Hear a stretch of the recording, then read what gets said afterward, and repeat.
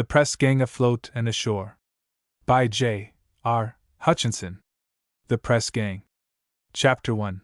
How the Press-Gang Came In. The practice of pressing men, that is to say, of taking by intimidation or force those who will not volunteer, would seem to have been worldwide in its adoption.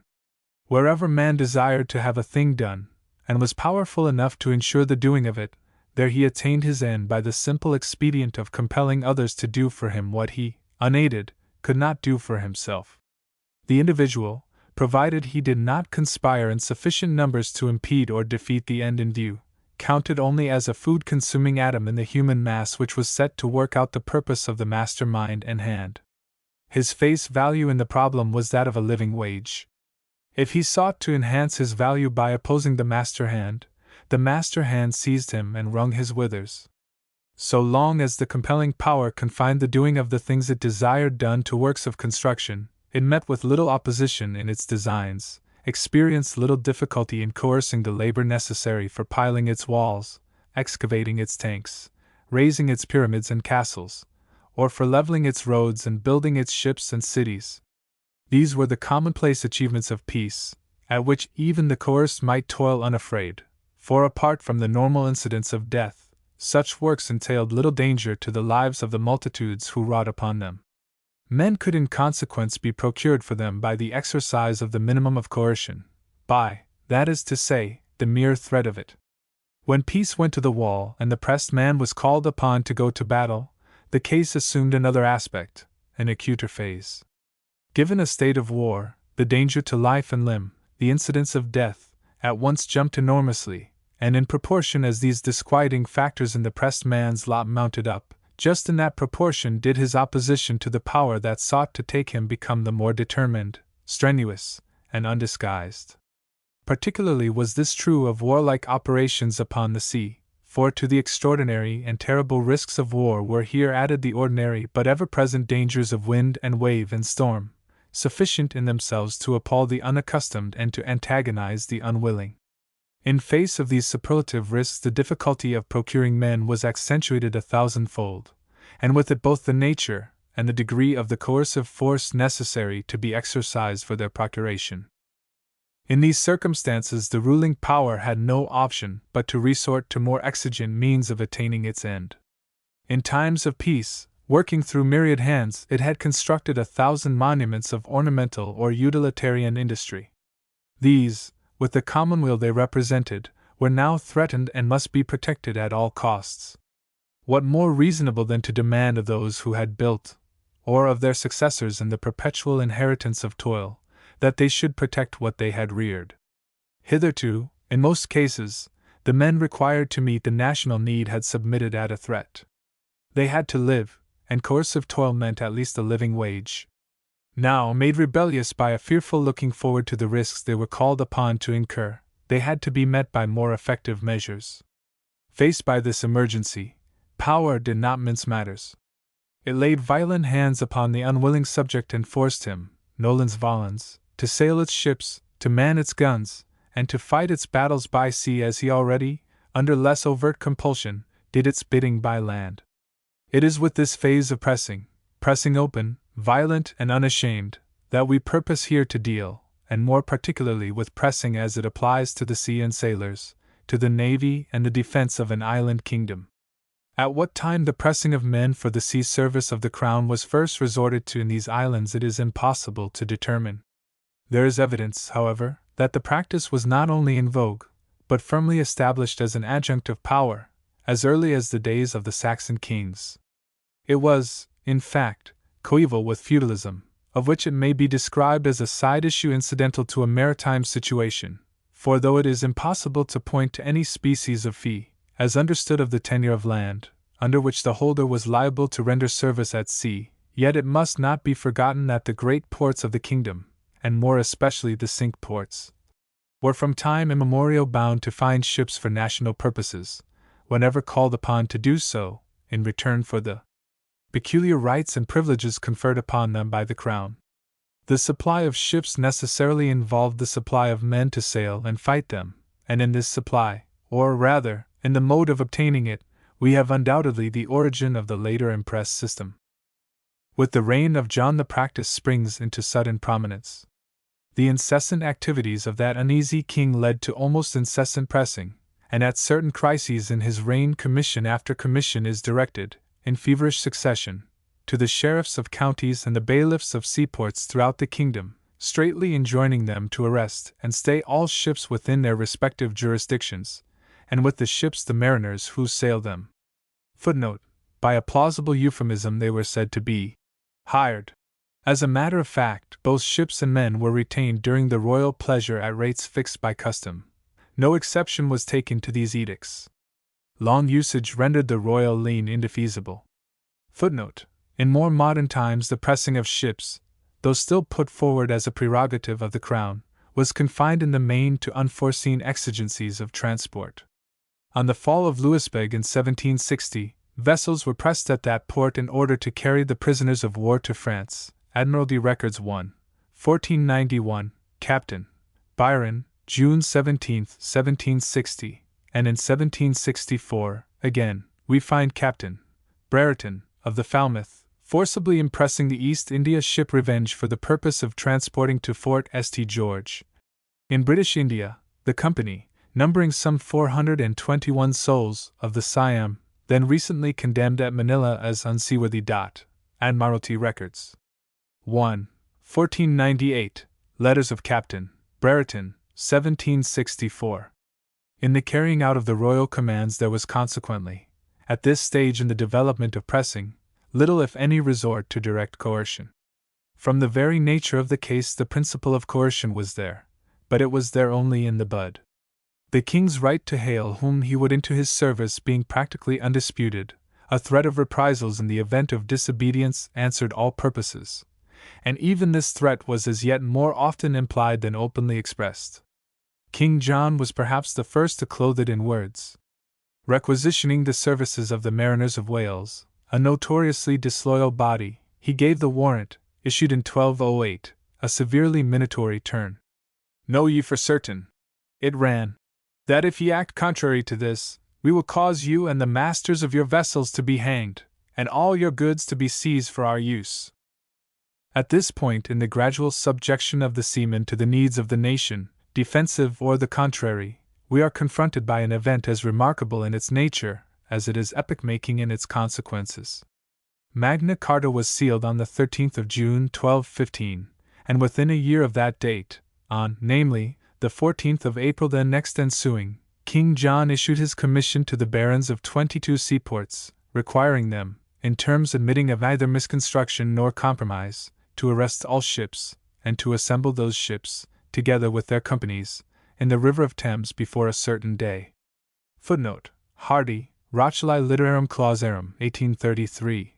This wholesale embargo upon the shipping and seamen of the nation, imposed as it was immediately after the unsealing of Magna Carta, raises a question of great constitutional interest. In what sense, and to what extent, was the Charter of English Liberties intended to apply to the seafaring man? Essentially a tyrant and a ruthless promise-breaker, John's natural cruelty would in itself sufficiently account for the dire penalties threatened under the warrant of 1208, but neither his tyranny, his faithlessness of character, nor his very human irritation at the concessions wrung from him by his barons, can explain to our satisfaction why, having granted a charter affirming and safeguarding the liberties of ostensibly every class of his people, he should immediately inflict upon one of those classes, and that, too, the one least of all concerned in his historic dispute, the pains of a most rigorous impressment. The only rational explanation of his conduct is, that in thus acting he was contravening no convention, doing violence to no covenant, but was, on the contrary, merely exercising, in accordance with time-honored usage, an already well recognized, clearly denied and firmly seated prerogative which the great charter he had so recently put his hand to was in no sense intended to limit or annul. This view of the case is confirmed by subsequent events. Press warrants, identical in every respect save one with the historic warrant of 1216, continued to emanate from the Crown long after King John had gone to his account, and what is more to the point, to emanate unchallenged. Stubbs himself, our greatest constitutional authority, repeatedly admits as much. Every crisis in the destinies of the island kingdom, and they were many and frequent, produced its batch of these procuratory documents, every batch its quota of pressed men. The inference is plain. The mariner was the bondsman of the sea, and to him the nullus libere homo capiator clause of the Great Charter was never intended to apply. In his case, a dead letter from the first, it so remained throughout the entire chapter of his vicissitudes.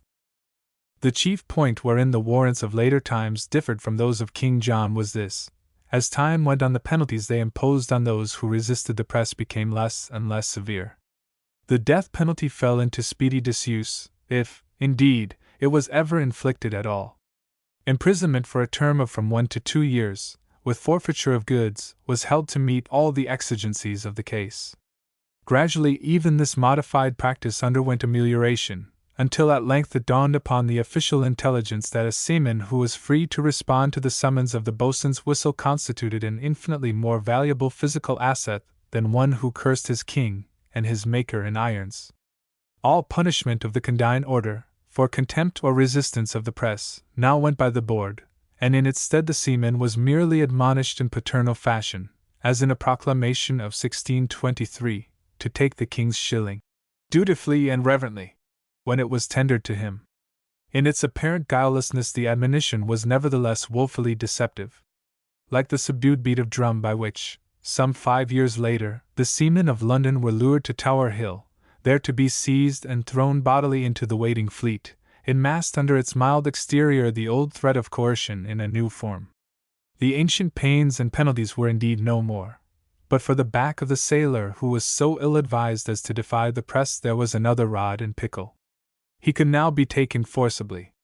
For side by side with the negative change involved in the abolition of the old punishments, there had been in progress, throughout the intervening centuries, a positive development of far worse omen for the hapless sailorman.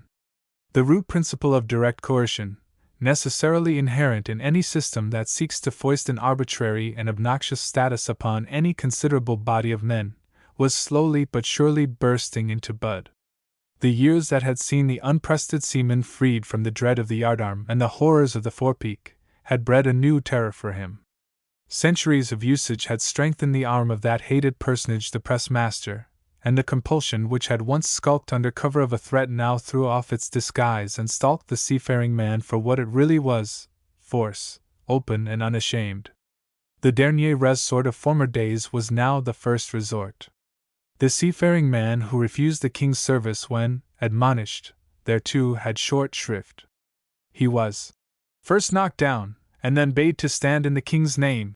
Such, literally and without undue exaggeration, was the later system which, reaching the climax of its insolent pretensions to justifiable violence in the 18th century, for upwards of 100 years bestrode the neck of the unfortunate sailor like some monstrous old man of the sea.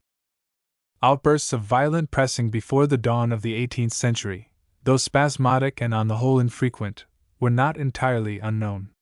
Times of national stress were peculiarly productive of them. Thus when, in 1545, there was reason to fear a French invasion, pressing of the most violent and unprecedented character was openly resorted to in order to man the fleet. The class who suffered most severely on that occasion were the fisher folk of Devon, the most part of whom were taken as mariners to serve the king. Footnote: State Papers, Henry 8.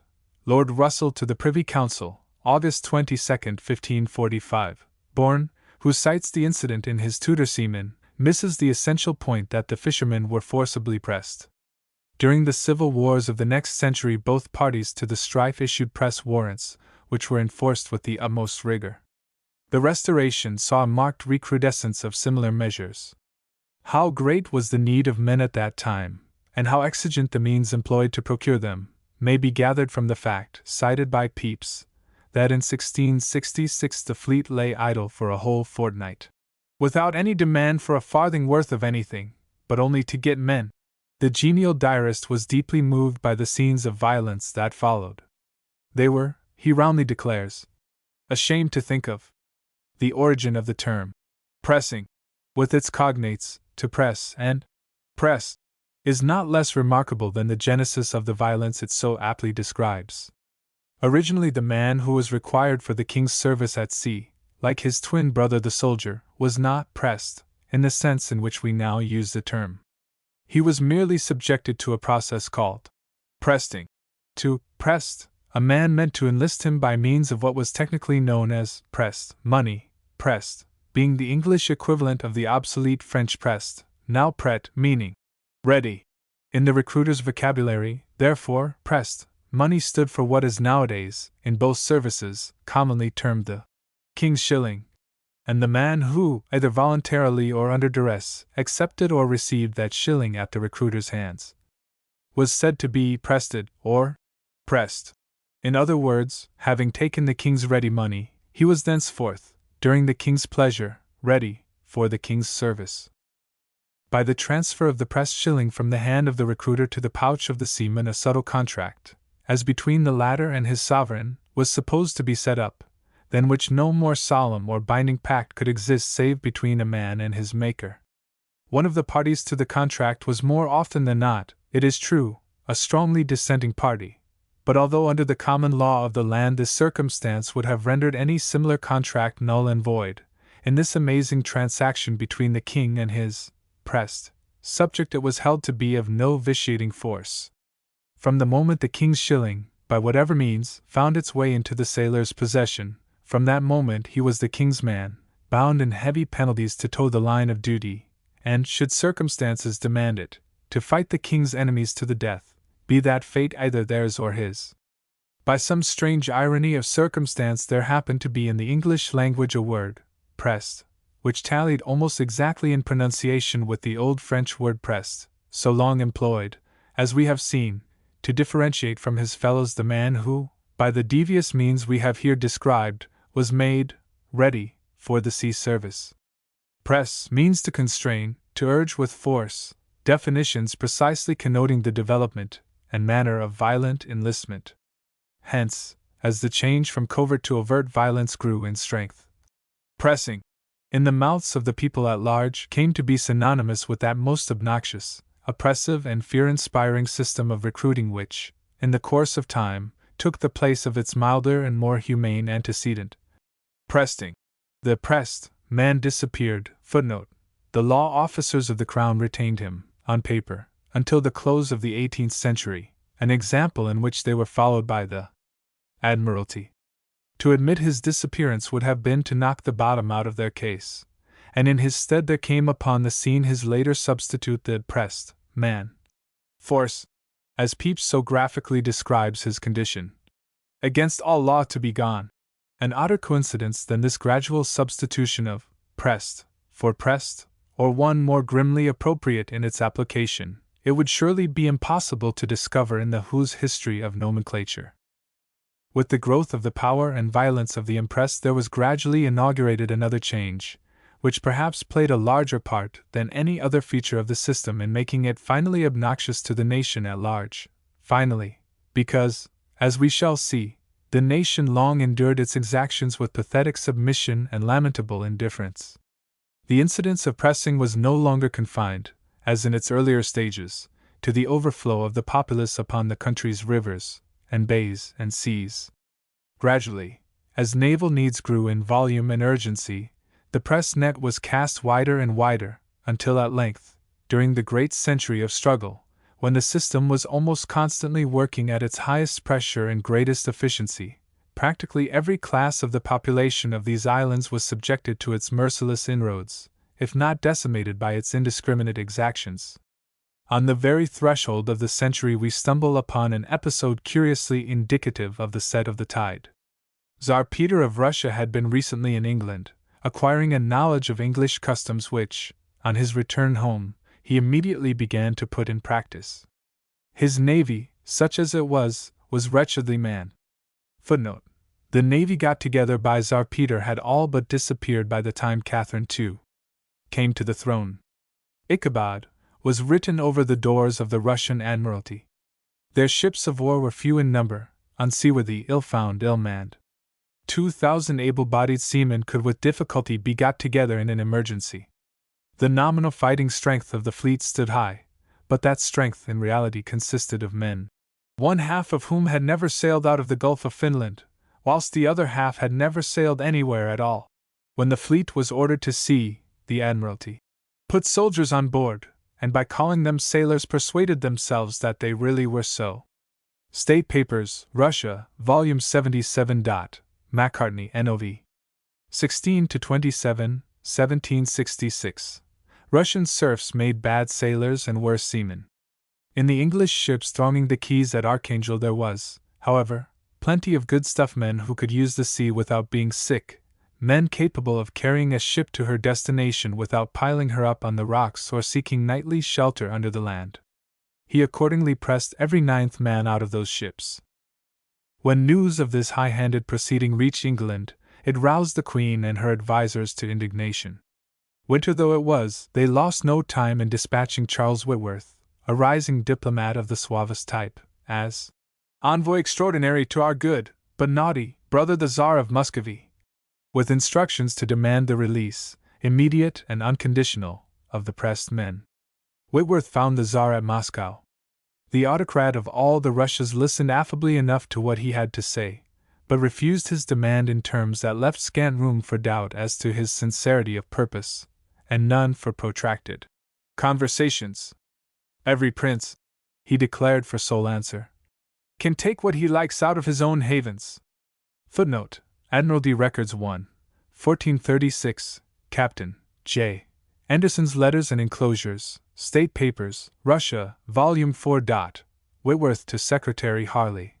The position thus taken up was unassailable. Centuries of usage hedged the prerogative in, and Queen Anne herself, in the few years she had been on the throne, had not only exercised it with a free hand, but had laid that hand without scruple upon many a foreign seaman. The lengths to which the system had gone by the end of the 3rd quarter of the century is thrown into vivid relief by 2 incidents, one of which occurred in 1726, the other 50 years later.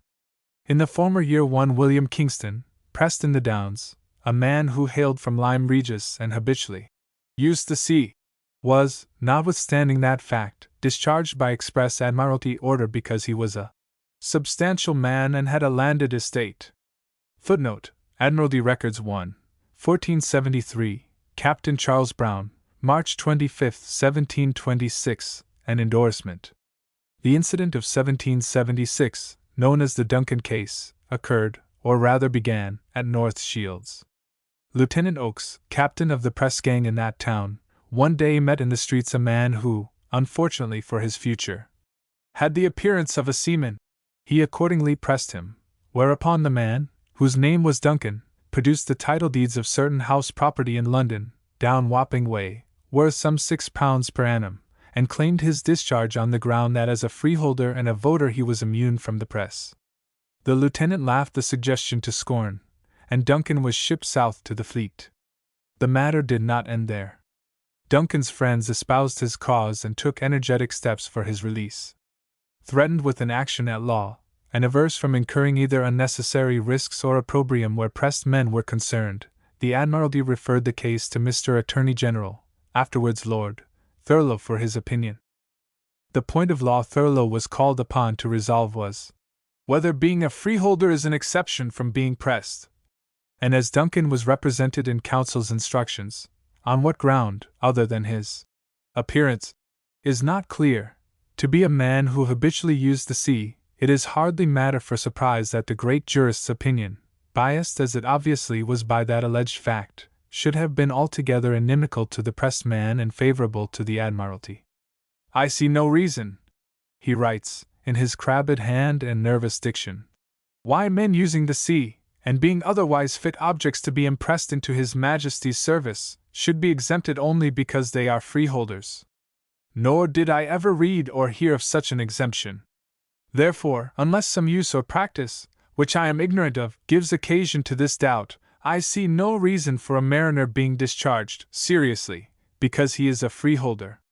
It's a qualification easily attained. A single house at Wapping would ship a first-rate man-of-war. If a freeholder is exempt, eo nomine, it will be impossible to go on with the pressing service. Footnote: It would have been equally impossible to go on with the naval service had the fleet contained many freeholders like John Barnes. Granted leave of absence from his ship, the Neptune, early in May. In order to give his vote in the city, he returned not till the 8th of August. Admiralty Records 1. 2653, Captain Horwood, August 23, 1741. There is no knowing a freeholder by sight, and if claiming that character, or even showing deeds is sufficient, few sailors will be without it. Footnote: Admiralty Records 7. 299, Law Officers' Opinions, 1756-77, number 64. Backed by this opinion, so nicely in keeping with its own inclinations, the Admiralty kept the man. Its views, like its practice, had undergone an antipodal change since the Kingston incident of 50 years before. And possession, commonly reputed to be 9 points of the law, more than made up for the lack of that element in Mr. Attorney General's sophistical reasoning. In this respect Thurlow was in good company, for although Coke, who lived before violent pressing became the rule, had given it as his opinion that the king could not lawfully press men to serve him in his wars, the legal luminaries who came after him, and more particularly those of the 18th century, differed from him almost to a man. Blackstone, whilst admitting that no statute expressly legalized pressing, reminded the nation, with a leer, we might almost say, that many statutes strongly implied, and hence, so he put it, amply justified it. In thus begging the question he had in mind the so-called statutes of exemption which, in protecting from impressment certain persons or classes of persons, proceeded on the assumption, so dear to the sea lords, that the Crown possessed the right to press all.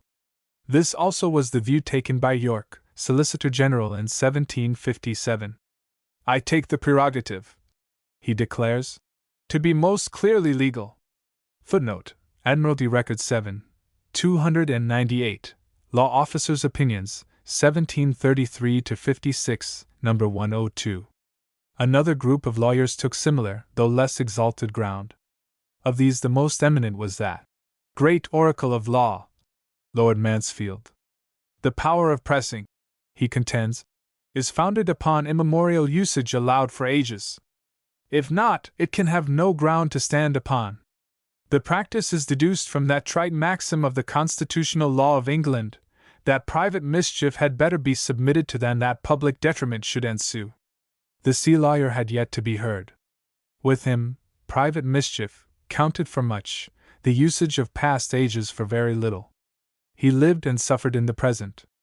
Of common law he knew nothing, but he possessed a fine appreciation of common justice, and this forced from him an indictment of the system that held him in thrall as scathing in its truth, its simplicity, and its logic as it is spontaneous and untutored in its diction. You confidently tell us, said he, dipping his pen in the gall of bitterness, that our king is a father to us and our officers' friends. They are so, we must confess, in some respects, for indeed they use us like children in whipping us into obedience. As for English tars to be the legitimate sons of liberty, it is an old cry which we have experienced, and knows it to be false.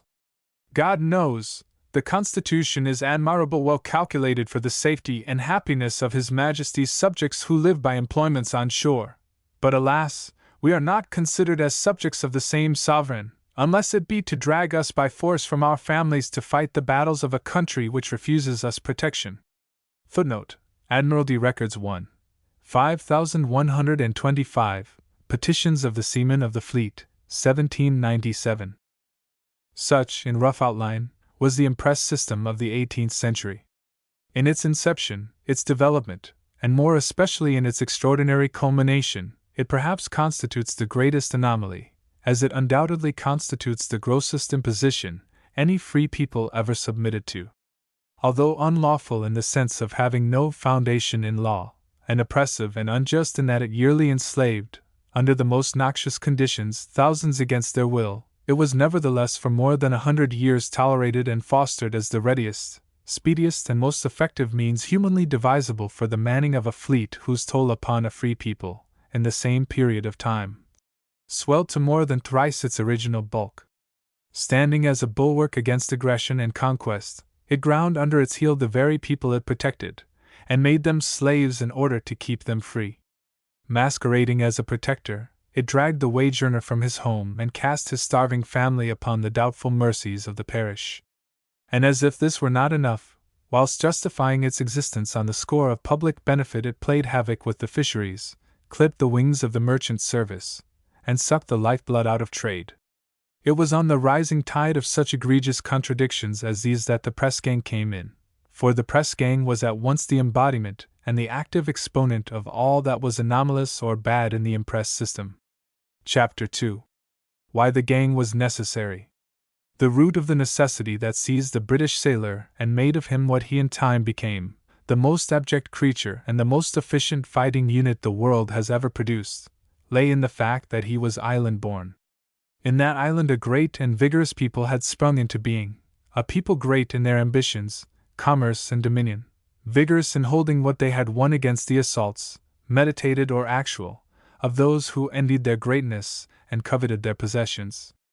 Of this island people, as of their world-wide interests, the chiefest defense was a good fleet at sea.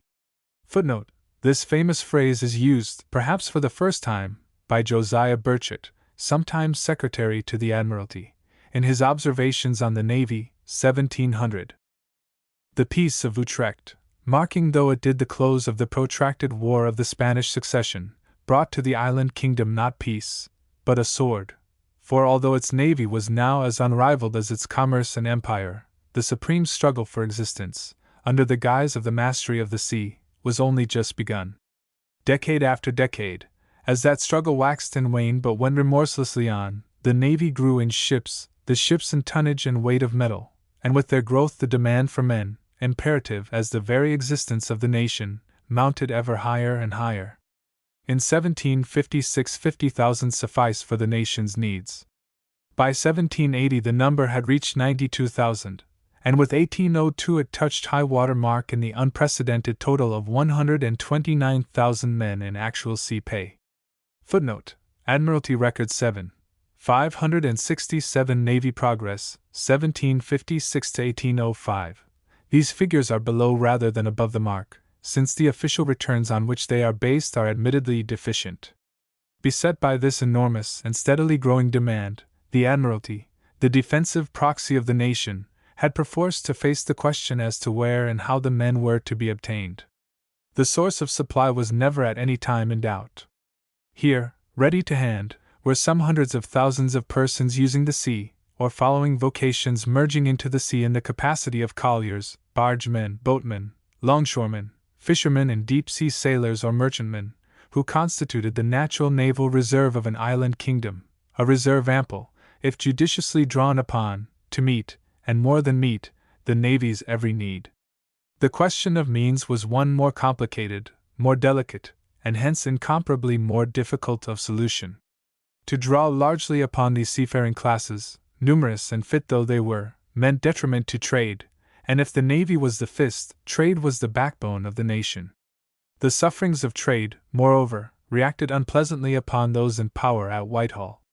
Methods of procuration must therefore be devised of a nature such as to ensure that neither trade nor admiralty should suffer, that they should, in fact, enjoy what the unfortunate sailor never knew, some reasonable measure of ease.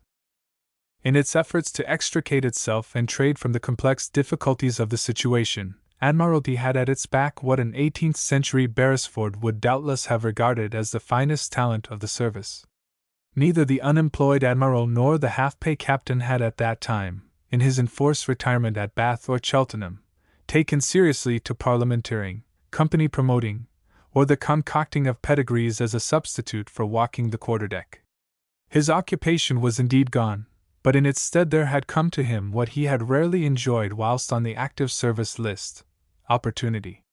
Carried away by the stimulus of so unprecedented a situation as that afforded by the chance to make himself heard, he rushed into print with projects and suggestions which would have revolutionized the naval policy and defense of the country at a stroke had they been carried into effect. Or he devoted his leisure to the invention of signal codes, semaphore systems, embryo torpedoes, gun carriages, and, what is more to our point, methods ostensibly calculated to man the fleet in the easiest, least oppressive and most expeditious manner possible for a free people. Armed with these schemes, he bombarded the Admiralty with all the pertinacity he had shown in his quarterdeck days in applying for leave or seeking promotion.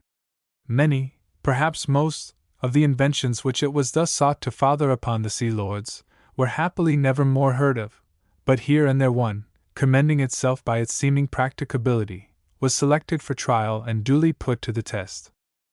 Fair to look upon while still in the air, these fruits of leisured superannuation proved deceptively unsound when plucked by the hand of experiment.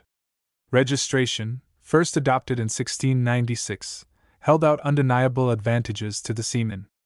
Under its provisions he drew a yearly allowance when not required at sea, and extra prize money when on active service. Yet the bait did not tempt him, and the system was soon discarded as useless and inoperative. Bounty, defined by some sentimentalist as a bribe to Neptune, for a while made a stronger appeal, but, ranging as it did from 5 to almost any number of pounds under 100 per head, it proved a bribe indeed, and by putting an irresistible premium on desertion threatened to decimate the very ships it was intended to man. In 1795 what was commonly known as the quota scheme superseded it. This was a plan of Pitt's devising, under which each county contributed to the fleet according to its population, the quota varying from 1,081 men for Yorkshire to 23 for Rutland, whilst a minor act levied special toll on seaports, London leading the way with 5,704 men. Like its predecessor bounty, however, this mode of recruiting drained the navy in order to feed it. Both systems, moreover, possessed another and more serious defect. When their initial enthusiasm had cooled, the counties, perhaps from force of habit as component parts of a country whose backbone was trade, bought in the cheapest market. Hence the quota man, consisting as he generally did of the offscourings of the merchant service, was seldom or never worth the money paid for him. An old man-o'-war's man, picking up a miserable specimen of this class of recruit by the slack of his ragged breeches, remarked to his grinning messmates, as he dangled the disreputable object before their eyes, "Ere's a lubber as cost a guinea a pound." He was not far out in his estimate. As in the case of the good old method of recruiting by beat of drum and the lure of the king's shilling, system after system thus failed to draw into its net, however speciously that net was spread, either the class or the number of men whose services it was desired to requisition. And whilst these futilities were working out their own condemnation, the storm cloud of necessity grew bigger and bigger on the national horizon. Let trade suffer as it might, there was nothing for it but to discard all new-fangled notions and to revert to the system which the usage of ages had sanctioned. The return was imperative. Failing what Junius stigmatized as the spur of the press, the right men in the right numbers were not to be procured. The wisdom of the nation was at fault. It could find no other way. There were, moreover, other reasons why the press-gang was to the Navy an indispensable appendage, reasons perhaps of little moment singly, but of tremendous weight in the scale of naval necessity when lumped together and taken in the aggregate.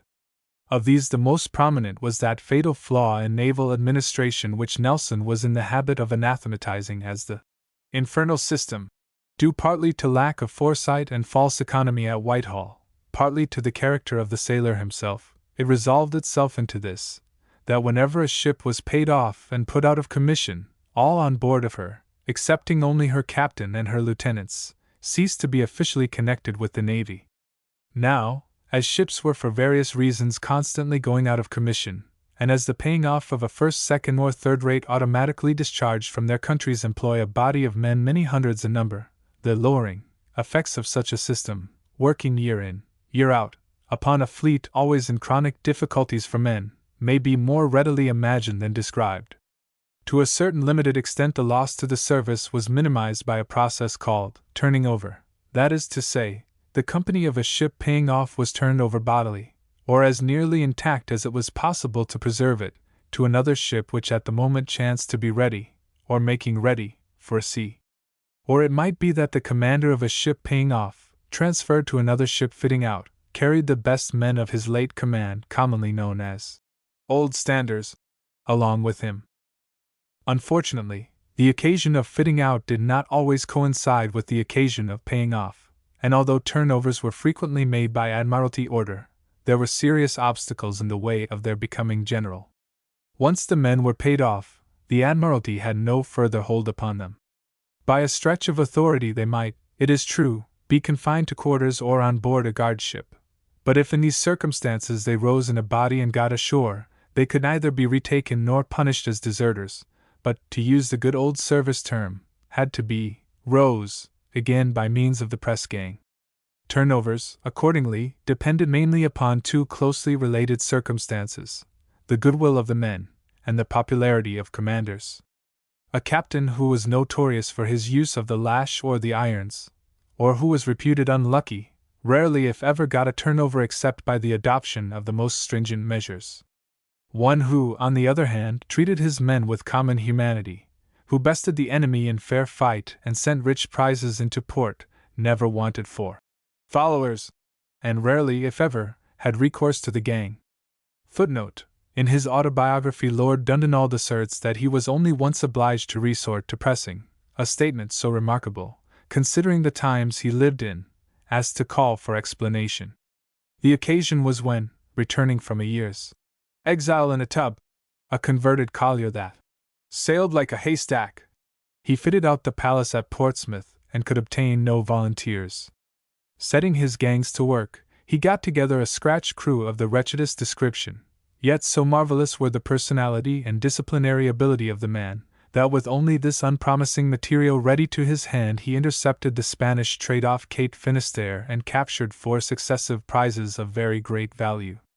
The palace returned to Portsmouth with 3 large golden candlesticks, each about 5 feet high, placed upon the mastheads. And from that time onward Dundonald's reputation as a lucky commander was made. He never again had occasion to invoke the aid of the gang.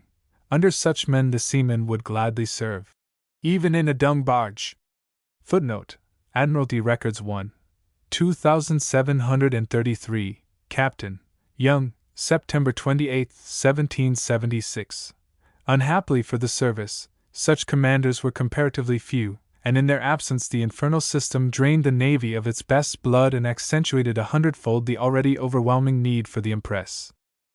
The old-time sailor, footnote: the use of the word sailor was long regarded with disfavor by the Navy Board, who saw in it only a colorless substitute for the good old terms seaman and mariner. Captain Birdie, of the Ruby gunship, once reported the pressing of a sailor, Thomas Letting by name, out of a collier in Yarmouth Roads, and was called upon by my lords to define the newfangled term. This he did with admirable circumlocution. As for explaining the word sailor, said he, I can do it no otherwise than by letting of you know that Thomas Letting is a sailor. Admiralty Records 1, 1468, Captain Birdie, May 6, 1706. Again, was essentially a creature of contradictions. Notorious for a swearing rogue, who punctuated his strange sea lingo with horrid oaths and appalling blasphemies, he made the responses required by the services of his church with all the superstitious awe and tender piety of a child.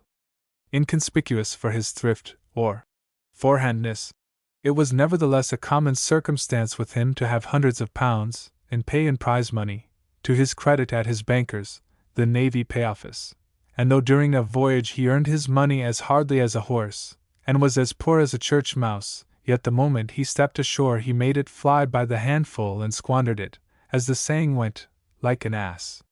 When he was sober, which was seldom enough provided he could obtain drink, he possessed scarcely a rag to his back, but when he was drunk he was himself the first to acknowledge that he had too many cloths in the wind. According to his own showing, his wishes in life were limited to 3: an island of tobacco, a river of rum, and more rum. But according to those who knew him better than he knew himself, he would at any time sacrifice all 3, together with everything else he possessed, for the gratification of a 4th and unconfessed desire, the dearest wish of his life, woman. Ward's description of him, slightly paraphrased, fits him to a hair. A salt-water vagabond, who is never at home but when he is at sea, and never contented but when he is ashore, never at ease until he has drawn his pay, and never satisfied until he has spent it, and when his pocket is empty he is just as much respected as a father-in-law is when he has beggared himself to give a good portion with his daughter. Footnote: Ward, Wooden World Dissected, 1744. With all this he was brave beyond belief on the deck of a ship, timid to the point of cowardice on the back of a horse, and although he fought to a victorious finish many of his country's most desperate fights, and did more than any other man of his time to make her the great nation she became, yet his roving life robbed him of his patriotism and made it necessary to wring from him by violent means the allegiance he shirked. It was at this point that he came in contact with what he hated most in life, yet dearly loved to dodge, the press-gang. That such a creature of contradictions should be averse from serving the country he loved is perhaps the most consistent trait in his character, for here at least the sailor had substantial grounds for his inconsistency. For one thing, his aversion to naval service was as old as the Navy itself, having grown with its growth. We have seen in what manner King John was obliged to admonish the sailor in order to induce him to take his press money, and Edward III, referring to his attitude in the 14th century, is said to have summed up the situation in the pregnant words, "There is navy enough in England, were there only the will."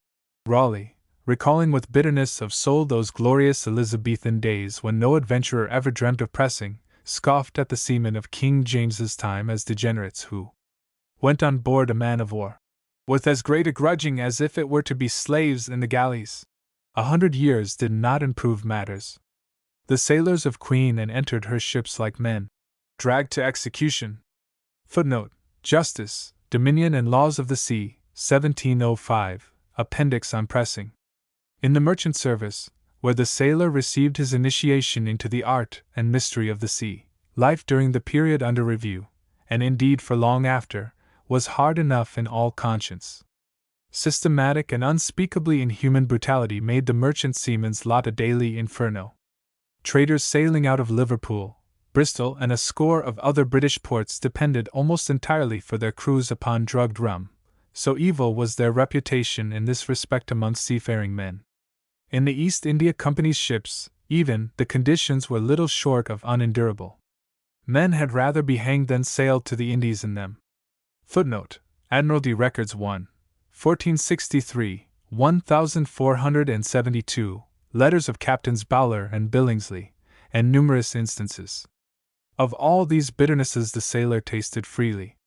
Cosmopolite that he was, he wandered far at sea and incurred the blows and curses of many masters, happy if, amid his manifold tribulations, he could still call his soul his own. Just here, indeed, was where the shoe of naval service pinched him most sorely, for though upon the whole life on board a man-of-war was not many shades worse than life aboard a trader, it yet introduced into his already sadly circumscribed vista of happiness the additional element of absolute loss of free will, and the additional dangers of being shot as an enemy or hanged as a deserter. These additional things, the littles that yet meant so much, bred in him a hatred of the service so implacable that nothing less drastic than the warrant and the hanger could cope with or subdue it. Eradicated it never was. The keynote to the sailor's treatment in the Navy may be said to have been profane abuse. Officers of all ranks kept the recording angel fearfully busy.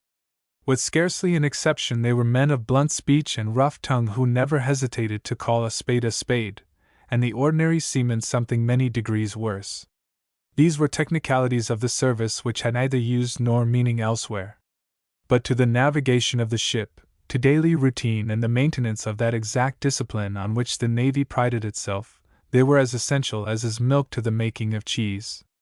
Nothing could be done without them. Decent language was thrown away upon a set of fellows who had been bred in that very shambles of language, the merchant marine. To them, 'twas just all the same as High Dutch. They neither understood it nor appreciated its force. But a volley of thumping oaths bellowed at them from the brazen throat of a speaking trumpet, and freely interlarded with adjectives expressive of the foulness of their persons, and the ultimate state and destination of their eyes and limbs, saved the situation and sometimes the ship. Officers addicted to this necessary flow of language were sensible of only one restraint. Visiting parties caused them embarrassment, and when this was the case they fell back upon the tactics of the commander who, unable to express himself with his usual fluency because of the presence of ladies on the quarter-deck, hailed the foreyard arm in some such terms as these: "Foreyard arm there! God bless you! God bless you! God bless you! You know what I mean!" Hard words break no bones, and to quarter-deck language, as such, the sailor entertained no rooted objection. What he did object to, and object to with all the dogged insistence of his nature, was the fact that this habitual flow of profane scurrility was only the prelude to what, with grim pleasantry, he was accustomed to describe as serving out slops. Anything intended to cover his back was slops to the sailor, and the punishments meted out to him covered him like a garment. The old Code of Naval Laws, the Monumenta Juridica or Black Book of the Admiralty, contained many curious disciplinary methods, not a few of which too long survived the age they originated in. If, for instance, one sailor robbed another and was found guilty of the crime, boiling pitch was poured over his head and he was powdered with feathers to mark him, after which he was marooned on the first island the ship fell in with.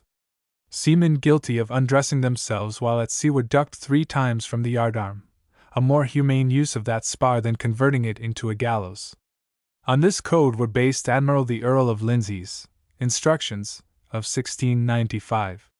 These included ducking, keel-hauling, fasting, flogging, waiting until the heart or back be ready to break, and gagging, or scraping the tongue with hoop iron for obscene or profane swearing, for although the gentlemen of the quarter-deck might swear to their heart's content, that form of recreation was strictly taboo in other parts of the ship. Here we have the origin of the brutal discipline of the next century, summed up in the Consolidation Act of George II. Footnote 22 George II. c. 33. An act wherein 10 out of 36 articles awarded capital punishment without option, and 12 death or minor penalties. Of the latter, the one most commonly in use was flogging at the gangway or jeers. This duty fell to the lot of the boatswain's mate. Footnote: as it is the custom of the army to punish with the drums, so it is the known practice of the navy to punish with the boatswain's mate. Admiralty Records 1, 1482, Captain, afterwards Admiral, Boscawen, 25 February 1746-7. The instrument employed was the cat o' nine tails. The regulation dosed 12 lashes, but since the actual number was left to the captain's discretion or malice, as the case might be, it not infrequently ran into 3 figures. Thus John Watts, able seaman on board HMS Harwich, Captain, Andrew Douglas, commander, in 1704 received 170 lashes for striking a shipmate in self-defense, his captain meanwhile standing by and exhorting the boatswain's mate to swinge the dog, for he has a tough hide, and that, too, with a cat wax to make it bite the harder. Footnote: Admiralty Records 1, 5265, Courts Martial, 1704-5. It was just this unearned increment of blows, this dash of bitter added to the regulation cup, that made Jack's gorge rise. He was not the sort of chap, it must be confessed, to be ruled with a feather. An impudent rascal. At the best of times he often deserved a great deal and had but little. Footnote: Admiralty Records 1, 1472, Captain, Balchin, 26 January 1716-7. But unmerited punishment, too often devilishly devised, maliciously inflicted and inhumanly carried out, broke the back of his sense of justice, already sadly overstrained, and inspired him with a mortal hatred of all things naval. For the slightest offense he was drubbed at the gears. For serious offenses, from ship to ship. If, when reefing topsails on a dark night, or in the teeth of a sudden squall, he did not handle the canvas with all the celerity desired by the officer of the watch, he and his fellow yardsmen were flogged en bloc. He was made to run the gauntlet, often with the blood gushing from nose and ears as the result of a previous dose of the cat, until he fell to the deck comatose and at the point of death. Footnote: Admiralty Records 1, 1466, Complaint of the abuse of a sailor in the Lichfield, 1704. In this case the man actually died. Logs of wood were bound to his legs as shackles, and whatever the nature of his offense, he invariably began his expiation of it, the preliminary canter, so to speak, in irons. If he had a lame leg or a bad foot, he was started, with a rope's end as a slacker.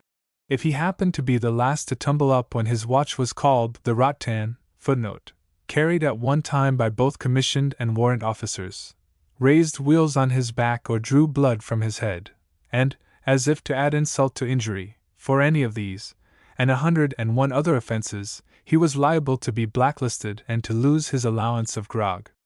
Some things, too, were reckoned sins aboard ship which, unhappily for the sailor, could not well be avoided. Laughing, or even permitting the features to relax in a smile in the official presence, was such a sin. "He beats us for laughing," declared the company of the Soul Bay, in a complaint against their commander.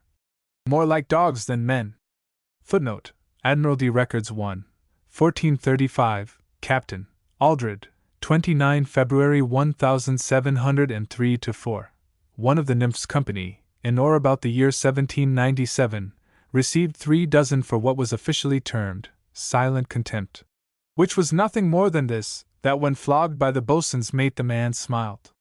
Footnote: Admiralty Records 1, 5125, petitions 1793-7. This was the unpardonable crime of the service.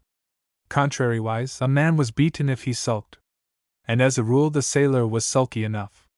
Works of supererogation, such as polishing everything polishable, the shot for the guns, in extreme cases, not even accepted, until it shone like the tropical sun at noonday, left him little leisure or inclination for mirth. "Very pretty to look at," said Wellington, when confronted with these glaring evidences of hyperdiscipline. "But there is one thing wanting. I have not seen a bright face in the ship." A painful tale of discipline run mad, or nearly so, is unfolded by that fascinating series of sailor records, the Admiralty petitions. Many of them, it must in justice be owned, bear unqualified testimony to the kindness and humanity of officers, but in the great majority of cases the evidence they adduce is overwhelmingly to the contrary. And if their language is sometimes bombastic, if their style is almost uniformly illiterate, if they are the productions of a band of mutinous dogs standing out for rights which they never possessed and deserving of a halter rather than a hearing, these are circumstances that do not in the least detract from the veracity of the allegations they advance. The sailor appealed to his king, or to the Admiralty, the same as a child to its father, and no one who peruses the story of his wrongs, as set forth in these documents, can doubt for a moment that he speaks the truth with all a child's simplicity. The seamen of the Reunion open the tale of oppression and ill usage. "Our captain obliges us to wash our linen twice a week in salt water and to put 2 shirts on every week, and if they do not look as clean as if they were washed in fresh water, he stops the person's grog which has the misfortune to displease him, and if our hair is not tyd to please him, he orders it to be cut off." On the Amphitrite, flogging is their portion. The men of the Winchelsea would sooner be shot at like a target than to remain. The treatment systematically meted out to the Shannon's crew is more than the heart can cleverly bear. Enough, in short, to make them rise and steer the ship into an enemy's port.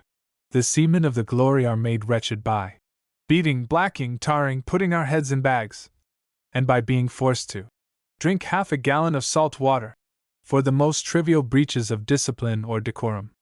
On the Blanche, if they get wet and hang or spread their clothes to dry, the captain throws them overboard.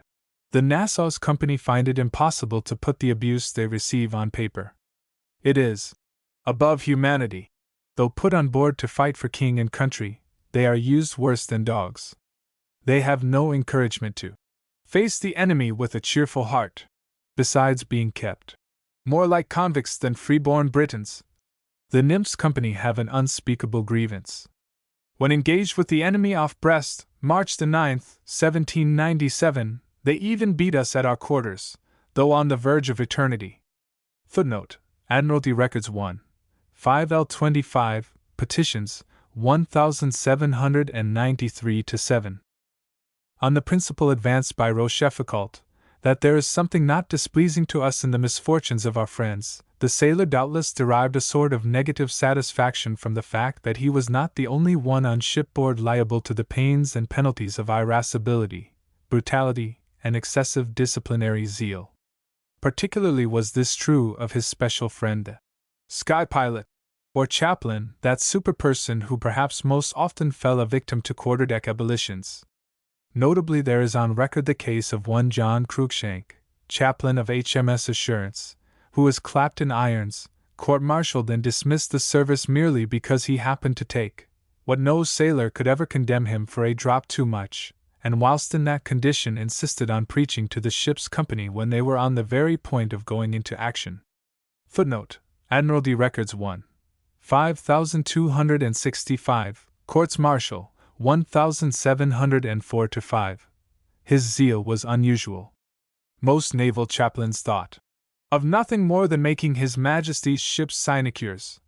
There is also that other case of the saucy surgeon of the Seahorse, who incurred his captain's dire displeasure all on account of candles, of which necessary articles he, having his wife on board, thought himself entitled to a more liberal share than was consistent with strict naval economy, and who was, moreover, so troublesome about his provisions, that if he did not always choose out of ye best in ye whole ship, he straightway got his back up and threatened to murder the steward. Footnote: Admiralty Records 1. 1470, Captain. Blowers, 3 January 1710-11. Such interludes as these would assuredly have proved highly diverting to the foremast man had it not been for the cat, and that savage litter of minor punishments awaiting the man who smiled. In the matter of provisions, there can be little doubt that the sailors shared to the full the desire evinced by the surgeon of the Seahorse to take blood vengeance upon someone on account of them. His belly timber, as old Misson so aptly if indelicately describes it, was mostly worm-eaten or rotten, his drink indescribably nasty. Charles, too, is said to have made his breakfast off ship's diet the morning he left the Naseby, and to have pronounced it good, and Nelson in 1803 declared it could not possibly be improved upon. Footnote: Admiralty Records 1. 580 Memorandum on the State of the Fleet, 1803. Such, however, was not the opinion of the chaplain of the Dartmouth, for after dining with his captain on an occasion which deserves to become historic, he swore that, although he liked that sort of living very well, as for the king's allowance there was but a sheet of brown paper between it and hell. Footnote: Admiralty Records 1. 1464, Misdemeanors committed by Mr. Edward Lewis, chaplain on board H.M. Ship Dartmouth, October 1, 1702. Which of these opinions came nearest to the truth, the sequel will serve to show. On the face of it, the sailors' dietary was not so bad.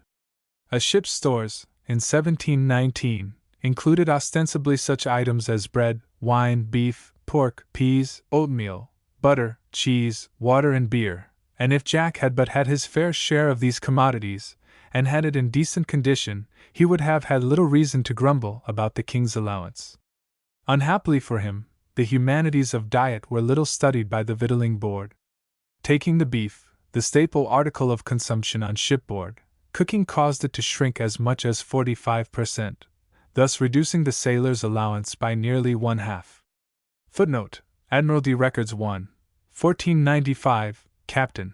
Barrington, December 23, 1770. The residuum was often mere carrion, totally unfit for human consumption. Junk, the sailor contemptuously called it, likening it, in point of texture, digestibility, and nutritive properties, to the product of picked oakum, which it in many respects strongly resembled.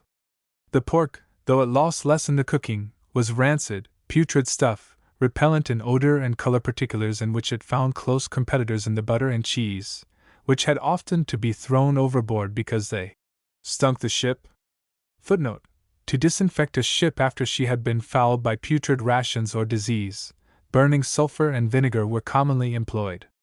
Their use was preferable to the means adopted by the carpenter of the Feversham, who, in order to sweeten ship, once turned on the cock in the hood, and through forgetfulness left it running for 18 hours, thereby not only endangering the vessel's safety, but incidentally spoiling 21 barrels of powder in the magazine.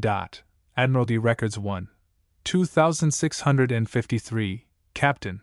Watson, April 18, 1741. The peas would not break. Boiled for 8 hours on end, they came through the ordeal almost as hard as shot. Only the biscuit, apart from the butter and cheese, possessed the quality of softness. damp, seawater, mildew, and weevil converted hard into soft tack, and added another horror to the sailor's mess. The water he washed these varied abominations down with was frequently stuff that beasts would cough at. His beer was no better. It would not keep, and was in consequence both stinking and sour. Footnote: according to Raleigh, old oil and fish casks were used for the storing of ship's beer in Elizabeth's reign, although the contractor was obliged to make oath that he had used both malt and hops in the brewing. It often consisted of nothing more stimulating than water colored and bittered, and sometimes the stingy dog of a brewer even went so far as to omit the wormwood. Such a dietary as this made a meal only an unavoidable part of the day's punishment, and inspired the sailor with profound loathing. Good eating is an infallible antidote against murmuring, as many a big-bellied place man can instance, he says in one of his petitions. Poor fellow! His opportunities of putting it to the test were few enough. On Mondays, Wednesdays, and Fridays, the so-called banyan days of the service, when his hateful ration of meat was withheld and in its stead he regaled himself on plum duff, the plums, according to an old regulation, not worse than Malaga. He had a taste of it. Hence the banyan day, though in reality a fast day, became indelibly associated in his simple mind and vocabulary with occasions of feasting and plenty, and so remains to this day. If the sailor's only delicacy was duff, his only comforts were rum and tobacco, and to explore some unknown island, and discover therein a goodly river of the famous Jamaica spirit, flowing deep and fragrant between towering mountains of pigtail, is commonly reputed to have been the cherished wish of his heart. With tobacco the Navy Board did not provide him, nor afford dishonest pursers opportunity to make dead men chew. Footnote: said of pursers who manipulated the muster books, which it was part of their duty to keep, in such a way as to make it appear that men, discharged dead, had drawn a larger quantity of tobacco than was actually the case, the difference in value of course going into their own pockets, until 1798, but rum they allowed him at a comparatively early date.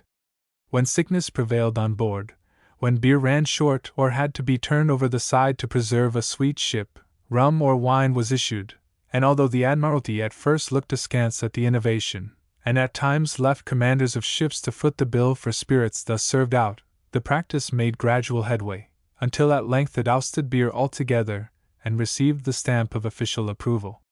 Half a pint, dealt out each morning and evening in equal portions, was the regular allowance, a quantity often doubled were the weather unusually severe or the men engaged in the arduous duty of watering ship. At first the ration of rum was served neat and appreciated accordingly, but about 1740 the practice of adding water was introduced. This was Admiral Vernon's doing. Vernon was best known to his men as Old Grog, a nickname originating in a famous grogram coat he affected in dirty weather, and as the rum and water now served out to them was little to their liking, they marked their disapproval of the mixture, as well as of the man who invented it, by dubbing it grog. The sailor was not without his sense of humor. The worst feature of rum, from the sailor's point of view, worse by far than dilution, was the fact that it could be so easily stopped. Here his partiality for the spirit told heavily against him. His grog was stopped because he liked it, rather than because he deserved to lose it. The malice of the thing did not make for a contented ship. The life of the man-o'-war's man, according to Lord Nelson, was on an average finished at 45 years. Footnote: Admiralty Records 1. 580, Memorandum on the State of the Fleet, 1803. Bad food and strenuous labor under exceptionally trying conditions sapped his vitals, made him prematurely old, and exposed him to a host of ills peculiar to his vocation. He fell down daily, to employ the old formula, in spotted or putrid fevers. He was racked by agues, distorted by rheumatic pains, ruptured or double ruptured by the strain of pulling, hauling, and lifting heavy weights. He ate no meal without incurring the pangs of acute indigestion, to which he was fearfully subject. He was liable to a prodigious inflammation of the head, nose, and eyes, occasioned by exposure. Scurvy, his most inveterate and merciless enemy, beat up for him on every voyage and dragged his brine-sodden body down to a lingering death? Or did he escape these dangers and a watery grave? Protracted disease sooner or later rendered him helpless, or a brush with the enemy disabled him forever from earning his bread. His surgeons were, as a rule, a sorry lot. Not only were they deficient in numbers, they commonly lacked both professional training and skill. Their methods were consequently of the crudest description, and long continued so. The approved treatment for rupture, to which the sailor was painfully liable, was to hang the patient up by the heels until the prolapsus was reduced. Pepys relates how he met a seaman returning from fighting the Dutch with his eye socket stopped with oakum, and as late at least as the Battle of Trafalgar it was customary, in amputations, to treat the bleeding stump with boiling pitch as a cauterant. In his general attitude towards the sick and wounded the old-time naval surgeon was not unlike Garth, Queen Anne's famous physician. At the Kit Kat Club he one day sat so long over his wine that Steele ventured to remind him of his patients. "No matter," said Garth. "9 have such bad constitutions that no physician can save them, and the other 6 such good ones that all the physicians in the world could not kill them." Many were the devices resorted to in order to keep the man-o'-war's man healthy and fit. As early as 1602 a magic electuary, invented by one Dr. Cogborne, famous for fluxes, was by direction of the Navy Commissioners supplied for his use in the West Indies. Footnote: Admiralty Records 1, 1464, Captain Barker, October 14, 1702. By Admiral Vernon and his commanders he was dosed freely with elixir of vitriol, which they not only reckoned the best general medicine next to rhubarb, but pinned their faith to as a sovereign specific for scurvy and fevers. Footnote: Admiralty Records 1, 161, Admiral Vernon, October 31, 1741. Lime juice, known as a valuable antiscorbutic as early as the days of Drake and Raleigh, was not added to his rations till 1795. He did not find it very palatable. The secret of fortifying it was unknown, and oil had to be floated on its surface to make it keep. Sauerkraut was much more to his taste as a preventive of scurvy, and in 1777, at the request of Admiral Montague, then governor and commander-in-chief over the island of Newfoundland, the Admiralty caused to be sent out, for the use of the squadron on that station, where vegetables were unprocurable, a sufficient quantity of that succulent preparation to supply 1,200 men for a period of 2 months. Footnote: Admiralty Records 1, 471, Admiral Montague, February 28, 1777, an endorsement. Rice the sailor detested. Of all species of soft tack, it was least to his liking. He nicknamed it "Strike Me Blind," being firmly convinced that its continued use would rob him of his eyesight. Tea was not added to his dietary till 1824, but as early as 1795 he could regale himself on cocoa. For the rest, sugar, essence of malt, essence of spruce, mustard, cloves, opium, and Jesuits, or Peruvian bark were considered essential to his well-being on shipboard. He was further allowed a barber one to every 100 men without whose attentions it was found impossible to keep him clean and healthy. With books he was for many years very scantily supplied. It was not till 1812, indeed, that the Admiralty, shocked by the discovery that he had practically nothing to elevate his mind but daily association with the quarterdeck, began to pour into the fleet copious supplies of literature for his use. Thereafter the sailor could beguile his leisure with such books as the old chaplain's farewell letter, Wilson's Maxims, The Whole Duty of Man, Seeker's Duties of the Sick, and lest returning health should dissipate the piety begotten of his ailments, Gibson's Advice After Sickness. Thousands of pounds were spent upon this improving literature, which was distributed to the fleet in strict accordance with the amount of storage room available at the various dockyards. Footnote: Admiralty Records Accountant General, Miscellaneous, Various, No. L06, Accounts of the Rev. Archdeacon Owen, Chaplain General to the Fleet, 1812-7. A fundamental principle of man-o'-war routine was that the sailor formed no part of it for hospital purposes. Hence sickness was not encouraged. If the sailor patient did not recover within a reasonable time, he was put on shore sick.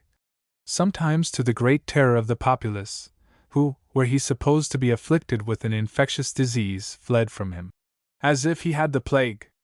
Footnote: Admiralty Records 1, 2732, Captain Young, June 24, 1740. On shore he was treated for 30 days at his country's charges. If incurable, or permanently disabled, he was then turned adrift and left to shift for himself. A clean record and a sufficiently serious wound entitled him to a small pension or admission to Greenwich Hospital, an institution which had religiously docked his small pay of 6 pence a month throughout his entire service. Failing these, there remained for him only the streets and the beggar's roll. His pay was far from princely. From 3d. a day in the reign of King John it rose by grudging increments to 20s. a month in 1626, and 24s. In 1797. Years sometimes elapsed before he touched a penny of his earnings, except in the form of slop, clothing, and tobacco. Amongst the instances of deferred wages in which the Admiralty records abound, there may be cited the case of the Dreadnought, whose men in 1711 had 4 years' pay due, and of the Dunkirk, to whose company, in the year following, 6½ years was owing. Footnote: Admiralty Records 1, 1470, Captain Bennett, 8 March 1710-11, Admiralty Records 1, 1471, Captain Butler, 19 March 1711-12, and at the time of the Nowhere Mutiny it was authoritatively stated that there were ships then in the fleet which had not been paid off for 8, 10, 12, and in one instance even 15 years. Keep the pay, keep the man, was the policy of the century, a sadly mistaken policy, as we shall presently see. In another important article of contentment the sailor was hardly better off. The system of deferred pay amounted practically to a stoppage of all leave for the period, however protracted, during which the pay was withheld. Thus the Monmouth's men had in 1706 been in the ship almost 6 years, and had never had the opportunity of seeing their families but once. Footnote: Admiralty Records 1, 1468, Captain Baker, November 3, 1706. In Boscawen's ship, the Dreadnought, there were in 1744 250 men who had not set foot on shore near 2 years. Admiral Penrose once paid off in a 74 at Plymouth, many of whose crew had never set foot on land for 6 or 7 years. Footnote: Penrose, Sir V. C. Vice Admiral of the Blue, Observations on Corporeal Punishment, Impressment, etc., 1824, and Brenton, in his Naval History, instances the case of a ship whose company, after having been 11 years in the East Indies, on returning to England were drafted straightway into another ship and sent back to that quarter of the globe without so much as an hour's leave ashore. What was true of pay and leave was also true of prize money. The sailor was systematically kept out of it, and hence out of the means of enjoyment and carousal it afforded him, for inconscionable periods. From a moral point of view the check was hardly to his detriment. But the Navy was not a school of morals, and withholding the sailor's hard-earned prize money over an indefinite term of years neither made for a contented heart nor enhanced his love for a service that first absorbed him against his will, and then, having got him in its clutches, imposed upon and bested him at every turn. Although the prime object in withholding his pay was to prevent his running from his ship, so far from compassing that desirable end it had exactly the contrary effect. Both the preventive and the disease were of long standing. With De Ruyter in the Thames in 1667, menacing London and the kingdom, the seamen of the fleet flocked to town in hundreds, clamoring for their wages, whilst their wives besieged the Navy Office in Seething Lane, shrieking, "This is what comes of not paying our husbands!" Essentially a creature of contradictions, the sailor rarely, if he could avoid it, steered the course laid down for him, and in nothing perhaps was this idiosyncrasy so glaringly apparent as in his behavior as his country's creditor. He would get to London if he could. Footnote: Admiralty Records 1, 2732, Captain Young, December 12, 1742. An unaccountable humor impelled him to quit His Majesty's service without leave. Footnote: Admiralty Records 1, 480, Shirley, governor of Massachusetts, September 12, 1746. Once the whim seized him, no ties of deferred pay or prize money had power to hold him back. The one he could obtain on conditions, the other he could dispose of at a discount which, though ruinously heavy, still left him enough to frolic on. The weapon of deferred pay was thus a two-edged one. If it hurt the sailor, it also cut the fingers of those who employed it against him. So exigent were the needs of the service, he could run with impunity. For if he ran whilst his pay was in arrears, he did so with the full knowledge that, barring untimely recapture by the press-gang, he would receive a free pardon, together with payment of all dues, on the sole condition, which he never kept if he could help it, of returning to his ship when his money was gone. He therefore deserted for two reasons: first, to obtain his pay; second, to spend it. The penalty for desertion, under a well-known statute of George I. Footnote 13 George I. Art. 7, was death by hanging. As time went on, however, discipline in this respect suffered a grave relapse, and fear of the halter no longer served to check the continual exodus from the fleet. If the runaway sailor were taken, it would only be a whipping bout. So he openly boasted. Footnote: Admiralty Records 1, 1479, Captain Boscawen, April 26, 1743. The bout, it is true, at times ran to 600 or even 700 lashes, the latter being the heaviest dose of the cat ever administered in the British Navy. Footnote: Admiralty Records 1, 482, Admiral Lord Colville, November 12, 1765. But even this terrible ordeal had no power to hold the sailor to his duty, and although Admiral Lord St. Vincent, better known in his day as Hanging Jervis, did his utmost to revive the ancient custom of stretching the sailor's neck, the trend of the times was against him, and within 25 years of the reaffirming of the penalty, in the 22nd year of George II, hanging for desertion had become practically obsolete. In the declining days of the practice, a grim game at life and death was played upon the deck of a king's ship lying in the river St. Lawrence. The year was 1760. Quebec had only recently fallen before the British onslaught. A few days before that event, at a juncture when every man in the squadron was counted upon to play his part in the coming struggle, and to play it well, 3 seamen, James Mike, Thomas Wilkinson and William M. Millard by name, deserted from the vanguard. Retaken some months later, they were brought to trial. But as men were not easy to replace in that latitude, the court, whilst sentencing all 3 to suffer the extreme penalty of the law, added to their verdict a rider to the effect that it would be good policy to spare 2 of them. Admiral Lord Colville, then Commander-in-Chief, issued his orders accordingly, and at 11 o'clock on the morning of the 12th of July the condemned men, preceded to the scaffold by 2 chaplains, were led to the Vanguard's forecastle, where they drew lots to determine which of them should die. The fatal lot fell to James Mike, who, in presence of the assembled boats of the squadron, was immediately turned off at the foreyard arm. Footnote: Admiralty Records 1, 482, Admiral Lord Colville, July 10, 1760, Captain's Logs, 1026, Log of H.M.S. Vanguard. Encouraged in this grim fashion, desertion assumed alarming proportions. Nelson estimated that whenever a large convoy of merchant ships assembled at Portsmouth, at least 1,000 men deserted from the fleet. Footnote: Admiralty Records 1, 580, Memorandum on the State of the Fleet, 1803. This was a liberty they would take. Do what you could to prevent it. Of those who thus deserted, fully 1/3, according to the same high authority, never saw the fleet again. From loss of clothes, drinking, and other debaucheries, they were lost by death to the country. Some few of the remainder, after drinking His Majesty's health in a final bowl, voluntarily returned on board and prayed for a fair wind.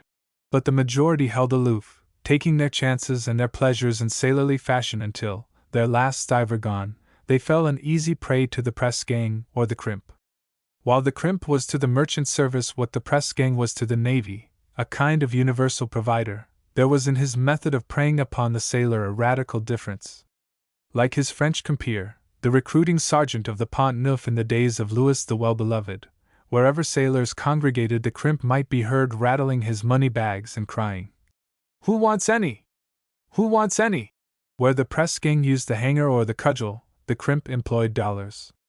The circumstance gave him a decided pull in the contest for men, for the dollars he offered, whether in the way of pay or bounty, were invariably fortified with rum. The two formed a contraption no sailor could resist. Money and liquor held out to a seaman, said Nelson, are too much for him. In law, the offense of enticing seamen to desert His Majesty's service, like desertion itself, was punishable with death. Footnote 22 George N. Cap. 33. But in fact, the penalty was either commuted to imprisonment, or the offender was dealt with summarily, without invoking the law. Crimps who were caught red-handed had short shrift. Two of the fraternity, named respectively Henry Nathan and Samson Samuel, were once taken in the Downs.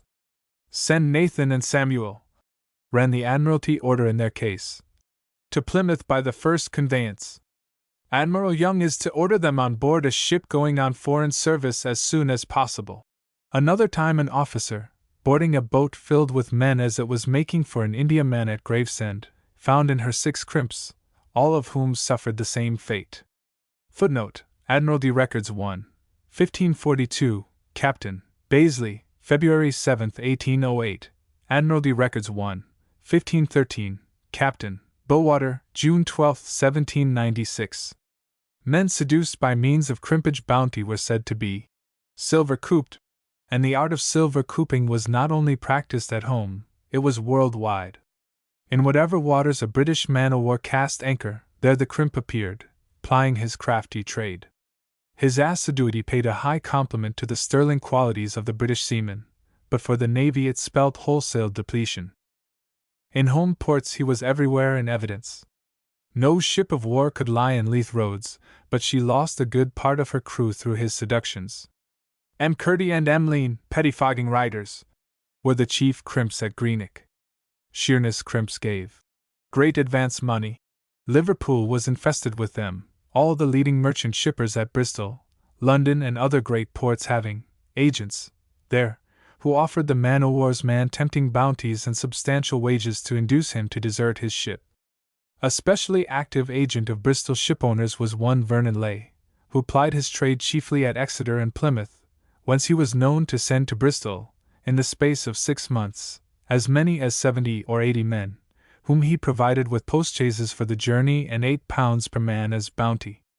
James White, a publican who kept the Pail of Barm at Bedminster, made a close second in his activity and success. Spithead had its regular contingent of crimps, and many an East India ship sailing from that famous anchorage was entirely manned by their efforts, of course at the expense of the ships of war lying there.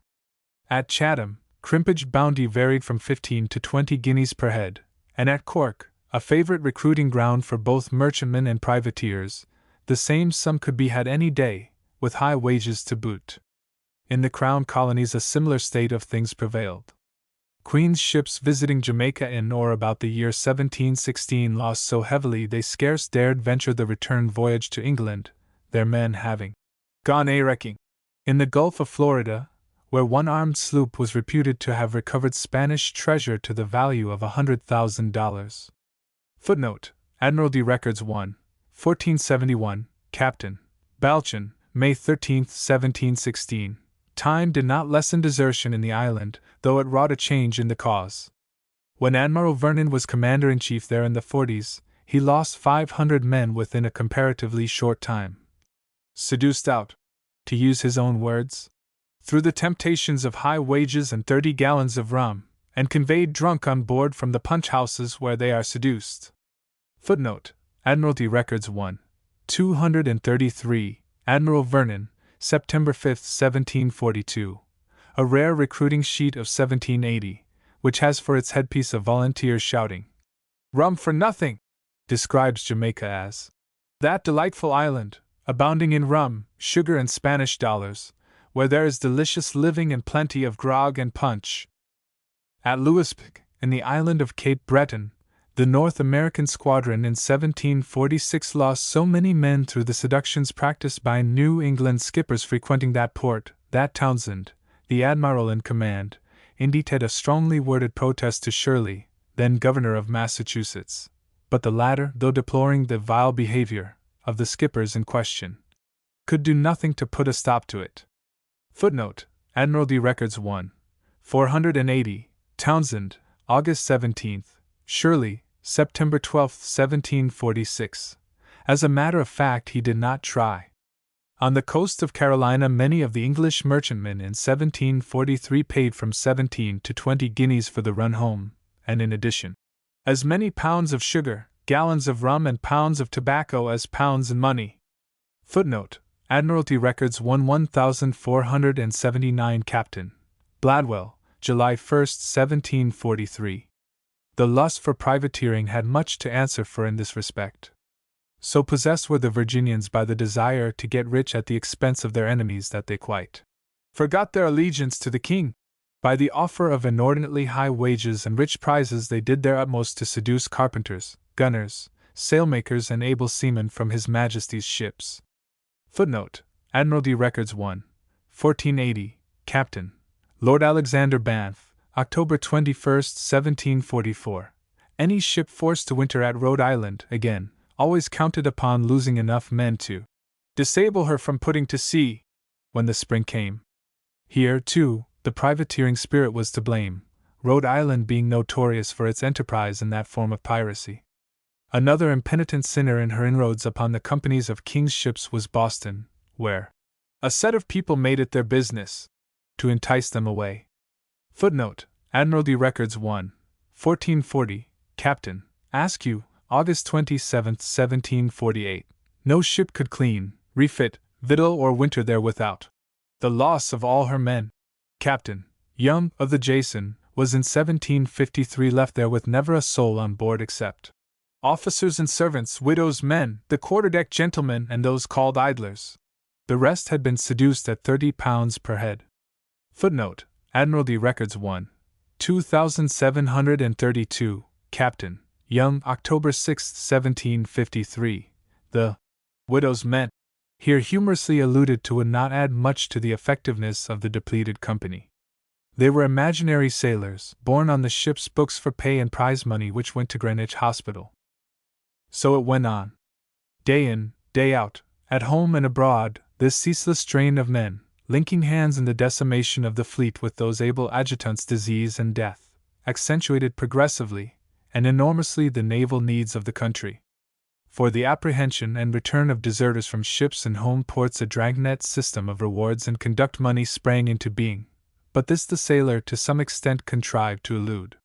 He stuck a cockade in his hat, and made shift to pass for a soldier on leave, or he laid furtive hands on a horse and set up for an equestrian traveler. In the neighborhood of all great seaport towns, as on all main roads leading to that paradise and ultimate goal of the deserter, the metropolis, horse stealing by sailors on the run prevailed to an alarming extent, and although there was a time when the law strung him up for the crime of borrowing horses to help him on his way, as it had once hanged him for deserting, the naval needs of the country eventually changed all that and brought him a permanent reprieve. Thenceforth, instead of sending the happy-go-lucky, devil-may-care felon to the gallows, they turned him over to the press-gang, and so reconsigned him, penniless and protesting, to the duty he detested. Chapter 3. What the press-gang was. From the standpoint of a systematic supply of men to the fleet, the press-gang was a legitimate means to an imperative end. This was the official view. In how different a light the people came to regard the petty man-trap of power, we shall presently see. Designed as it was for the taking up of able-bodied adults, the main idea in the formation of the gang was strength and efficiency. It was accordingly composed of the stoutest men procurable, daredevil fellows capable of giving a good account of themselves in fight, or of carrying off their unwilling prey against long odds.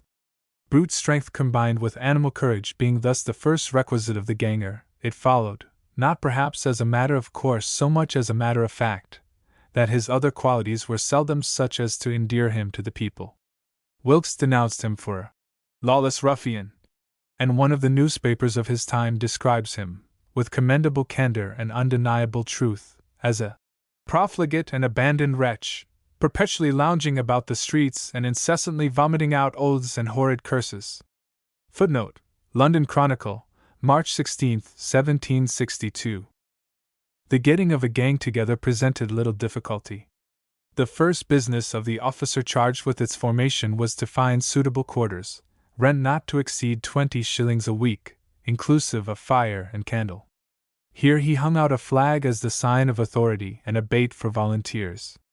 As a rule, they were easily procurable.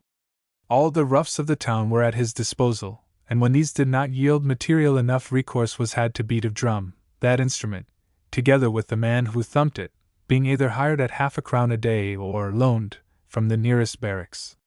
Selected members of the crowd thus assembled were then plied with drink. To invite them to enter, an invitation they seldom refused. It goes without saying that gangs raised in this manner were of an exceedingly mixed character.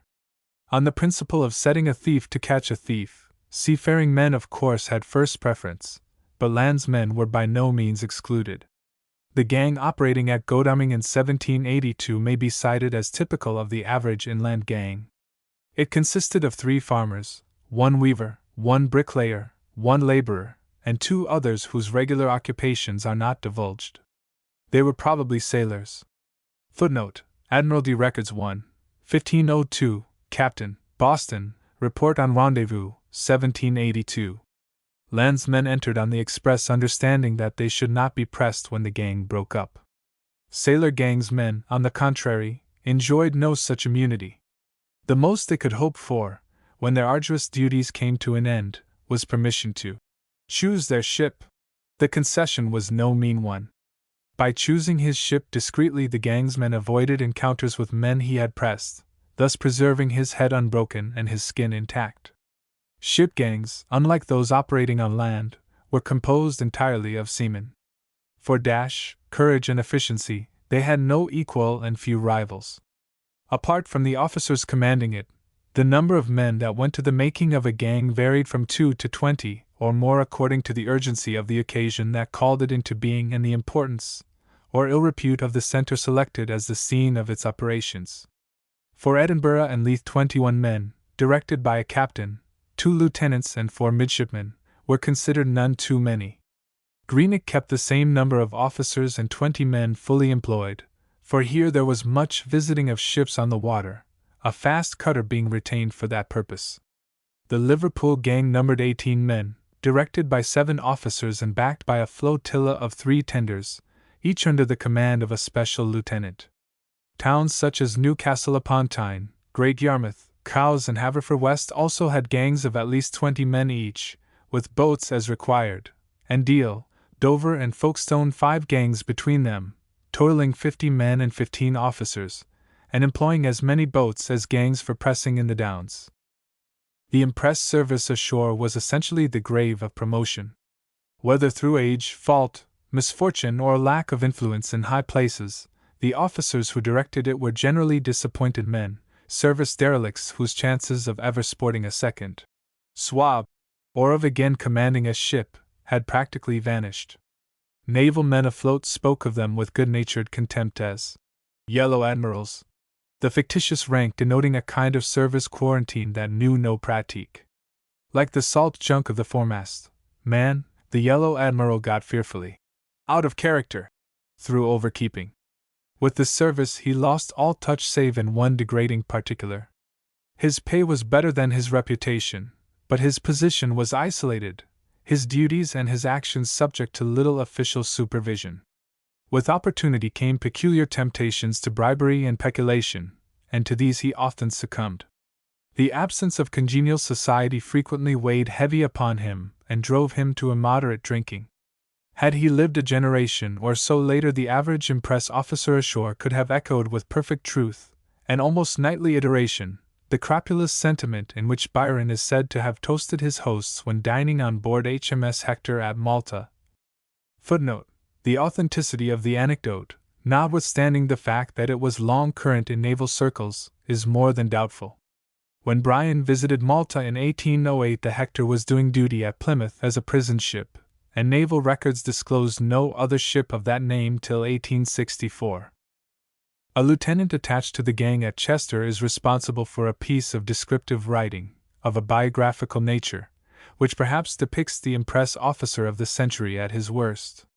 Addressing a brother lieutenant at Waterford, to which station his superior was on the point of being transferred, "I think but right," says he, "to give you a character of Captain P, who is to be your regulating captain. I have been with him 6 months here, and if it had not been that he is leaving the place, I should have wrote to the Board of Admiralty to have been removed from under his command. At first you'll think him a fine old fellow, but if it's possible he will make you quarrel with all your acquaintance. Be very careful not to introduce him to any family that you have a regard for although he is near 70 years of age, he is the greatest debauchee you ever met with, a man of no religion, a man who is capable of any meanness, arbitrary and tyrannical in his disposition. This city has been several times just on the point of writing against him to the Board of Admiralty. He has a wife, and children grown up to man's estate. The woman he brings over with him is Bird the builder's daughter. To conclude, there is not a house in Chester that he can go into but his own and the Rendezvous, after having been 6 months in one of the agreeablest cities in England." Footnote: Ad 1, 1500, Lieutenant Shuckford, March 7, 1780. Ignorant of the fact that his reputation had thus preceded him, Captain P found himself assailed on his arrival at Waterford by a most infamous epitaph, emanating none knew whence nor cared. This circumstance, accentuated by certain indiscretions of which the hectoring old officer was guilty shortly after his arrival, aroused strong hostility against him. A mob of fishwives, attacking his house at Passage, smashed the windows and were with difficulty restrained from leveling the place with the ground. His junior officers conspired against him. Piqued by the loss of certain perquisites which the newcomer remorselessly swept away, they denounced him to the Admiralty, who ordered an inquiry into his conduct. After a hearing of 10 days it went heavily against him, practically every charge being proved. He was immediately superseded and never again employed, a sad ending to a career of 40 years under such men as Anson, Boscawen, Hawke and Vernon. Footnote: Admiralty Records 1, 1500, Captain Bennett, November 13, 1780, and enclosures constituting the inquiry. Yet such was the ultimate fate of many an impress officer. A stronger light focused him ashore, and habits, proclivities and weaknesses that escaped censure at sea, were here projected odiously upon the sensitive retina of public opinion. Of the younger men who drifted into the shore service there were some, it need scarcely be said, who for obvious reasons escaped, or rather, did not succumb to the common odium. A notable example of this type of officer was Captain Jolly Brenton, who for some years commanded the gangs at Leith and Greenock. Though a man of blunt sensibilities and speech, he possessed qualities which carried him out of the stagnant backwater of pressing into the swim of service afloat, where he eventually secured a baronetcy and the rank of vice-admiral. Singularly enough, he was American-born. The senior officer in charge of a gang, commonly known as the regulating captain, might in rank be either captain or lieutenant. It was his duty to hire, but not to keep, the official headquarters of the gang, to organize that body, to direct its operations, to account for all monies expended and men pressed, and to regulate, or inspect the latter and certify them fit for service or otherwise. In this last named duty a surgeon often assisted him, usually a local practitioner, who received a shilling a head for his pains. One or more lieutenants, each of whom had one or more midshipmen at his beck and call, served under the regulating captain. They kept the headquarters and led the gang, or contingents of the gang, on pressing forays, thus coming in for much of the hard work, and many of the harder knocks, that unpopular body was liable to. Sometimes, as in the case of Dover, Deal and Folkestone, several gangs were grouped under a single regulating officer. The pay of the regulating captain was £1 a day, with an additional 5s. Subsistence money. Lieutenants received their usual service pay, and for subsistence 3s. 60. In special cases grants were made for coach hire. Footnote: Captain William Bennett's bill for the double journey between Waterford and Cork, on the occasion of the inquiry into the conduct of the regulating officer at the former place, over which he presided, amounted to 43 guineas, a sum he considered as moderate as any gentleman's could have been, laying aside the wearing of my uniform every day. Half the amount went in chaise and horse hire. There being, we are told, no chaises upon the road as in England, and only one to be had at Cork, all the rest being gone to Dublin with the lawyers and the players, the sessions being just ended and the playhouse broke up.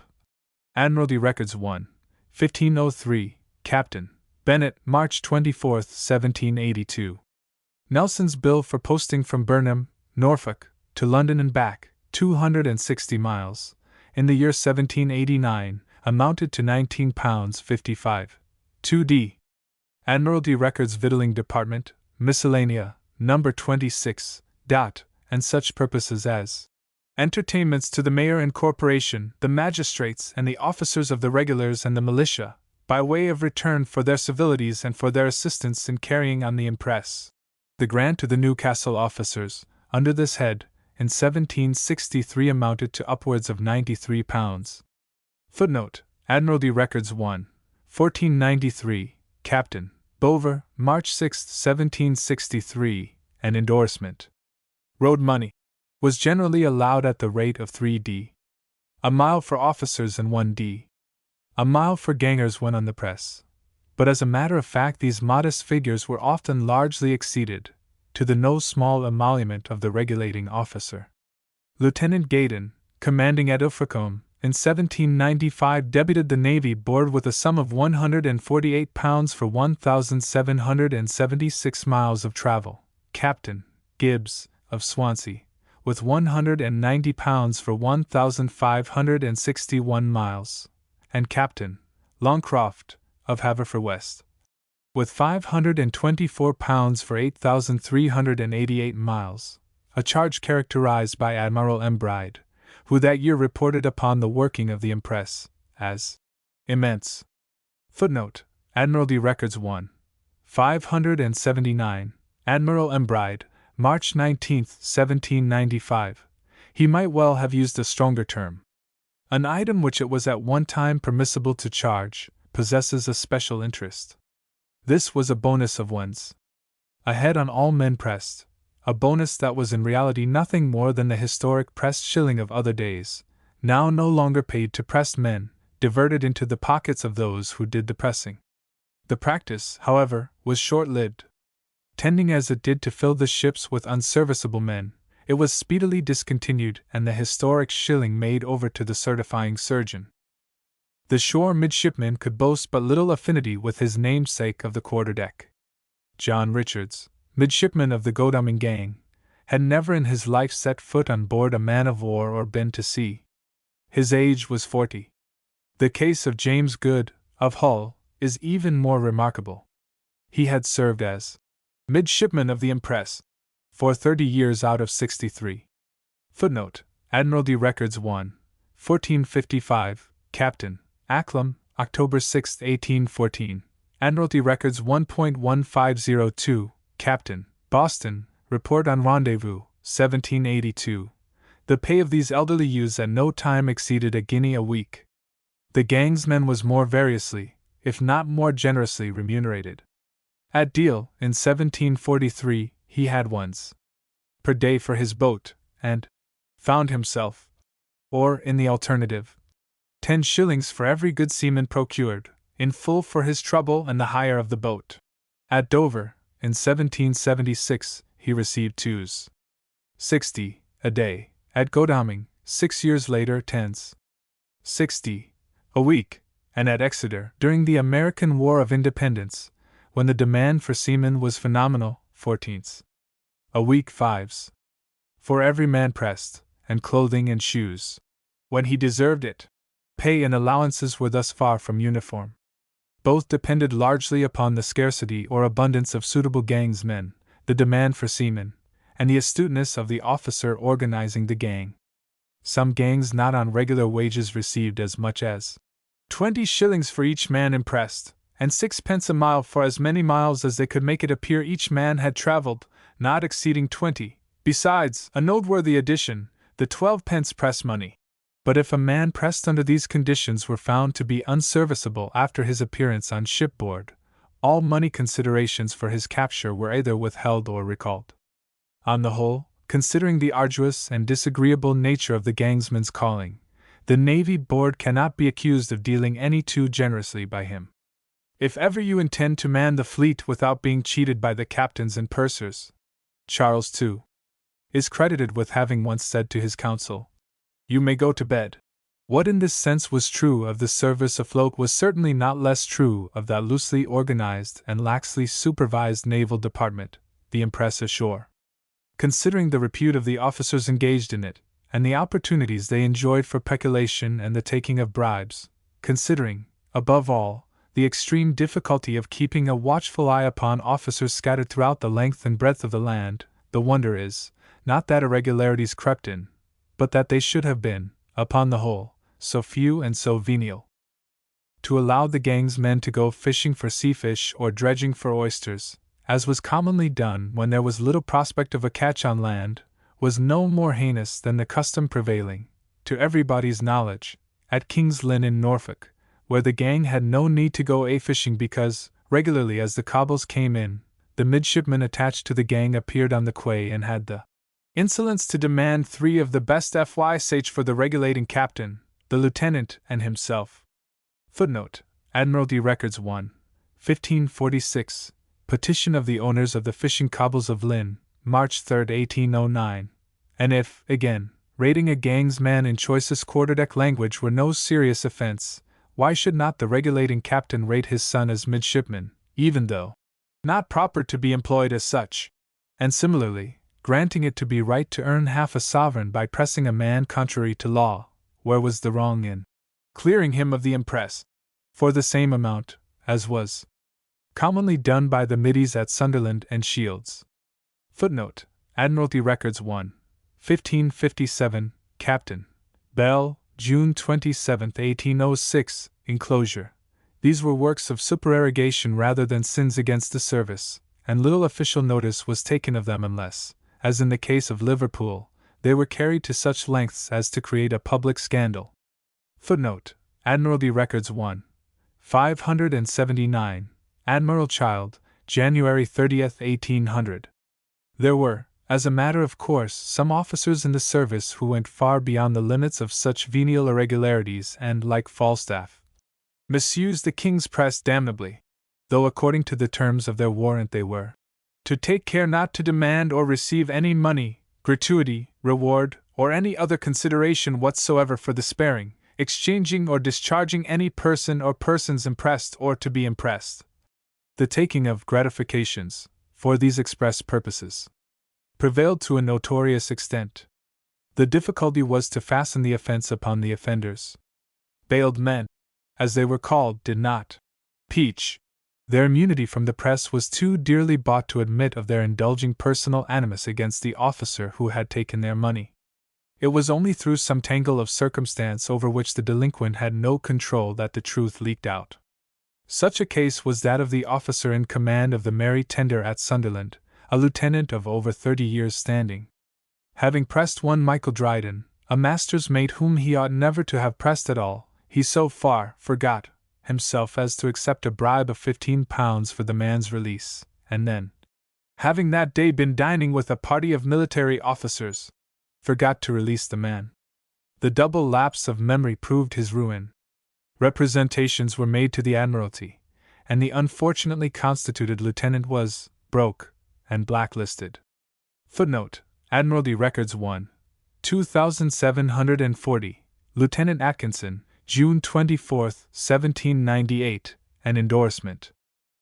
Another species of fraud upon which the Admiralty was equally severe was that long practiced with impunity by a certain regulating officer at Poole. Not only did he habitually put back the dates on which men were pressed, thus bearing them for subsistence money they never received, he made it a further practice to enter on his books the names of fictitious pressed men who opportunely escaped, after adding their quota to his dishonest perquisites. So general was misappropriation of funds by means of this ingenious fraud that detection was deservedly visited with instant dismissal. Footnote: Admiralty Records 1, 1526, Captain Boyle, October 2, 1801, an endorsement. Though to the gang's men all things were reputedly lawful, some things were by no means expedient. He could with impunity deprive almost any able-bodied adult of his freedom, and he could sometimes, with equal impunity, add to his scanty earnings by restoring that freedom for a consideration in coin of the realm. But when, like Josh Cooper, sometime gang's man at Hull, he extended his prerogative to the occupants of hen roosts, he was apt to find himself at cross purposes with the law as interpreted by the sitting magistrates.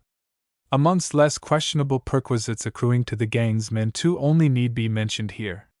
One was the straggling money paid to him for the apprehension of deserters, 20s. For every deserter taken, with conduct, money to boot. The other, the anchor of brandy designedly thrown overboard by smugglers when chased by a gang engaged in pressing afloat. Occasionally the brandy checked the pursuit, but more often it gave an added zest to the chase, and so hastened the capture of the fugitive donors. To the unscrupulous outsider, the opportunities for illicit gain afforded by the service made an irresistible appeal. Sham gangs and make-believe press-masters abounded, thriving exceedingly upon the fears and credulity of the people until capture put a term to their activities and sent them to the pillory, the prison, or the fleet they pretended to cater for. Their mode of operation seldom varied. They pressed a man, and then took money for discharging him, or they threatened to press and were bought off. One Philpott was in 1709 fined 10 nobles and sentenced to the pillory for this fraud.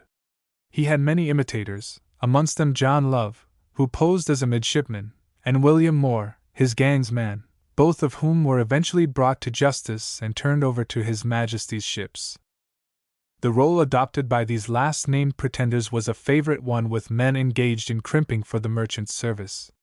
Shrewsbury in 1780 received a visit from one of these individuals, a person named Hopkins, who appeared in a lieutenant's uniform and committed many fraudulent actions and scandalous abuses in raising men, as he said, for the Navy. 2 months later another impostor of the same type appeared at Birmingham, where he scattered broadcast a leaflet, headed with the royal arms and couched in the following seductive terms: £11 for every able seaman, £5 for every ordinary seaman, and £3 for every able-bodied landsman, exclusive of a complete set of sea clothing, given by the Marine Society. All good seamen, and other hardy young fellows of spirit that are willing to serve on board any of His Majesty's vessels or ships of war, let them with cheerfulness repair to the Sailors' Head Rendezvous in this town, where a proper officer attends, who will give them every encouragement they can desire. Now, my jolly lads, is the time to fill your pockets with dollars, double doubloons and louis. Conduct money allowed, chest and bedding sent, carriage free. Soon after, the two united forces at Coventry, whither Captain Beecher desired to send a party to take them. But to this request the Admiralty turned a deaf ear. In their opinion the game was not worth the candle. Footnote: Admiralty Records 1, 1500, Letters of Captain Beecher, 1780. Ex-midshipman Rooke had, who when dismissed the service took to boarding vessels in the Thames and extorting money and liquor from the masters as a consideration for not pressing their men, did not escape so lightly. Him the Admiralty prosecuted. Footnote: Admiralty Records 7, 298, Law Officers' Opinions, 1733-56, No. 12. Process was by information in the Court of King's Bench, for a misdemeanor. It was in companies, however, that the sham ganger most frequently took the road, for numbers not only enhanced his chances of obtaining money, they materially diminished the risk of capture. One such gang was composed of 18 desperate villains, who were nevertheless taken. Another, a parcel of fellows armed with cutlasses like a press gang, appeared at Dublin in 1743, where they boldly entered public houses on pretense of looking for sailors, and there extorted money and drink. What became of them we are not told, but in the case of the pretended gang whose victim, after handing over 2 guineas as the price of his release, was pressed by a regularly constituted gang, we learn the gratifying sequel. The real gang gave chase to the sham gang and pressed every man of them. According to the humble petition of Grace Blackmore of Stratford-le-Bow, widow, on Friday the 29th of May, in an unknown year of Queen Anne's reign, there came to Bow Fair several pretended press masters, endeavoring to impress. A tumult ensued. Murder was freely cried out, apparently with good reason, for in the melee petitioner's husband, then Constable of Bow, was wounded so that he shortly after died. Footnote: State Papers Domestic, and 36. Number 17. There were occasions when the sham gang operated under cover of a real press warrant, and for this the Admiralty was directly to blame. It had become customary at the Navy Office to send out warrants, whether to commanders of ships or to regulating captains, in blank, the person to whom the warrant was directed filling in the name for himself. Such warrants were frequently stolen and put to irregular uses, and of this a remarkable instance occurred in 1755. In that year one Nicholas Cook, having by some means obtained possession of such a warrant, filled up the blank thereof by directing it to himself, by the name and description of Lieutenant Nicholas Cook, though in truth not a lieutenant nor an officer in His Majesty's Navy, hired a vessel, the Providence Snow of Dublin, and in her cruised the coasts of Ireland, pressing men. After thus raising as many as he could carry, he shaped his course for Liverpool, no doubt intending, on his arrival at that port, to sell his unsuspecting victims to the merchant ships in the Mersey at so much a head. Through bad seamanship, however, the vessel was run aground at Seacombe, opposite to Liverpool, and Captain Darby, of HMS Seahorse, perceiving her plight, and thinking to render assistance in return for perhaps a man or two, took boat and rowed across to her. To his astonishment he found her full of Irishmen to the number of 73, whom he immediately pressed and removed to his own ship. The circumstance of the false warrant now came to light, and with it another, of worse omen for the mock lieutenant. In the hold a quantity of undeclared spirits was discovered, and this fact afforded the Admiralty a handle they were not slow to avail themselves of. They put the excise officers on the scent, and Cook was prosecuted for smuggling. Footnote: Admiralty Record 7, 298, Law Officers' Opinions, 1733-56, number 101. The most successful sham gang ever organized was perhaps that said to have been got together by a trio of mischievous Somerset girls. The scene of the exploit was the Denny Bull Quarry, near Taunton. The quarrymen there were a hard-bitten set and great braggarts, openly boasting that no gang dare attack them, and threatening, in the event of so unlikely a contingency, to knock the gang's men on the head and bury them in the rubbish of the pit. There happened to be in the neighboring town 3 merry maids, who heard of this tall talk and secretly determined to put the vaunted courage of the quarrymen to the test. They accordingly dressed themselves in men's clothing, stuck cockades in their hats, and with hangers under their arms stealthily approached the pit. 60 men were at work there, but no sooner did they catch sight of the supposed gang than they one and all threw down their tools and ran for their lives.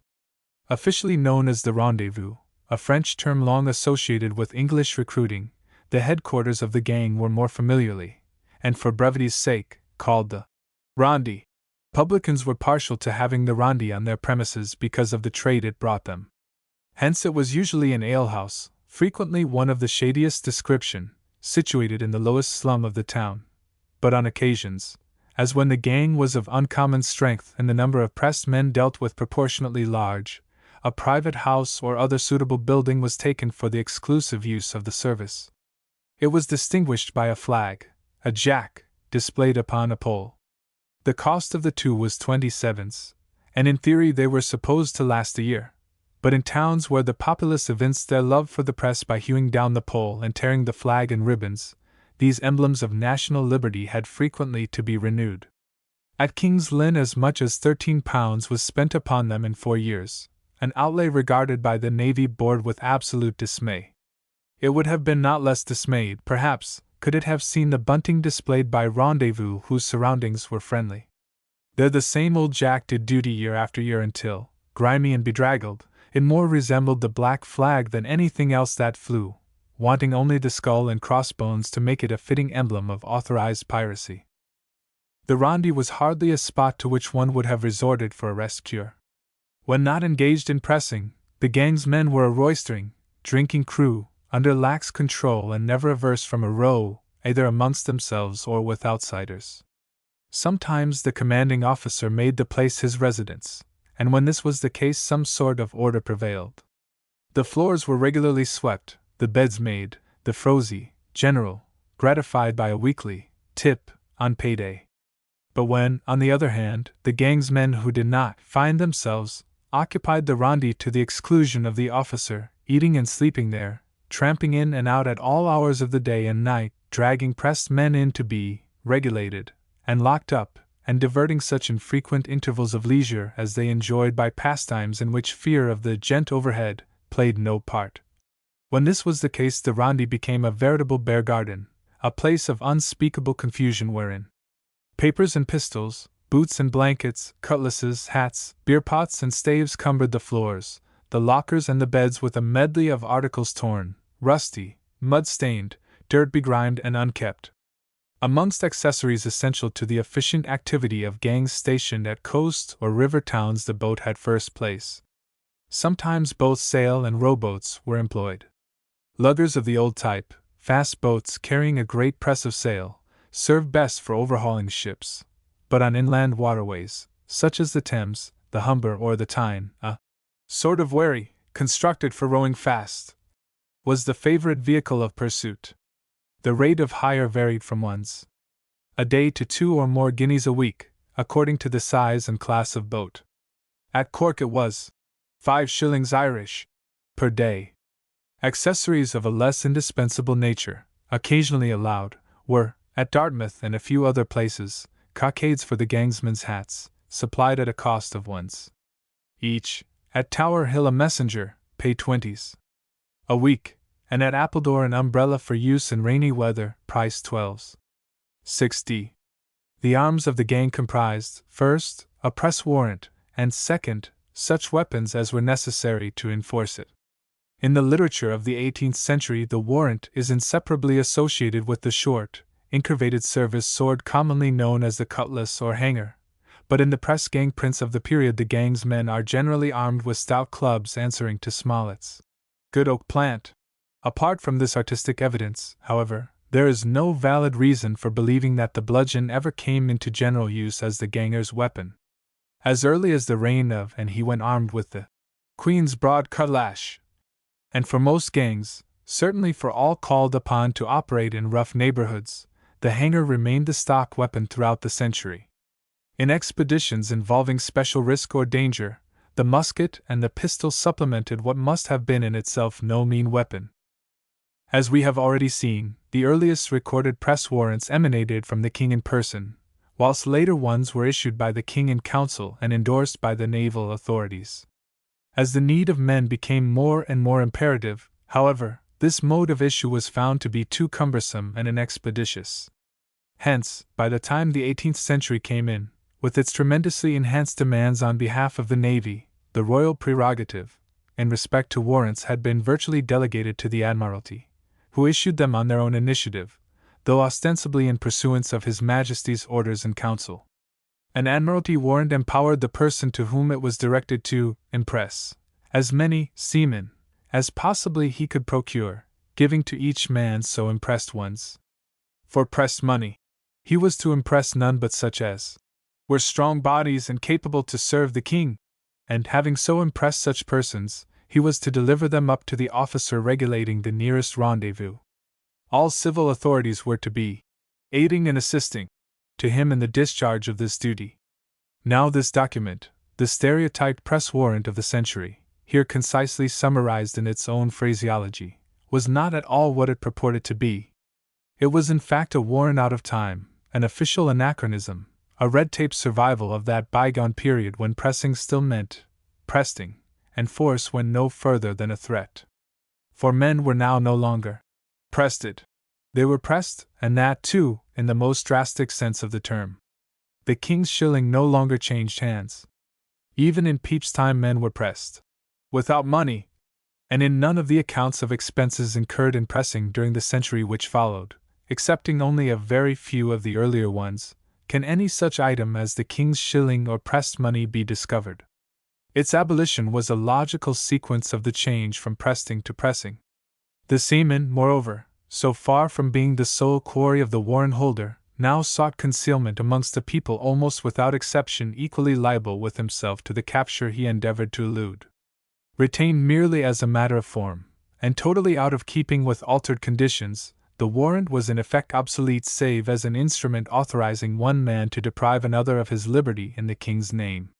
Even the standard of able bodies and capable had deteriorated to such an extent that the officers of the fleet were kept nearly as busy weeding out and rejecting men as were the officers of the impress in taking them.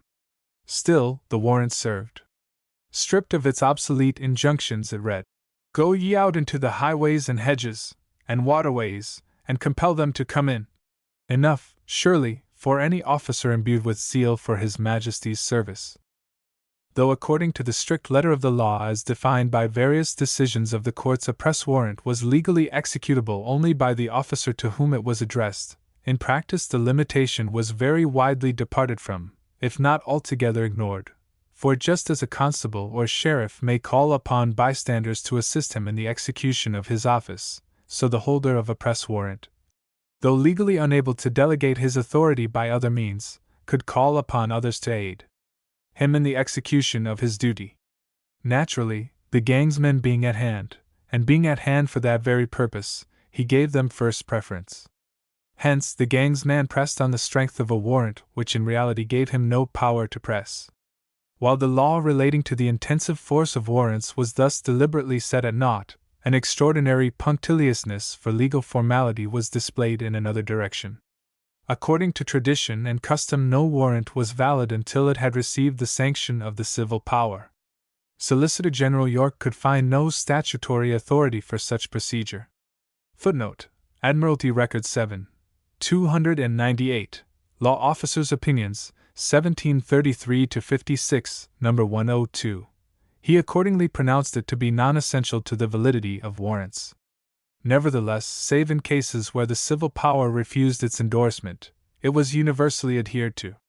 What was bad law was notoriously good policy, for a disaffected mayor, or an unfriendly justice of the peace, had it in his power to make the path of the impress officer a thorny one indeed. "Make unto yourselves friends," was therefore one of the first injunctions laid upon officers whose duties unavoidably made them many enemies. Chapter 4. Whom the gang might take. In theory an authority for the taking of seafaring men only, the press warrant was in practice invested with all the force of a writ of quo warranto requiring every able-bodied male adult to show by what right he remained at large. The difference between the theory and the practice of pressing was consequently as wide as the poles. While the primary and ostensible objective of the impress remained always what it had been from the outset, the seamen who had few if any land ties except those of blood or sex, from this root principle there sprang up a very upas tree of pretension, whose noxious branches overspread practically every section of the community. Hence the press gang, the embodiment of this pretension, eventually threw aside ostents, and took its pick of all who came its way, let their occupation or position be what it might. It was no duty of the gang's man to employ his hanger in splitting hairs. "First catch your man" was for him the greatest of all the commandments. Discrimination was for his masters. The weeding out could be done when the pressing was over. The classes hardest hit by this lamentable want of discrimination were the classes engaged in trade. Mr. Coventry, wrote Pepys some 4 years after the Restoration, showed how the medium of the men the king hath 1 year with another employed in his navy since his coming, hath not been above 3,000 men, or at most 4,000, and now having occasion for 30,000, the remaining 26,000 must be found out of the trade of the nation. Naturally, where a nation of shopkeepers was concerned it could hardly have been otherwise. They who go down to the sea in ships and do business in great waters, returning laden with the spoils of the commercial world, have perforce to render tribute unto Caesar. But Mr. Commissioner Coventry little guessed, when he enunciated his corollary with such nice precision, to what it was destined to lead in the next 100 years or so. Under the merciless exactions of the press-gang trade did not, however, prove the submissive thing that was wont to stand at its doors and cry, "Will you buy? Will you buy?" or to bow prospective customers into its rich emporiums with unctuous rubbing of hands and salve words. Trade knew its power and determined to use it. "Look you!" My Lords Commissioners, cried Trade, truculently cocking its hat in the face of Admiralty. I have had enough. You have taken my butcher, my baker, my candlestick maker, nor have you spared that worthy youth, the prentice who was to have wed my daughter. My coachman, the driver of my gilded chariot, goes in fear of you, and as for my sedan chair man, he is no more found. My colliers, draymen, watermen, the carpenters who build my ships and the mariners who sail them, the ablest of these my necessary helpers sling their hammocks in your fleet. You have crippled the printing of my Bible and the brewing of my beer, and I can bear no more.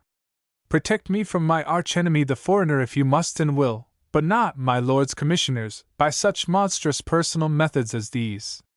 Your servant, said Admiralty, obsequious before the only power it feared. Your servant to command, and straightway set about finding a remedy for the evils Trade complained of. Now, to attain this end, so desirable if Trade were to be placated, it was necessary to define with precision either whom the gang might take, or whom it might not take, and here Admiralty, though notoriously a body without a brain, achieved a stroke of genius, for it brought down both birds with a single stone. Postulating first of all the old Lexine leg fiction that every native-born Briton and every British male subject born abroad was legally traceable, it laid it down as a logical sequence that no man, whatever his vocation or station in life, was lawfully exempt.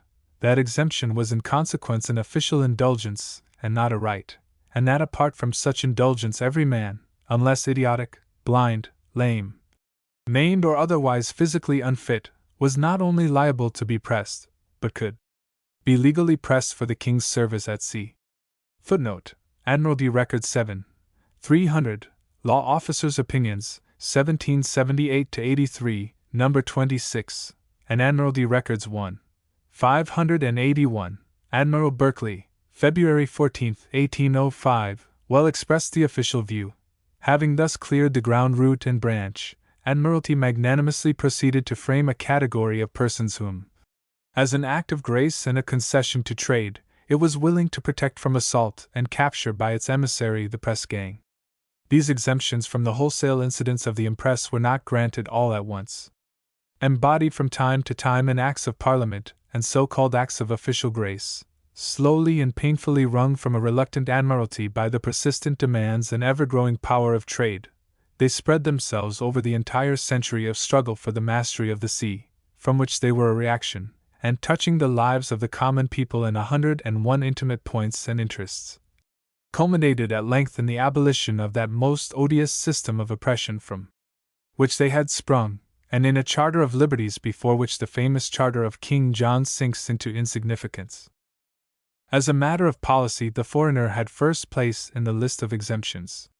He could volunteer if he chose. Footnote: Strenuous efforts were made in 1709 to induce the Poor Palatines, 7,000 of them encamped at Blackheath, and 2,000 in Sir John Parsons' brewhouse at Camberwell, to enter for the navy. But the thing was new to them to go aboard a man of war, so they declined the invitation, having the notion of being sent to Carolina. Admiralty Records 1, 1437, Letters of Captain Aston, but he must not be pressed. Footnote: 13 George 2. Cap. 17. To deprive him of his right in this respect was to invite unpleasant diplomatic complications, of which England had already too many on her hands. Trade, too, looked upon the foreigner as her perquisite, and Trade must be indulged. Moreover, he fostered mutiny in the fleet, where he was prone to fly in the face of authority and to refuse to work, much less fight, for an alien people. If, however, he served on board British merchant ships for 2 years, or if he married in England, he at once lost caste, since he then became a naturalized British subject and was liable to have even his honeymoon curtailed by a visit from the press gang. Such, in fact, was the fate of one William Castle of Bristol in 1806. Pressed there in that year on his return from the West Indies, he was discharged as a person of alien birth, but having immediately afterwards committed the indiscretion of taking a Bristol woman to wife, he was again pressed, this time within 3 weeks of his wedding day, and kept by express order of Admiralty.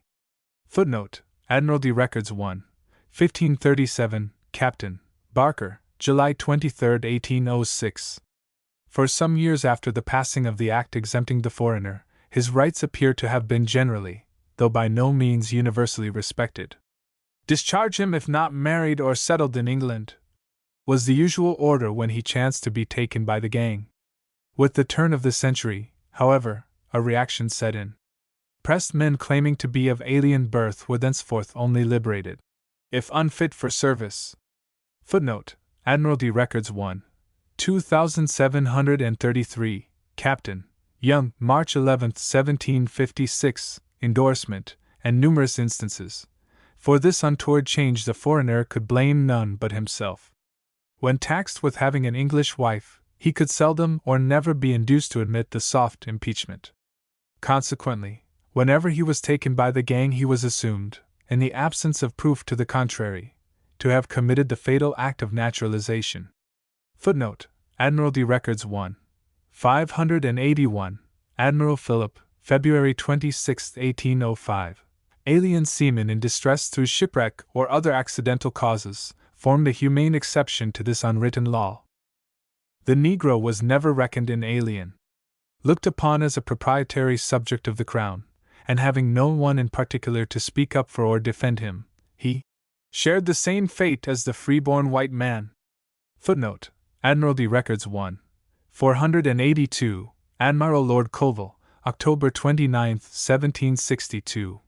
Many blacks, picked up in the West Indies or on the American coast, without hurting commerce, were to be found on board our ships of war, where, when not incapacitated by climatic conditions, they made active, alert seamen and generally imagined themselves free.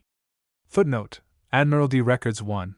585, Admiral Donnelly, February 22, 1815. Their point of view, poor fellows, was doubtless a strictly comparative one. Theoretically exempt by virtue of his calling, whatever that might be, the landsman was in reality scarcely less marked down by the gang than his unfortunate brother the seafaring man, for notwithstanding all its professions to the contrary, Admiralty could not afford to ignore the potentialities of the reserve the landsman represented. Hence no occupation, no property qualification, could or did protect him. As early as 1705 Old Justice, in his treatise on sea law, deplores bitterly the barbarous custom of pressing promiscuously landsmen and seamen, and declares that the gang, in its purblind zeal, hurried away tradesmen from their houses, prentices and journeymen from their masters' shops, and even housekeepers, householders, too. By 1744 the practice had become confirmed. In that year Captain Innes, of His Majesty's armed sloop the Hind, applied to the Lords Commissioners for 20 landsmen from 20 to 25 years of age. The Admiralty order: let the regulating captain send them as he desires. Footnote: Admiralty Records 1. 1983, Captain Innes, May 3, 1744, an endorsement, leaves no room for doubt as to the class of men provided. They were pressed men, not volunteers. Nor is this a solitary instance of a practice that was rapidly growing to large proportions. Many a landsman, in the years that followed, shared the fate of the Irish country farmer, who went into Waterford to sell his corn, and was there pressed and sent on board the tender of James Whitefoot, the Bristol Glover, a timid, unformed young man, the comfort and support of his parents, who, although he had never seen a ship in his life, was yet pressed whilst passing to follow his business, which knew him no more, and of Winstanley, the London butcher, who served for upwards of 16 years as a pressed man. Footnote: Admiralty Records 1. 1501, Captain Bligh, May 16, 1781. Admiralty Records 1. 1531, Duchess of Gordon, February 14, 1804. Admiralty Records 1. 584, Humble Petition of Betsy Winstanley, September 2, 1814. Wilkes' historic barber would have entered upon the same enforced career had not that astute alderman discovered, to the astonishment of the nation at large, that a warrant which authorized the pressing of seamen did not necessarily authorize the pressing of a city tonsure. Amongst landsmen the harvester, as a worker of vital utility to the country, enjoyed a degree of exemption accorded to few. Impress officers had particular instructions concerning him. They were to delete him from the category of those who might be taken. Armed with a certificate from the minister and churchwardens of his parish, this migratory farmhand, provided always he were not a sailor masquerading in that disguise, could traverse the length and breadth of the land to all intents and purposes a free man. To him, as well as to the grower of corn who depended so largely upon his aid in getting his crop, the concession proved an inestimable boon. There were violations of the harvester's status, it is true. Footnote: Admiralty Records 1. 5125, Memorial of Sir William Oglander, Bart. July 1796. But these were too infrequent to affect seriously the industry he represented. So far as the press was concerned, the harvester was better off than the gentleman, for while the former could dress as he pleased, the latter was often obliged to dress as he could, and in this lay an element of danger. So long as his clothes were as good as the blood he boasted, and he wore them with an aplomb suggestive of position and influence, the gentleman was safe. But let his pretensions to gentility lie more in the past than in the suit on his back, and woe betide him. In spite of his protestations, the gang took him, and he was lucky indeed if, like the gentleman who narrates his experience in the Review for the Both of February 1706, he was able to convince his captors that he was foreign-born by talking Latin and Greek. To the people at large, whether landsmen or seafarers, the act exempting from the press every male under 18 and over 55 years of age would have brought a sorely needed relief had not Admiralty been a past master in the subtle art of outwitting the law. In this instance, a simple regulation did the trick. Every man or boy who claimed the benefit of the age limit when pressed was required to prove his claim ere he could obtain his discharge. Footnote: Admiralty Record 7. 300, Law Officers' Opinions, 1778-83, number 43. It is incumbent on those who claim to be exempted to prove the facts. The impossibility of any general compliance with such a demand on the part of persons often as ignorant of birth certificates as they were of the sea, practically wiped the exemption off the slate. In the eyes of the regulating captain, no man was older than he looked, no lad as young as he avowed. Hence thousands of pressed men over 55, who did not look the age they could not prove, figured on the books of the fleet with boys whose precocity of appearance gave the lie to their assertions. George Stevens, son of a clerk in the transport office, suffered impressment when barely 13, and the son of a corporal in Lord Elkington's regiment, one Alexander M. Donald, was listed in the same manner while still under the age of 12. Footnote: Admiralty Records 1. 583, Vice Admiral Hunter, May 10, 1813. Admiralty Records 1. 1503, Captain Butchert, January 22, 1782, an enclosure. The gang did not pause by the way to discuss such questions. Apprentices fell into a double category: those bound to the sea, those apprenticed on land. Nominally, the sea apprentice was protected from the impress for a term of 3 years from the date of his indentures, provided he had not used the sea before. Footnote: 2 and 3 and Cap. 6. Reaffirmed 13 George 2. Cap. 17. While the land apprentice enjoyed immunity under the minimum age limit of 18 years. The proviso in the first case, however, left open a loophole the impress officer was never slow to take advantage of, and the minimum age limit, as we have just seen, had little if any existence in fact. Apprentices pressed after the 3 years' exemption had expired were never given up, nor could their masters successfully claim them in law. They dropped like ripe fruit into the lap of Admiralty. On the other hand, apprentices pressed within the 3 years' exemption period were generally discharged, for if they were not, they could be freed by a writ of habeas corpus, or else the masters could maintain an action for damages against the Admiralty. Footnote: Admiralty Record 7. 300, Law Officers' Opinions, 1778-83, number 25. Apprentices who eloped, or ran away from their masters, and then entered voluntarily, could not be reclaimed by any known process at law if they were over 18 years of age. On the whole, the position of the apprentice, whether by land or sea, was highly anomalous and uncertain. Often taken by the gang in the hurry of visiting a ship, or in the scurry of a hot press on shore, He was in effect the shuttlecock of the service, today singing merrily at his capstan or bench, tomorrow bewailing his hard fate on board a man-o'-war. When it came to the exemption of seamen, Admiralty found itself on the horns of a dilemma. Both the Navy and the merchant service depended in a very large degree upon the seaman who knew the ropes, who could take his turn at the wheel, scud aloft without going through the lubber hole, and act promptly and sailorly in emergency. To take wholesale such men as these, while it would enormously enhance the effectiveness of His Majesty's ships of war, must inevitably cripple sea-borne trade. It was therefore necessary, for the well-being of both services, to discover the golden mean. According to statute law, footnote 13 George 2. Cap. 17, every person using the sea, of what age soever he might be, was exempt from the impress for 2 years from the time of his first making the venture. The concession did not greatly improve the situation from a trade point of view. It merely touched the fringe of the problem, and trade was insistent. A further concession was accordingly made. All masters, mates, boatswains and carpenters of vessels of 50 tons and upwards were exempted from the impress on condition of their going before a justice of the peace and making oath to their several qualifications. This affidavit, coupled with a succinct description of the deponent, constituted the holder's protection, and shielded him, or was supposed to shield him, from molestation by the gang.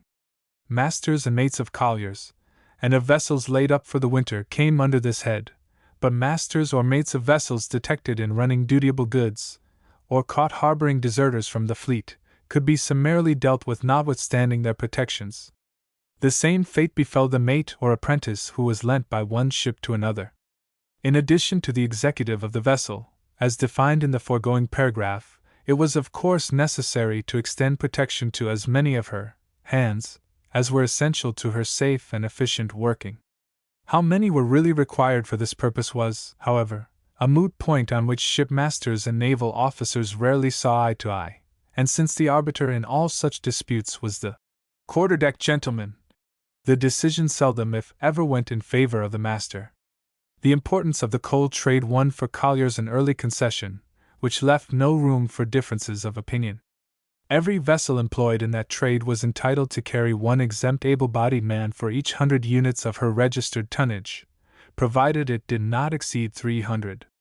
The penalty for pressing such men was £10 for each man taken. Footnote 2 and 3 and cap.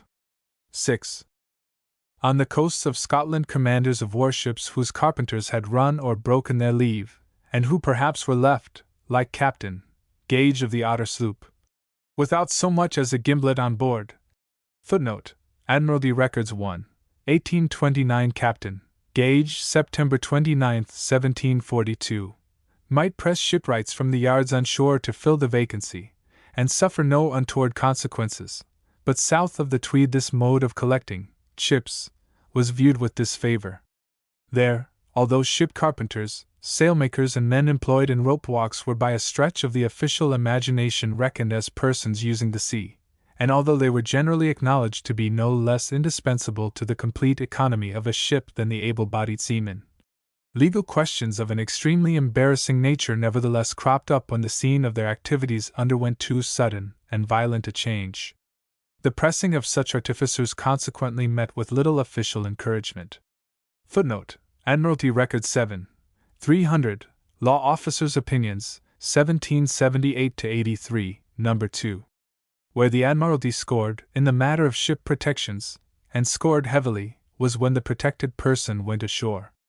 For when on shore the protected master, mate, boatswain, carpenter, apprentice, or seaman no longer enjoyed protection unless he was there on ship's duty, the rule was most rigorously, not to say arbitrarily, enforced. Thus at Plymouth, in the year 1746, a seaman who protested in broken English that he had come ashore to look after his master's sheep was pressed because the naval officer who met and questioned him imagined sheep to have no affinity with a ship. Footnote: Admiralty Records 1, 2381, Captain John Roberts, July 11, 1746. Captain Roberts was a very downright individual, and years before the characteristic had got him into hot water. The occasion was when, in 1712, An Admiralty letter, addressed to him at Harwich and containing important instructions, by some mischance went astray, and Roberts accused the clerk of the check of having appropriated it. The latter called him a liar, whereupon Roberts gave him a slap in the face and bid him learn more manners. For this exhibition of temper he was superseded and kept on the half-pay list for some 6 years. Admiralty Records 1. 1471, Captain. Brand, 8 March 1711-12. Admiralty Records 1. 2378, Section 11, Admiralty Note. Any mate who failed to register his name at the rendezvous, as soon as his ship arrived in port, did so at his peril. Without that formality he was not entitled to liberty. So strict was the rule that when William Tassel, mate of the Elizabeth Ketch, was caught drinking in a Lynn alehouse one night at 10 o'clock, after having obtained leave to run about the town, until 8 only, he was immediately pressed and kept, the Admiralty refusing to declare the act irregular. Footnote: Admiralty Records 1. 1546, Captain. Bowyer, July 25, 1809, an enclosure. In many ports it was customary for sailors to sleep ashore while their ships lay at the quay or at moorings. The proceeding was highly dangerous. No sailor ever courted sleep in such circumstances, even though armed with a line from the master setting forth his business, without grave risk of waking to find himself in the bilboes. The mayor of Poole once refused to press warrants for local use unless protected men belonging to trading vessels of the port were granted the privilege of lodging ashore. "Certainly not," retorted the Admiralty. "We cannot grant Poole an indulgence that other towns do not enjoy." Footnote: Admiralty Records 1. 2485, Captain. Scott, January 4, 1780, an endorsement. In spite of the risk involved, the sailor slept ashore and, if he survived the night, tried to steal back to his ship in the grey of the morning. Now and then, by a run of luck, he made his offing in safety, but more frequently he met the fate of John White of Bristol, who was taken by the gang when only about 90 yards from his vessel. The only exceptions to this stringent rule were certain classes of men engaged in the Greenland and South Seas whale fisheries. Skilled harpooners, linesmen, and boat steerers, on their return from a whaling cruise, could obtain from any collector of customs, for a sufficient bond put in, a protection from the impress which no Admiralty regulation, however sweeping, could invalidate or override. Safeguarded by this document, they were at liberty to live and work ashore, or to sail in the coal trade, until such time as they should be required to proceed on another whaling voyage. If, however, they took service on board any vessel other than a collier, they forfeited their protections and could be legally detained. Footnote: 13 George 2. Cap. 28. Admiralty Records 1. 2732, Captain. Young, March 14, 1756. Admiralty Records 7. 300, Law Officers' Opinions, 1778-83, number 42. In one ironic respect the gang strongly resembled a boomerang. So thoroughly and impartially did it do its work that it recoiled upon those who used it. The evil was one of long standing. Pepys complained of it bitterly in his day, asserting that owing to its prevalence letters could neither be received nor sent, and that the departmental machinery for victualling and arming the fleet was like to be undone. With the growth of pressing the imposition was carried to absurd lengths. The crews of the impressed tenders, engaged in conveying pressed men to the fleet, could not proceed down, without falling victims to the very service they were employed in. Footnote: Admiralty Records 1. 1486, Captain. Baird, February 27, 1755, and numerous instances. To check this egregious robbing of Peter to pay Paul, both the Navy Board and the government were obliged to protect their own seagoing hirelings, and even then the protections were not always effective. Between the extremes represented by the landsmen who enjoyed nominal exemption and the seamen who enjoyed none, there existed a middle or amphibious class of persons who lived exclusively on neither land nor water, but habitually used both in the pursuit of their various callings. These were the wherry or watermen, the lightermen, bargemen, keelmen, trowmen, and canal boat dwellers frequenting mainly the inland waterways of the country. In the reign of Richard II, The jurisdiction of admirals was denied as extending, in a certain particular, to the main stream of great rivers nigh the sea. Footnote 15 Richard II. Cap. 2. Had the same line of demarcation been observed in the pressing of those whose occupations lay upon rivers, there would have been little cause for outcry or complaint. But the Admiralty, the successors of the ancient guardians of the sea, whose powers were so clearly limited by the Ricardian statute, gradually extended the old-time jurisdiction until, for the purposes of the impress, it included all waterways, whether nigh the sea, or inland, natural or artificial, whereon it was possible for craft to navigate. All persons working upon or habitually using such waterways were regarded as using the sea, and later warrants expressly authorized the gangs to take as many of them as they should be able, not excepting even the ferrymen. The extension was one of tremendous consequence, since it swept into the navy thousands of men who, like the Ely and Cambridge bargemen, were hardy, strong fellows, who never failed to make good seamen. Footnote: Admiralty Records 1, 1486, Captain Baird, April 29, 1755. Amongst these denizens of the country's waterways, the position of the Thames wherryman was peculiar in that from very early times he had been exempt from the ordinary incidents of the press on condition of his periodically supplying from his own numbers a certain quota of able-bodied men for the use of the fleet. The rule applied to all watermen using the river between Gravesend and Windsor, and members of the fraternity who withdrew and hid themselves, at the time of the making of such levies, were liable to be imprisoned for 2 years and banished any more to row for a year and a day. Footnote 2 and 3 Philip and Mary Cap. 16. The exemption he otherwise enjoyed appears to have conduced not a little to the waterman's proverbial joviality. As a youth he spent his leisure in dancing and caroling, thus earning the familiar sobriquet of the jolly young waterman. Even so, his tenure of happiness was anything but secure. With the naval officer and the gang he was no favorite, and few opportunities of dashing his happiness were allowed to pass unimproved. In the person of John Golden, however, they caught a Tartar. To the dismay of the Admiralty, and the officer responsible for pressing him, he proved to be one of my Lord Mayor's bargemen. Footnote: Admiralty Records 1, 2733 Captain Young, March 7, 1756. Apart from the watermen of the Thames, the purchase of immunity from the press by periodic levies met with little favor, and though the levy was in many cases reluctantly adopted, it was only because it entailed the lesser of two evils.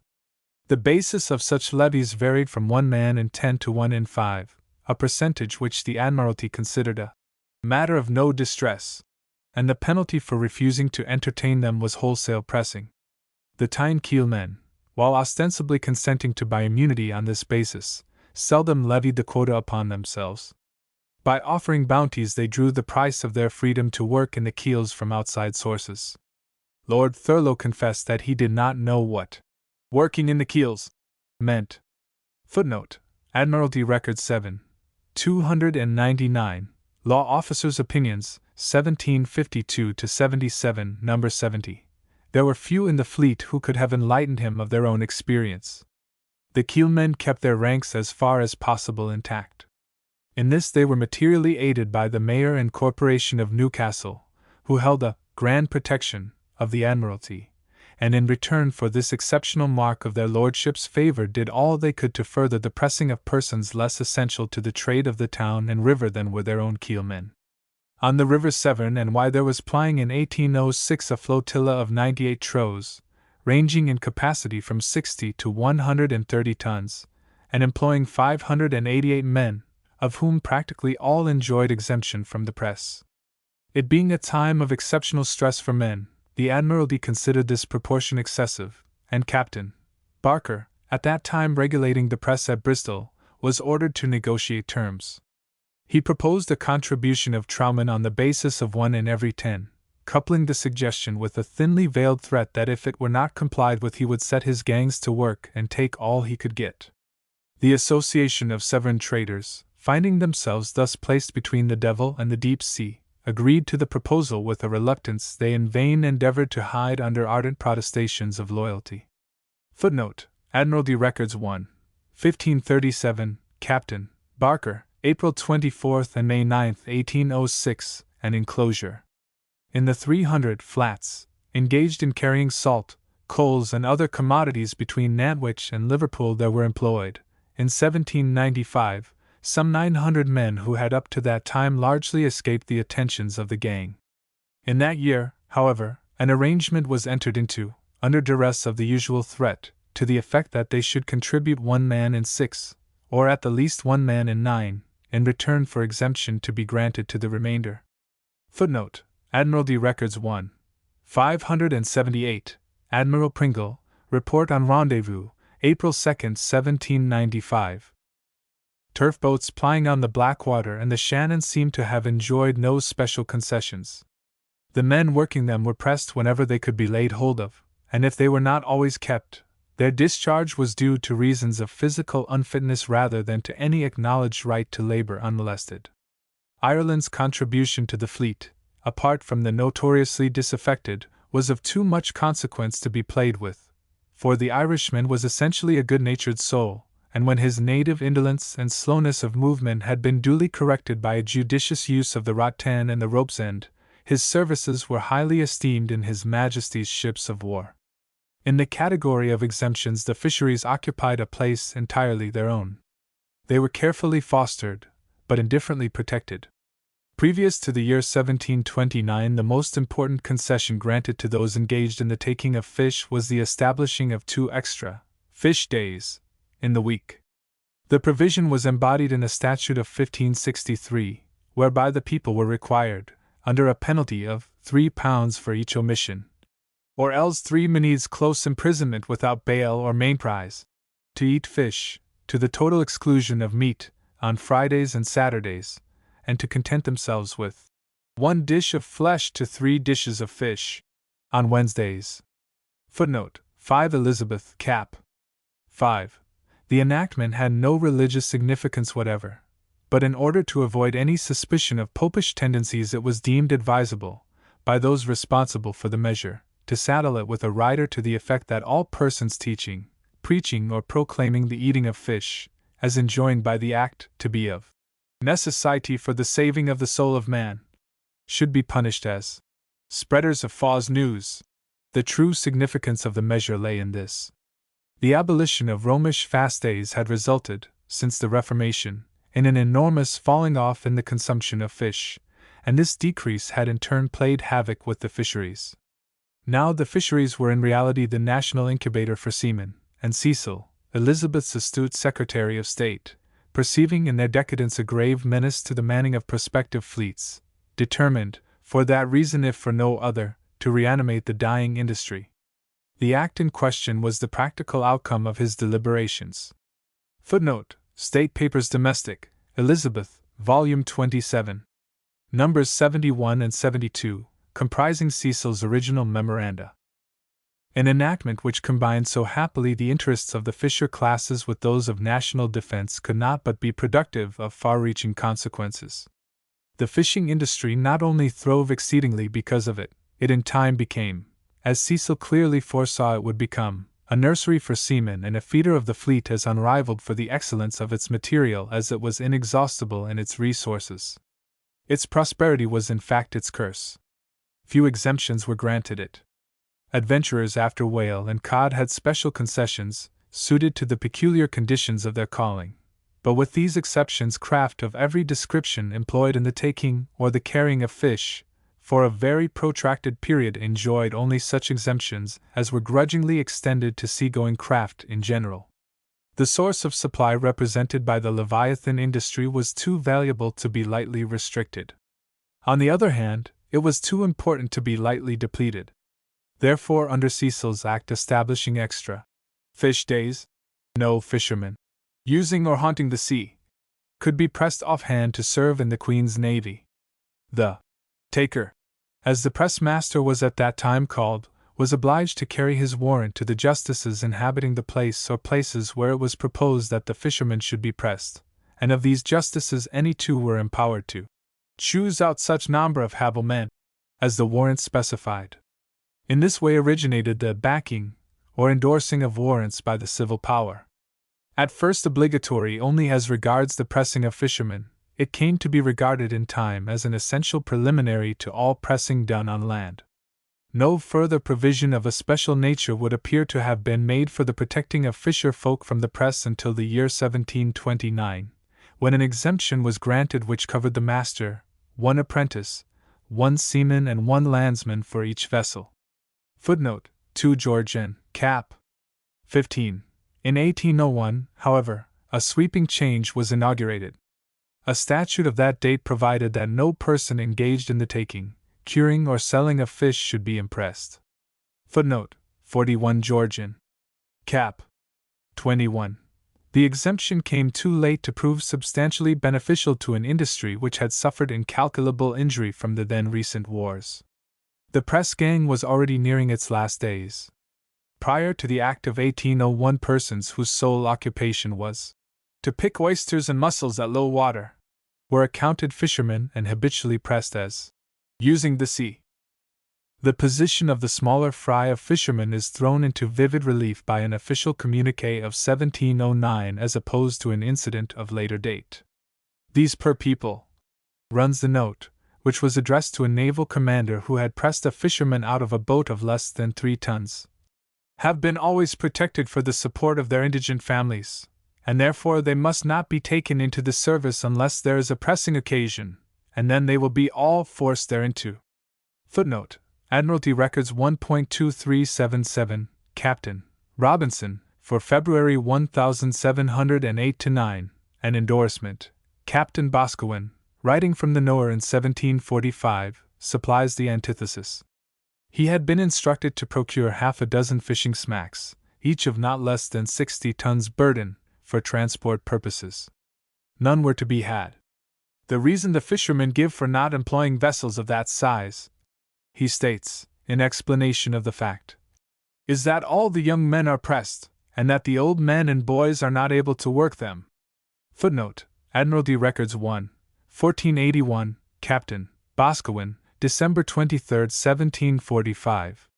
Conditions such as these in time taught the fisherman wisdom, and he awoke to the fact that exemption for a consideration, as in the case of workers on rivers and canals, was preferable to paying through the nose. The Admiralty was never averse from driving a bargain of this description. It saved much distress, much bad blood, much good money. In this way Worthing fishermen bought exemption in 1780. The fishery of that town was then in its infancy, the people engaged in it very poor and needy.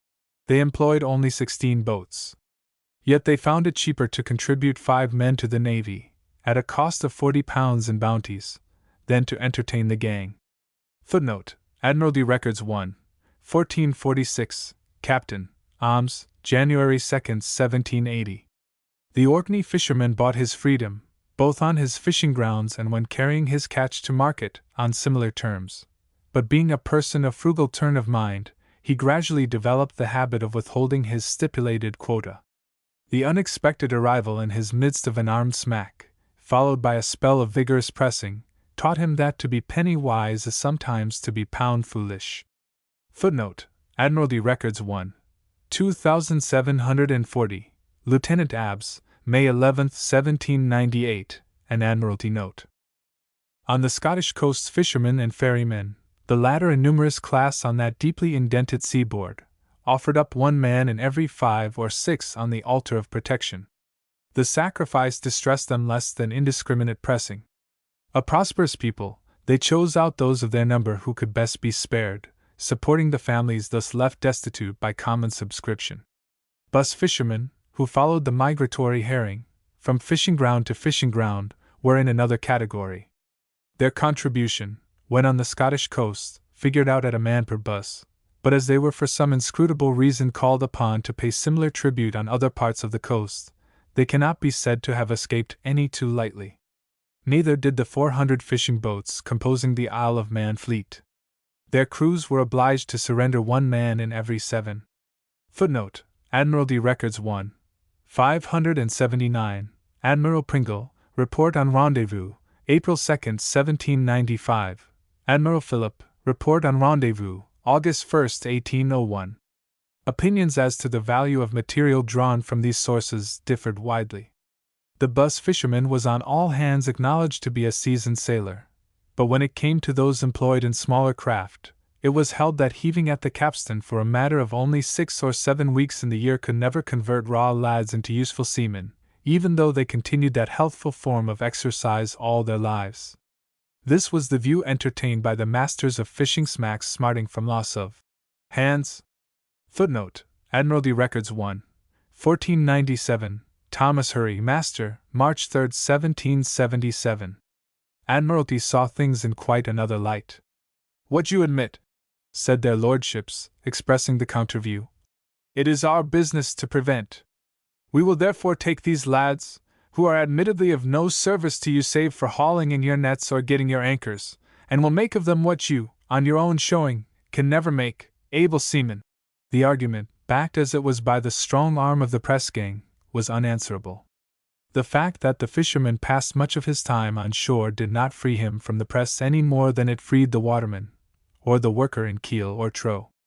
In his main vocation he used the sea, and that was enough.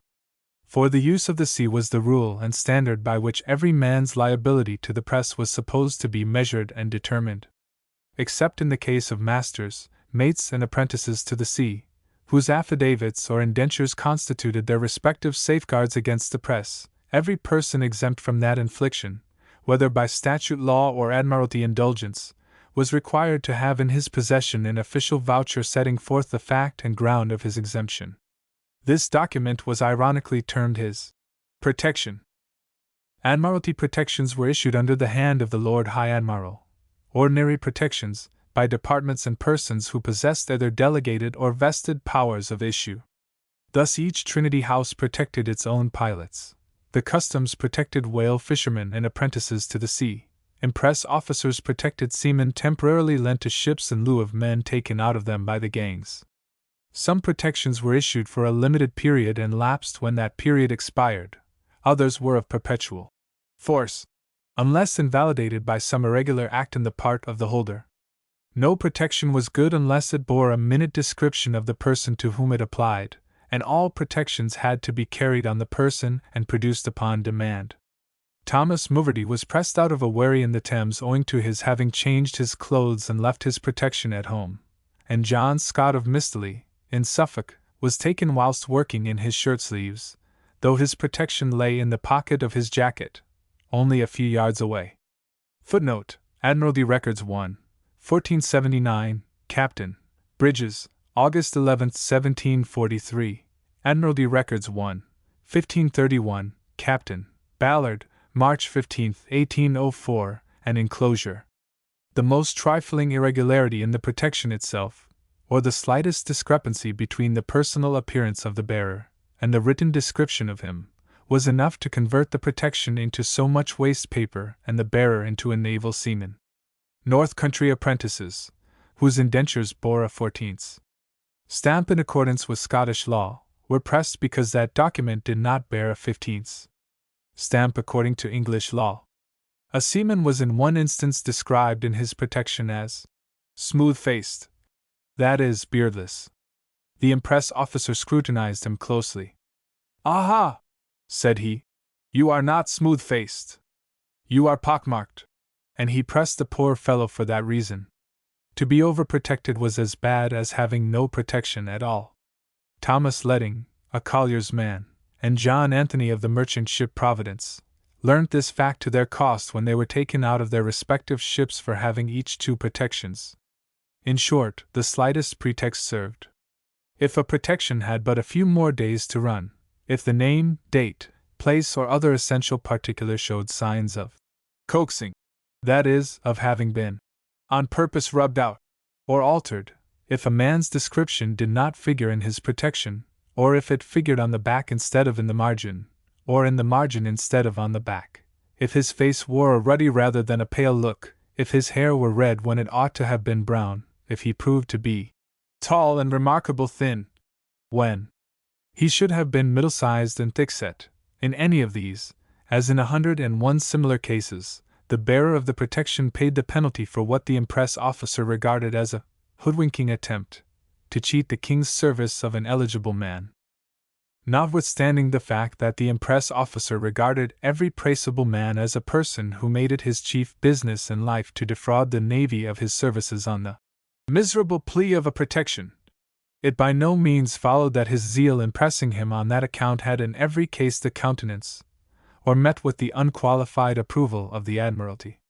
Thousands of men and boys taken in this irresponsible fashion obtained their discharge, though with more or less difficulty and delay, when the facts of the case were laid before the naval authorities, and in general it may be said that although the Lords Commissioners were only too ready to wink at any colorable excuse whereby another physical unit might be added to the fleet, they nevertheless laid it down as a rule, inviolable at least on paper, never to press any man from protections, since it brought great trouble and clamor upon them. Footnote: Admiralty Records 3, 50, Admiralty Minutes, 26 February 1744-5. To assert that the rule was generally obeyed would be to turn the truth into a lie. On the contrary, it was almost universally disregarded. Both officers and gangs traversed it on every possible occasion, leaving the justice or injustice of the act to the arbitrament of the higher tribunal. Zeal for the service was no crime, and to release a man was always so much easier than to catch him. Pressing from protections, as the phrase ran in the service, did not therefore mean that the Admiralty overrode its own protections at pleasure. It merely signified that on occasion more than ordinarily stringent measures were adopted for the holding up and examining of all protected persons, or of as many of them as could be got at by the gangs, to the end that all false or fraudulent vouchers might be weeded out and the dishonest bearers of them consigned to another place. And yet there were times when pressing from protections had its plenary significance too. Lovers of prints who are familiar with Hogarth's Stagecoach, or A Country Inn Yard, date 1747, will readily recall the two outsides, the one a down-in-the-mouth soldier, the other a jolly jack-tar on whose bundle may be read the word Centurion. Now the Centurion was Anson's flagship, and in this print Hogarth has incidentally recorded the fact that her crew, on their return from that famous voyage round the world, were awarded light protections from the press. Footnote: Admiralty Records 1, 1440, Captain Anson, July 24, 1744. The light protection was an indulgence extended to few. Samuel Davidson of Newcastle, sailor, aged 50, who had served for 9 years during the late wars, in 1777 made bold to plead that fact as a reason why he should be freed from the attentions of the press gang for the rest of his life. But the Lords Commissioners refused to admit the plea, unless he was in a position not inferior to that of chief mate. On the other hand, Henry Love of Hastings, who had merely served in a single Dutch expedition, but had the promise of Pitt and Dundas that both he and those who volunteered with him should never be pressed, was immediately discharged when that calamity befell him. Footnote: Admiralty Records 1, 1449, Captain Columbine, July 21, 1800. The granting of extraordinary protections was thus something entirely erratic and not to be counted upon. Captain Balchin in 1708 had special protections for 10 of his ship's company whom he desired to bring to London as witnesses in a suit then pending against him. But the building of the 3 earlier Eddystone lighthouses was allowed to be seriously impeded by the pressing of the unprotected workmen when on shore at Plymouth. And the keepers of the first erection of that name were once carried off bag and baggage by the gang. Smeaton, who built the 3rd Eddystone, protected his men by means of silver badges, and his store-boat enjoyed similar immunity, presumably with the consent of Admiralty, by reason of a picture of the lighthouse painted on her sail. Other great constructors, as well as rich mercantile firms, bought protection at a price. They supplied a stipulated number of men for the fleet, and found the arrangement a highly convenient one for ridding themselves of those who were useless to them or had incurred their displeasure. Footnote: Admiralty Records 1, 583, Admiral Thornborough, November 30, 1813. Private protections, of which great numbers saw the light, were in no case worth the paper they were written on. Joseph Bettesworth of Ryde, Isle of Wight, attorney at law and lord of the manor of Ashie and Ryde, by virtue of an ancient privilege pertaining to that manor and confirmed by royal letters patent, in 1790 protected some 20 seafaring men to work his Antient ferry or passage for the wafting of passengers to and from Ryde, Portsmouth and Gosport, in a smack of about 14 tons, and a wherry. The regulating captain at the last named place asked what he should do about it. Press every man as soon as possible, replied their lordships. Footnote: Admiralty Records 1, 1506, Captain John Bligh, June 1790, and enclosure. Chapter 5. What the Gang Did Afloat. A man we want, and a man we must have, was the naval cry of the century. Footnote: Admiralty Records 1, 1531, Deposition of John Swinburne, July 28, 1804. Nowhere was the cry so loud or so insistent as on the sea, where every ship of war added to its volume. In times of peace, when the demand for men was gauged by those everyday factors, sickness, death, and desertion, it dwindled, if it did not altogether die away. But given a war cloud on the near horizon and the cry for men swelled, as many-voiced as there were keels in the fleet, to a sudden clamor of formidable proportions, a clamor that only the most strenuous and unremitting exertions could in any measure appease. Every navy is Argus-eyed, and in crises such as these, when the very existence of the nation was perhaps at stake, it was first and principally towards the crews of the country's merchant ships that the eyes of the navy were directed, for, shipboard life and shipboard duty being largely identical in both services, no elaborate training was required to convert the merchant sailor into a first-rate man-o'-war's man. The ships of both services were sailing ships. Both, as a rule, when armed. Hence, not only was the merchant sailor an able seaman, he was also trained in the handling of great guns, and in the use of the cutlass, the musket, and the boarding pike. In a word, he was that most valuable of all assets to a people seeking to dominate the sea, a man-o'-war's man ready-made, needing only to be called in order to become immediately effective. The problem was how to catch him, how to take him fresh and vigorous from his deep-sea voyaging, how to enroll him in the King's Navy ere he got ashore with a pocket full of money and relaxed his hardened muscles in the uncontrolled debauchery he was so partial to after long abstention. A device of the simplest yet of the most elaborate description met the difficulty. It was based upon the fact that to take the sailor afloat was a much easier piece of strategy than to ferret him out of his hiding places after he got ashore. The impress trap was therefore set in such a way as to catch him before he reached the land. With infinite ingenuity and foresight, sea gangs were picketed from harbor to harbor, from headland to headland, until they formed an almost unbroken chain around the coasts and guarded the sailors' every point of accustomed approach from overseas. This was the outer cordon of the system, the beginning of the gauntlet the returning sailor had to run. And he was a smart seaman indeed who could successfully negotiate the uncharted rocks and shoals with which the coast was everywhere strewn in his despite. The composition of this chain of sea gangs was mixed to a degree, yet singularly homogeneous.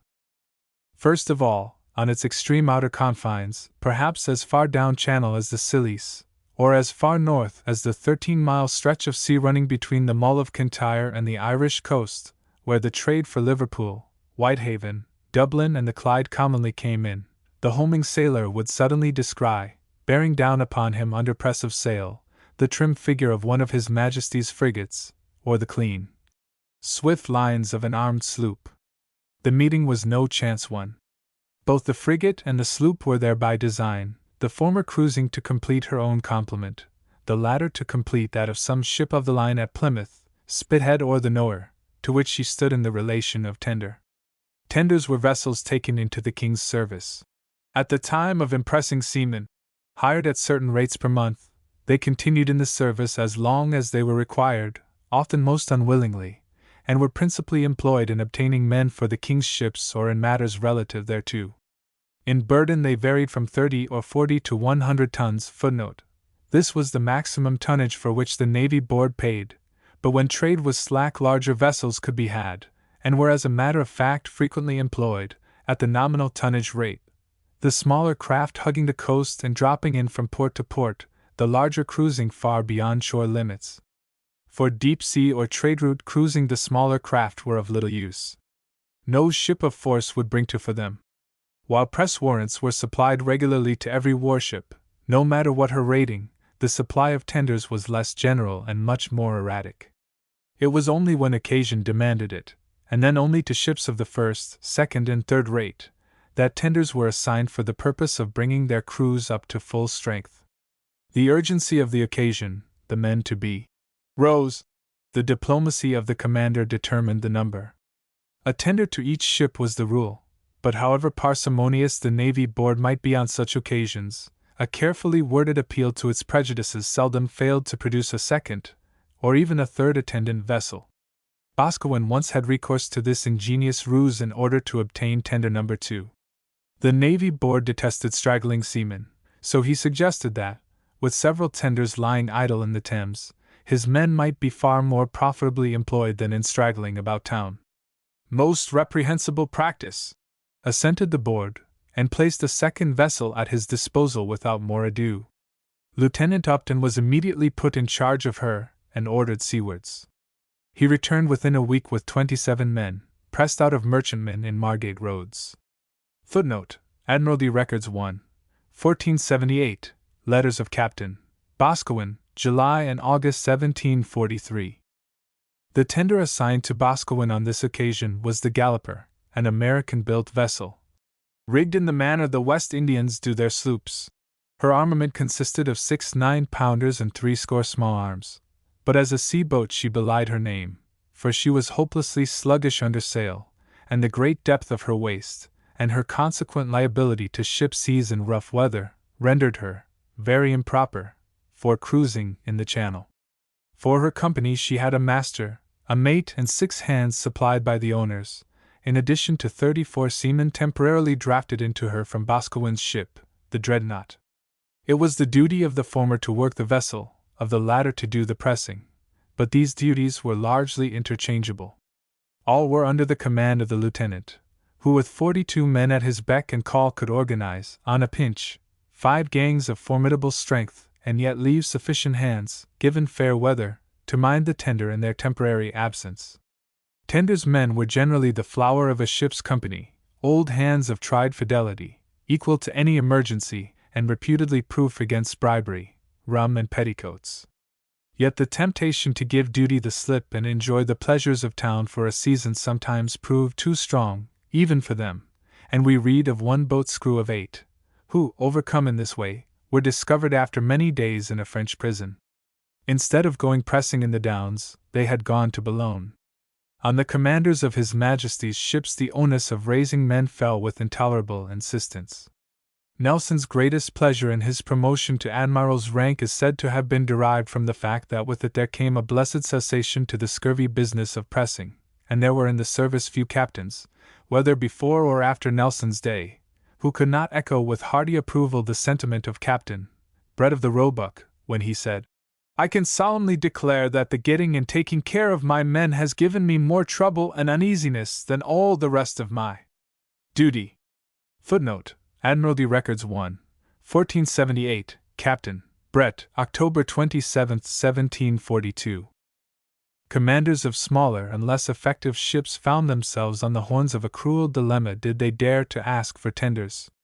Beg and pray as they would, these were rarely allowed them save as a special indulgence, or a crying necessity.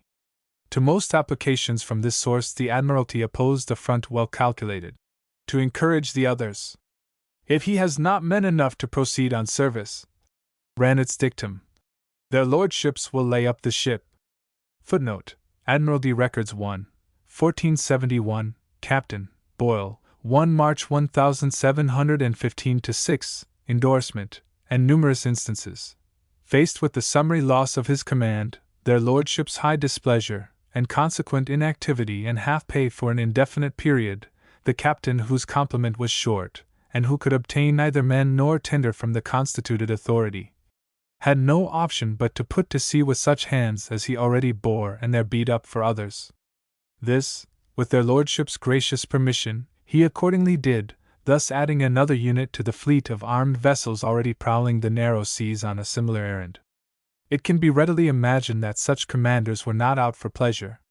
To the great and incessantly active flotilla got together in this way, the regulating captains on shore contributed a further large contingent. Every seaport of consequence had its rendezvous, every seaport rendezvous its amphibious gang or gangs who ranged the adjacent coasts for many leagues in swift bottoms whose character and mission often remained wholly unsuspected until some skillful maneuver laid them aboard their intended victim and brought the gangs swarming over her decks, armed to the teeth and resolute to press her crew. We have now three classes of vessels, of varying build, rig, tonnage and armament, engaged in a common endeavor to intercept and take the homing sailor. Let us next see how they were disposed upon the coast. Tenders from Greenwich and Blackwell ransacked the Thames below bridge as far as Black Stakes in the River Medway, the Nore and the Swin Channel. Tenders from Margate, Ramsgate, Deal and Dover watched the lower Thames estuary, swept the Downs, and kept a sharp lookout along the coasts of Kent and Sussex, of Essex and of Norfolk. To these tenders from Lynn dipped their colours off Wells-on-Sea or Cromer, whence they bore away for the mouth of Humber, where Hull tenders took up the running till met by those belonging to Sunderland, Newcastle upon Tyne and Shields, which in turn joined up the Cordon with others hailing from Leith and the Firth of Forth. Northward of the Forth, away to the extreme Orkneys, and all down the west coast of Scotland through the two Minches and amongst the Hebrides, specially armed sloops from Leith and Greenock made periodic cruises. Greenock tenders, again, united with tenders from Belfast and Whitehaven in a lurking watch for ships making home ports by way of the North Channel, or circled the Isle of Man, ran thence across to Morecambe Bay, and so down the Lancashire coast the length of Formby Head, where the Mersey tenders, alert for the Jamaica trade, relieved them of their vigil. Dublin tenders guarded St. George's Channel, aided by others from Milford Haven and Haverfordwest. Bristol tenders cruised the channel of that names, keeping a sharp eye on Lundy Island and the Holmes, where shipmasters were wont to play them tricks if they were not watchful. Falmouth and Plymouth tenders guarded the coast from Land's End to Portland Bill, Portsmouth tenders from Portland Bill to Beachy Head, and Folkestone and Dover tenders from Beachy Head to the North Foreland, thus completing the encircling chain. Nor was Ireland forgotten in the general sea rummage. As a converging point for the great overseas trade routes it was of prime importance, and tenders hailing from Belfast, Dublin, Waterford, Cork and Limerick, or making those places their chief ports of call, exercised unceasing vigilance over all the coast. In this general scouring of the coastal waters of the kingdom certain points were of necessity subjected to a much closer surveillance than others. Particularly was this true of the sea routes followed by the East and West India, and the Baltic, Virginia, Newfoundland, Dutch and Greenland trades, where these converged upon such centres of world commerce as London, Poole, Bristol, Liverpool and the great northern entrepôts on the Forth and Clyde, the Humber, and the Tyne. A tender stationed off Poole, when a Newfoundland fish convoy was expected in, never failed to reap a rich harvest.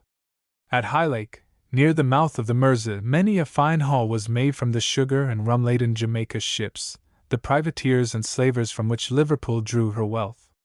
Early in the century sloops of war had orders to cruise between Beachy and the Downs to impress men out of homeward-bound merchant ships, and in 1755 Rodney's lieutenants found the channel full of tenders. Except in times of profound peace, few and brief in the century under review, it was rarely or never in any other state. An ocean highway so congested with the winged vehicles of commerce could not escape the constant vigilance of those whose business it was to waylay the inward-bound sailor. A favourite station in the channel was at ye west end of ye Isle of Wight, near Hurst Castle, where the watchful tender, having under her eye all ships coming from the westward, as well as all passing through the Needles, could press at pleasure by the simple expedient of sending gangs aboard of them. At certain times of the year such ports as Grimsby, Great Yarmouth, Lowestoft and Brixham came in for similar attention. When the fleets were due back from the Great Fishery, on the Dogger Banks, tenders cruising off those ports netted more men than they could find room for, and so heavy was the tribute paid in this way by the fishermen of the last-named port in 1805, that not a single man was to be found in Brixham liable to the impress. Every unprotected man, out of a total of 96 fishing smacks then belonging to the place, had been snapped up by the tenders and ships of war cruising off the bay or further up channel. Footnote: Admiralty Records 1, 581, Admiral Berkeley, Report on Rendezvous, September 15. The double cordon composed of ships and tenders on the cruise by no means exhausted the resources called into play for the intercepting of the sailor afloat. Still nearer the land was a third or innermost line composed of boat gangs operating, like so many of the tenders, from rendezvous on shore, or from ships of war lying in dock or riding at anchor. Less continuous than the outer cordon, it was not less effective, and many a sailor who by strategy or good luck had all but won through, struck his flag to the gang when perhaps only the cast of a line separated him from shore and liberty. It was across the entrance to harbors and navigable estuaries that this innermost line was most frequently and most successfully drawn. Pill, the pilot station for the port of Bristol, threw out such a line to the further bank of Avon, and thereby caught many an able seaman who had evaded the tenders below King Road. On Southampton water it was generally so impassable that few men who could in the slightest degree be considered liable to the press escaped its toils. Footnote: Admiralty Records 1. 581, Admiral Berkeley, Report on Rendezvous, August 5, 1805. Dublin Bay knew it well. A press, on float, there, carried out silently and swiftly in the grey of a September morning, 1801, whilst the mist still hung thick over the water, resulted in the seizure of 74 seamen who had eluded the press smacks cruising without the bay, but of this number 2 proving to be protected apprentices, the Lord Mayor sent the water bailiff of the city, with a detachment of the army, and took them by force out of the hands of the gang. Footnote: Admiralty Records 1. 1526, Captain Brabazon, September 16, 1801, on the Thames. Notwithstanding the ceaseless activity of the outer cordons, the innermost line of capture yielded enormously. The night of October the 28th, 1776, saw 399 men, the greater part of them good seamen, pressed by the boats of a single ship, the Princess Augusta, Captain Sir Richard Bickerton, commander, then fitting out at Woolwich. Footnote: Admiralty Records 1. 1497, Captain Bickerton, October 29, 1776. Such a raid was very properly termed a hot press. The amazing feature of this exploit is, that it should have been possible at all, in view of what was going on in the Thames estuary below a line drawn across the river's mouth from Foulness to Sheerness Reach. Seawards of this line lay the 2 most famous anchorages in the world, where ships foregathered from every quarter of the navigable globe. Then the Nore and the Downs, no finer recruiting ground could anywhere be found, and here the shore gangs afloat, and the boat gangs from ships of war, were forever on the alert. No ship, whether inward or outward bound, could pass the Nore without being visited. Nothing went by unsearched. Footnote: Admiralty Records 1. 2733, Captain Young, March 7, 1756. The wonder is that any unprotected sailor ever found his way to London. In the Downs these conditions reached their climax, for thither, in never-ending procession, came the larger ships which were so fruitful of good hauls. With the wind at north, or between north and east, few ships came in and little could be done. But when the wind veered and came piping out of the west or so-west, and they came in such numbers that the gangs, however numerous they might be, had all their work cut out to board them. A special tender, swift and exceedingly well found, was accordingly stationed here, whose duty it was to be very watchful that no vessel passed without a visit from the impressed boats. Footnote: Admiralty Records 1. 2733. Orders of Vice Admiral Buckle to Captain Yates, April 29, 1778.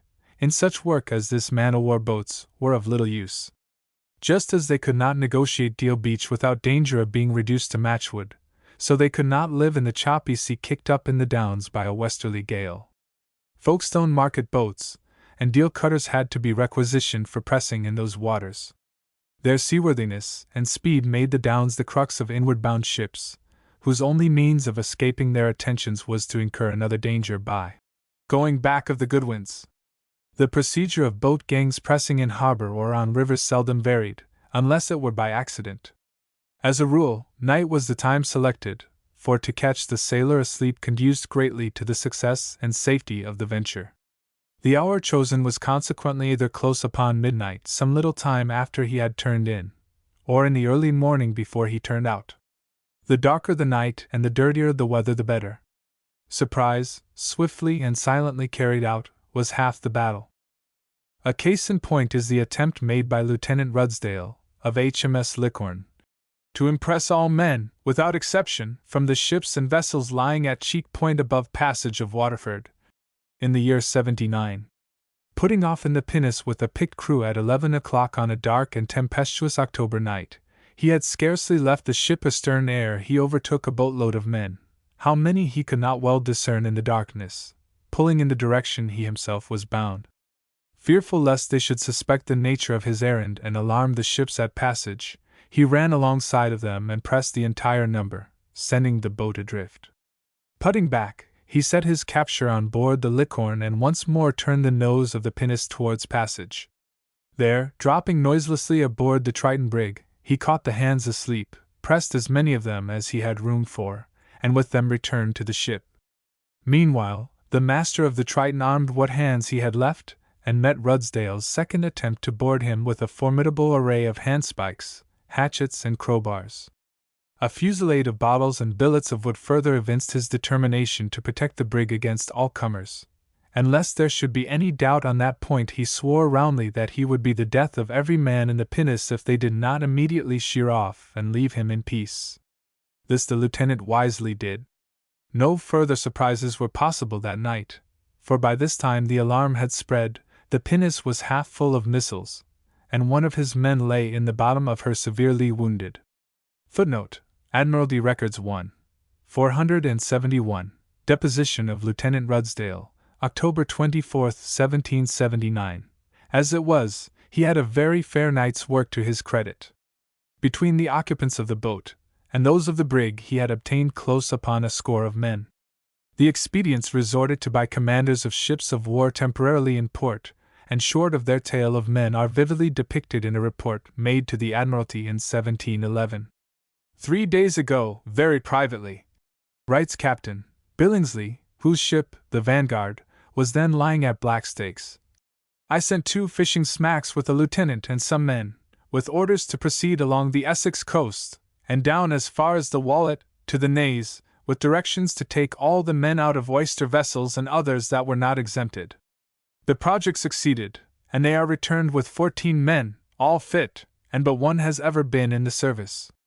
The coast was alarmed, and the country people came down and furred from the shore upon the smacks, and no doubt but they do still take 'em to be privateers. Footnote: Admiralty Records 1. 1470, Captain Billingsley, May 5, 1711. Pressing at sea differed materially in many of its aspects from pressing on the more sheltered waters of rivers and harbors. Carried out as a rule in the broad light of day, it was for that very reason accompanied with a more open and determined display of force than those quieter ventures which depended so largely for their success upon the element of surprise. Situated as we are in these latter days, when anyone who chooses may drive his craft from Land's End to John O'Groats without hindrance, it is difficult to conceive that there was ever a time when the whole extent of the coastal waters of the kingdom, as ranged by the impressed tender, was under rigorous martial law. Yet such was unquestionably the case. Throughout the 18th century the flag was everywhere in armed evidence in those waters, and no sailing master of the time could make even so much as a day's run with any certainty that the peremptory summons, "Bring to! I'm coming aboard of you!" would not be bawled at him from the mouth of a gun. The retention of the command of a tender depended entirely upon her success in procuring men. As a rule, she was out for no other purpose, and this being so, it is not to be supposed that the officer in charge of her would do otherwise than employ the means ordained for that end. Accordingly, as soon as a sail was sighted by the tender's lookout man, a gun was loaded, shot with round shot, and run out ready for the moment when the vessel should come within range. The first intimation the intended victim had of the fate in store for her was the shriek of the round shot athwart her bows. This was the signal, universally known as such, for her to back her topsails and await the coming of the gang, already tumbling in ordered haste into the armed boat prepared for them under the tender's quarter. And yet it was not always easy for the sprat to catch the whale. A variety of factors entered into the problem and made for failure as often as for success. Sometimes the tender's powder was bad, so bad that in spite of an extra pound or so added to the charge, the shot could not be got to carry as far as a common musket ball. Footnote: Admiralty Records 1. 2485, Captain Shirley, November 5, 1780, and numerous instances. When this was the case, her commander suffered a double mortification.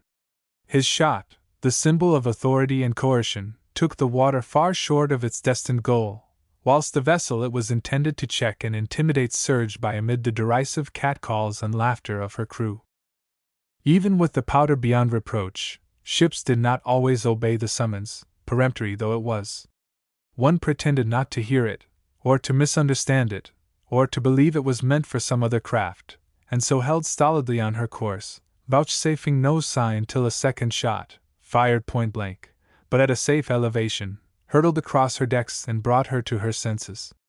Another, perhaps some well-armed Levantine trader or tall Indiaman whose crew had little mind to strike their colors submissively at the behest of a midget press smack, would pipe to quarters and put up a stiff fight for liberty and the dear delights of London town, a fight from which the tender, supposing her to have accepted the gage of battle, rarely came off victor. Or the challenged ship, believing herself to be the faster craft of the two, clapped on all sail, caught an opportune slatch of wind, and showed her pursuer a clean pair of heels, the tender's guns meanwhile barking away at her until she passed out of range. These were incidents in the chapter of pressing afloat which every tender's commander was familiar with. Back of them all lay a substantial fact, and on that he relied for his supply of men. There was somehow a magic in the boom of a naval gun that had its due effect upon most shipmasters. They brought to, however reluctantly, and awaited the pleasure of the gang.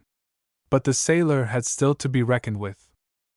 In order to invest the business of taking the sailor with some semblance of legality, it was necessary that the commander of the tender, in whose name the press warrant was made out, or one of his two midshipmen, each of whom usually held a similar warrant, should conduct the proceedings in person, and the first duty of this officer, on setting foot upon the deck of the vessel held up in the manner just described, was to order her entire company to be mustered for his inspection. If the master proved civil, this preliminary passed off quickly and with no more confusion than was incidental to a general and hasty rummaging of sea chests and lockers in search of those magic protections on which hung the immediate destiny of every man in the ship, excepting only the skipper, his mate, and that privileged person, the boatswain. The muster effected, the officer next subjected each protection to the closest possible scrutiny, for none who knew the innate trickery of seamen would ever take their words for it. Footnote: Admiralty Records 1. 1482, Captain Boscawen, 20 March 1745-6. Men who had no protections, men whose papers bore evident traces of coaxing or falsification, men whose appearance and persons failed to tally exactly with the description there written down, these were set apart from their more fortunate messmates, to be dealt with presently. To their ranks were added others whose protections had either expired or were on the point of expiry, as well as skulkers who sought to evade His Majesty's press by stowing themselves away between or below decks, and who had been by this time more or less thoroughly routed out by members of the gang armed with hangers. The two contingents now lined up, and their total was checked by reference to the ship's articles, the officer never omitting to make affectionate inquiries after men marked down as run drown, or discharged, for none knew better than he, if an old hand at the game, how often the run man ran no further afield than some secure hiding place overlooked by his gangers, or how miraculously the drowned bobbed up once more to the surface of things when the gang had ceased from troubling. If the ship happened to be an inward bound, and to possess a general protection exempting her from the press only for the voyage then just ending, that fact greatly simplified and abbreviated the proceedings, for then her whole company was looked upon as the ganger's lawful prey. In the case of an outward-bound ship, the gang officer's duty was confined to seeing that she carried no more hands than her protection and tonnage permitted her to carry. All others were pressed. Cowed by armed authority, or wounded and bleeding in a lost cause as hereafter to be related, the men were hustled into the boat with No more violence than was necessary for securing them. Footnote: Admiralty Records 1, 1437, Captain Aldred, June 12, 1708. Their chests and bedding followed, making a full boat, and so, having cleared the ship of all her praisable hands, the gang prepared to return to the tender. But first there was a last stroke of business to be done. The gunner must have his bit. Up to this point, beyond producing the ship's papers for inspection and gruffly answering such questions as were put to him, the master of the vessel had taken little part in what was going on. His turn now came. By virtue of his position he could not be pressed, but there existed a very ancient naval usage according to which he could be, and was, required to pay for the powder and shot expended in inducing him to receive the gang on board. In law the exaction was indefensible.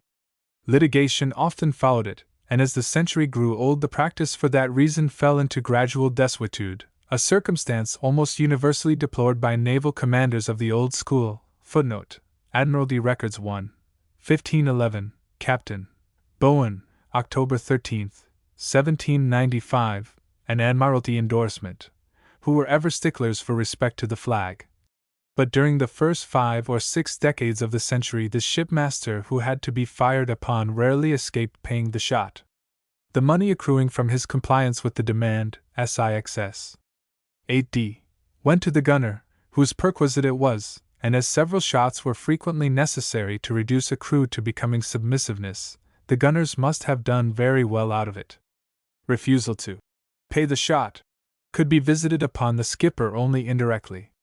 Another man or two were taken out of him by way of reprisals, and the press boat shoved off, to return a second, or even a third time, if the pressed men numbered more than she could stow. From this summary mode of depriving a ship of a part or the whole of her crew 2 serious complications arose, the first of which had to do with the wages of the men pressed, the second with what was technically called carrying the ship up, that is to say, sailing her to her destination. According to the law of the land, the sailor who was pressed out of a ship was entitled to his wages in full till the day he was pressed, and not only was every shipmaster bound to provide such men with tickets good for the sums severally due to them, tickets drawn upon the owners and payable upon demand, but it was the duty of every impress officer to see that such tickets were duly made out and delivered to the men. Refusal to comply with the law in this respect led to legal proceedings, in which, except in the case of foreign ships, the Admiralty invariably won.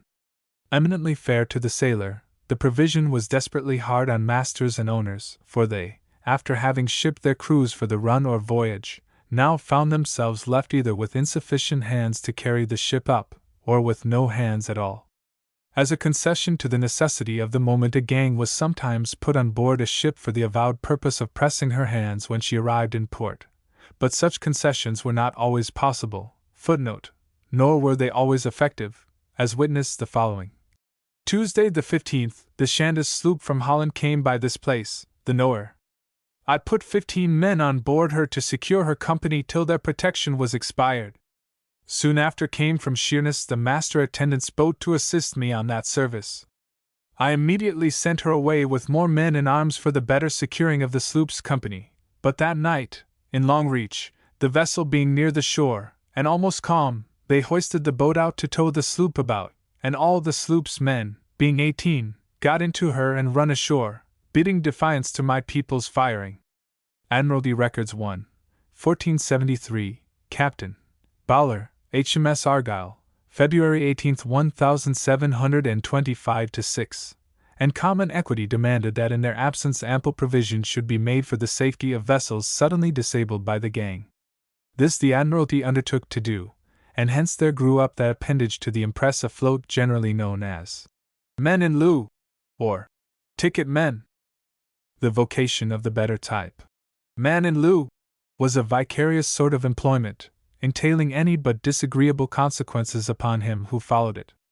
At every point on the coast where a gang was stationed, and at many where they were not, great numbers of these men were retained for service afloat whenever required. The 3 ports of Dover, Deal, and Folkestone alone at one time boasted no less than 450 of them, and when a hot press was in full swing in the Downs even this number was found insufficient to meet the demand. mostly fishermen, sea fencibles, and others of a quasi-seafaring type, they enjoyed complete exemption from the impress as a consideration for going in press men's rooms, received a shilling, and in some cases 18 pence a day while so employed, and had a penny a mile road money for their return to the place of their abode, where they were free, in the intervals between carrying ships up, to follow any longshore occupation they found agreeable, save only smuggling. The enjoyment of these privileges, and particularly the privilege of exemption from the press, made them, as a class, notorious for their independence and insolence, characteristics which still survive in not a few of their descendants. Tenders going a-pressing often bore a score or two of these privileged individuals as supers, who were drafted into ships, as the crews were taken out, to assist the master, mate, and few remaining hands, were any of the latter left, in carrying them up. Or if no supers of this class were borne by the tender, she loaned the master a sufficient number of her own company, duly protected by tickets from the commanding officer, and invariably the most unserviceable people on board, to work the ship into the nearest port where regular men in lieu could be obtained. Had all men in lieu conformed to the standard of the better class substitute of that name, the system would have been laudable in the extreme and trade would have suffered little inconvenience from the depredations of the gangs. But there was in the system a flaw that generally reduced the aid lent to ships to something little better than a mere travesty of assistance. That flaw lay in the fact that Admiralty never gave as good as it took. Clearly, it could not. True, it supplied substitutes to go in press men's rooms, but to call them men in lieu was a gross abuse of language. In reality, the substitutes supplied were in the great majority of cases mere scum in lieu, the unpressable residuum of the population, consisting of men too old or lads too young to appeal to the cupidity of the gangs, poor creatures whom the regulating captains had refused, useless on land and worse than useless at sea. In the general character of the persons sent in pressed men's rooms, Admiralty thus had trade on the hip, and trade suffered much in consequence.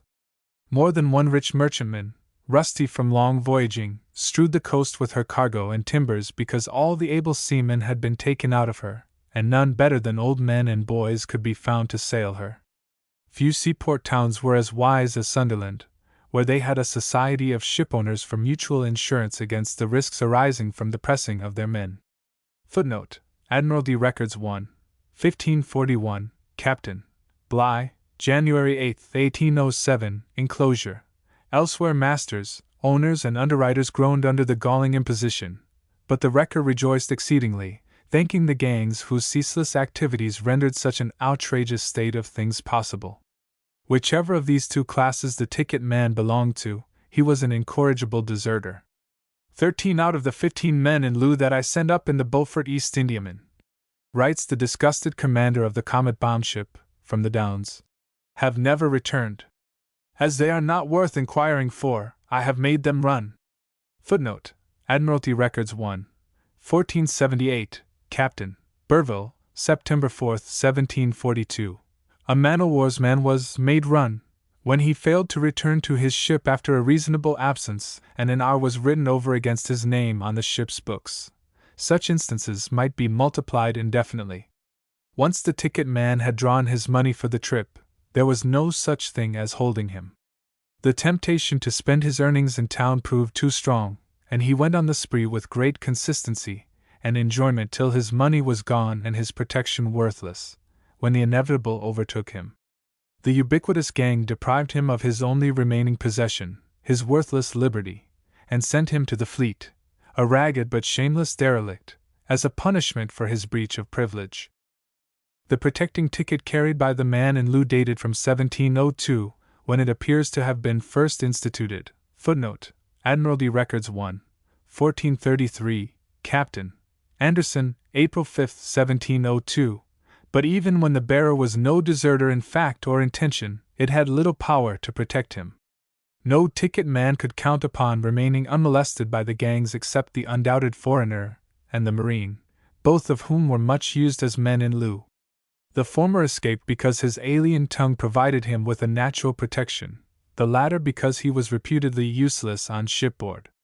In the person of the marine, indeed, the man in lieu achieved the climax of ineptitude. It was an ironical rule of the service that persons refusing to act as men in lieu should suffer the very fate they stood in so much danger of in the event of their consenting. Broadstairs fishermen in 1803 objected to serving in that capacity, though tendered the exceptional wage of 27s for the run to London. If not compelled to go in that way, they alleged, they could make their own terms with shipmasters and have as many guineas as they were now offered shillings. Orders to press them for their contumacy were immediately sent down. Footnote: Admiralty Records 1, 1450, Captain Carter, August 16, 1803. By the year 1811 the halcyon days of the man in lieu were at an end. As a class he was then practically extinct.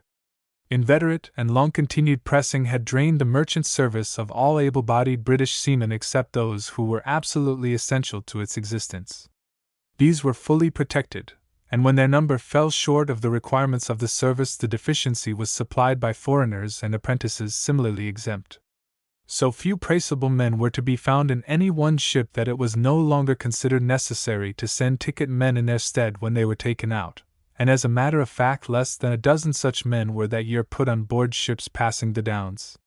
Footnote: Admiralty Records 1, 1453, Captain Anderson, August 31, 1811.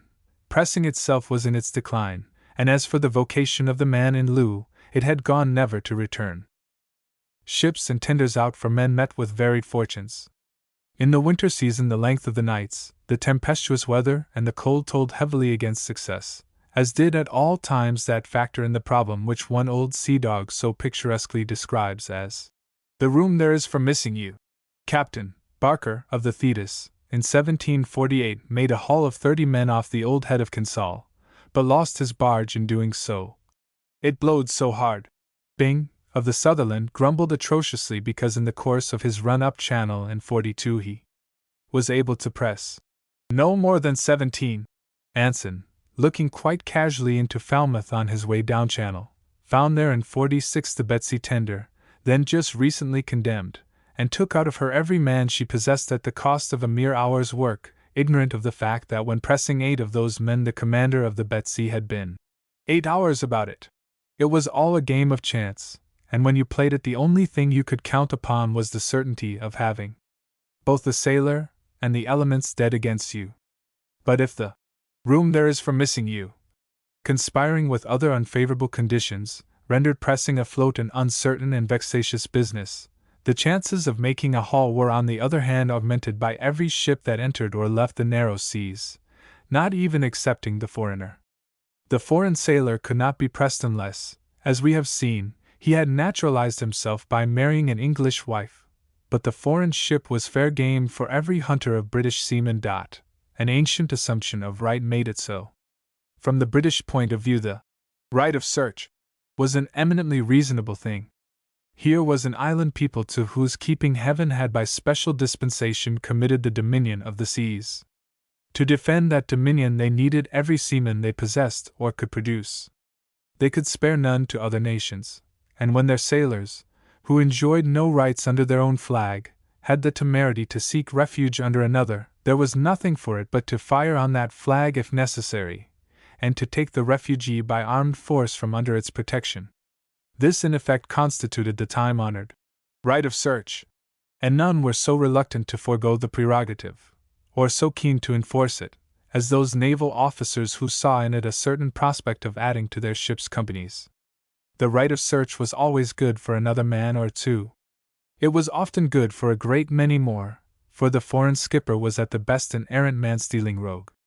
If a Yankee, he hated the British because he had beaten them; if a Frenchman or a Hollander, because they had beaten him.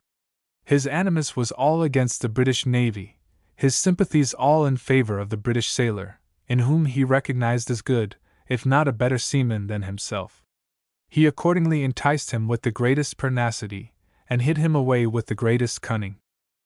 Every impress officer worth his salt was fully alive to these facts, and on all the coast no ship was so thoroughly ransacked as the ship whose skipper affected a bland ignorance of the English tongue or called heaven to witness the blamelessness of his conduct with many gesticulations and strange oaths. Lieutenant Oakley, regulating officer at Deal, once boarded an outward-bound Dutch East Indiaman in the Downs. The master strenuously denied having any English sailors on board, but the lieutenant, being suspicious, sent his men below with instructions to leave no part of the ship unsearched. They speedily routed out 3, who discovered that there were in all 13 on board, most of them good and able seamen. Footnote: Admiralty Records 1. 3363, Lieutenant Oakley, December 8, 1743. The case is a typical one. Another source of joy and profit to the gangs afloat were the great annual convoys from overseas. For safety's sake, merchantmen in times of hostilities sailed in fleets, protected by ships of war, and when a fleet of this description was due back from Jamaica, Newfoundland, or the Baltic, that part of the coast where it might be expected to make its landfall literally swarmed with tenders, all on the qui vive for human plunder. They were seldom disappointed.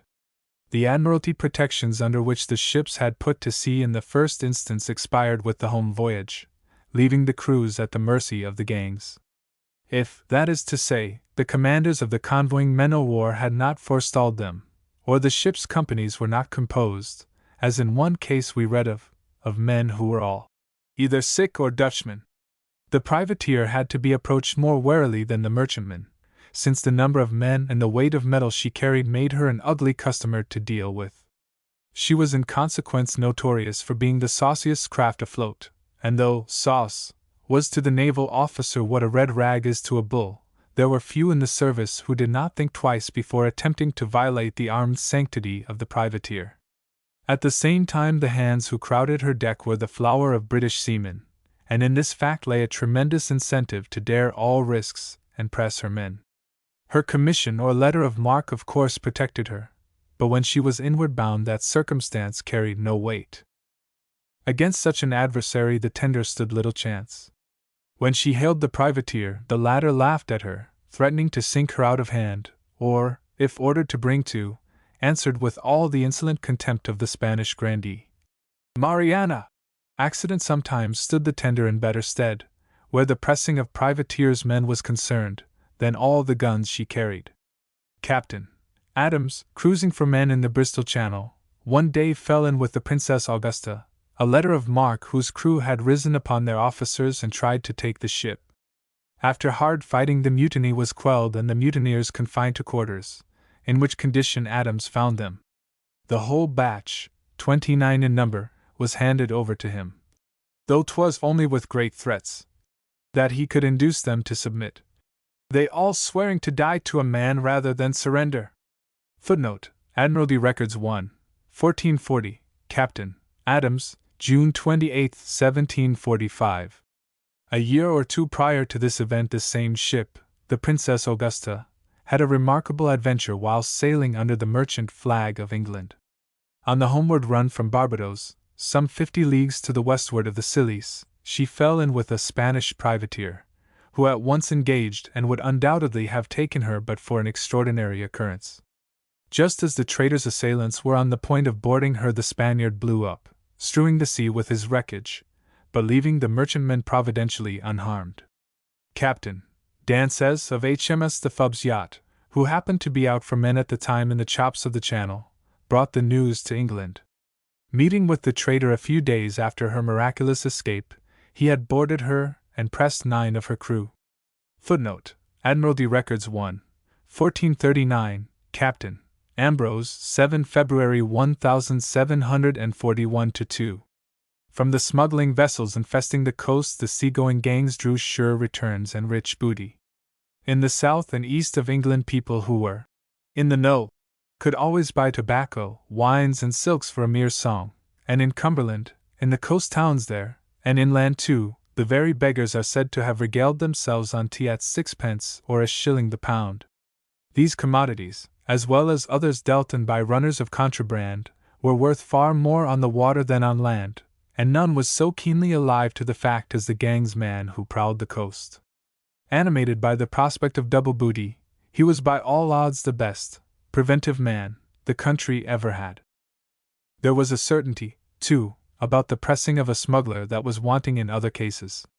The sailor taken out of a merchant ship, or the fisherman out of a smack, might at the 11th hour spring upon you a protection good for his discharge. Not so the smuggler. There was in his case no room for the unexpected. No form of protection could save him from the consequences of his trade.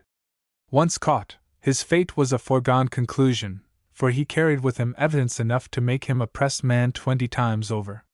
Hence the gang's man and the naval officer loved the smuggler, and lost no opportunity of showing their affection. Strong breezes and cloudy, records the officer in command of HMS Stag, a 28-gun frigate, in his log. Having made the signal for 2 strange sail in the west, proceeded on under courses and double-reefed topsails. At 1 set the jib and driver, at 3 boarded a smuggling cutter, but having papers proving she was from Guernsey, and being out limits, pressed 1 man and let her go. Footnote: Admiralty Records 1. 2734. Log of HMS Stag, Captain. York Commander, October 5, 1794. Friday last, says the captain of the spy sloop of war, I sailed out of Yarmouth Roads with a fleet of colliers in order to press men, and in my way fell in with 2 Dutch-built schoots sailed by Englishmen, bound for Holland, one belonging to Hull, called the Mary, the other to Lynn, called the Willing Traveller. I searched them and took out of the former £64 14, and out of the latter £300 6, all English money, which I've delivered to the collector of custom at Yarmouth. I likewise impressed out of the 2 vessels 7 men. Footnote: Admiralty Records 1. 1438, Captain, Arnold, May 29, 1727. The exporting of coin was illegal. In the execution of my orders for pressing, reports Captain Young from on board the Bonetta sloop under his command, I lately met with 2 smugglers, and landing my boats into a rocky bay where they were running of goods, the weather came on so violent I had my pinnace stove so much as to be rendered unserviceable. They threw overboard all their brandy, tea, and tobacco, of which last we recovered about 14 bags and put it to the custom house. In endeavoring to bring one of them to sail, my boatswain, who is a very brisk and deserving man, had his arm broke, so that though we got no more of their cargo, it has broke their voyage and trade this bout. Footnote: Admiralty Records 1. 2732, Captain Young, April 6, 1739. On the 13th of December, 1703, George Messenger, boatswain of the wolf-armed sloop, whilst pressing on the Humber, descried a keel, lying high and dry apart from the other shipping in the river, where it was then low water. Boarding her with the intention of pressing her men, he found her deserted save for the master, and thinking that some of the hands might be in hiding below, where the master assured him he would find nothing but ballast, he did order one of his boat's crew to go down in the hold and see what was therein, who presently returned and reported a quantity of wool concealed under some coals a foot thick. The exportation of wool being at that time forbidden under heavy penalties, the vessel was seized and the master pressed, a course frequently adopted in such circumstances, and uniformly approved. Footnote: Admiralty Records 1. 1465, Deposition of George Messenger, December 20, 1703. Oling or wooling, as the exportation of wool contrary to law was variously termed, was a felony punishable, according to an enactment of Edward III, with forfeiture of life and member. So serious was the offence considered that in 1565 a further enactment was formulated against it. Thereafter any person convicted of exporting a live ram, lamb or sheep, was not only liable to forfeit all his goods, but to suffer imprisonment for a year, and at the end of the year, in some open market town, in the fullness of the market on the market day, to have his right hand cut off and nailed up in the openest place of such market. The first of these acts remained in nominal force till 1863. While the gangs afloat in this way lent their aid in the suppression of smuggling, they themselves were sometimes subjected to disagreeable espionage on the part of those whose duty it was to keep a special lookout for runners of contraband goods. An amusing instance of this once occurred in the Downs. The commanding officer of HMS Orford, discovering his complement to be short, sent one of his lieutenants, Richardson by name, in quest of men to make up the deficiency. In the course of his visits from ship to ship there somehow found their way into the lieutenant's boat a 15-gallon keg of rum and 10 bottles of white wine. Between 7 and 8 o'clock in the evening he boarded an Indiaman and went below with the master. Scarcely had he done so, however, when an uproar alongside brought him hurriedly on deck, to find his boat full of strange faces. A customs cutter, in some unaccountable way getting wind of what was in the boat, had unexpectedly clapped them aboard, collared the man-o'-war's men for a set of rascally smugglers, and confiscated the unexplainable rum and wine, becoming so fuddled on the latter, which they lost no time in consigning to bond, that one of their number fell into the sea and was with difficulty fished out by Richardson's disgusted gangsmen. Footnote: Admiralty Records 1, 1473, Captain Brown, July 30, 1727, and enclosures. The only inward-bound ship the gangsmen were forbidden to press from was the sick ship, or vessel undergoing quarantine because of the presence, or the suspected presence, on board of her of some catching disease, and more particularly of that terrible scourge the plague.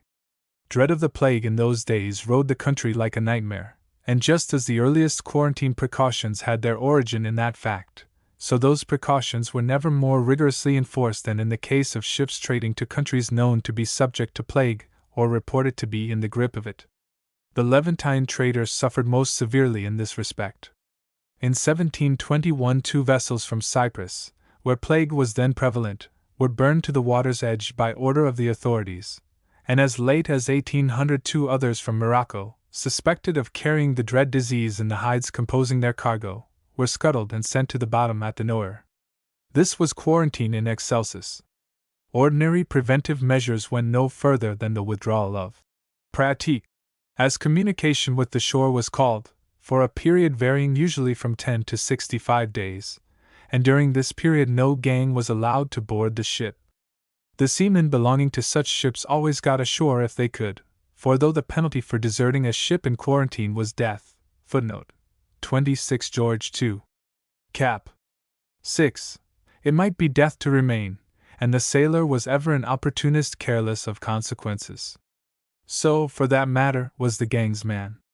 Knowing well that Jack would make a break for it the first chance he got, he hovered about the ship both day and night, alert for every movement on board, watchful of every ripple on the water, taunting the woebegone sailors with the irksomeness of their captivity or the certainty of their capture, and awaiting with what patience he could the hour that should see pratique restored and the crew at his mercy. Whether the ship had catching disease on board or not might be an open question. There was no mistaking its symptoms in the gangsman. Standgate Creek, on the River Medway, was the great quarantine station for the port of London, and here, in the year 1744, was enacted one of the most remarkable scenes ever witnessed in connection with pressing afloat. The previous year had seen a recrudescence of plague in the Levant and consequent panic in England, where extraordinary precautions were adopted against possible infection. In December of that year there lay in Standgate Creek a fleet of not less than a dozen Levantine ships, in which were cooped up, under the most exacting conditions imaginable, more than 200 sailors. At Sheerness, only a few miles distant, a number of ships of war, amongst them Rodney's, were at the same time fitting out and wanting men. The situation was thus charged with possibilities. It was estimated that in order to press the 200 sailors from the quarantined ships, when the period of detention should come to an end, a force of not less than 150 men would be required. These were accordingly got together from the various ships of war and sent into the creek on board a tender belonging to the Royal Sovereign. This was on the 15th of December, and quarantine expired on the 22nd. The arrival of the tender threw the creek into a state of consternation bordering on panic, and that very day a number of sailors broke bounds and fell a prey to the gangs in attempting to steal ashore. Seymour, the lieutenant in command of the tender, did not improve matters by his idiotic and unofficer-like behavior. Every day he rowed up and down the creek, in and out amongst the ships, taunting the men with what he would do unless they volunteered, when the 22nd arrived, and he was free to work his will upon them. He would have them all, he assured them, if he had to shoot them like small birds. By the 22nd the sailors were in a state of mutinous insolence. When the tender's boats approached the ships they were welcomed with presented arms, and obliged to sheer off in order to obtain more force. so menacing did the situation appear. Seeing this, and either mistaking or guessing the import of the move, the desperate seamen rushed the cabins, secured all the arms and ammunition they could lay hands on, hoisted out the ship's boats, and in these reached the shore in safety ere the tender's men, by this time out in strength, could prevent or come up with them. The fugitives, to the number of 100 or more, made off into the country to the accompaniment, we are told, of smart firing on both sides. With this exchange of shots the curtain falls on the fray at Stangate Creek. Footnote: Admiralty Records 1, 1480, Captain, Berkeley, December 30, 1744, an enclosure. In the engagement 2 of the seamen were wounded, but all escaped the snare of the fowler, and in that happy denouement our sympathies are with them. Returning transports paid immediate and heavy tribute to the gangs afloat. Out of a fleet of such vessels arriving at the Nore in 1756, 230 men, a parcel of as fine fellows as were ever pressed, fell to the gangs. Not a man escaped from any of the ships, and the boats were kept busy all next day shifting chests and bedding and putting in ticket men to navigate the depleted vessels to London. Footnote: Admiralty Records 1, 1487, Captain, Boys 6, the 7th and the 8th of July 1756. A similar press at the Cove of Cork, on the return of the transports from America in '79, proved equally productive. Hundreds of sailors were secured, to the unspeakable grief of the local crimps, who were then offering long prices in order to recruit Paul Jones, at that time cruising off the Irish coast. Footnote: Admiralty Records 1, 1499, Letters of Captain Bennett, 1779. The cartel ship was an object of peculiar solicitude to the seagoing gangsman. In her, after weary months passed in French, Spanish, or Dutch prisons, hundreds of able-bodied British seamen returned to their native land in more or less prime condition for His Majesty's Navy. The warmest welcome they received was from the waiting gangsman. Often they got no other. Few cartels had the extraordinary luck of the ship of that description that crept into Rye Harbor one night in March 1800, and in bright moonlight landed 300 lusty sailor-men fresh from French prisons, under the very nose of the battery, the guard at the port head, and the clinker gunbrig.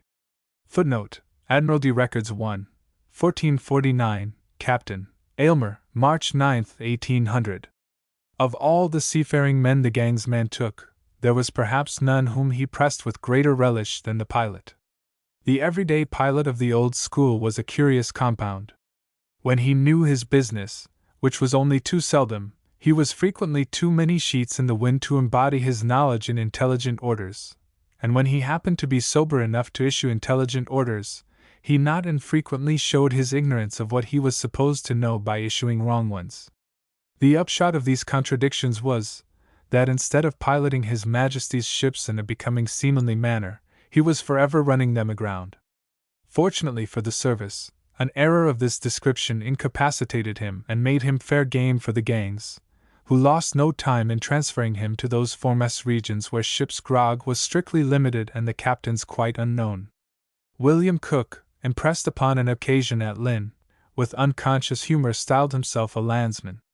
He was really a pilot who had qualified for that distinction by running vessels ashore. In the aggregate, this unremitting and practically unbroken surveillance of the coast was tremendously effective. Like Van Tromp, the vessels and gangs engaged in it rode the seas with a broom at their masthead, sweeping into the service, not every man, it is true, but enormous numbers of them. As for their quality, one man out of a merchant ship is better than 3 the lieutenants get in town. Footnote: Admiralty Records 1, 2379, Captain Roberts, June 27, 1732. This was the general opinion early in the century, but as the century wore on the quality of the man pressed in town steadily deteriorated, till at length the sailor taken fresh from the sea was reckoned to be worth 6 of him. Chapter 6. Evading the Gang. As we have just seen, it was when returning from overseas that the British sailor ran the gravest risk of summary conversion into Falstaff's famous commodity, food for powder. Outward bound, the ship's protection, that sweet little cherub, which, contrary to all Dubdinic precedent, lay down below, had spread its kindly aegis over him, and generally speaking, saved him harmless from the warrant and the hanger. But now the run for which he has signed on is almost finished, and as the channel opens before him the magic Admiralty paper ceases to be of force for his protection. No sooner, therefore, does he make his land fall off the fair green hills or shimmering cliffs than his troubles begin. He is now within the outer zone of danger, and all about him hover those dreaded sharks of the narrow seas, the rapacious press-smacks, seeking whom they may devour. Conning the compass card of his chances as they bear down upon him, and send their shot whizzing across his bows, the sailor, in his fixed resolve to evade the gang at any cost, resorted first of all to the most simple and sailorly expedient imaginable. He let go all, and made a run for it. That way lay the line of least resistance, and with luck on his side, of surest escape. 3 modes of flight were his to choose between, 3 modes involving as many nice distinctions, plus a possible difference with the master. He could run away in his ship, run away with her, or as a last resort he could sacrifice his slops, his bedding, his pet monkey and the gaudy parrot that was just beginning to swear, and run from her. Which should it be? It was all a toss-up. The chance of the moment, instantly detected and as instantly acted upon, determined his choice. The sailor's flight in his ship depended mainly upon her sailing qualities and the master's willingness to risk being dismasted or hulled by the pursuer's shot. Granted a capful of wind on his beam, a fleet keel underfoot, and a complacent skipper aft, the flight direct was perhaps the means of escape the sailor loved above all others. The spice of danger it involved, the dash and frolic of the chase, the joy of seeing his leaping barkie draw slowly away from her pursuer in the contest of speed, and of watching the stretch of water lying between him and capture surely widen out, were sensations dear to his heart. Running away with his ship was a more serious business, since the adoption of such a course meant depriving the master of his command, and this again meant mutiny. Happily, masters took a lenient view of mutinies begotten of such conditions. Not infrequently, indeed, they were consenting parties, winking at what they could not prevent, and assuming the command again when the safety of ship and crew was assured by successful flight, with never a hint of the irons, indictment, or death decreed by law as the mutineer's portion. These modes of flight did not in every instance follow the hard and fast lines here laid down. Under stress of circumstance each was liable to become merged in the other, or both, perhaps, had to be abandoned in favor of fresh tactics rendered necessary by the accident or the exigency of the moment. The Triton and Norfolk Indiamen, after successfully running the gauntlet of the Channel tenders, in the Downs fell in with the Falmouth man-o'-war. The meeting was entirely accidental. Both merchantmen were congratulating themselves on having negotiated the Channel without the loss of a man. The Triton had all furled except her fore and mizzen topsails, preparatory to coming to an anchor, but as the wind was strong southerly, with a lee tide running, the Falmouth's boats could not forge ahead to board her before the set of the tide carried her astern of the warship's guns, whereupon her crew mutinied, threw shot into the man-o'-war's boats, which had by this time drawn alongside, and so, making sail with all possible speed, got clear away. Meantime a shot had brought the Norfolk to on the Falmouth's starboard bow, where she was immediately boarded. On her decks an ominous state of things prevailed. Her crew would not assist to clew up the sails, the anchor had been seized to the chainplates and could not be let go, and when the gang from the Falmouth attempted to cut the buoy ropes with which it was secured, the crew attacked them with hatchets and tree nails, made sail and obliged them to quit the ship. Being by that time astern of the Falmouth's guns, they too made their escape. Footnote: Admiralty Records 1, 1485, Captain Brett, June 25, 1755. Never, perhaps, did the sailor adopt the expedient of running away, ship and all, with so malicious a goodwill, or so bright a prospect of success, as when sailing under convoy. In those days he seldom ventured to risk the run, even to Dutch ports and back, without the protection of one or more ships of war, and in this precaution there was danger as well as safety, for although the king's ships safeguarded him against the enemy if hostilities were in progress, as well as against the little rogues of privateers infesting the coasts and the adjacent seas, No sooner did the voyage near its end than the captains of the convoying ships took out of him, by force if necessary, as many men as they happened to require. This was a quid pro quo of which the sailor could see neither the force nor the fairness, and he therefore let slip no opportunity of evading it. Their lordships, writes a commander who had been thus cheated, need not be surprised that I pressed so few men out of so large a convoy, for the wind taking me short before I got the length of Lowestoft, the pilot would not take charge of the ship to turn her out over the Stamford in the night, which obliged me to come to an anchor in Corton Road. This I did by signal, but the convoy took no notice of it, and all of them run away and left me, my bottom being like a rock for roughness, so that I could not follow them. Footnote: Admiralty Records 1. 2732, Letters of Captain Young, 1742. Supposing, however, that all these maneuvers failed him and the gang after a hot chase appeared in force on deck, the game was not yet up so far as the sailor was concerned. A ship, it is true, had neither the length of the Great North Road nor yet the depth of the Forest of Dean, but all the same there was within the narrow compass of her timbers many a lurking place wherein the artful sailor, by a judicious exercise of forethought and tools, might contrive to lie undetected until the gang had gone over the side. About 5 o'clock in the afternoon of the 25th of June 1756, Captain William Boys, from the quarter-deck of his ship the Royal Sovereign, then riding at anchor at the Nowhere, observed a snow on fire in the 5-fathom channel, a little below the spoil buoy. He immediately sent his cutter to her assistance, but in spite of all efforts to save her she ran aground and burned to the water's edge. Her cargo consisted of wine, and the loss of the vessel was occasioned by one of her crew, who was fearful of being pressed, hiding himself in the hold with a lighted candle. He was burnt with the ship. Footnote: Admiralty Records 1. 1487, Captain Boys, June 26, 1756. Oddly enough, a somewhat similar accident was indirectly the cause of Captain Boys entering the Navy.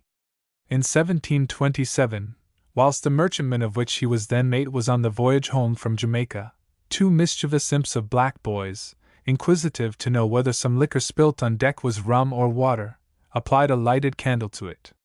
It proved to be rum, and when the officers and crew, who were obliged to take to the boats in consequence, were eventually picked up by a Newfoundland fishing vessel, unspeakable sufferings had reduced their number from 23 to 7, and these had only survived by feeding on the bodies of their dead shipmates. In memory of that harrowing time, Boys adopted as his seal the device of a burning ship and the motto, "From fire, water, and famine by Providence preserved." Barring the lighted candle and the lamentable accident which followed its use, the means of evading the gang resorted to in this instance was of a piece with many adopted by the sailor. He contrived cunning hiding places in the cargo, where the gang's men systematically pricked for him with their cutlasses when the nature of the vessel's lading admitted of it, or he stowed himself away in sea chests, lockers, and empty harness casks with an ingenuity and thoroughness that often baffled the astutest gangsman and the most protracted search. The spare sails forward, the readily accessible hiding hole of the Green Hand, afforded less secure concealment. Pierre Fountainhair, routed out of hiding there, endeavored to save his face by declaring that he had left France on purpose to get on board an English man-of-war. Frenchman though he was, the gang obliged him. Footnote: Admiralty Records 1. 1510, Captain Baskerville, August 5, 1795. In his endeavors to best the impress officers and gangsmen, the sailor found a willing backer in his skipper, who systematically falsified the ship's articles by writing "Run, drown, discharged, or dead" against the names of such men as he particularly desired to save harmless from the press. Footnote: Admiralty Records 1. 1525, Captain Barry, March 31, 1801. This done, the men were industriously coached in the various parts they were to play at the critical moment. In the skipper's stead, supposing him to be for some reason unfit for naval service, some specially valuable hand was dubbed master. Failing this substitution, which was of course intended to save the man and not the skipper, the ablest seaman in the ship figured as mate, whilst others became putative boatswain or carpenter and apprentices, privileged persons whom no gang could lawfully take, but who, to render their position doubly secure, were furnished with spurious papers, of which every provident skipper kept a supply at hand for use in emergencies. When all hands were finally mustered to quarters, so to speak, there remained on deck only a master, who could not navigate the ship, a mate, unable to figure out the day's run, a carpenter, who did not know how to handle an adze, and some make-believe apprentices, bound only to outwit the gang. And if in spite of all these precautions an able seaman were pressed, the real master immediately came forward and swore he was the mate. Such thoroughly organized preparedness as this, however, was the exception rather than the rule, for though often attempted, it rarely reached perfection or stood the actual test. The sailor was too childlike by nature to play the fraud successfully, and as for the impress officer and the gang's man, either was easily gulled.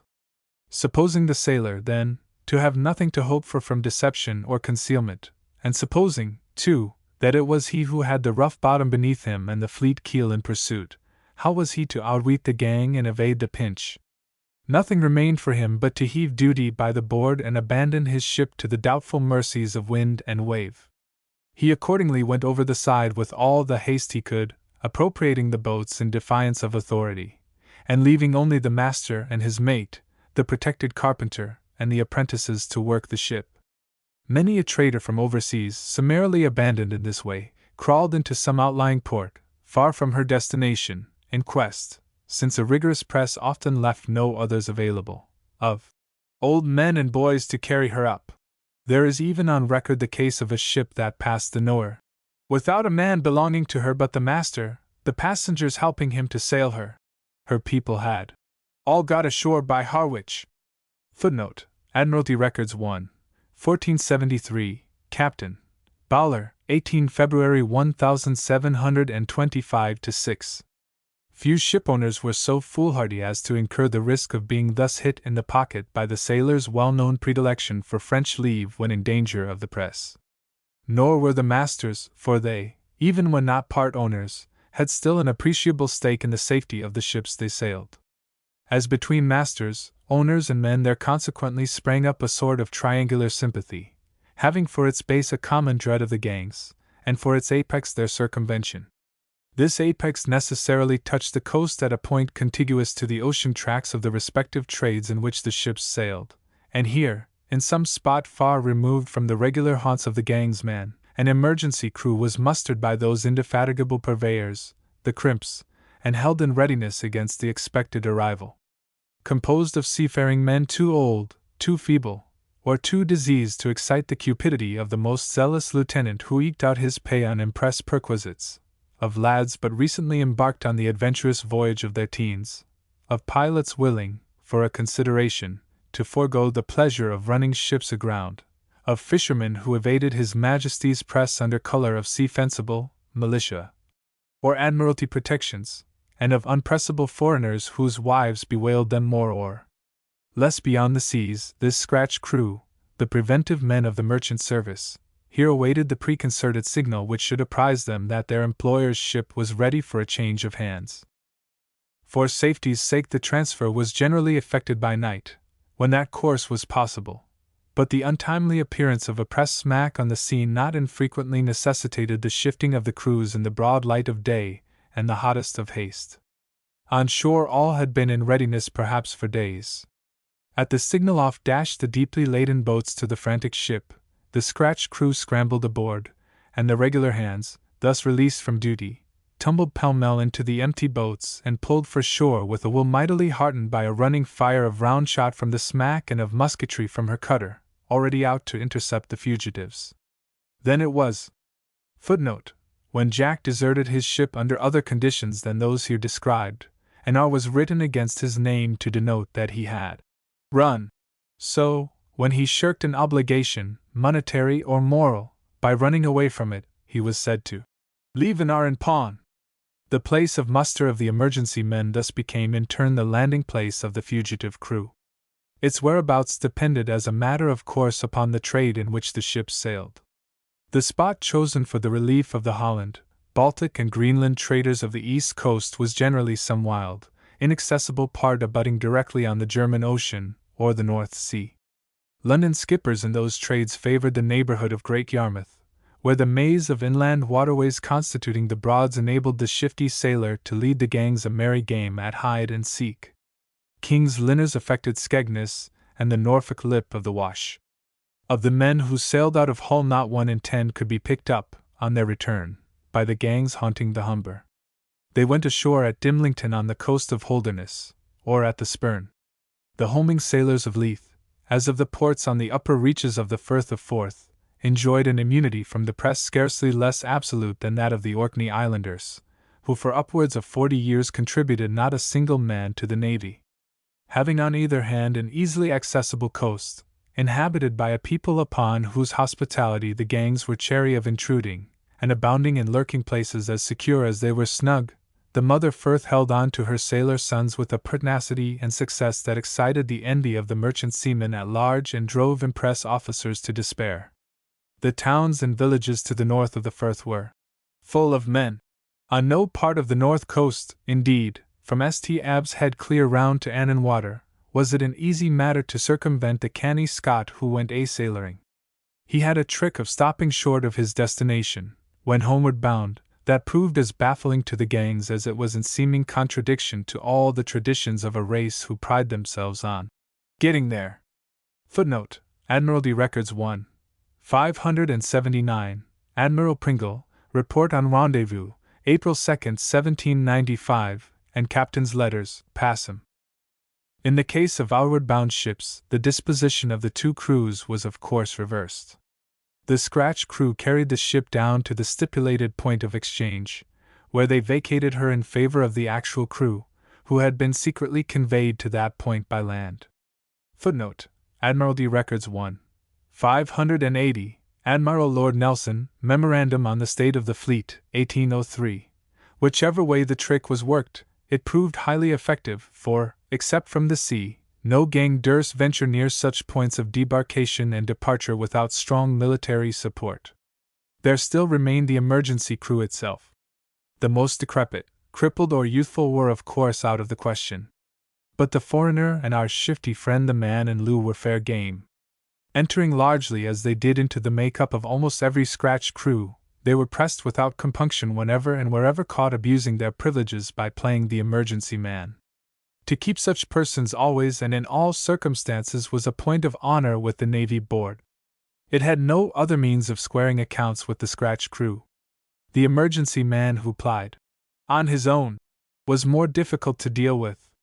Keepers of the Eddystone made a great deal of money by putting inward-bound ships' crews ashore, but when one of their number, Matthew Dolan by name, was pressed as a punishment for that offense, the Admiralty, having the fear of outraged trade before its eyes, ordered his immediate discharge. Footnote: Admiralty Records 1. 2732, Captain Yeo, July 25, 1727. The pilot, the fishermen, and the longshoremen were notorious offenders in this respect. Whenever they saw a vessel bound in, they were in the habit of putting off to her and of first inciting the crew to escape, and then hiring themselves at exorbitant rates to work the vessel into port. On such mischievous interlopers the gang's men had no mercy. He took them whenever he could, confident that when their respective cases were stated to the board, that body would tumble to the occasion. Any attempt at estimating the number of seafaring men who evaded the gangs and the call of the state by means of the devices and subterfuges here roughly sketched into the broad canvas of our picture would prove a task as profitless as it is impossible of accomplishment. One thing only is certain. The number fluctuated greatly from time to time with the activity or inactivity of the gangs. When the press was lax, there arose no question, as there existed no need of escape. When it was hot, it was evaded systematically, and with a degree of success extremely gratifying to the sailor. Taking the sea-borne coal trade of the Port of London alone, it is estimated that in the single month of September 1770, at a time when an exceptionally severe press from protections was in full swing, not less than 3,000 collier seamen got ashore between Yarmouth Roads and Foulness Point. As the coal trade was only one of many, and as the stretch of coast concerned comprised but a few miles out of hundreds equally well if not better adapted to the sailor's furtive habits, the total of escapes must have been little short of enormous. It could not have been otherwise. In this grand battue of the sea it was clearly impossible to round up and capture every skittish son of Neptune. On shore, as at sea, the sailor's course, when the gang was on his track, followed the lines of least resistance, only here he became a skulk as well as a fugitive. It was not that he was a less stout-hearted fellow than when at sea. He was merely the victim of a type of land neurosis. Drink and his recent escape from the gang got on his nerves and rendered him singularly liable to panic. The faintest hint of a press was enough to make his hair rise. At the first alarm he scuttled into hiding in the towns, or broke cover like a frightened hare. The great press of 1755 affords many instances of such panic flights. Abounding in lurking holes, where a man might lie perdu in comparative safety, King's Lynn nevertheless emptied itself of seamen in a few hours' time, and when the gang hurried to Wells by water, intending to intercept the fugitives there, the idle fishermen on shore sounded a fresh alarm, and again they stampeded, going off to the eastward in great numbers and burying themselves in the thickly wooded dells and hills of that bit of Devon in Norfolk which lies between Clay-next-the-Sea and Sheringham. Footnote: Admiralty Records 1, 1486, Captain Baird, March 29 and April 21, 1755. A similar exodus occurred at Ipswich. The day the warrants came down, as for many days previous, the ancient borough was full of seamen, but no sooner did it become known that the press was out than they vanished like the dew of the morning. For weeks the face of but one sailor was seen in the town, and he was only ferreted out, with the assistance of a dozen constables, after prolonged and none too legal search. Footnote: Admiralty Records 1, 1486, Captain Brand, February 26, 1755. How effectually the sailor could hide when dread of the press had him in its grip is strikingly illustrated by the hot London press of 1740. On that occasion the docks, the riverside slums and dens, the river itself both above and below bridge, were scoured by gangs who left no stratagem untried for unearthing and taking the hidden sailor. When the rigor of the press was past, not a seaman, it is said, was to be found at large in London, yet within 24 hours 16,000 emerged from their retreats. Footnote: Griffith's Impressment fully considered. The secret of such effectual concealment lay in the fact that the nature of his hiding place mattered little to the sailor so long as it was secure. Accustomed to quarters of the most cramped description on shipboard, he required little room for his stowing. The roughest bed, the worst ventilated hole, the most insanitary surroundings and conditions were all one to him. He could thus hide himself away in places and receptacles from which the average landsman would have turned in fear or disgust. In quarry, claypit, cellar or well, in holt, hill or cave, in chimney, hayloft or secret cell behind some old-time oven, in shady alehouse or malodorous slum where a man's life was worth nothing unless he had the smell of tar upon him, and not much then, on isolated farmsteads and eyots, or in towns too remote or too hostile for the gang's man to penetrate, somewhere, somehow and of some sort the sailor found his lurking place. And in it, by good providence, lay safe and snug throughout the hottest press. Many of the seamen employed in the Newfoundland trade of pool, gaining the shore at Chapman's Pool or Lulworth, whiled away their stolen leisure either in the clay pits of the Isle of Purbeck, where they defied intrusion by posting armed sentries at every point of access to their stronghold, or their favorite haunt, on Portland Island, which the number and ill repute of the laborers employed in its stone quarries rendered well nigh impregnable. To search for, let alone to take the seamen frequenting that natural fortress, who of course, squared, the hard-bitten quarryman, was more than any gang durst undertake unless, as was seldom the case, it consisted of some very superior force. Footnote: Admiralty Records 1, 581, Admiral Berkeley, Report on Rendezvous, August 5, 1805. On the Bristol Channel side Lundy Island offered unrivaled facilities for evasion, and many were the crews marooned there by far-sighted skippers who calculated on thus securing them against their return from Bristol, outward bound. The gangs as a rule gave this little Heligoland a wide berth, and when carried thither against their will they had a disconcerting habit of running away with the press-boat, and of thus marooning their commanding officer, that contributed not a little to the immunity the island enjoyed. Footnote: Admiralty Records 1, 1439, Captain Aylmer, December 22, 1743. The sailor's objection to Lundy was as strong as the gangsman's. From his point of view, it was no ideal place to hide in, and the effect upon him of enforced sojourn there was to make him sulky and mutinous. Rather the shore with all its dangers than an island that produced neither tobacco, rum, nor women. He therefore preferred sticking to his ship, even though he thereby ran the risk of impressment, until she arrived the length of the Holmes. These islands are two in number, Steep Holm and Flat Holm, and so closely can vessels approach the latter, given favorable weather conditions, that a stone may be cast on shore from the deck. The business of landing and embarking was consequently easy, and though the islands themselves were as barren as Lundy of the three commodities the sailor loved, he was nevertheless content to terminate his voyage there for the following reasons. Under the lee of one or other of the islands there was generally to be found a boatload of men who were willing, for a suitable return in coin of the realm, to work the ship into King Road, the anchorage of the port of Bristol. The sailor was thus left free to gain the shore in the neighborhood of Uphill, Weston, or Clevedon Bay, whence it was an easy tramp, not to Bristol, of which he steered clear because of its gangs, but to Bath, or, did he prefer a place nearer at hand, to the little town of Pill, near Avonmouth. A favorite haunt of seafaring men, fishermen, pilots and pilots' assistants, with a liberal sprinkling of that class of female known in sailor lingo as brutes, this lively little town was a place after Jack's own heart. The gangsmen gave it a wide berth. It offered an abundance of material for him to work upon, but that material was a trifle too rough even for his infastidious taste. The majority of the permanent indwellers of Pill, as well as the casual ones, not only protected themselves from the press, when such a course was necessary, by a ready use of the fist and the club, but when this means of exemption failed them, pleaded the special nature of their calling with great plausibility and success.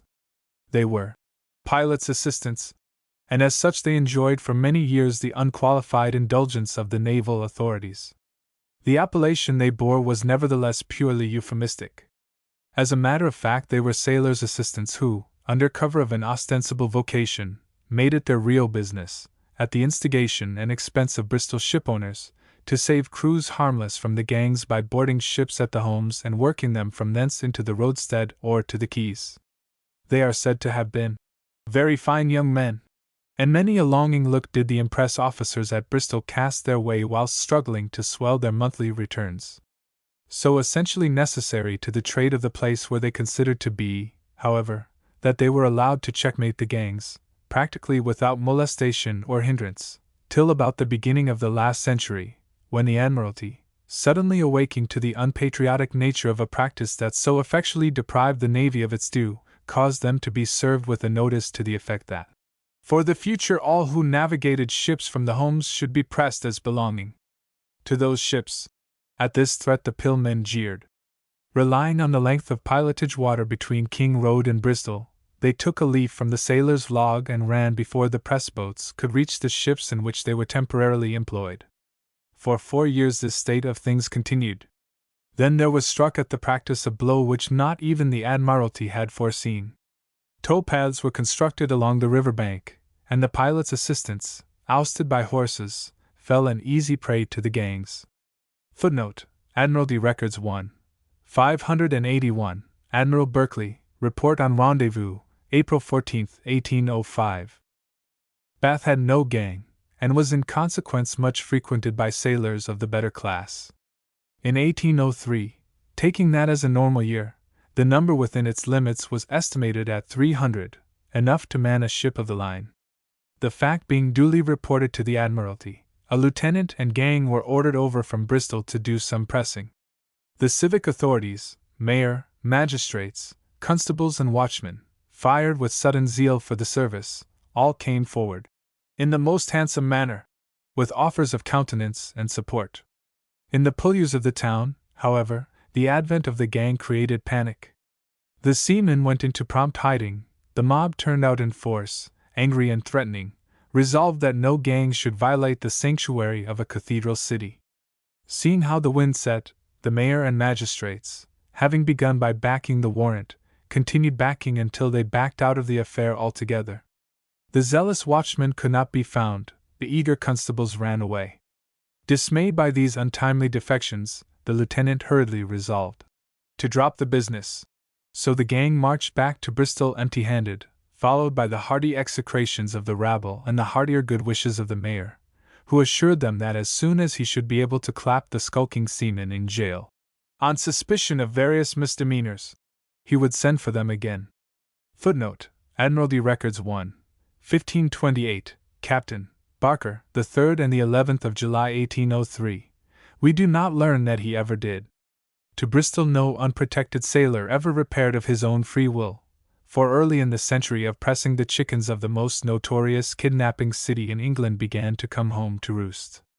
The mantle of the Bristol mayor whom Jeffreys tried for a kidnapping knave fell upon a succession of regulating captains whose doings put their civic prototype to open shame, and more petitions and protests against the lawlessness of the gangs emanated from Bristol than from any other city in the kingdom.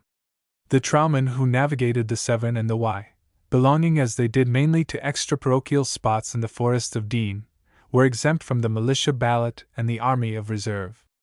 On the ground that they came under the protection of inland navigation, they likewise considered themselves exempt from the sea service, but this contention the Court of Exchequer in 1798 completely overset by deciding that the passage of the River Severn between Gloucester and Bristol is open sea. A press-gang was immediately let loose upon the numerous tribe frequenting it, whereupon the whole body of newly created sailors deserted their trows and fled to the forest, where they remained in hiding till the disappointed gang sought other and more fruitful fields. Footnote: Admiralty Records 1, 581, Admiral Berkeley, Report on Rendezvous, April 14, 1805. Within Chester gates the sailor for many years slept as securely as upon the high seas. No householder would admit the gang's men beneath his roof, and when at length they succeeded in gaining a foothold within the city, all who were liable to the press immediately deserted it, as they do every town where there is a gang, and went to reside at Parkgate. Parkgate in this way became a resort of seafaring men without parallel in the kingdom, a nest, whose horned bands were long, and with good reason, notorious for their ferocity and aggressiveness. Footnote: Admiralty Records 1, 1446, Captain Ayscough, November 17, 1780. An attempt to establish a rendezvous here in 1804 proved a failure. The seamen fled, no business could be done, and officer and gang were soon withdrawn. In comparison with the seething Deeside hamlet, Liverpool was tameness itself. Now and then, as in 1745, the sailor element rose in arms, demanding who was master, but as a rule it suffered the gang, if not gladly, at least with exemplary patience. Homing seamen who desired to evade the press in that city, and they were many, fled ashore from their ships at Highlake, a spot so well adapted to their purpose that it required strict care to catch them. From Highlake they made their way to Parkgate, swelling still further the sailor population of that far-famed nest of skulkers. Cork was a minor Parkgate. A graphic account of the conditions obtaining in that city has been left to us by Captain Bennett, of HMS Lennox, who did port duty there from May 1779 till March 1783. Many hundreds of the best seamen in this province, he tells us, resort in boatus in country villages round about here, where they are maintained by the crimps, who dispose of them to Bristol, Liverpool, and other privateers, who appoint what part of the coast to take them on board.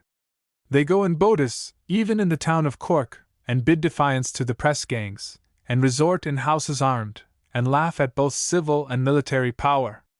This they did at Kinsale, where they threatened to pull the jail down in a garrison town. Footnote: Admiralty Records 1, 1502, Captain Bennett, the 12th and the 26th of April 1782. These tactics rendered the costly press gangs all but useless. A hot press at Cork, in 1796, yielded only 16 men fit for the service.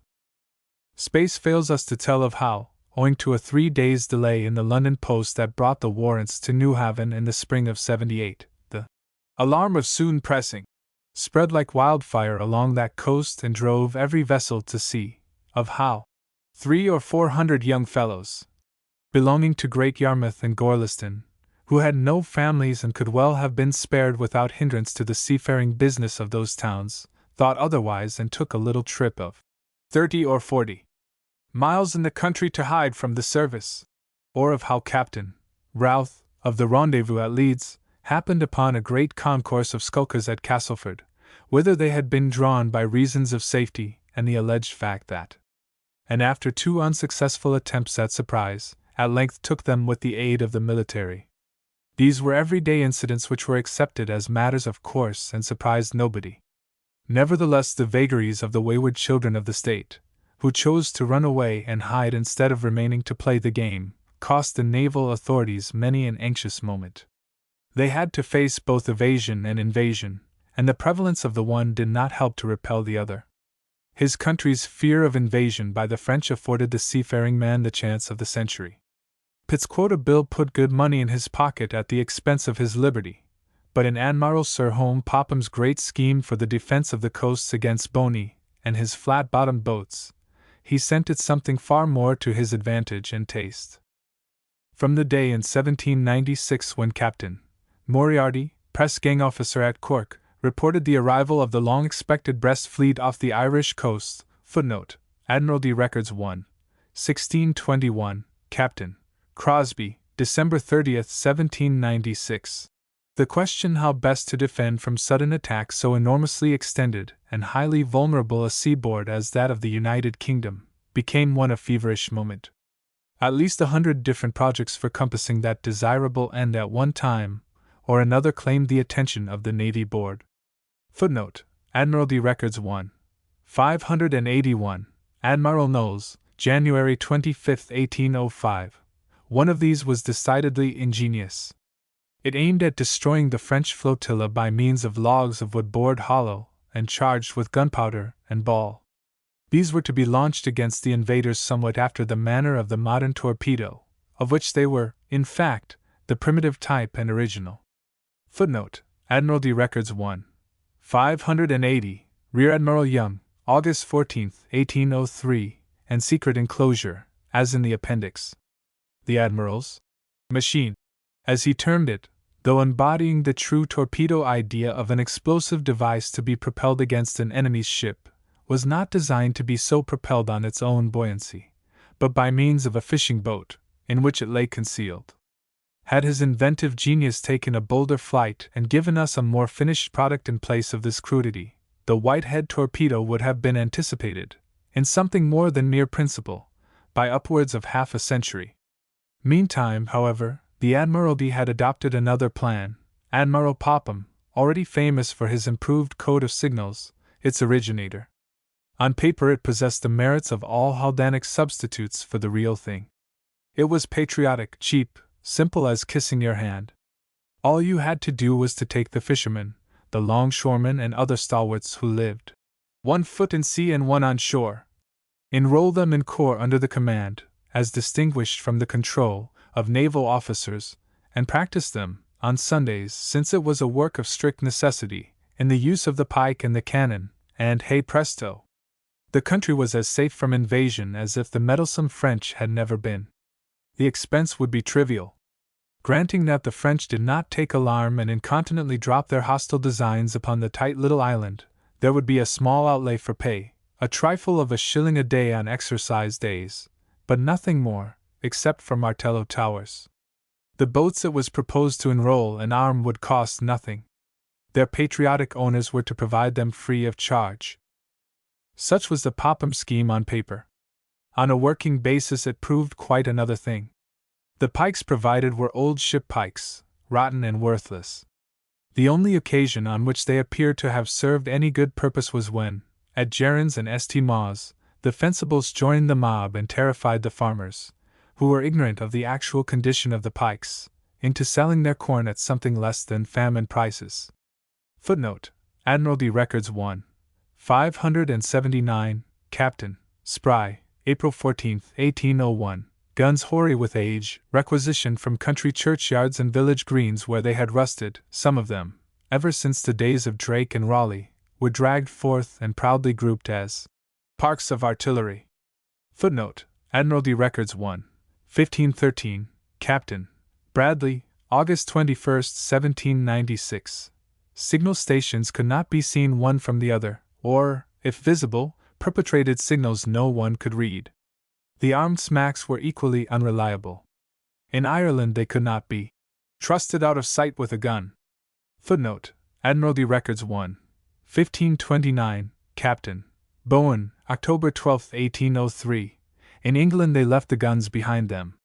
The weight, the patriotic owners discovered, seriously hampered the carrying capacity and seaworthiness of their boats.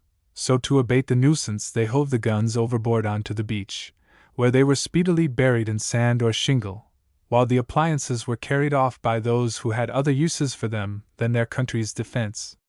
The vessels thus armed, moreover, were always at sea, the men never at home. When it was desired to practice them in the raising of the sluice gates which, in the event of invasion, were to convert Romney Marsh into an inland sea, no efforts availed to get together sufficient men for the purpose. Immune from the press by reason of their newly created status of sea fencibles, they were all elsewhere, following their time-honored vocations of fishing and smuggling with industry and gladness of heart. As a means of repelling invasion, the Popham scheme was farcical and worthless. As a means of evading the press, it was the finest thing ever invented. Footnote: Admiralty Records 1, 581. Admiral Berkeley, Reports on Sea Fencibles, 1805. Admiral Lord Keith, Sentiments upon the Sea Fencible System, January 7, 1805. The only benefits the country ever drew from it, apart from this, were two. It provided the Admiralty with an incomparable register of seafaring men, and some modern artists with secluded summer retreats. It goes without saying that a document of such vital consequence to the seafaring man as an Admiralty protection did not escape the attention of those who, from various motives, sought to aid and abet the sailor in his evasion of the press. Protections were freely lent and exchanged, bought and sold, coaxed, concocted and stolen. Skillful predecessors of Jim the Penman imitated to the life the signatures of Pembroke and Sandwich, Lord High Admirals, and of the lesser fry who put the official hand to those magic papers. Great abuses were committed that way. Bogus protections could be obtained at Sunderland for 8s. Stevenson and Collins, the disreputable schoolmasters who made a business of faking them, coining money by the infamous practice. In London, one Broucher, living in St. Michael's Lane, supplied them to all comers at £3 apiece. Even the Navy Office was not above suspicion in this respect, for in '98 a clerk there, whose name does not transpire, was accused of adding to his income by the sale of bogus protections at a guinea a head. Footnote: Admiralty Records 1, 2740, Lieutenant Abbs, October 5, 1798. American protections were the Admiralty's pet bugbear. For many years after the successful issue of the War of Independence, a bitter animosity characterized the attitude of the British naval officer towards the American sailor. Whenever he could be laid hold of, he was pressed, and no matter what documents he produced in evidence of his American birth and citizenship, those documents were almost invariably pronounced false and fraudulent. There were weighty reasons, however, for refusing to accept the claim of the alleged American sailor at its face value. No class of protection was so generally forged, so extensively bought and sold, as the American. Practically every British seaman who made the run to an American port took the precaution, during his sojourn in that land of liberty, to provide himself with spurious papers against his return to England, where he hoped, by means of them, to checkmate the gang. The process of obtaining such papers was simplicity itself. All the sailor had to do, at, say, New York, was to apply himself to one Riley, whose other name was Paddy. The sum of $3 having changed hands, Riley and his client betook themselves to the retreat of some shady notary public, where the Irishman made ready oath that the British seaman was as much American-born as himself. The business was now as good as done, for on the strength of this lying affidavit any collector of customs on the Atlantic coast would for a trifling fee grant the sailor a certificate of citizenship.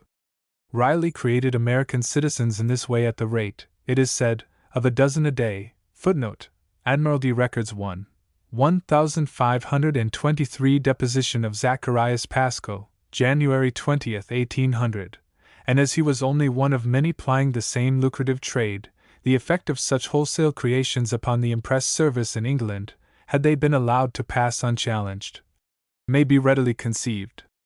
The fraud, worse luck for the service, was by no means confined to America. Almost every home seaport had its recognized purveyor of false American passes. At Liverpool, a former clerk to the Collector of Customs for Pembroke, Pillsbury by name, grew rich on them, whilst at Greenock, Shields, and other North Country shipping centres they were for many years readily procurable of one Walter Gilly and his confederates, whose transactions in this kind of paper drove the Navy Board to desperation. They accordingly instructed Captain Brown, gang officer at Greenock, to take Gilly at all hazards, but the fabricator of passes fled the town ere the gang could be put on his track. Footnote: Admiralty Records 1, 1549, Captain Brown, August 22, 1809. Considering that every naval officer, from the Lord High Admiral downwards, had these facts and circumstances at his fingers' end, it is hardly surprising that protections having, or purporting to have, an American origin, should have been viewed with profound distrust too often justified, and more than justified by the very nature of the documents themselves.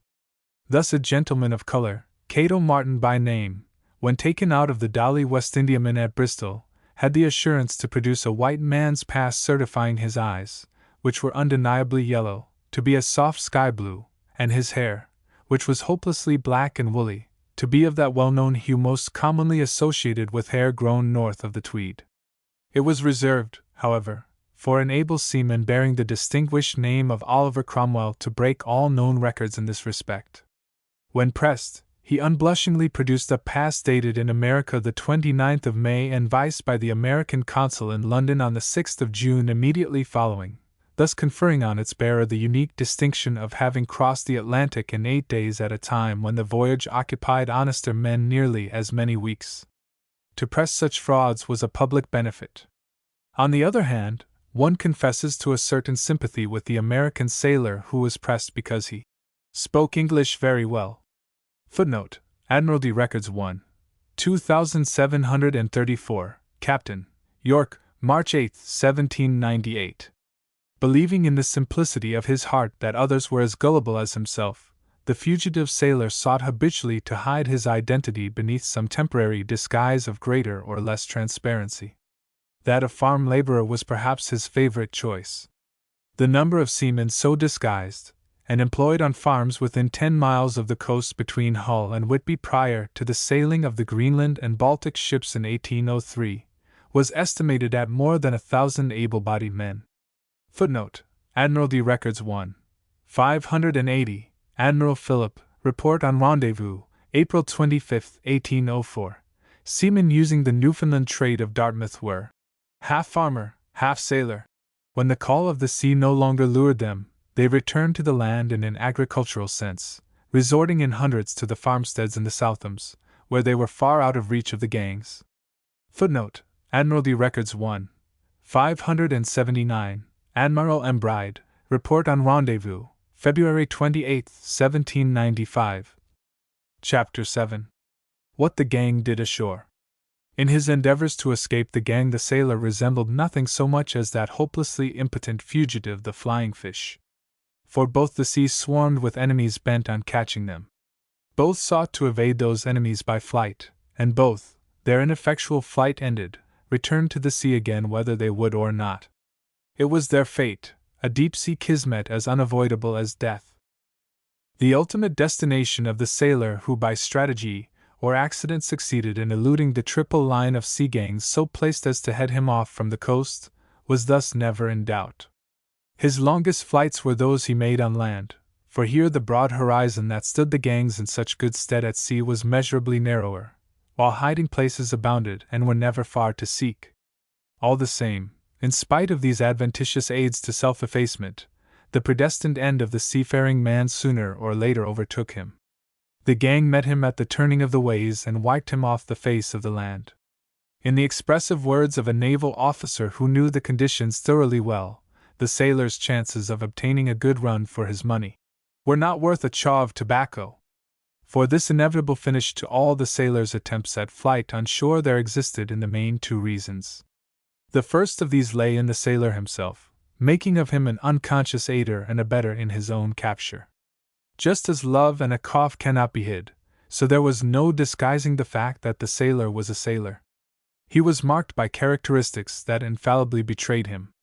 His bandy legs and rolling gait suggested irresistibly the way of a ship at sea, and no soaking in alehouse or tavern could eliminate the salt from the peculiar oaths that were as natural to him as the breath of life.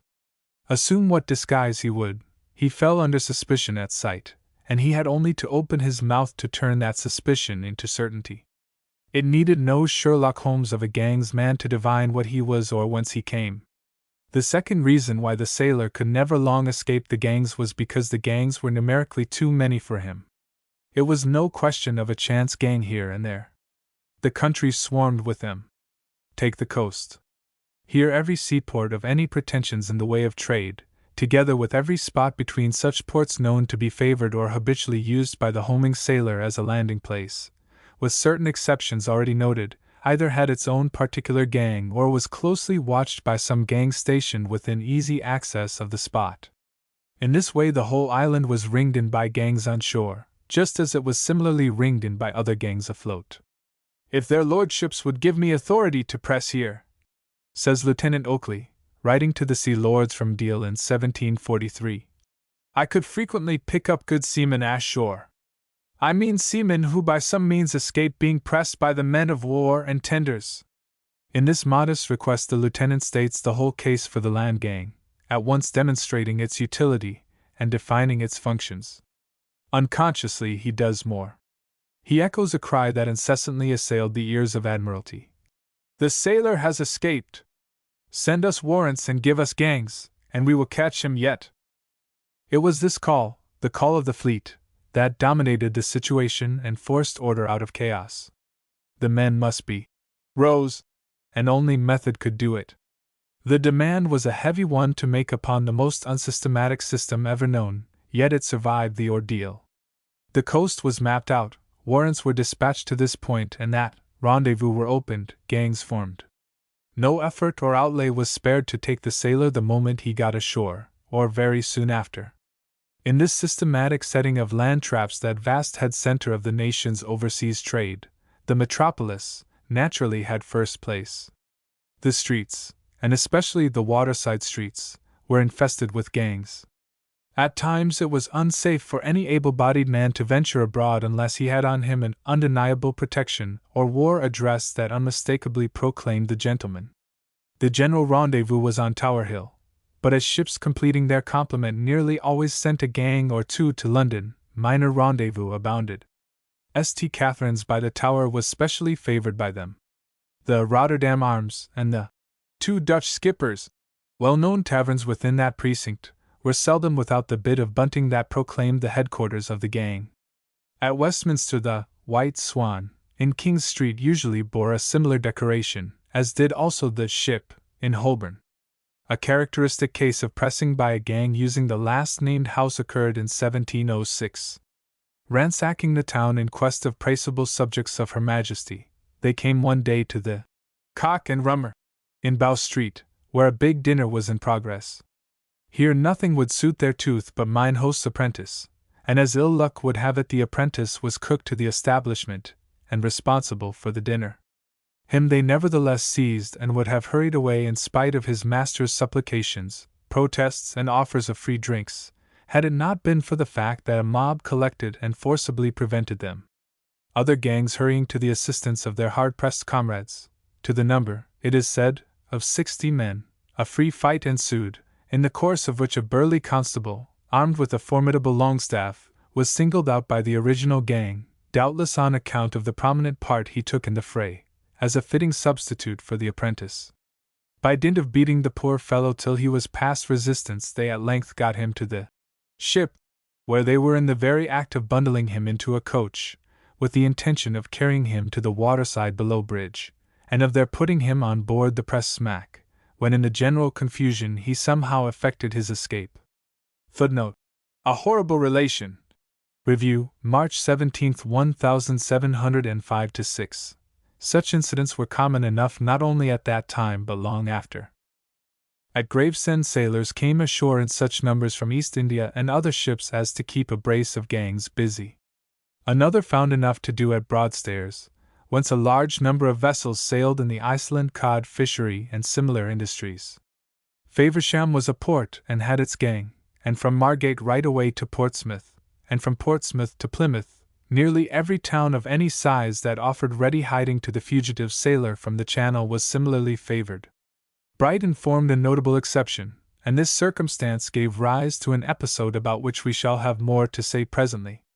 To record in these pages the local of all the gangs that were stationed in this manner upon the seaboard of the kingdom would be as undesirable as it is foreign to the scope of this chapter. Enough to repeat that the land, always the sailor's objective in eluding the triple cordon of sea-borne gangs, was ringed in and surrounded by a circle of land gangs in every respect identical with that described as hedging the southern coast, and in its continuity almost as unbroken as the shore itself. Both sea gangs and coast gangs were amphibious, using either land or sea at pleasure. Inland the conditions were the same, yet materially different. What was on the coast an encircling line assumed here the form of a vast net, to which the principal towns, the great crossroads and the arterial bridges of the country stood in the relation of articular knots, while the constant ranging of the gangs, now in this direction, now in that, supplied the connecting filaments or threads. The gangs composing this great inland net were not amphibious. Their most desperate aquatic ventures were confined to rivers and canals. Ability to do their 20 miles a day on foot counted for more with them than a knowledge of how to handle an oar or distinguish the cheeks of a gaff from its jaw. Just as the sea gangs in their raids upon the land were the Danes and creekmen of their time, so the land gangsman was the true highwayman of the century that begot him. He kept every strategic point of every main thoroughfare, held all the bridges, watched all the ferries, haunted all the fairs. No place where likely men were to be found escaped his calculating eye. He was an inveterate early riser, and sailors sauntering to the fair for want of better employment ran grave risks. In this way a large number were taken on the road to Croydon Fair one morning in September 1743. For actual pressing the fair itself was unsafe because of the great concourse of people, but it formed one of the best possible hunting grounds and was kept under close observation for that reason. Here the gangsman marked his victim, whose steps he dogged into the country when his business was done or his pleasure ended, never for a moment losing sight of him until he walked into the trap already set in some wayside spinney or beneath some sheltering bridge. Bridges were the inland gangsman's favorite haunt. They not only afforded ready concealment, they had to be crossed. Thus Loddon Bridge, near Reading, accounted one of the likeliest places in the country for straggling seamen, was seldom without its gang. Nor was the great bridge at Gloucester, since, as the first bridge over the Severn, it drew to itself all the highroads and their users from Wales and the north. To sailors making for the south coast from those parts it was a point of approach as dangerous as it was unavoidable. Great numbers were taken here in consequence. Footnote: Admiralty Records 1, 58L, Admiral Berkeley, Report on Rendezvous, April 14, 1805. So of ferries. The passage boats at Queensferry on the Firth of Forth, watched by gangs from Inverkeithing, yielded almost as many men in the course of a year as the costly Rendezvous at Leith. Greenock ferries proved scarcely less productive. But there was here an exception. The ferry between Glenfinart and Greenock plied only twice a week, and as both occasions coincided with market days the boat was invariably crowded with women. Only once did it yield a man. Peter Weir, the hand in charge, one days overset the boat, drowning every soul on board except himself. Thereupon the gang pressed him, arguing that one who used the sea so effectively could not fail to make a valuable addition to the fleet. Inland towns traversed by the great highroads leading from north to south, or from east to west, were much frequented by the gangs. Amongst these Stourbridge perhaps ranked first. Situated midway between the great ports of Liverpool and Bristol, it easily and effectually commanded Birmingham, Wolverhampton, Bridgnorth, Bewdley, Kidderminster and other populous towns, while it was too small to afford secure hiding within itself. The gangs operating from Stourbridge brought in an endless procession of ragged and travel-stained seamen. Footnote: Admiralty Records 1, 1500, Letters of Captain Beecher, 1780. From ports on the Bristol Channel to ports on the English Channel, and the reverse, many seamen crossed the country by stagecoach or wagon, and to intercept them gangs were stationed at Okehampton, Liskeard, and Exeter. Taunton and Salisbury also, as great thoroughfares to and from the west, had each its gang, and a sufficient number of sailors escaped the press at the latter place to justify the presence of another at Romsey. Andover had a gang as early as 1756, on the recommendation of no less a man than Rodney. Shore gangs were of necessity ambulatory. To sit down before the rendezvous pipe in hand, and expect the evasive sailor to come of his own accord and beg the favor of being pressed, would have been a futile waste of time and tobacco.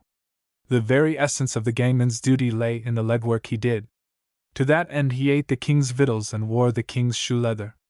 Consequently he was early afoot and late to bed. 10 miles out and 10 home made up his daily constitutional, and if he saw fit to exceed that distance he did not incur his captain's displeasure. The gang at Reading, a strategic point of great importance on the Bath and Bristol road, traversed all the country round about within a radius of 20 miles, double the regulation distance. That at King's Lynn, another centre of unmeasured possibilities, trudged as far afield as Boston, Ely, Peterborough, and Wells-on-Sea. And the Isle of Wight gang, stationed at Cowes or Ryde, now and then cooperated with a gang from Portsmouth or Gosport, and ranged the whole length and breadth of the island, which was a noted nest of deserters and skulkers. Range, by the way, was a word much favored by the officers who led such expeditions. Its use is happy. It suggests the object well in view, the nicely calculated distance, the steady aim that seldom missed its mark. The gang that ranged rarely returned empty-handed. On these excursions the favorite resting place was some secluded nook overlooking the point of crossing of 2 or more highroads. The favorite place of refreshment, some busy wayside alehouse. Both were good to rest or refresh in, for at both the chances of effecting a capture were far more numerous than on the open road. The object of the gang in taking the road was not, however, so much what could be picked up by chance in the course of a day's march, as the execution of some preconcerted design upon a particular person or place. This brings us to the methods of pressing commonly adopted, which may be roughly summarized under the 3 heads of surprise, violence, and the hunt. Frequently all 3 were combined, but as in the case of gangs operating on the waters of rivers or harbors, the essential element in all prearranged raids, attacks, and predatory expeditions was the first named element, surprise. In this respect the gang's men were genuine Peep-o-day boys. The siege of Brighton is a notable case in point. The inhabitants of Brighton, better known in the days of the press-gang as Brighthelmstone, consisted largely of fisher-folk in respect to whom the Admiralty had been guilty of one of its rare oversights. For generations no call was made upon them to serve the king at sea. This accidental immunity in course of time came to be regarded by the Brighton fisherman as his birthright, and the misconception bred consequences. For one thing, it made him intolerably saucy. He boasted that no impress officer had power to take him, and he backed up the boast by openly insulting, and on more than one occasion violently assaulting the king's uniform. With all this he was a hardy, long-lived, lusty fellow, and as his numbers were never thinned by that active corrector of an excessive birth rate, the press-gang, he speedily overstocked the town. An energetic worker while his 2 great harvests of herring and mackerel held out, he was at other times indolent, lazy, and careless of the fact that his numerous progeny burdened the rates. Footnote: Admiralty Records 1, 580, Admiral Berkeley, Report on Rendezvous, December 31, 1804. These unpleasing circumstances having been duly reported to the Admiralty, their lordships decided that what the Brighton fisherman required to correct his lax principles and stiffen his backbone was a good hot press. They accordingly issued orders for an early raid to be made upon that promising nursery of man-o'-war's men. The orders, which were of course secret, bore date the 3rd of July 1779, and were directed to Captain Ahmes, who, as regulating officer at Shoreham, was likewise in charge of the gang at New Haven under Lieutenant Bradley, and of the gang at Littlehampton under Lieutenant Breeden. At Shoreham there was also a tender, manned by an able crew.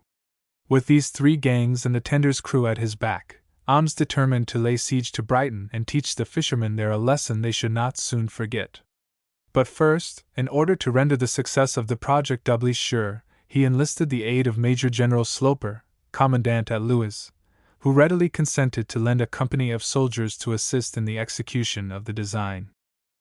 These preparations were some little time in the making, and it was not until the Thursday immediately preceding the 24th of July that all was in readiness.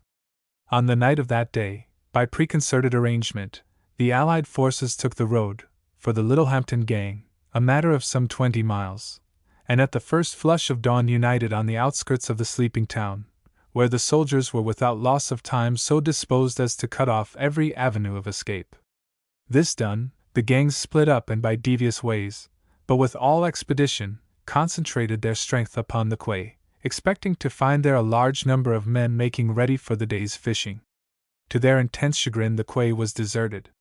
The night had been a tempestuous one, with heavy rain, and though the unfortunate gang's men were soaked to the skin, the fishermen all lay dry in bed. Hearing the wind and rain, not a man turned out.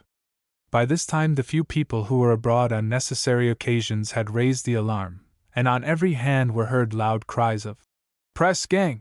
and the hurried barricading of doors. For 10 hours, every man kept himself locked up and bolted. For 10 hours Ahmes waited in vain upon the local justice of the peace for power to break and enter the fishermen's cottages. His repeated requests being refused, he was at length under the necessity of quitting the town with only 1 man. So ended the siege of Brighton, but Bradley, on his way back to New Haven, fell in with a gang of smugglers, of whom he pressed 5. Brighton did not soon forget the terrors of that rain-swept morning. For many a long day her people were very shy, and cautious of appearing in public. The salutary effects of the raid, however, did not extend to the fishermen it was intended to benefit. They became more insolent than ever, and a few years later marked their resentment of the attempt to press them by administering a sound thrashing to Mr. Midshipman Seeley, of the Shoreham Rendezvous, whom they one day caught unawares. Footnote: Admiralty Records 1, 1445-46, Letters of Captain Ahmes. The surprise tactics of the gang of course varied according to circumstances, and the form they took was sometimes highly ingenious. A not uncommon stratagem was the impersonation of a recruiting party beating up for volunteers. With cockades in their hats, drums rolling and fifes shrilling, the gang's men, who of course had their arms concealed, marched ostentatiously through the high street of some sizable country town, and so into the marketplace. Since nobody had anything to fear from a harmless recruiting party, people turned out in strength to see the sight and listen to the music. When they had in this way drawn as many as they could into the open, the gang's men suddenly threw off their disguise and seized every traceable person they could lay hands on. Market day was ill adapted to these tactics.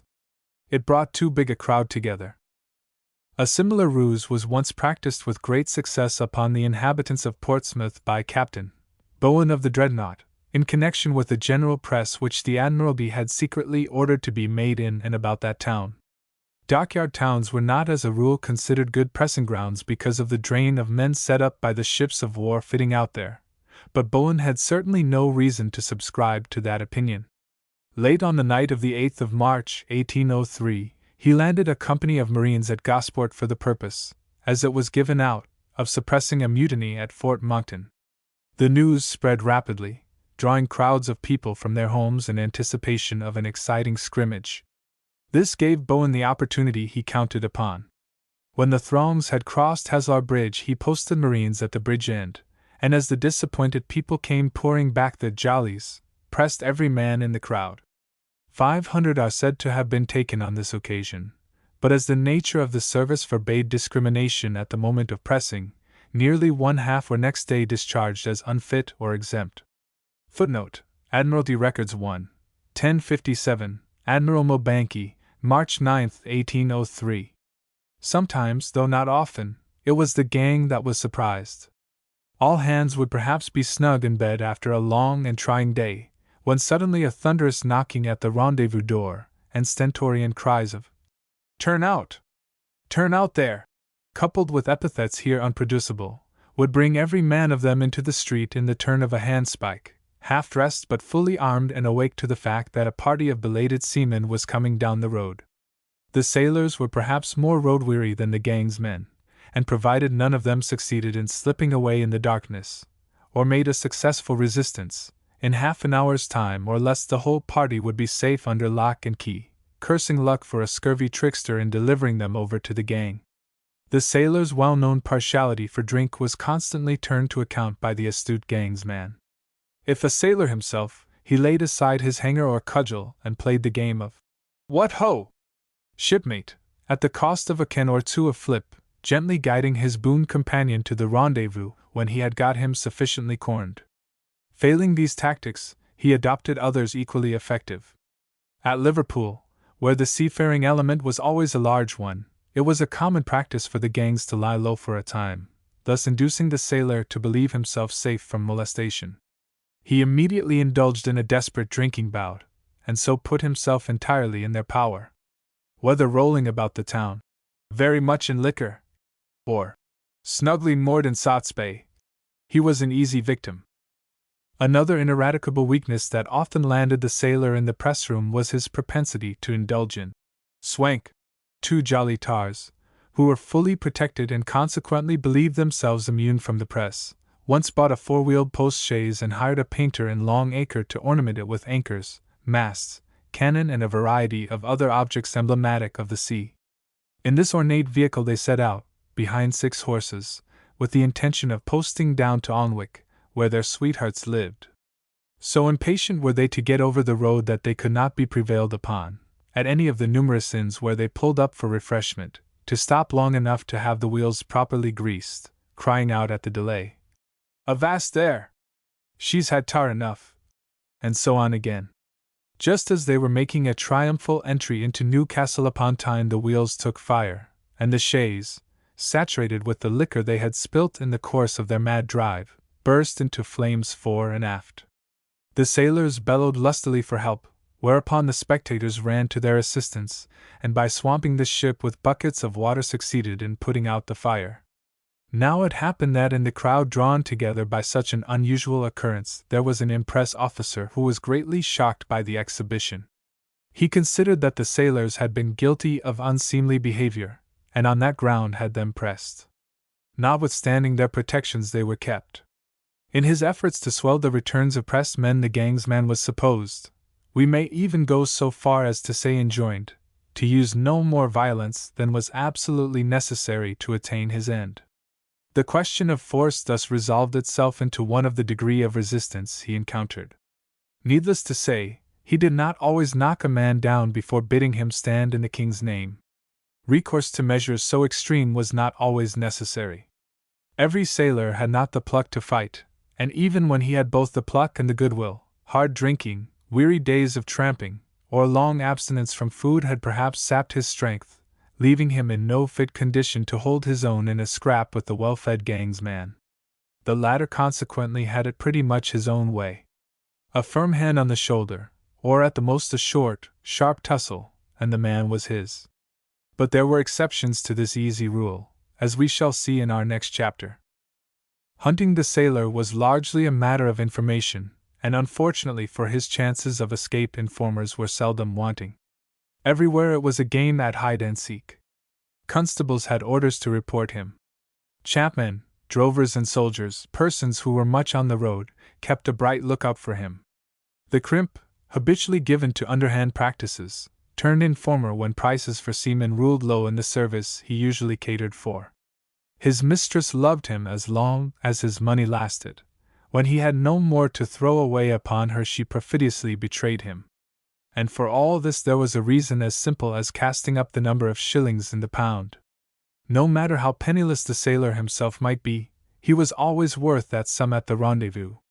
20 shillings was the reward paid for information leading to his apprehension as a straggler or a skulker, and it was largely on the strength of such informations, and often under the personal guidance of such detestable informers, that the gang went a-hunting.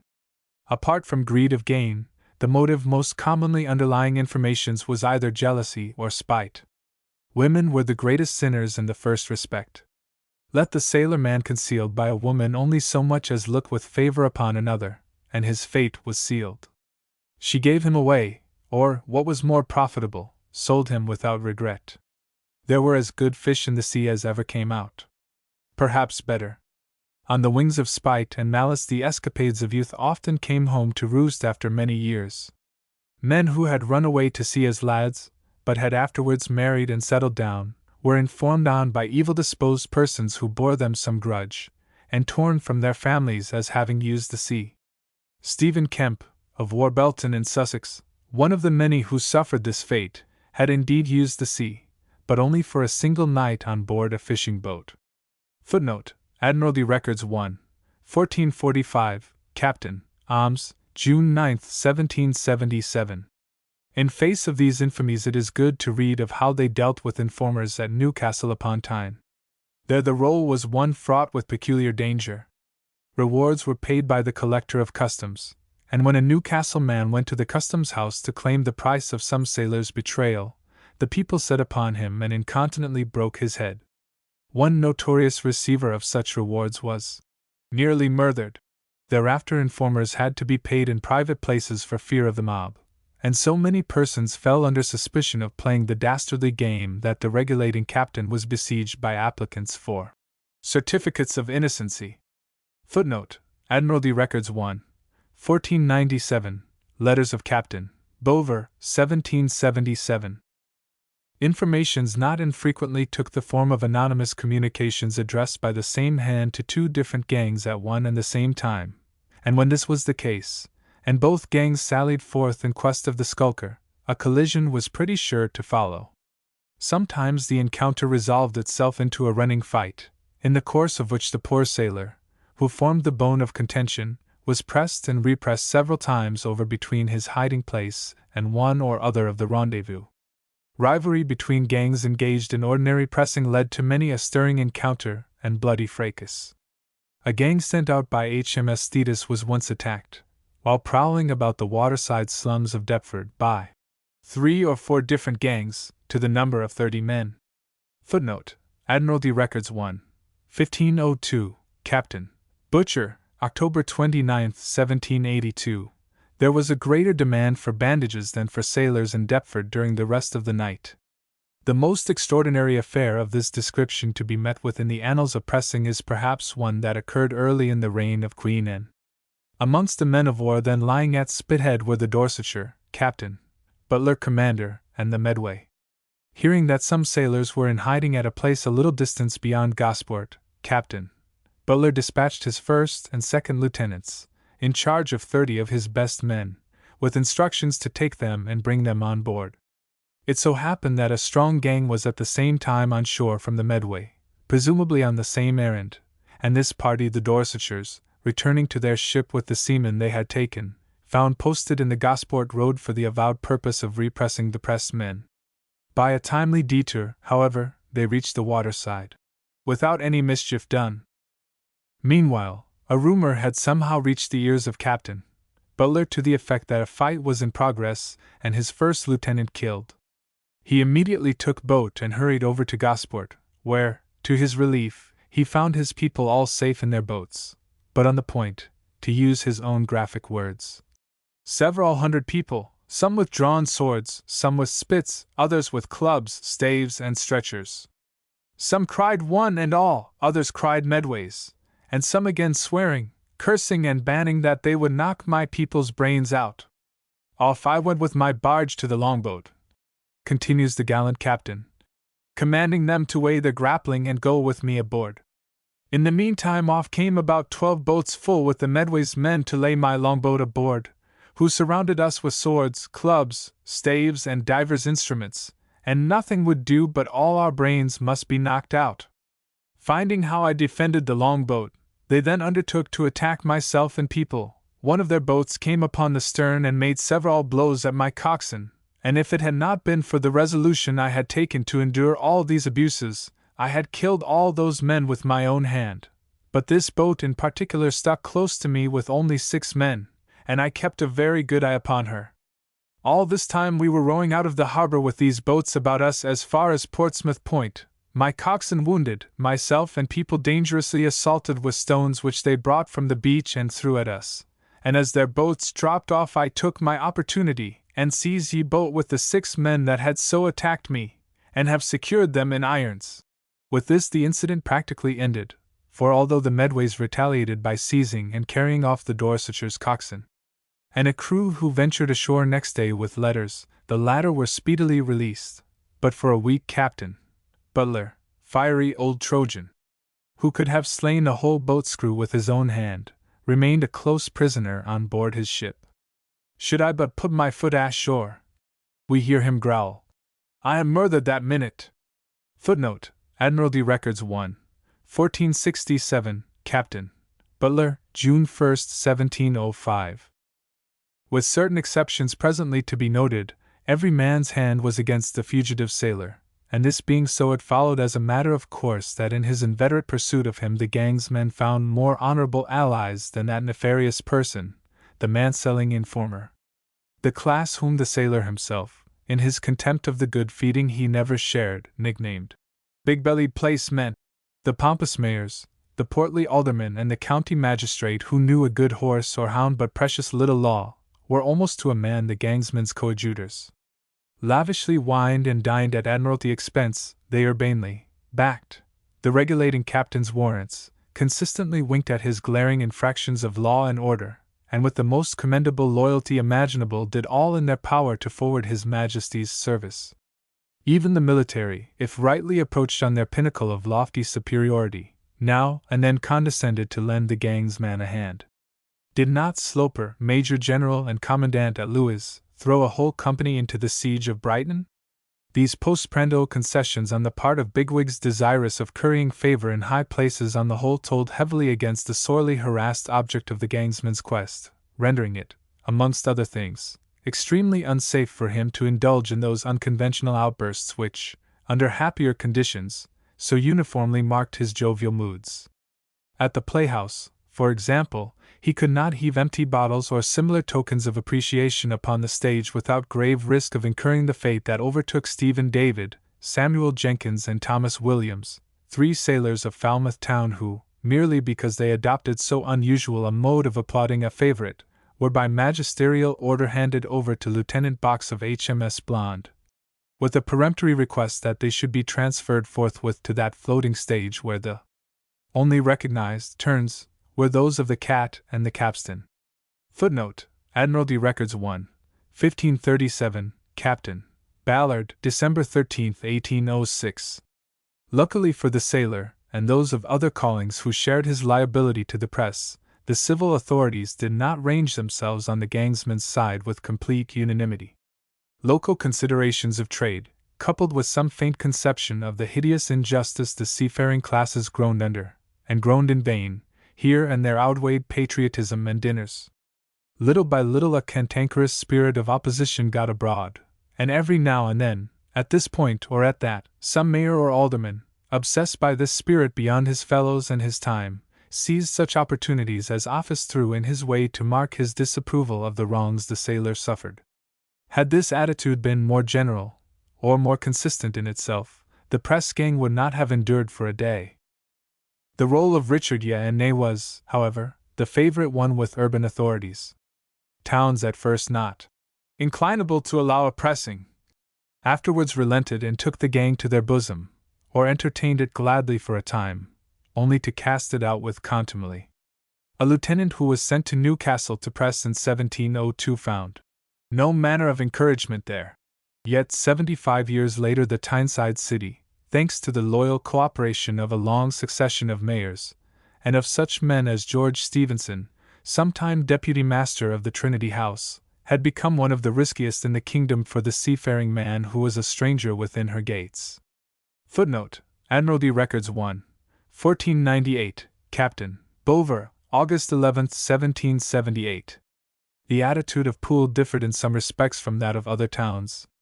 Her mayors and magistrates, while they did not actually oppose the pressing of seamen within the borough, would neither back the warrants, nor lend the gangs their countenance. The reason advanced for this disloyal attitude was of the absurdest nature. Poole held that in order to press 20 men you were not at liberty to kill the 21st. That, in fact, was what had happened on board the Maria brig as she came into port there, deeply laden with fish from the banks, and the corporation very foolishly never forgot the trivial incident. It did not, of course, follow that the Poole sailor enjoyed freedom from the press.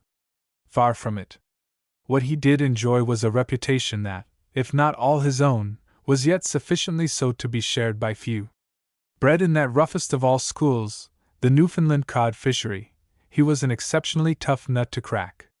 Was how the old jibe ran, and in this estimate of the Poole man's character the gangs fully concurred. They knew him well and liked him little, so when bent on pressing him they adopted no squeamish measures, but very wisely trusted to the strength of their right arms for it. Some of their attempts to take him make strange reading. About 8 o'clock on a certain winter's evening, regulating Captain Walbioff, accompanied by Lieutenant Osmer, a midshipman and 8 gangs men, broke into the house of William Trim, a seafaring native of the place whom they knew to be at home and had resolved to press. Alarmed by the forcing of the door, and only too well aware of what it portended, Trim made for the stairs, where, turning upon his pursuers, he struck repeatedly and savagely at the midshipman, who headed them, with a red-hot poker which he had snatched out of the fire at the moment of his flight. He was, however, quickly overpowered, disarmed and dragged back into the lower room, where his captors threw him violently to the floor and with their hangers took effective measures to prevent his escape or further opposition. His sister happened to be in the house, and whilst this was going on the lieutenant brutally assaulted her, presumably because she wished to go to her brother's assistance. Meanwhile Trim's father, a man near 70 years of age, who lived only a stone's throw away, hearing the uproar, and being told the gang had come for his son, ran to the house with the intention, as he afterwards declared, of persuading him to go quietly. Seeing him stretched upon the floor, he stooped to lift him to his feet, when one of the gang attacked him and stabbed him in the back. He fell bleeding beside the younger man, and was there beaten by a number of the gang's men whilst the remainder dragged his son off to the press-room, whence he was in due course dispatched to the fleet at Spithead. The date of this brutal episode is 1804, the manner of it. Nothing more than what usually happened on such occasions. In the town of Poole. Footnote Admiralty Records 1. 580, Admiral Philip, Inquiry into the conduct of the impress officers at Poole, August 13, 1804. For this deplorable state of things Poole had none but herself to thank. Had she, instead of merely refusing to back the warrants, taken effective measures to rid herself of the gang, that mischievous body would have soon left her in peace. Rochester wore the jewel of consistency in this respect. When Lieutenant Brenton pressed a youth there who appeared to be a seafaring man, but turned out to be an exempt city apprentice, he was promptly arrested and deprived of his sword, the mayor making no bones of telling him that his warrant was useless in Rochester. With this broad hint he was discharged, but the people proved less lenient than the mayor, for they set about him and beat him unmercifully. Footnote: Admiralty Record 7, 301, Law Officers' Opinions, 1784-92, number 42, Deposition of Lieutenant Brenton. Save on a single occasion, already incidentally referred to, Civic Liverpool treated the gang with uniform kindness. In 1745, at a time when the rebels were reported to be within only 4 miles of the city, the mayor refused to back warrants for the pressing of sailors to protect the shipping in the river. His reason was a cogent one. The captains of the South Sea Castle, the Mercury and the Loo, 3 ships of war then in the Mersey, had just recently manned their boats with marines and impressed from the shore near 50 men. And the seafaring element of the town, always a formidable one, was up in arms because of it. This so intimidated the mayor that he dared not sanction further raids, for fear of being murdered. Footnote: Admiralty Records 1, 1440, Letters of Captain Amherst, December 1745. His dread of the armed sailor was not shared by Henry Alcock, sometime mayor of Waterford. That gentleman often headed the press gangs in person. Footnote: Admiralty Records 1, 1500, Captain Bennett, November 13th. 1780. Deal objected to the press for reasons extending back to the reign of King John. As a member of the Cinque Ports, that town had constantly supplied the kings and queens of the realm, from the time of Magna Carta downwards, with great numbers of able and sufficient seamen who, according to the ancient custom of the Five Ports, had been impressed and raised by the mayor and magistrates of the town, acting under orders from the Lord Warden, and not by irresponsible gangs from without. It was to these, and not to the press as such, that Deal objected. The introduction of gangs in her opinion bred disorder. Great disturbances, breaches of the peace, riots, tumults, and even bloodshed attended their steps and made their presence in any peaceably disposed community highly undesirable. Within the memory of living man even, Deal had obliged no less than 400 seamen to go on board the ships of the fleet, and she desired no more of those strangers who recently, incited by Admiral the Marquis of Carmarthen, had gone a-pressing in her streets and grievously wounded divers persons. Footnote: State Papers Domestic, and 36, Number 24, Petition of the Mayor, Jurats and Commonalty of the Free Town and Borough of Deal. In this common-sense view of the case, Deal was ably supported by Dover, the premier Cinque Port. Dover, it is true, so far as we know, never embodied her objections to the press in any humble petition to the Queen's Majesty. She chose instead a directer method, for when the lieutenant of the Devonshire impressed 6 men belonging to a brigantine from Carolina in her streets, and attempted to carry them beyond the limits of the borough, many people of Dover, in company with the mayor thereof, assembled themselves together and would not permit the lieutenant to bring them away. The action angered the Lords Commissioners, who resolved to teach Dover a lesson. Orders were accordingly sent down to Captain Dent, whose ship the Shrewsbury man-o'-war was then in the Downs, directing him to send a gang ashore and press the first 6 good seamen they should meet with, taking care, however, since their lordships did not wish to be too hard upon the town, that the men so pressed were bachelors and not householders. Lieutenant O'Brien was entrusted with this delicate punitive mission. He returned on board after a campaign of only a few hours' duration, triumphantly bearing with him the stipulated hostages for Dover's future good behavior. 6 very good seamen, natives and inhabitants, and 5 of them bachelors. Footnote: Admiralty Records 1, 1696, Captain Dent, August 24, 1743. The 6th was of course a householder, a circumstance that made the town's punishment all the severer. Its effects were less salutary than the Admiralty had anticipated. True, both Dover and Deal thereafter withdrew their opposition to the press so far as to admit the gang within their borders, but they kept a watchful eye upon its doings, and every now and then the old spirit flamed out again at white heat, consuming the bonds of some poor devil who, like Alexander Hart, freeman of Dover, had been irregularly taken.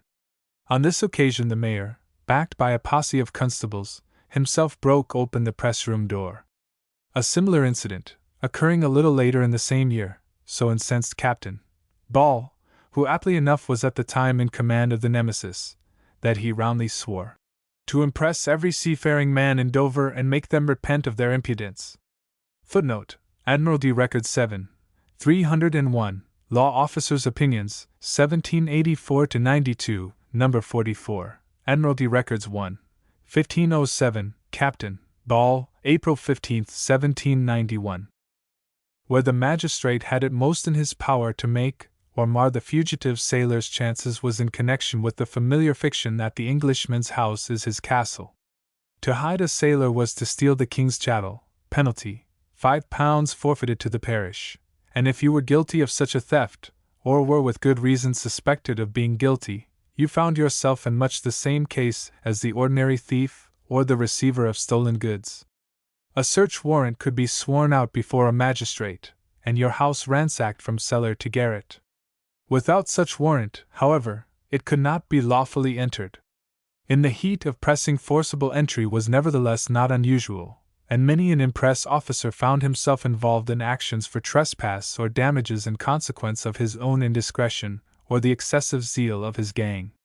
The defense set up by Lieutenant Doyle, of Dublin, that the panel of the door was broke by accident, would not go down in a court of law, however avidly it might be swallowed by the Board of Admiralty. More than this, The magistrate was by law empowered to seize all straggling seamen and landsmen and hand them over to the gangs for consignment to the fleet. The vagabond, as the unfortunate tramp of those days was commonly called, had thus a bad time of it. For him all roads led to Spithead. The same was true of persons who made themselves a public nuisance in other ways. By express magisterial order many answering to that description followed Francis Juniper of Cuckfield. A very drunken, troublesome fellow, without a coat to his back, who was sent away lest he should become chargeable to the parish. The magistrate in this way conferred a double benefit upon his country. He defended it against itself whilst helping it to defend itself against the French. Still, the latter benefit was not always above suspicion. The ignorant zeal of simple justices, we are told, often impelled them to hand over to the gang's men whom any old woman could see with half an eye to be proper objects of pity and charity than fit to serve his majesty. Send your myrmidons was a form of summons familiar to every gang officer. As its tone implies, its source was magisterial, and when the officer received it he hastened with his gang to the petty sessions, the assizes or the prison, and there took over, as an unearned increment of his majesty's fleet, the person of some misdemeanant willing to exchange Bridewell for the briny, or the manacled body of some convicted felon who preferred to swing in a hammock at sea rather than on the gallows ashore. A strangely assorted crew it was, this overflow of the jails that clanked slowly seawards, marshalled by the gang. Reprieves and commutations, if by no means universal in a confirmed hanging age, were yet common enough to invest it with an appalling sameness that was nevertheless an appalling variety. Able seamen sentenced for horse stealing or rioting, town dwellers raided out of night houses, impostors who simulated fits or played the maimed soldier, fishermen in the illicit brandy and tobacco line, gentlemen of the road, makers of flash notes and false coin, stealers of sheep, assaulters of women, pickpockets and murderers in one unmitigated throng went the way of the fleet, and there sank their vices, their roguery, their crimes and their identity in the number of a mess. Boys were in that flock of jailbirds too, youths barely in their teens, guilty of such heinous offences as throwing stones at people who passed in boats upon the river, or of playing during divine service on Sunday, and remaining impenitent and obdurate when confronted with all the terrific apparatus of fetters, chains, and dark cells, pertaining to a well-equipped city jail. Footnote: Admiralty Records 1, 1534, 1545, Captain Barker, March 1, 1805, August 20, 1809, and numerous instances. The turning over of such young reprobates to the gang was one of the pleasing duties of the magistrate. Chapter 8. At grips with the gang. When all avenues of escape were cut off and the sailor found himself face to face with the gang and imminent capture, he either surrendered his liberty at the word of command or staked it on the issue of a fight. His choice of the latter alternative was the proverbial turning of the worm, but of a worm that was no mean adversary. Fear of the gang, supposing him to entertain any, was thrown to the winds. Fear of the consequences, the clink, or maybe the gallows for a last landfall, which had restrained him in less critical moments when he had both room to run and opportunity, sat lightly on him now. In red realism there flashed through his brain the example of some doughty sailor, the hero of many an anchor watch and forecastle yarn, who had fought the gang to its last man and yet come off victor. The swift vision fired his blood and nerved his arm, and under its obsession he stood up to his would-be captors with all the dogged pluck for which he was famous when facing the enemy at sea. In contests of this description the weapon perhaps counted for as much as the man who wielded it, and as its nature depended largely upon circumstances and surroundings, the range of choice was generally wide enough to please the most selective taste. Pressing consequently introduced the gang's man to some strange weapons. Trim, the pool sailor whose capture is narrated in the foregoing chapter, defended himself with a red-hot poker. In what may be termed domestic as opposed to public pressing, the use of this homely utensil as an impromptu liberty preserver was not at all uncommon. Hot or cold, it proved a formidable weapon in the hands of a determined man, more especially when, as was at that time very commonly the case, it belonged to the ponderous cobeiron or knobbed variety. Another weapon of recognized utility, particularly in the vicinity of docks, careening stations and shipyards, was the humble tar-mop. Consisting of a wooden handle some 5 or 6 feet in length, though of no great diameter, terminating in a ball of spun yarn forming the actual mop, this implement, when new, was comparatively harmless. No serious blow could then be dealt with it, but once it had been used for paying a vessel's bottom and sides, it underwent a change that rendered it truly formidable. The ball of revellings forming the mop became then thoroughly charged with tar or pitch and dried in a rough mass scarcely less heavy than lead. In this condition it was capable of inflicting a terrible blow, and many were the tussles decided by it. A remarkable instance of its effective use occurred at Ipswich in 1703, when a gang from the Solway, rowing up the Orwell from Harwich, attempted to press the men engaged in repaying a collier. They were immediately struck down with pitch mops, to the great peril of their lives. Footnote: Admiralty Records 1, 1436, Captain Aldred, 6 January 1702-3. The weapon to which the sailor was most partial, however, was the familiar capstan bar. In it, as in its fellow the handspike, he found a whole armament. Its availability, whether on shipboard or at the waterside, its rough and ready nature, and above all its heft and general capacity for dealing a knock-down blow without inflicting necessarily fatal injuries, adapted it exactly to the sailor's requirements, defensive or the reverse. It was with a capstan bar that Paul Jones, when hard pressed by a gang on board his ship at Liverpool, was reputed to have stretched 3 of his assailants dead on deck. Every sailor had heard of that glorious achievement and applauded it, the killing perhaps grudgingly accepted. So, too, did he applaud the hardihood of William Bingham, that far-famed North Country sailor who, adopting pistols as his weapon, negligently stuck a brace of them in his belt and walked the streets of Newcastle in open defiance of the gangs, none of which durst lay a hand on him till the unlucky day when, in a moment of criminal carelessness that could never be forgiven, he left his weapons at home and was haled to the press-room fighting, all too late, like a fiend incarnate. Not to enlarge on the endless variety of chance weapons, there remained those good old standards, the musket, the cutlass, and the knife, each of which, in the sailor's grasp, played its part in the rough and tumble of pressing, and played it well. A case in point, familiar to every seaman, was the last fight put up by that famous Plymouth sailor, Emmanuel Herbert, another fatalist who, like Bingham, believed in having 2 strings to his bow. He accordingly provided himself with both fusee and hanger, and with these comforting bedfellows retired to rest in an upper chamber of the public house where he lodged, easy in the knowledge that whatever happened the door of his crib commanded the stairs. From this stronghold the gang invited him to come down. He returned the compliment by inviting them up, assuring them that he had a warm welcome in store for the first who should favor him with a visit.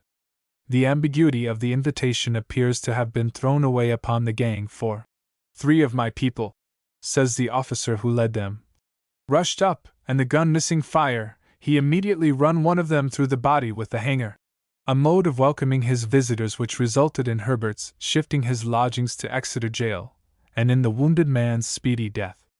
Footnote: Admiralty Records 1, 1473, Captain Brown, July 4, 1727.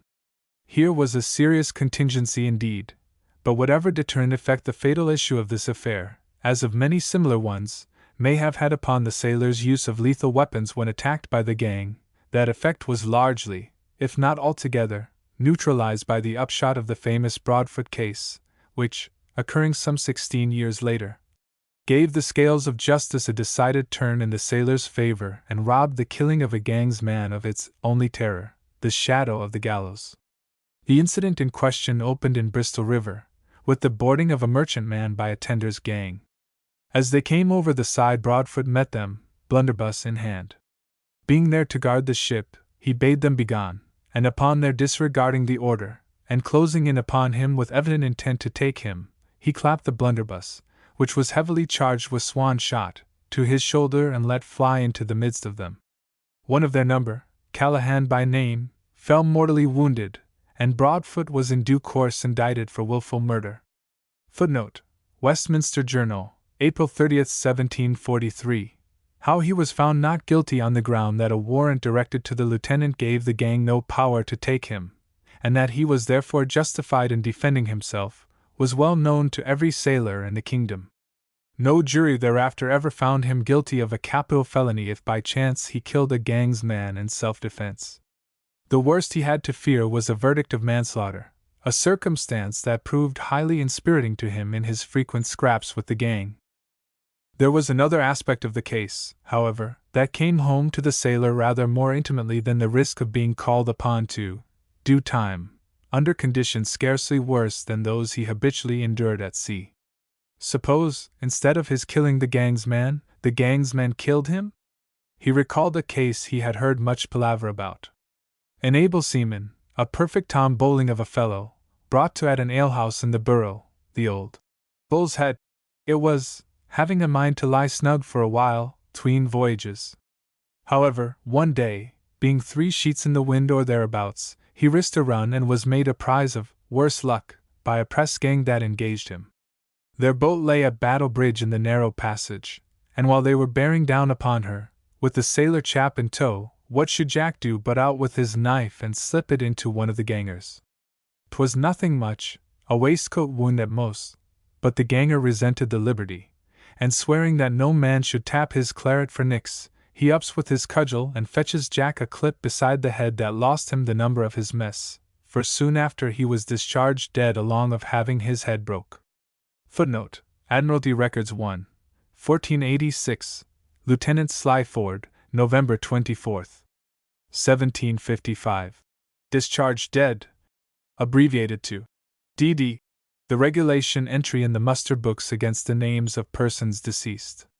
Risks of this sort raised grave issues for the sailor, issues to be well considered of in those serious moments that came to the most reckless on the wings of the wind or the lift of the waves at sea. What time drink and the gang were remote factors in the problem of life. But ashore? Ah, that was another matter.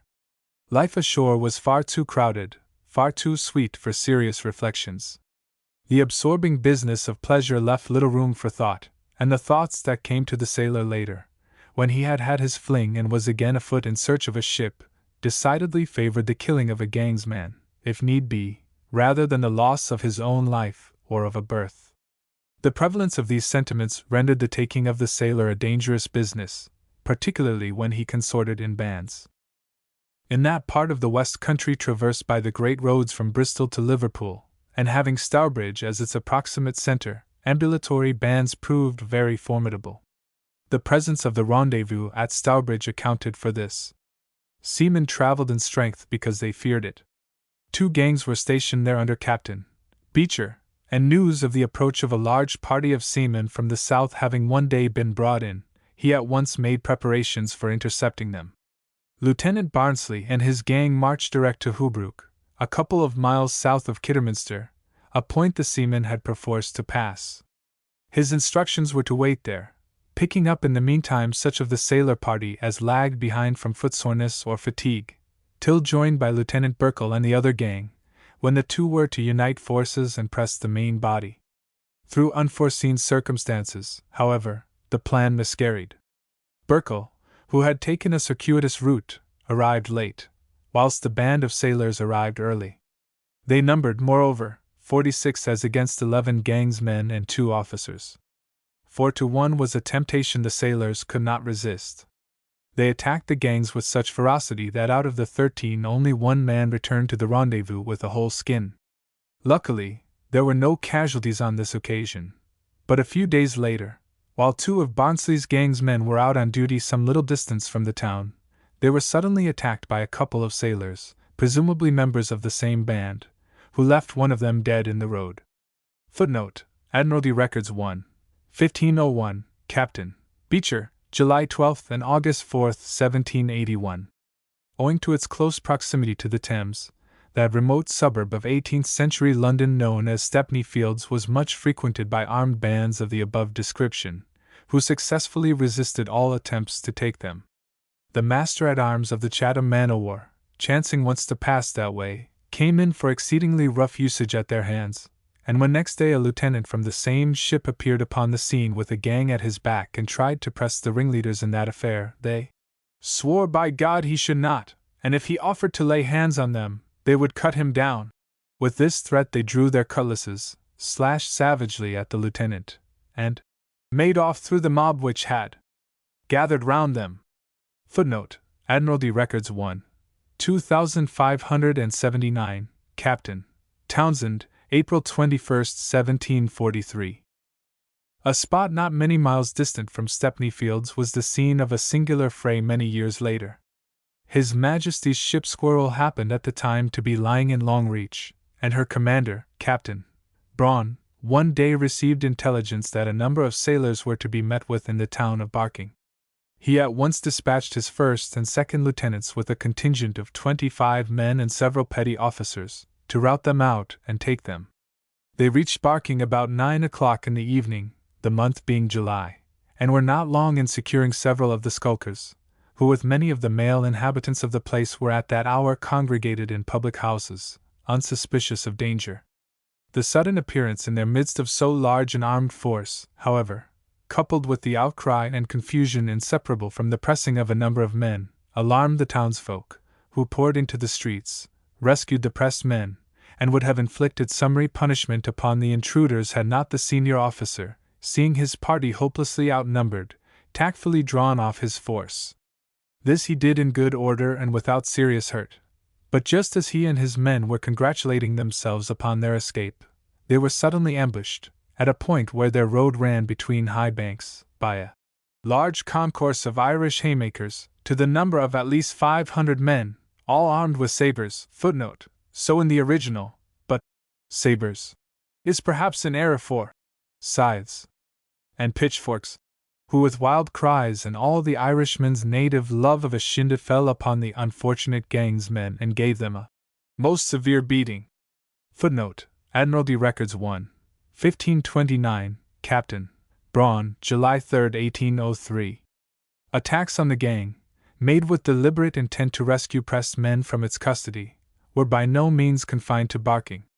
The informer throve in the land, but notwithstanding his hostile activity, the sailor everywhere had friends who possessed at least one cardinal virtue. They seldom hung back when he was in danger, or hesitated to strike a blow in his defense.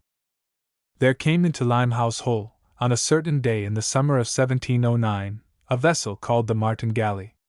How many men were in her we do not learn, but whatever their number, there was amongst them one man who had either a special dread of the press or some more than usually urgent occasion for wishing to avoid it. Watching his opportunity, he slipped into one of the galley's boats, sculled her rapidly to land, and there leapt out, just as a press gang hove in sight ahead. It was a dramatic moment. The sailor, tacking at sight of the enemy, ran swiftly along the river bank, but was almost immediately overtaken, knocked down, and thrown into the press boat, which lay near by. This gathered a mob, says the narrator of the incident, who pelted the boat and gang by throwing stones and dirt from the shore, and being pursued also by the galley's men, who brought cutlasses in the boat with them to rescue their pressed man. The gang was at last forced to betake themselves to a cornlighter, where they might stand upon their defense. The galley's men could not get aboard, but lay with their boat along the side of the lighter, where they endeavoring to force in, and the gang to keep them out. The boat of a sudden overset, and some of the men therein were drowned. 3 of the press gang were forked likewise into the water, whereof 'tis said one is drowned and the other 2 in irons in the new prison. The remaining part of the gang leapt into a wherry, the galley's men pursuing them, but not gaining upon them, they gave over the pursuit. The pressed man all this while was laughing in his sleeve. He lay on the other side of the lighter, in the tender's boat, whence he made his escape. Footnote: Admiralty Records 1. 1437, Captain Aston, August 10, 1709. In their efforts to restore the freedom of the pressed man, the sailor's friends did not confine their attention exclusively to the gang. When they turned out in vindication of those rights which the sailor did not possess, they not infrequently found their diversion in wrecking the gang's headquarters or in making a determined, though generally futile, onslaught upon the tender. Respectable people, who had no particular reason to favor the sailor's cause, viewed these ebullitions of mingled rage and mischief with dismay, stigmatizing those who so light-heartedly participated in them as the lower classes, and the mob. Few towns in the kingdom boasted, or reprobated, as the case might be, a more erratically festive mob than Leith. As far back as 1709 Baillie Cockburn had advised the inhabitants of that burgh to oppose any impressor, and seizing the occasion of the impressure of an apprentice boy, had set them an example by arresting the pinnace of Her Majesty's ship Rye, together with her whole crew, 13 in number, and keeping them in close confinement till the lad was given up. Footnote: Admiralty Records 1. 2448, Captain Shale, for January 1708-9. The worthy Baillie was in due time gathered unto his fathers, and with the growth of the century gangs came and went in endless succession, but neither the precept nor the example was ever forgotten in Leith. Much pressing was done there, but it was done almost entirely upon the water. To transfer the scene of action to the Strand meant certain tumult, for there the whim of the mob was law. Now it pulled the gang officer's house about his ears because he dared to press a shipwright. Again, it stoned the gang viciously because they rescued some seamen from a wreck, and kept them. Between whiles it amused itself by cutting down the rendezvous flagstaff, and if nothing better offered, it split up into component parts, each of which became a greater terror than the whole. One night, when the watch had been set and all was quiet, a party of this description, only 3 in number, approached the rendezvous and respectfully requested leave to drink a last dram with some newly pressed men who were then in the cage, their quondam shipmates. Suspecting no ulterior design, the guard incautiously admitted them, whereupon they dashed a quantity of spirits on the fire, set the place in a blaze, and carried off the pressed men amid the hullabaloo that followed. Footnote: Admiralty Records 1. 1516-9. Letters of Captain Brenton, 1797-8. Lieutenant Pyrie, February 2, 1798. If Leith did this sort of thing well, Greenock, her commercial rival on the Clyde, did it very much better, for where the Leith mob was but a sporadic thing, erupting from its slummy fastnesses only in response to rumor of chance amusement to be had or mischief to be done, Greenock held her mob always in hand, a perpetual menace to the gang's man did he dare to disregard the Clydeside ordinance in respect to pressing. That ordinance restricted pressing exclusively to the water, but it went further, for it laid it down as an inviolable rule that members of certain trades should not be pressed at all. It was with the trades that the ordinance originated. There was little or no Greenock apart from the trades. The will of the trades was supreme. The coopers, carpenters, riggers, caulkers, and seamen of the town ruled the burgh. Assembled in public meeting, they resolved unanimously to stand by and support each other in the event of a press, and having come to this decision, they indited a trite letter to the magistrates, intimating in unequivocal terms that, if they countenanced the press, they must abide by the consequences. For once the trades took the matter in hand, they could not say where they would stop. With the worthy burgesses laying down the law in this fashion, it is little wonder that the gangs seldom dared to press ashore, or that they should have been able to take only 2 coopers in 10 months. For the trades were as good as their word. The moment a case of prohibited pressing became known, they took action. Alexander Weir, member of the Shipwrights' Society, was taken whilst returning from his lawful employ, and immediately his mates, to the number of between 300 and 400, downed tools and marched to the rendezvous, where they peremptorily demanded his release. Have him they would, and if the gang officer did not see fit to comply with their demand, not only should he never press another man in Greenock, but they would seize one of the armed vessels in the river, lay her alongside the tender, where Weir was confined, and take him out of her by force. Brenton was regulating captain there at the time, and to pacify the mob he promised to release the man, and broke his word. Thereupon the people became very riotous and proceeded to burn everything that came in their way.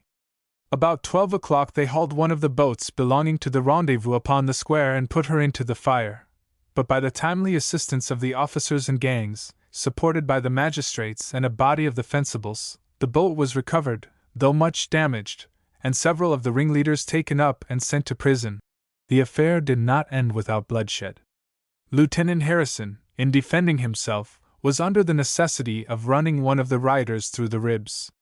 Footnote: Admiralty Records 1. 1508, Letters of Captain Brenton, 1793. Though Bailey Cockburn once arrested the pinnace of a man-o'-war at Leith, the attempted burning of the Greenock press boat is worthy of more than passing note as the only instance of that form of retaliation to be met with in the history of home pressing. In the American colonies, on the other hand, it was a common feature of demonstrations against the gang.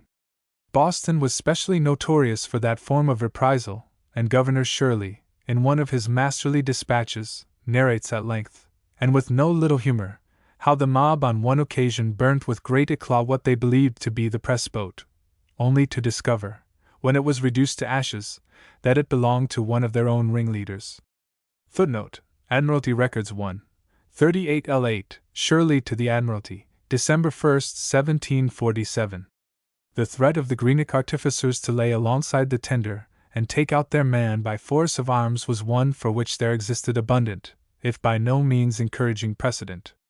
Long before, as early, indeed, as 1742, the keelmen frequenting Sunderland had set them an example in that respect by endeavoring, some hundred strong, to haul the tender ashore, an attempt coupled with threats so dire that the officer in command trembled in his shoes lest he and his men should all be made sacrifices of.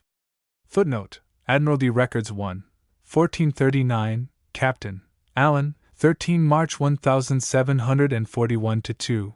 Nothing so dreadful happened, however, for the attempt, like that made at Shoreham a few years later, when there appeared in sight, from towards Brighthelmstone, about 200 or 300 men armed with different weapons, who came with an intent to attack the dispatch sloop. Failed ignominiously, the attackers being routed on both occasions by a timely use of swivel guns and musketry. Footnote: Admiralty Records 1, 1482, Lieutenant Barnsley, March 25, 1746. Similar disaster overtook the organizers of the Tooley Street affair, of which one Taylor, lieutenant to Captain William Boys of the Royal Sovereign, was the active cause. At the Spread Eagle in Tooley Street, he and his gang one evening pressed a privateersman, an insult keenly resented by the master of the ship. He accordingly sent off to the tender, whither the pressed man had been conveyed for security's sake, 2 wherries filled with armed seamen of the most piratical type. The fierce fight that ensued had a dramatic finish. 2 pistols we took from them, says the narrator of the incident, in his quaint old style, and 3 cutlasses, and 6 men, but one of the men took the red-hot poker out of the fire, and our men, having the cutlasses, cut him and killed him in defense of themselves. Footnote: Admiralty Records 1, 1488, Lieutenant Taylor, April 1, 1757. In attacks of this nature, the fact that the tender was afloat told heavily in her favor, for unless temporarily hung up upon a mud bank by the fall of the tide, she could only be got at by means of boats. With the rendezvous ashore, the case was altogether different. Here you had a building in a public street, flaunting its purpose provocatively in your very face, and having a rear to guard as well as a front. For these reasons, attacks on the rendezvous were generally attended with a greater measure of success than similar attempts directed against the tenders. The face of a pressed man had only to show itself at one of the stoutly barred windows, and immediately a crowd gathered.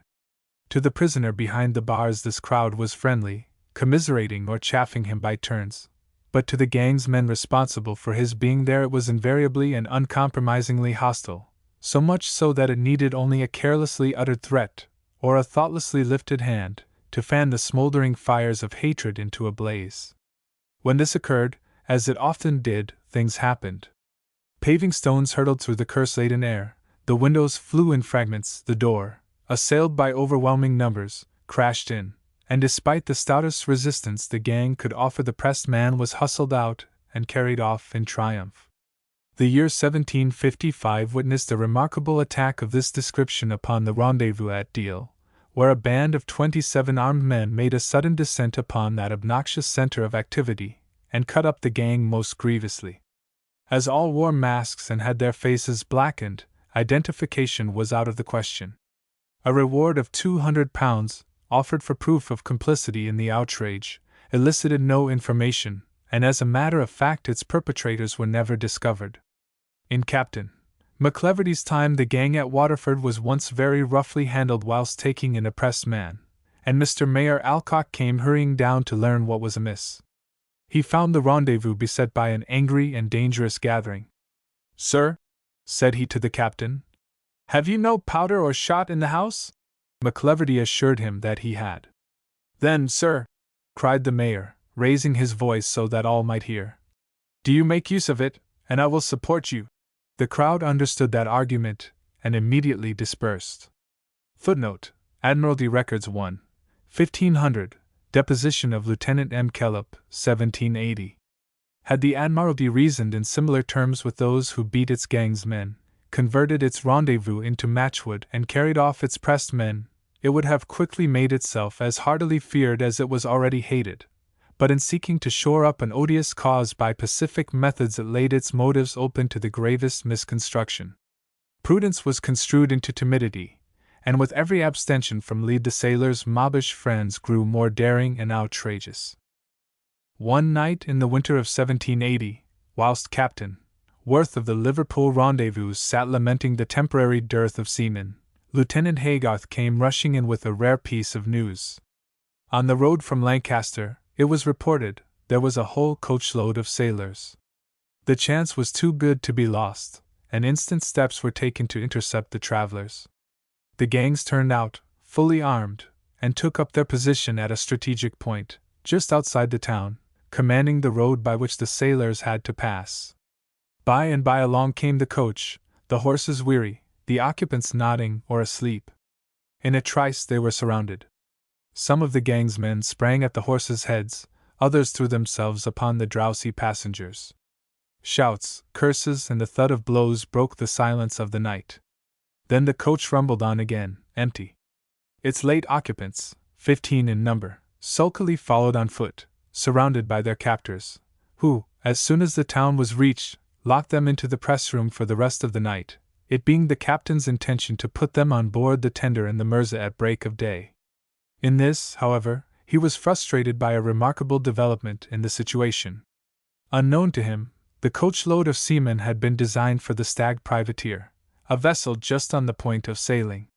News of their capture reaching the ships soon after their arrival in the town, Spence, her first lieutenant, at once roused out all his available men, armed them, to the number of 80, with cutlass and pistol, and led them ashore.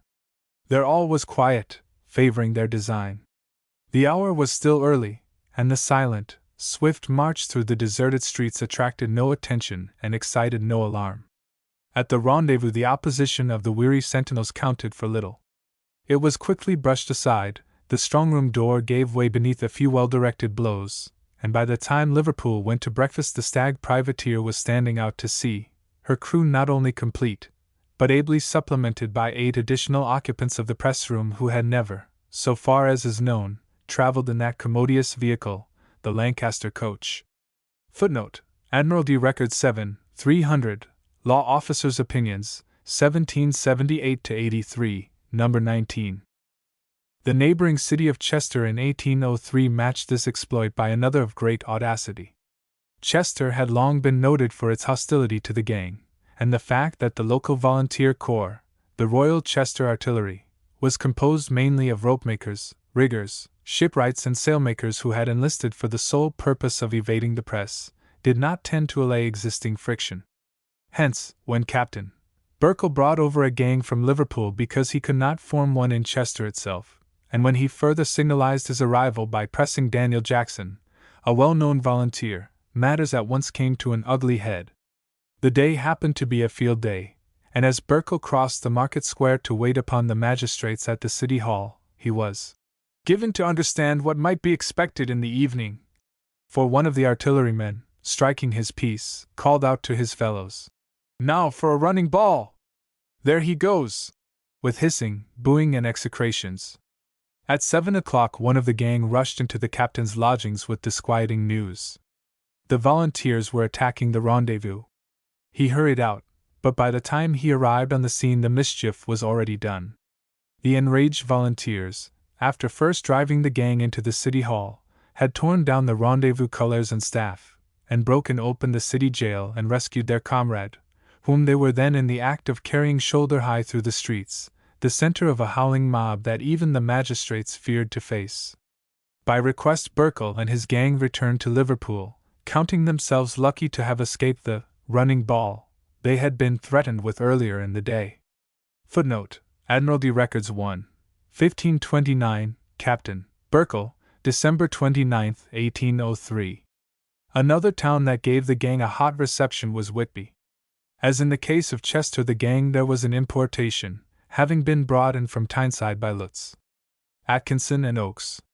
As at Chester, too, a place of rendezvous had been procured with difficulty, for at first no landlord could be found courageous enough to let a house for so dangerous a purpose.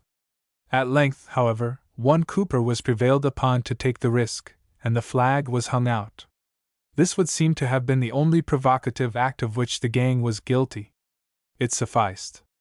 Anticipation did the rest, for just as in some individuals gratitude consists in a lively sense of favors to come, so the resentment of mobs sometimes avenges a wrong before it has been inflicted.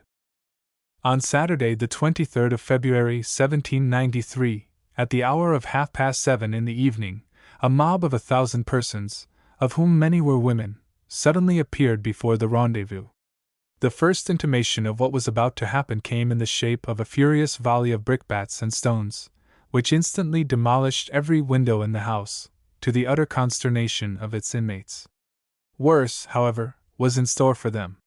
An attempt to rush the place was temporarily frustrated by the determined opposition of the gang, who, fearing that all in the house would be murdered, succeeded in holding the mob at bay for an hour and a half. But at 9 o'clock, several of the gang's men having been in the meantime struck down and incapacitated by stones, which were rained upon the devoted building without cessation, the door at length gave way before an onslaught with capstan bars, and the mob swarmed in unchecked. A scene of indescribable confusion and fury ensued. Savagely assaulted and mercilessly beaten, the gang's men and the unfortunate landlord were thrown into the street more dead than alive. Every article of furniture on the premises was reduced to fragments, and when the mob at length drew off, hoarsely jubilant over the destruction it had wrought, nothing remained of His Majesty's rendezvous save bare walls and gaping windows. Even these were more than the townsfolk could endure the sight of.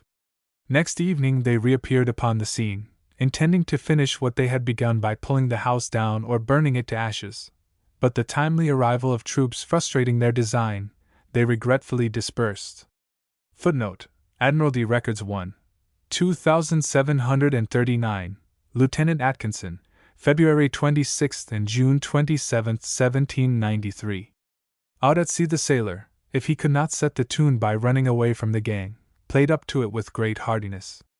To sink the press boat was his first aim.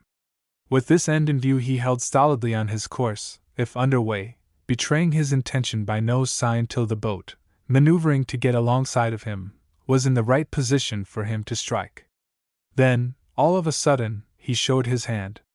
Clapping his helm hard over, he dexterously ran the boat down, leaving the struggling gang's men to make what shift they could for their lives. Many a knight of the Hanger was sent to Davy Jones in this summary fashion, unloved in life and cursed in the article of death. The attempt to best the gang by a master stroke of this description was not, it need hardly be said, attended with uniform success. A miss of an inch or two, and the boat was safe astern, pulling like mad to recover lost ground. In these circumstances the sailor recalled how he had once seen a block fall from aloft and smash a shipmate's head, and from this he argued that if a suitable object such as a heavy round shot, or, better still, the ship's grindstone, were deftly dropped over the side at the psychological moment, it must either have a somewhat similar effect upon the gang's men below or sink the boat by knocking a hole in her bottom. The case of the John and Elizabeth of Sunderland, that redoubtable Holland Pink whose people were resolved sooner to die than to be impressed, affords an admirable example of the successful application of this theory. As the John and Elizabeth was running into Sunderland Harbor one afternoon in February 1742, 3 press-boats, hidden under cover of the pierhead, suddenly darted out as she surged past that point and attempted to board her. They met with a remarkable repulse. For 10 minutes, according to the official account of the affair, the air was filled with grindstones, 4-pound shot, iron crows, handspikes, capstan bars, boat hooks, billets of wood and imprecations, and when it cleared there was not in any of the boats a man who did not bear upon his person some bloody trace of that terrible fusillade. They sheered off, but in the excitement of the moment and the mortification of defeat Midshipmen Clapp and Danton drew their pistols and fired into the jeering crew ranged along the vessel's gunwale. Not knowing, as they afterwards pleaded, that there was any balls in the pistols, evidence to the contrary was quickly forthcoming. A man fell dead on the Pink's deck, and before morning the 2 middies were safe under lock and key in that dismal hole, Durham jail. It was a notable victory for the sailor and applied mechanics. Footnote: Admiralty Records 1, 1439, Captain Allen, 13 March 1741-2, and enclosure. The affair of the King William Indiaman, a ship whose people kept the United Boats' crews of 2 men of war at bay for nearly 24 hours, carried the sailors' resistance to the press an appreciable step further, and developed some surprising tactics. Between 3 and 4 o'clock in the afternoon of a day in September 1742, 2 ships came into the Downs in close order. They had been expected earlier in the day, and both the Shrewsbury frigate and the Shark sloop were on the lookout for them. A shot from the former brought the headmost to an anchor, but the second, the King William, hauled her wind and stood away close to the Goodwins, out of range of the frigate's guns. Here, the tide being spent and the wind veering ahead, she was obliged to anchor, and the warship's boats were at once manned and dispatched to press her men. Against this eventuality the latter appeared to have been primed with Dutch courage, as the saying went, the manner of which was to broach a cask of rum and drink your fill. On the approach of the press boats pandemonium broke loose. The maddened crew, brandishing their cutlasses and shouting defiance, assailed the oncoming boats with every description of missile they could lay hands on, not excepting that most dangerous of all casual ammunition, broken bottles.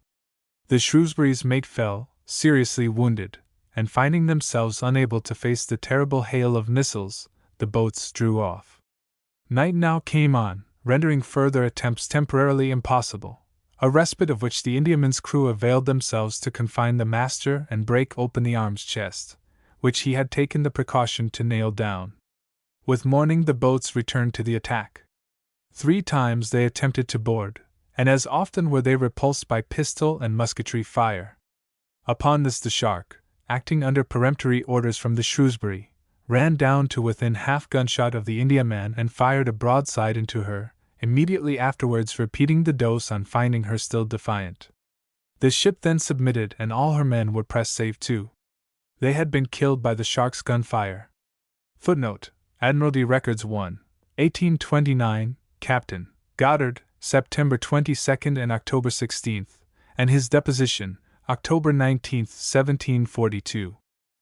With the appearance of the gang on the deck of his ship there was ushered in the last stage, but one of the sailors' resistance to the press afloat. How, when this happened, all hands were mustered and the protected sheep separated from the unprotected goats, has been fully described in a previous chapter. These preliminaries at an end. Now, my lads, said the gang officer, addressing the praeseable contingent in the terms of his instructions, I must tell you that you are at liberty, if you so choose, to enter His Majesty's service as volunteers. If you come in that way, you will each receive the bounty now being paid, together with 2 months' advance wages before you go to sea. But if you don't choose to enter voluntarily, then I must take you against your wills. It was a hard saying, and many an old shellback, aye, and young one too, spat viciously when he heard it. Conceive the situation. Here were these poor fellows returning from a voyage which perhaps had cut them off from home and kindred, from all the ordinary comforts and pleasures of life, for months or maybe years. Here were they, with the familiar cliffs and downs under their hungry eyes, suddenly confronted with an alternative of the cruelest description, a Hobson's choice that left them no option but to submit or fight. It was a heartbreaking predicament for men, and more especially for sailormen, to be placed in, and if they sometimes rose to the occasion like men and did their best to heave the gang bodily into the sea, or to drive them out of the ship with such weapons as their hard situation and the sailors' providence threw in their way, if they did these things in the gang's despite, they must surely be judged as outraged husbands. fathers and lovers rather than as disloyal subjects of an exacting king. They would have made but sorry man-o'-war's men had they entertained the gang in any other way. Opposed to the service cutlass, the sailor's emergency weapon was but a poor tool to stake his liberty upon, and even though the numerical odds chanced to be in his favor, he often learnt, in the course of his pitched battles with the gang, that the edge of a hanger is sharper than the corresponding part of a handspike. Lucky for him if, with his shipmates, he could then retreat to close quarters below or between decks, there to make a final stand for his brief spell of liberty ashore. This was his last ditch. Beyond it lay only surrender or death. The death of the sailor at the hands of the gang introduces us to a phase of pressing technically known as the accidental, wherein the accidents were of three kinds: casual, unavoidable, and disagreeable. The casual accident was one that could be either foreseen nor averted, as when Captain Argles, returning to England on the breaking up of the Limerick Rendezvous in 1814, was captured by an American privateer, well up the Bristol Channel, a place where no one ever dreamed of falling in with such an enemy. Footnote: Admiralty Records 1, 1455, Captain Argles, August 17, 1814. To the unavoidable accident, every impress officer and agent was liable in the execution of his duty. It could thus be foreseen in the abstract, though not in the instance. Hence it could not be avoided. Wounds given and received in the heat and turmoil of pressing came under this head, provided they did not prove fatal. The accident, disagreeable, was peculiar to pressing. It consisted in the killing of a man, by whatever means and in whatever manner, whilst endeavoring to press him, and the immediate effect of the act, which was common enough, was to set up a remarkable contradiction in terms. The man killed was not the victim of the accident.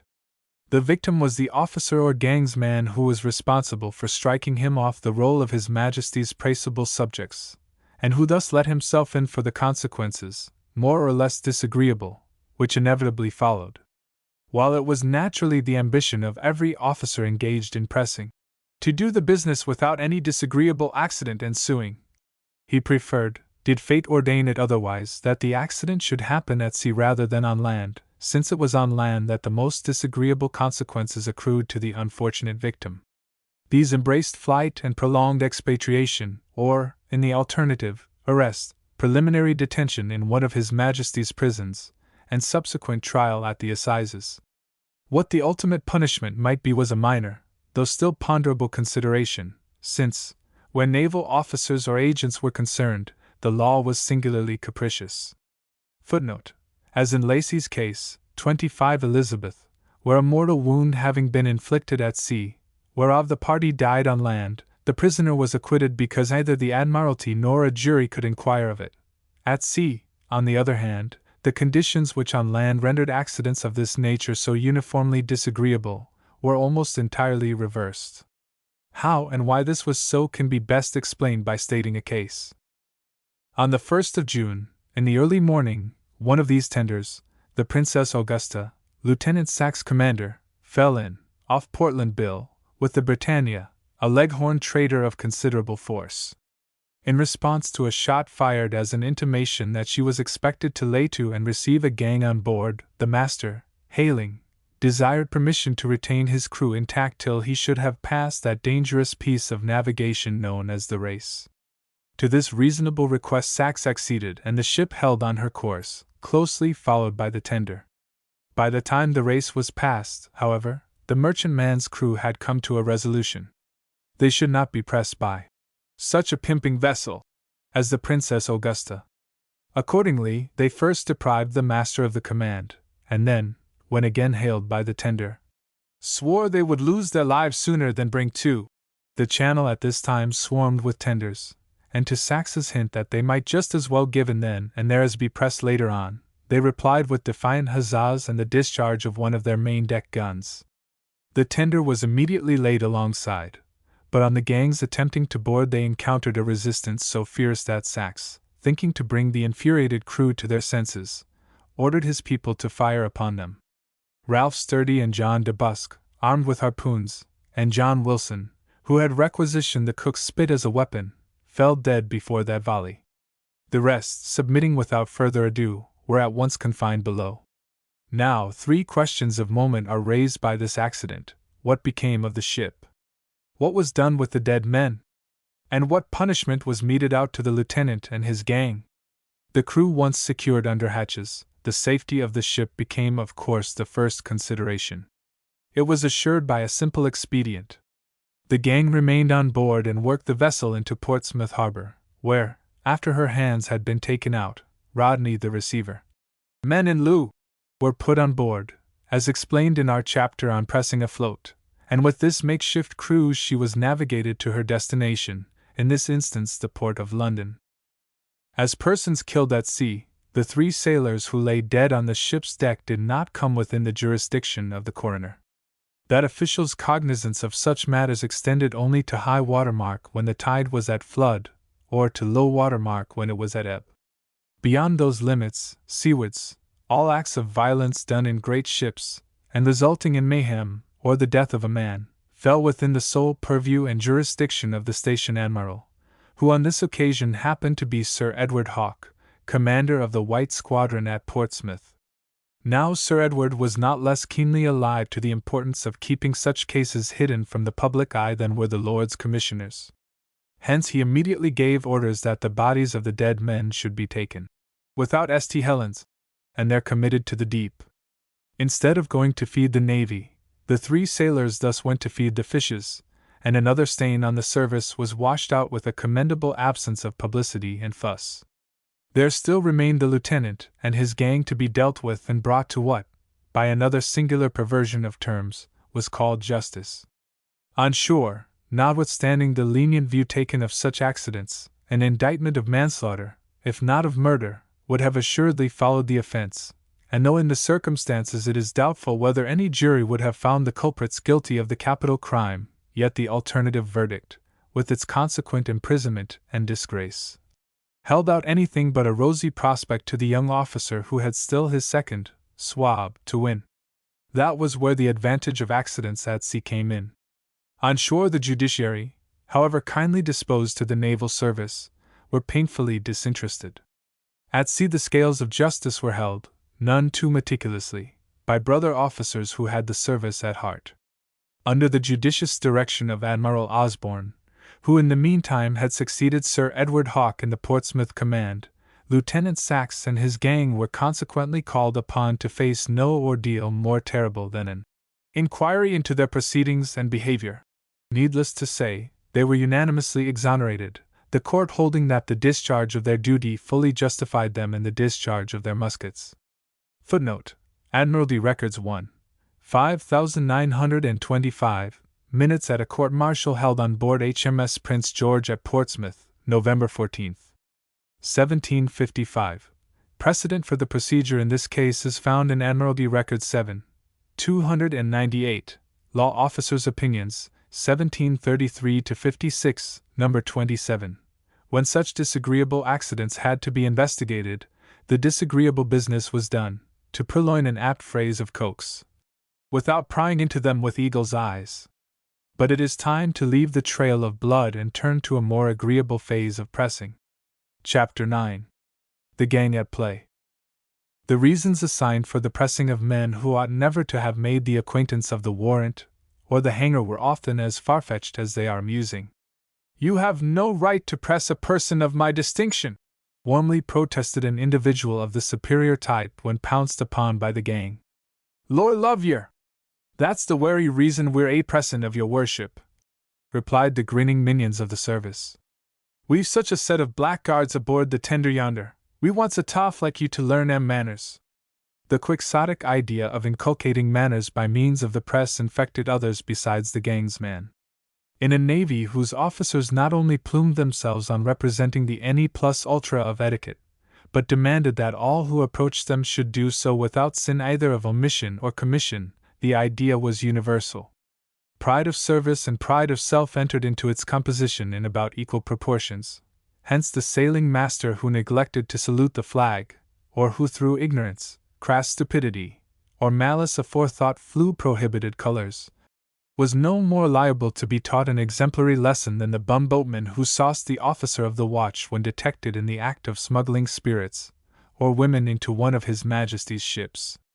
For all such offenders the autocracy of the quarterdeck, from the rigid commander down to the very young gentleman newly joined, kept a jealous lookout, and many are the instances of punishment, swift and implacable, following the offense. Insulted dignity could of course take it out of the disrespectful foremastman with the rattan, the cat or the irons, but for the ill-mannered outsider, whether pertaining to sea or land, the recognized corrective was His Majesty's press. A solitary exception is found in the case of Henry Crabb of Chatham, a boatman who rejoiced in incurable lameness, rejoiced because, although there were many cripples on board the Queen's ships in his day, his infirmity was such as to leave him at liberty to ply for hire, when other men durst not for fear of being impressed. He was an impudent, overreaching knave, and Captain Balchan, of the Adventure man-o'-war, whose wife had suffered much from the fellow's abusive tongue and extortionate propensities, finding himself unable to press him, brought him to the capstan, and there gave him 11 lashes with a cat of 9 tails. Footnote: Admiralty Records 1, 1466, Captain Balchan, 10 March 1703-4. A letter written in the early 40s, a letter as breezy as the sea from which it was penned, gives us a striking picture of the old-time naval officer as a teacher of deportment. Cruising far down channel, Captain Brett, of the Anglesey man-o'-war, there fell in with a ship whose character puzzled him sorely. He consequently gave chase, but the wind falling light and night coming on, he lost her. Early next morning, as luck would have it, he picked her up again, and having now a pretty breeze, he succeeded in drawing within range of her about 2 o'clock in the afternoon, when he fired a shot to bring her to. The strange sail doubtless feared that she was about to lose her hands, for instead of obeying the summons she trained her stern chasers on the Anglesey, and for an hour and a half blazed away at her as fast as she could load. They put a large marline spike into one of their guns, the indignant captain tells us, which struck the carriage of the chase gun upon our forecastle, dented it near 2 inches, then broke asunder and wounded one of the men in the leg, and had it come a yard higher, must infallibly have killed 2 or 3. By all this behavior I concluded she must be an English vessel taken by the Spaniards. However, when we came within a cable's length of him he brought to, so we run close under his stern in order to shoot a little berth to leeward of him, and at the same time bid them hoist their boats out. Our people, as is customary upon such occasions, were then all up upon the gun-hill and in the shrouds, looking at him. Just as we came under his quarter he pointed a gun that was sticking out a little abaft his main shrouds right at us, and put the match to it, but it happened very luckily that the gun blew. A fellow that was standing on the quarterdeck then took up a blunderbuss and presented it, which by its not going off must have missed fire. As it was almost impossible, they being stripped and bareheaded besides having their faces besmeared with powder, for us to judge them by their looks, I concluded they must be a parcel of light-headed Frenchmen run mad, and thinking it by no means prudent to let them kill my men in such a ridiculous manner, I ordered the marines, who were standing upon the quarterdeck with their muskets shouldered, to fire upon them. As soon as they saw the muskets presented they fell flat upon the decks and by that means saved themselves from being killed. Some of our people at the same time fired a 9-pounder right into his quarter, upon which they immediately submitted. I own I never was more surprised in all my life to find that she was an English vessel, though my surprise was lessened a good deal when I came to see the master and all his fighting men so drunk as to be scarce capable of giving a rational answer to any question that was asked them. I was very glad to find that none of them were hurt, but I found out the man who presented the blunderbuss, and upon his behaving saucily when I taxed him with it, I took him out of the vessel. Footnote: Admiralty Records 1, 1479, Captain Brett, April 17, 1743. The captain's use of gender is philologically instructive. Not till later times, it seems, did ships lose the character of a strong man-armed, and take on, uniformly, the attributes of the skittish female. So abhorrent a condiment was sauce to the naval palate, whether of officer or impress agent, that its use invariably brought its own punishment with it. "You are no gentleman," said gangsman Dibell to one Hartnell, a courier who accidentally jostled him whilst he was drinking in a pool taproom. No, nor you either, replied Hartnell. The retort cost him a most disagreeable experience. Dibel and his comrades collared him and dragged him off to the rendezvous, where he was locked up in the black hole till the next day. Footnote: Admiralty Records 1. 580. Inquiry into the conduct of the impress officers at Poole, August 13, 1804.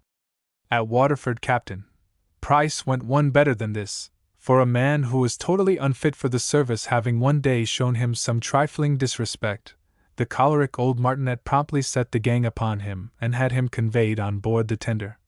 Where, says Lieutenant Collingwood, writing a month later, he has been eating the king's victuals ever since. Footnote: Admiralty Records 1. 1501, Lieutenant Collingwood, March 18, 1781. Punishment enough, surely. One night at Londonderry, as Lieutenant Watson was making his way down to the quay for the purpose of boarding the Hope tender, of which he was commander, he accidentally ran against a couple of strangers. "Hullo, my lads!" cried he. "Who and what are you?" "I am what I am," replied one of them, insolently. The lieutenant, who had been dining, fired up at this and demanded to know if language such as that was proper to be addressed to a king's officer.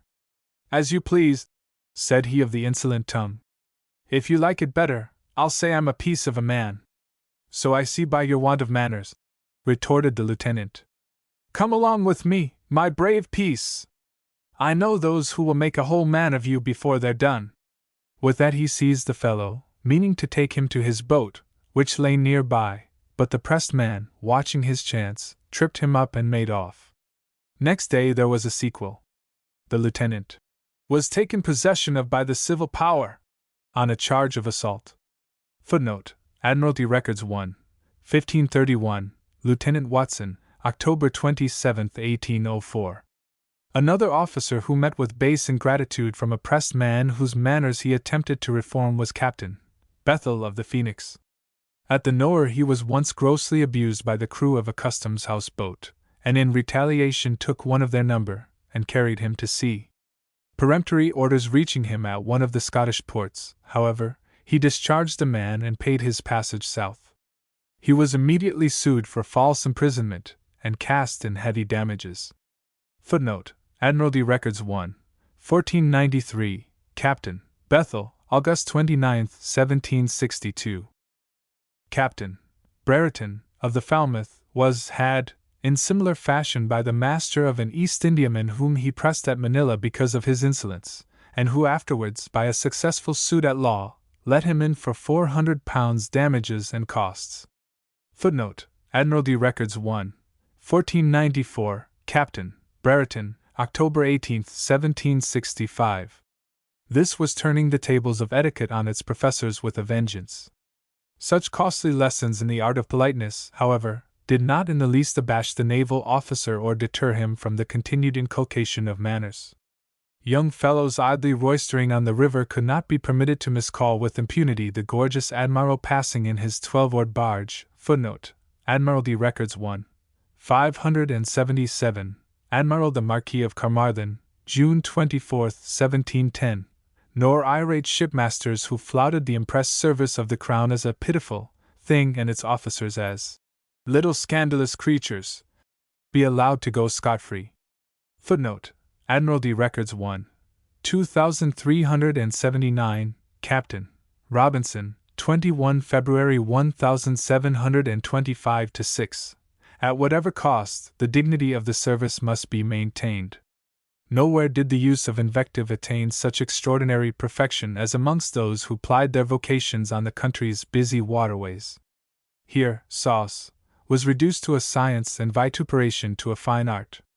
Thames watermen and Tyne keelmen in particular acquired an astounding proficiency in the choice and application of abusive epithets, but of the two the keelman carried off the palm. The wherryman, it is true, possessed a right vocabulary, but the fact that it embraced only a single dialect seriously handicapped him in his race with the keelman, who had no less than three to draw upon, all equally prolific. Between Keelish, Coblish, and Sheelish, the respective dialects of the North Country keelman, pilot and tradesman, he had at his command a source of supply unrivaled in vituperative richness, abundance, and variety. With these at his tongue's end none could touch, much less outdo him in power and scope of abusive description. He became in consequence of these superior advantages so insupportably impudent, that the only known cure for his complaint was to follow the prescription of Captain Atkins of the Panther, and take him as fast as you could catch him. Footnote: Admiralty Records 1, 1438, Captain Atkins, December 23, 1720. But even this drastic method of curbing his tongue was robbed of much of its efficacy by the jealous care with which he was protected. Failure to amain, that is, to douse your topsail or dip your colors when you meet with a ship of war, the marine equivalent for raising one's hat, constituted a gross contempt of the king's service.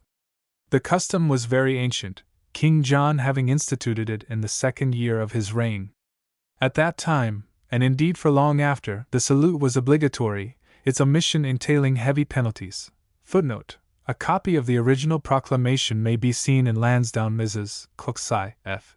218, where it is also summarized in the following terms: Anno 2 Regni Johannes Regis, friends not amaining at the J. Summons but resisting the king his lieutenant, the L. Admiral or his lieutenant, to lose the ship and goods, and their bodies to be imprisoned. But with the advent of the century of pressing, another means of inspiring respect for the flag, now exacted as a courtesy rather than a right, came into vogue. The offending vessel paid for its omission in men. If you were anything but a king's ship, and flew a flag that only king's ships were entitled to fly, you were guilty, in the eyes of every right-seeing naval officer, of another piece of ill manners so gross as to be deserving of the severest punishment the press was capable of inflicting upon you. You might fly the flag and Jack White, with a red cross, commonly called St. George's Cross, passing quite through the same. Likewise the ensign red, with the cross in a canton of white at the upper corner thereof, next to the staff. But if you presume to display His Majesty's Jack, commonly called the Union Jack, or any other of the various flags of command flown by ships of war or vessels employed in the naval service, swift retribution overtook you. Similarly, the inadvertent hoisting of your colors, wrong and uppermost, or in any other manner deemed inconsistent with the dignity of the service which permitted you to fly them, laid you open to reprisals of the most summary nature. Before you realized the heinousness of your offense, a gang boarded you and your best man or men were gone beyond recall.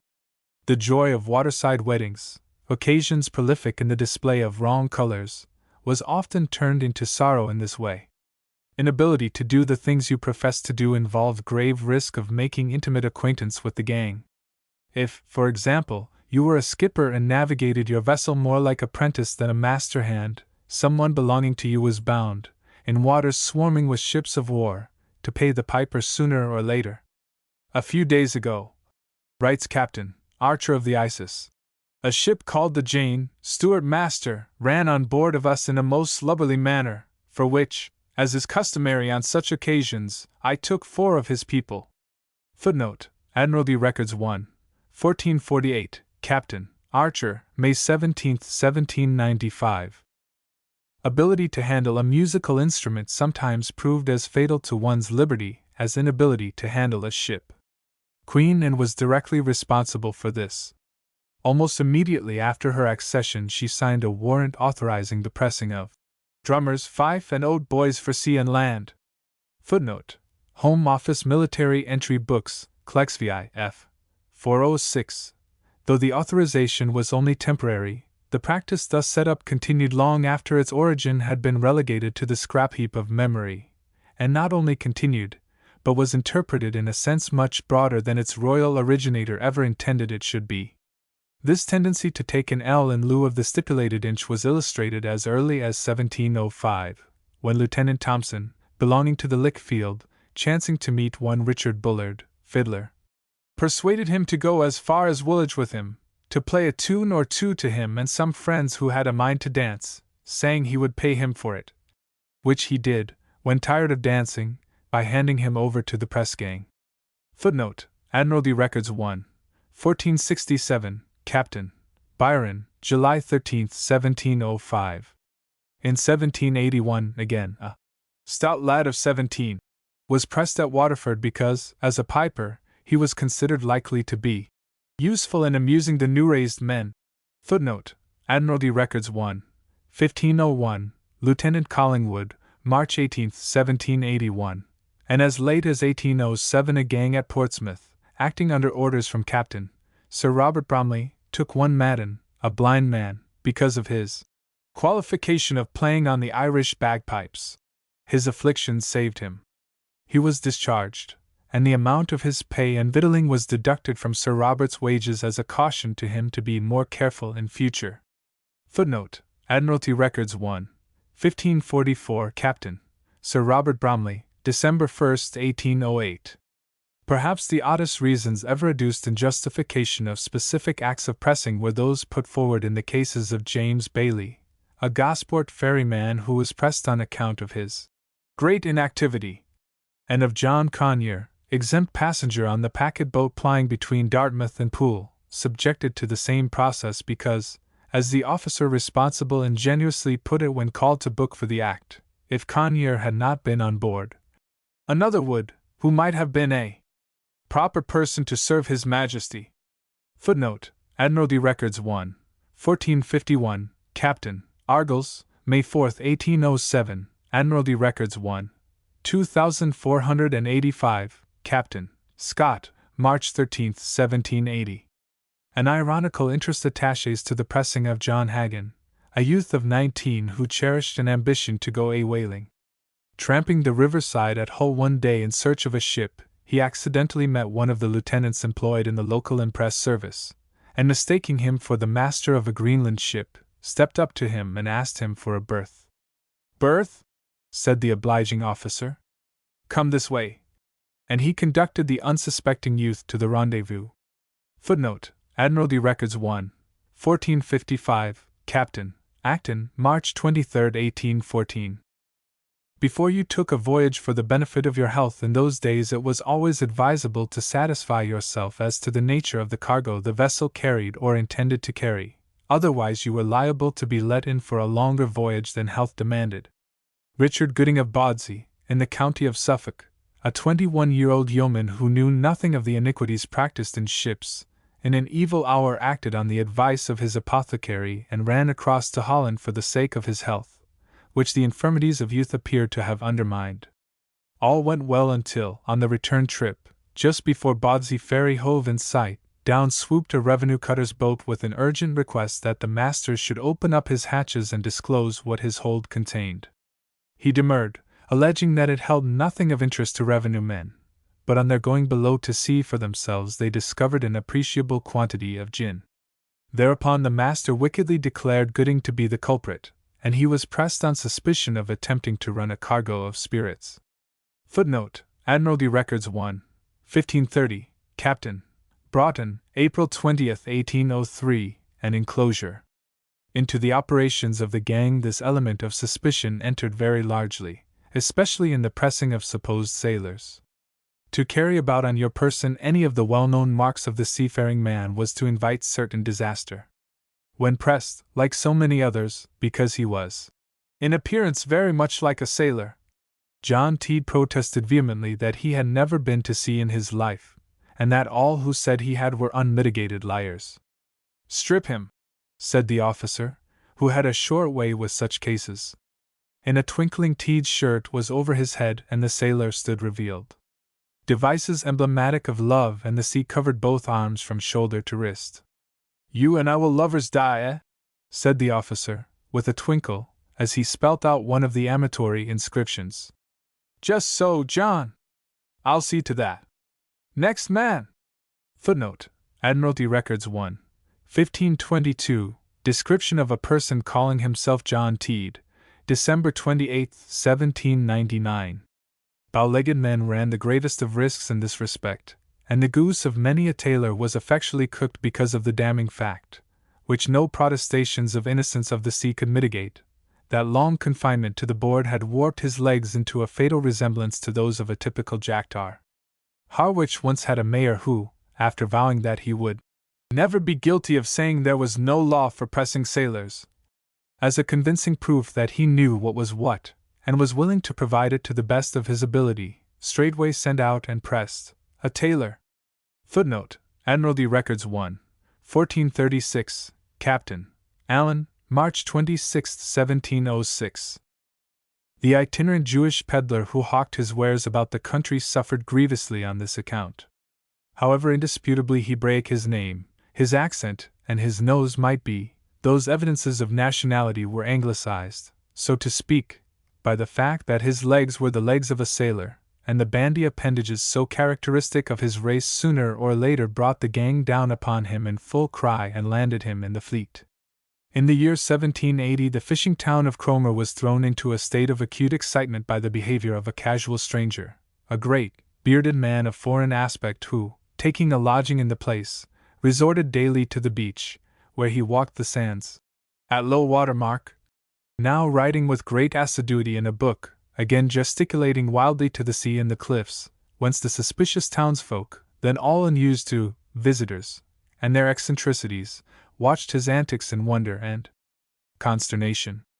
The principal inhabitants of the place, alarmed by his vagaries, constituted themselves a committee of safety, and with the parson at their head went down to interview him, and when, in response to their none too polite inquiries, he flatly refused to give any account of himself, they by common consent voted him a spy and a public menace, telling each other that he was undoubtedly engaged in drawing plans of the coast in order to facilitate the landing of some enemy, for did not the legend run, and was not the Hoop, as it was called locally, only a few miles to the northward?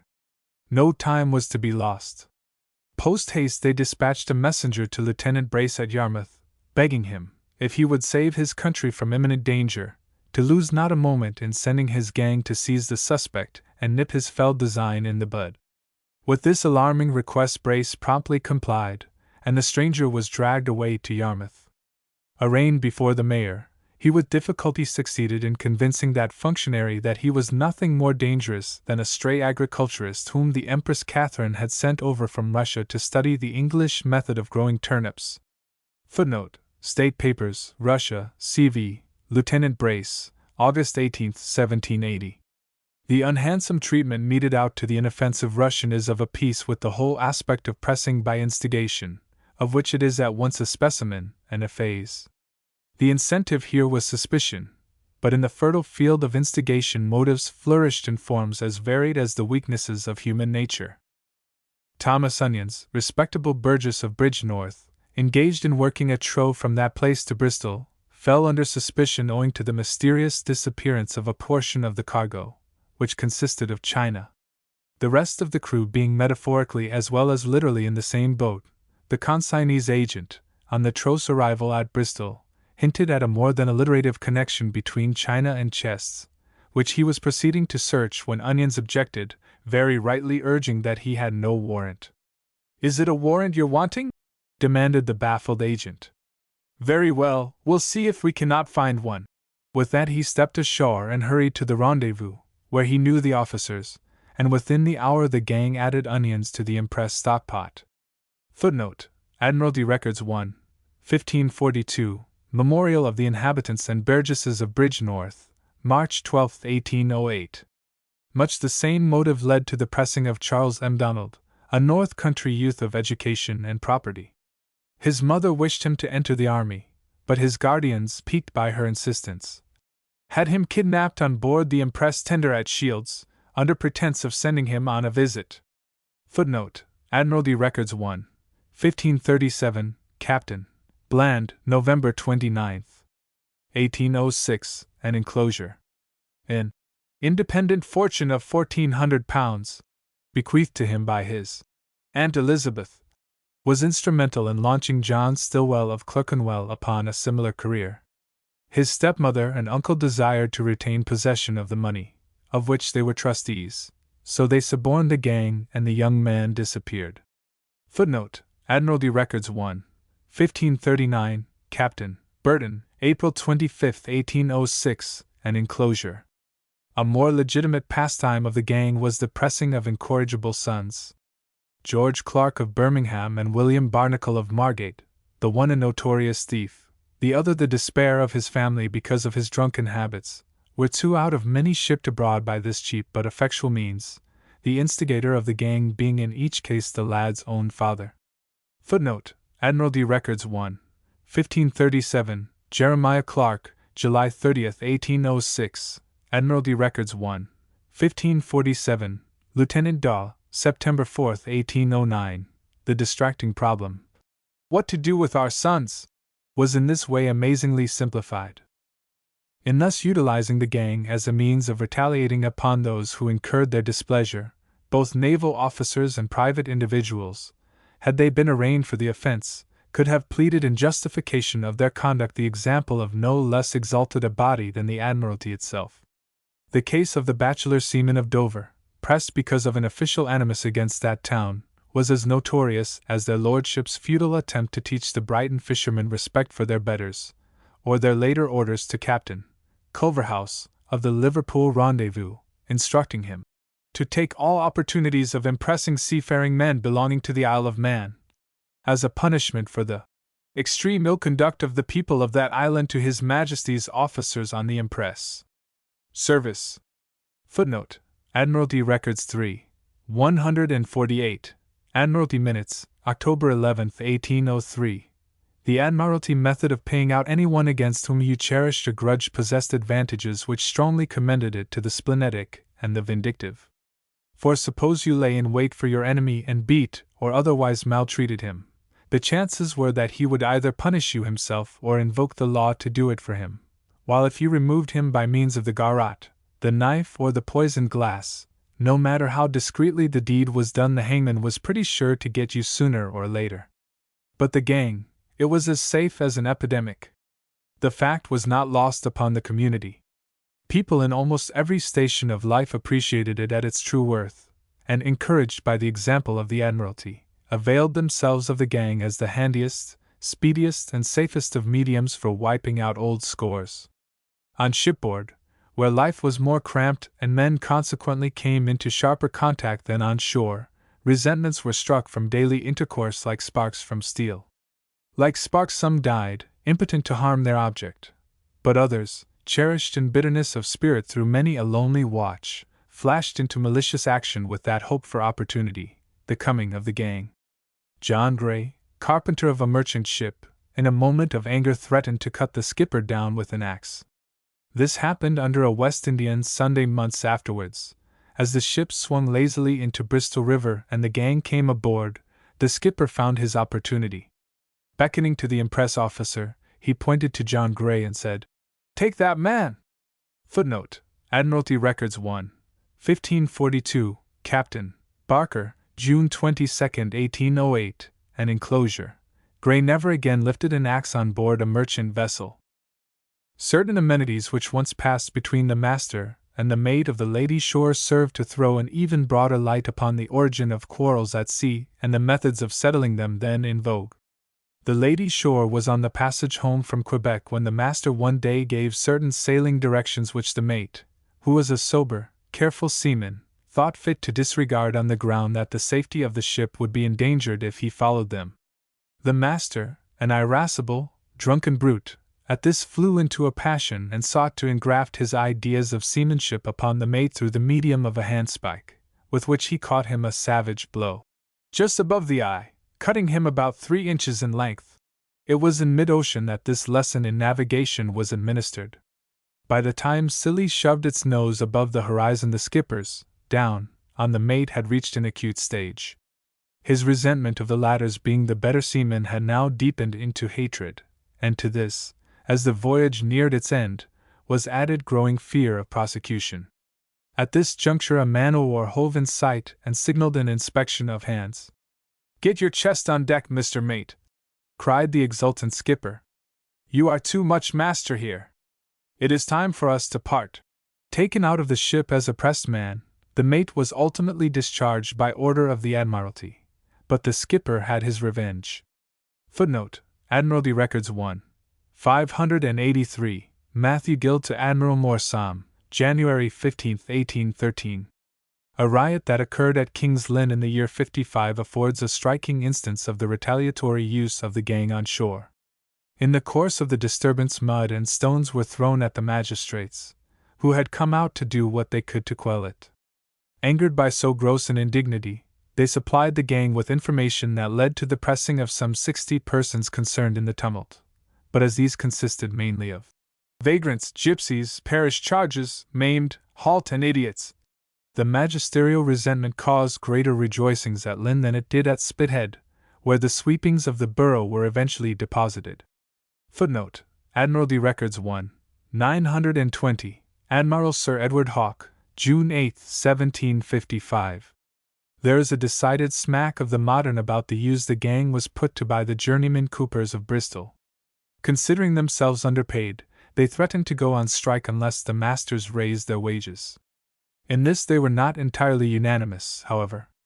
One of their number stood out, refusing to join the combine, whereupon the rest summoned the gang and had the blackleg pressed for his contumacy. Footnote: Admiralty Records 1, 1542, Captain Barker, August 20, 1808, and enclosure. In pressing William Taylor of Broadstairs, the gang nipped in the bud as tender a romance as ever flourished in the shelter of the Kentish cliffs, which is saying not a little. Taylor was only a poor fisherman, and when he dared to make love to the pretty daughter of the Ramsgate harbour master, that exalted individual, who entertained for the girl's social ambitions in which fishermen's shacks had no place, resented his advances as insufferable impertinence. A word to Lieutenant Leary, his friend at the local rendezvous, did the rest.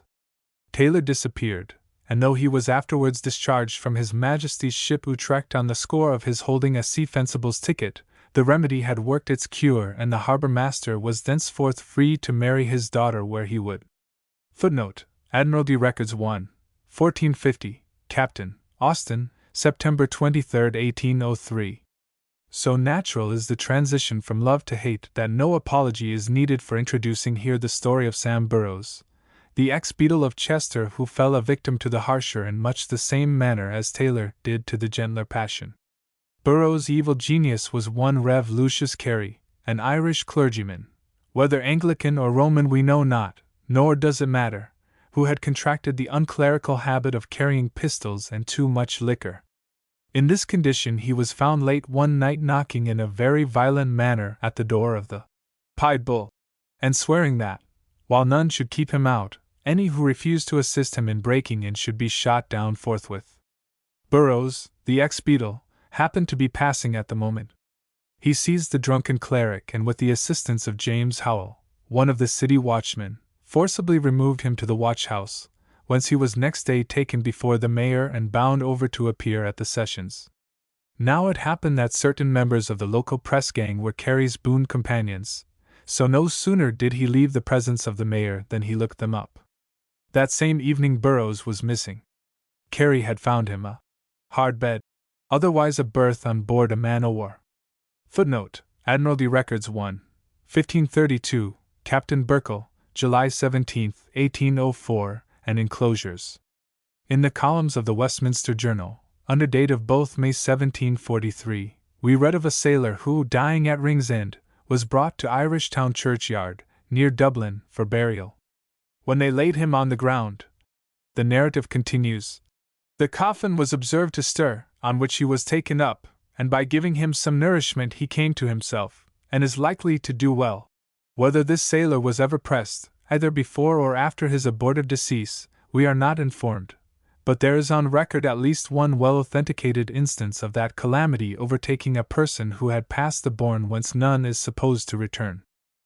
In the year 1723 a young lad whose name has not been preserved, but who was at the time apprenticed to a master sailmaker in London, set out from that city to visit his people, living at Sandwich. He appears to have travelled afoot, for, getting a lift on the road, he was carried into Deal, where he arrived late at night, and having no money was glad to share a bed with a seafaring man, the boatswain of an Indiaman then in the Downs. From this circumstance sprang the events which here follow. Along in the small hours of the night the lad awoke, and finding the room stuffy and day on the point of breaking, he rose and dressed, purposing to see the town in the cool of the morning. The catch of the door, however, refused to yield under his hand, and while he was endeavoring to undo it the noise he made awakened the boatswain, who told him that if he looked in his breeches pocket he would find a knife there with which he could lift the latch. Acting on this hint, the lad succeeded in opening the door, and thereupon went downstairs in accordance with his original intention. When he returned some half-hour later, as he did for the purpose of restoring the knife, which he had thoughtlessly slipped into his pocket, the bed was empty and the boatswain gone. Of this he thought nothing. The boatswain had talked, he remembered, of going off to his ship at an early hour, in order, as he had said, to call the hands for the washing down of the decks. The lad accordingly left the house and went his way to Sandwich, where, as already stated, his people lived. Meantime the old Annette Deal, and indeed the whole town, was thrown into a state of violent commotion by a most shocking discovery. Going about their morning duties at the inn, the maids had come to the bed in which the boatswain and the apprentice had slept, and to their horror found it saturated with blood. Drops of blood, together with marks of blood-stained hands and feet, were further discovered on the floor and the door of the chamber, down the stairs, and along the passage leading to the street, whence they could be distinctly traced to the waterside, not so very far away. Imagination, working upon these ghastly survivals of the hours of darkness, quickly reconstructed the crime which it was evident had been committed. The boatswain was known to have had money on him, but the youth, it was recalled, had begged his bed. It was therefore plain to the meanest understanding that the youth had murdered the boatswain for his money and thrown the body into the sea. At once that terrible precursor of judgment to come, the hue and cry was raised, and that night the footsore apprentice lay in Sandwich jail, a more than suspected felon, for his speedy capture had supplied what was taken to be conclusive evidence of his guilt. In his pocket they discovered the boatswain's knife, and both it and the lad's clothing were stained with blood. Asked whose blood it was, and how it came there, he made no answer. Asked was it the boatswain's knife, he answered, yes, it was, and therewith held his peace. In face of such evidence, and such an admission, he stood prejudged. His trial at the assizes was a mere formality. The jury quickly found him guilty, and sentence of death was passed upon him. The day of execution came. Up to this point fate had set her face steadfastly against our apprentice lad, but now, in the very hour and article of death, she suddenly relented and smiled upon him. The dislocating drop was in those days unknown. When you were hanged from a cart, which was suddenly whisked from under you, leaving you dangling in midair like a kind of death fruit nearly, but not quite, ready to fall. Much depended on the executioner, and that grim functionary was in this case a raw hand, and used to his work, who bungled the job. The knot was ill-adjusted, the rope too long, the convict tall and lank. This last circumstance was no fault of the executioner's, but it helped. When they turned him off, the lad's feet swept the ground, and his friends, gathering round him like guardian angels, bore him up. Cut down at the end of a tense half-hour, he was hurried away to a surgeon's, and there copiously bled. And being young and virile, he revived. Trudging to Portsmouth some little time after, with the intention of forever leaving a country to which he was legally dead, he fell in with one of the numerous press gangs frequenting that road, and was sent on board a man-o'-war. There, in course of time, he rose to be master's mate, and in that capacity, whilst on the West India station, was transferred to another ship. On this ship he met the surprise of his life, if life can be said to hold further surprises for one who has died and lived again. As he stepped on deck, the first person he met was his old bedfellow, the boatswain. The explanation of the amazing series of events which led up to this amazing meeting is very simple. On the evening of that fateful night at Deal, the boatswain, who had been ailing, was let blood. In his sleep the bandage slipped and the wound reopened. Discovering his condition when awakened by the apprentice, he rose and left the house, intending to have the wound redressed by the barber surgeon who had inflicted it, with more effect than discretion, some hours earlier. At the very door of the inn, however, he ran into the arms of a press-gang, by whom he was instantly seized and hurried on board ship. Footnote: What's Remarkable Events in the History of Man, 1825. Chapter 10. Women and the Press-Gang. The medieval writer who declared women to be capable of disturbing the air and exciting tempests was not indulging a mere quip at the expense of that limited storm area. his own domestic circle. He expressed what in his day, and indeed for long after, was a cardinal article of belief, that if you were so ill-advised as to take a woman to sea, she would surely upset the weather and play the mischief with the ship. To this ungallant superstition none subscribed more heartily than the sailor, though always, be it understood, with a mental reservation. Unlike many landsmen who held a similar belief, he limited the malign influence of the sex strictly to the high seas, where, for that reason, he vastly preferred woman's room to her company. But once he was safe in port, woman in his opinion ceased to be dangerous, and he then vastly preferred her company to her room. For her companionship he had neither far to seek nor long to wait. It was a case of all naval seaports were full of women, and to prevent the supply from running short, thoughtful parish officials, church wardens, and other well-meaning but sadly misguided people added constantly to the number by consigning to such doubtful reformatories the undesirable females of their respective petty jurisdictions. The practice of admitting women on board the ships of the fleet, too, a practice as old as the navy itself, though always forbidden, was universally connived at and tacitly sanctioned. Before the anchor of the returning man-of-war was let go, a flotilla of boats surrounded her, deeply laden with pitiful creatures ready to sell themselves for a song and the chance of robbing their sailor lovers. No sooner did the boats lay alongside than the last vestige of Jack's superstitious dread of the malevolent sex went by the board, and discipline with it. Like monkeys the sailors swarmed into the boats, where each selected a mate, redeemed her from the grasping boatman's hands with money or blows according to the state of his finances or temper, and so brought his prize, save the mark, in triumph to the gangway. It was a point of honor, not to say of policy, with these poor creatures to supply their respective husbands, as they termed them, with a drop of good cheer, so at the gangway they were searched for concealed liquor.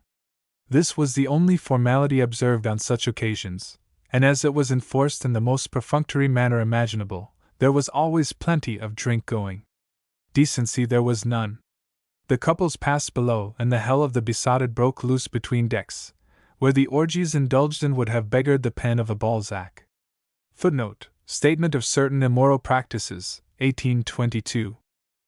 During the earlier decades of the century these conditions, monstrous though they were, passed almost unchallenged, but as time wore on and their pernicious effects upon the morale of the fleet became more and more appalling, the service produced men who contended strenuously, and in the end successfully, with a custom that, to say the least of it, did violence to every notion of decency and clean living. In 1746 the ship's company of the Sunderland complained bitterly because not even their wives were suffered to come aboard to see them. Footnote: Admiralty Records 1, 1482, Captain Brett, 22 February 1745-6. It was a sign of the times. By the year 78 the practice had been fined down to a point where, if a wherry with a woman in it were seen hovering in a suspicious manner about a ship of war, the boatman was immediately pressed and the woman turned on shore. Footnote: Admiralty Records 1, 1498, Captain Boteler, April 18, 1778. Another 20 years, and the example of such men as Jervis, Nelson, and Collingwood laid the evil for good and all. The seamen of the fleet themselves pronounced its requiescat when, drawing up certain rules and orders for their own guidance during the mutiny of '97, they ordained that no woman shall be permitted to go on shore from any ship, but as many come in as pleases.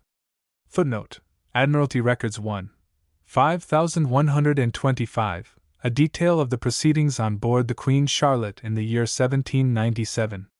An unforeseen consequence of thus suppressing the sailors' impromptu liaisons was an alarming increase in the number of desertions.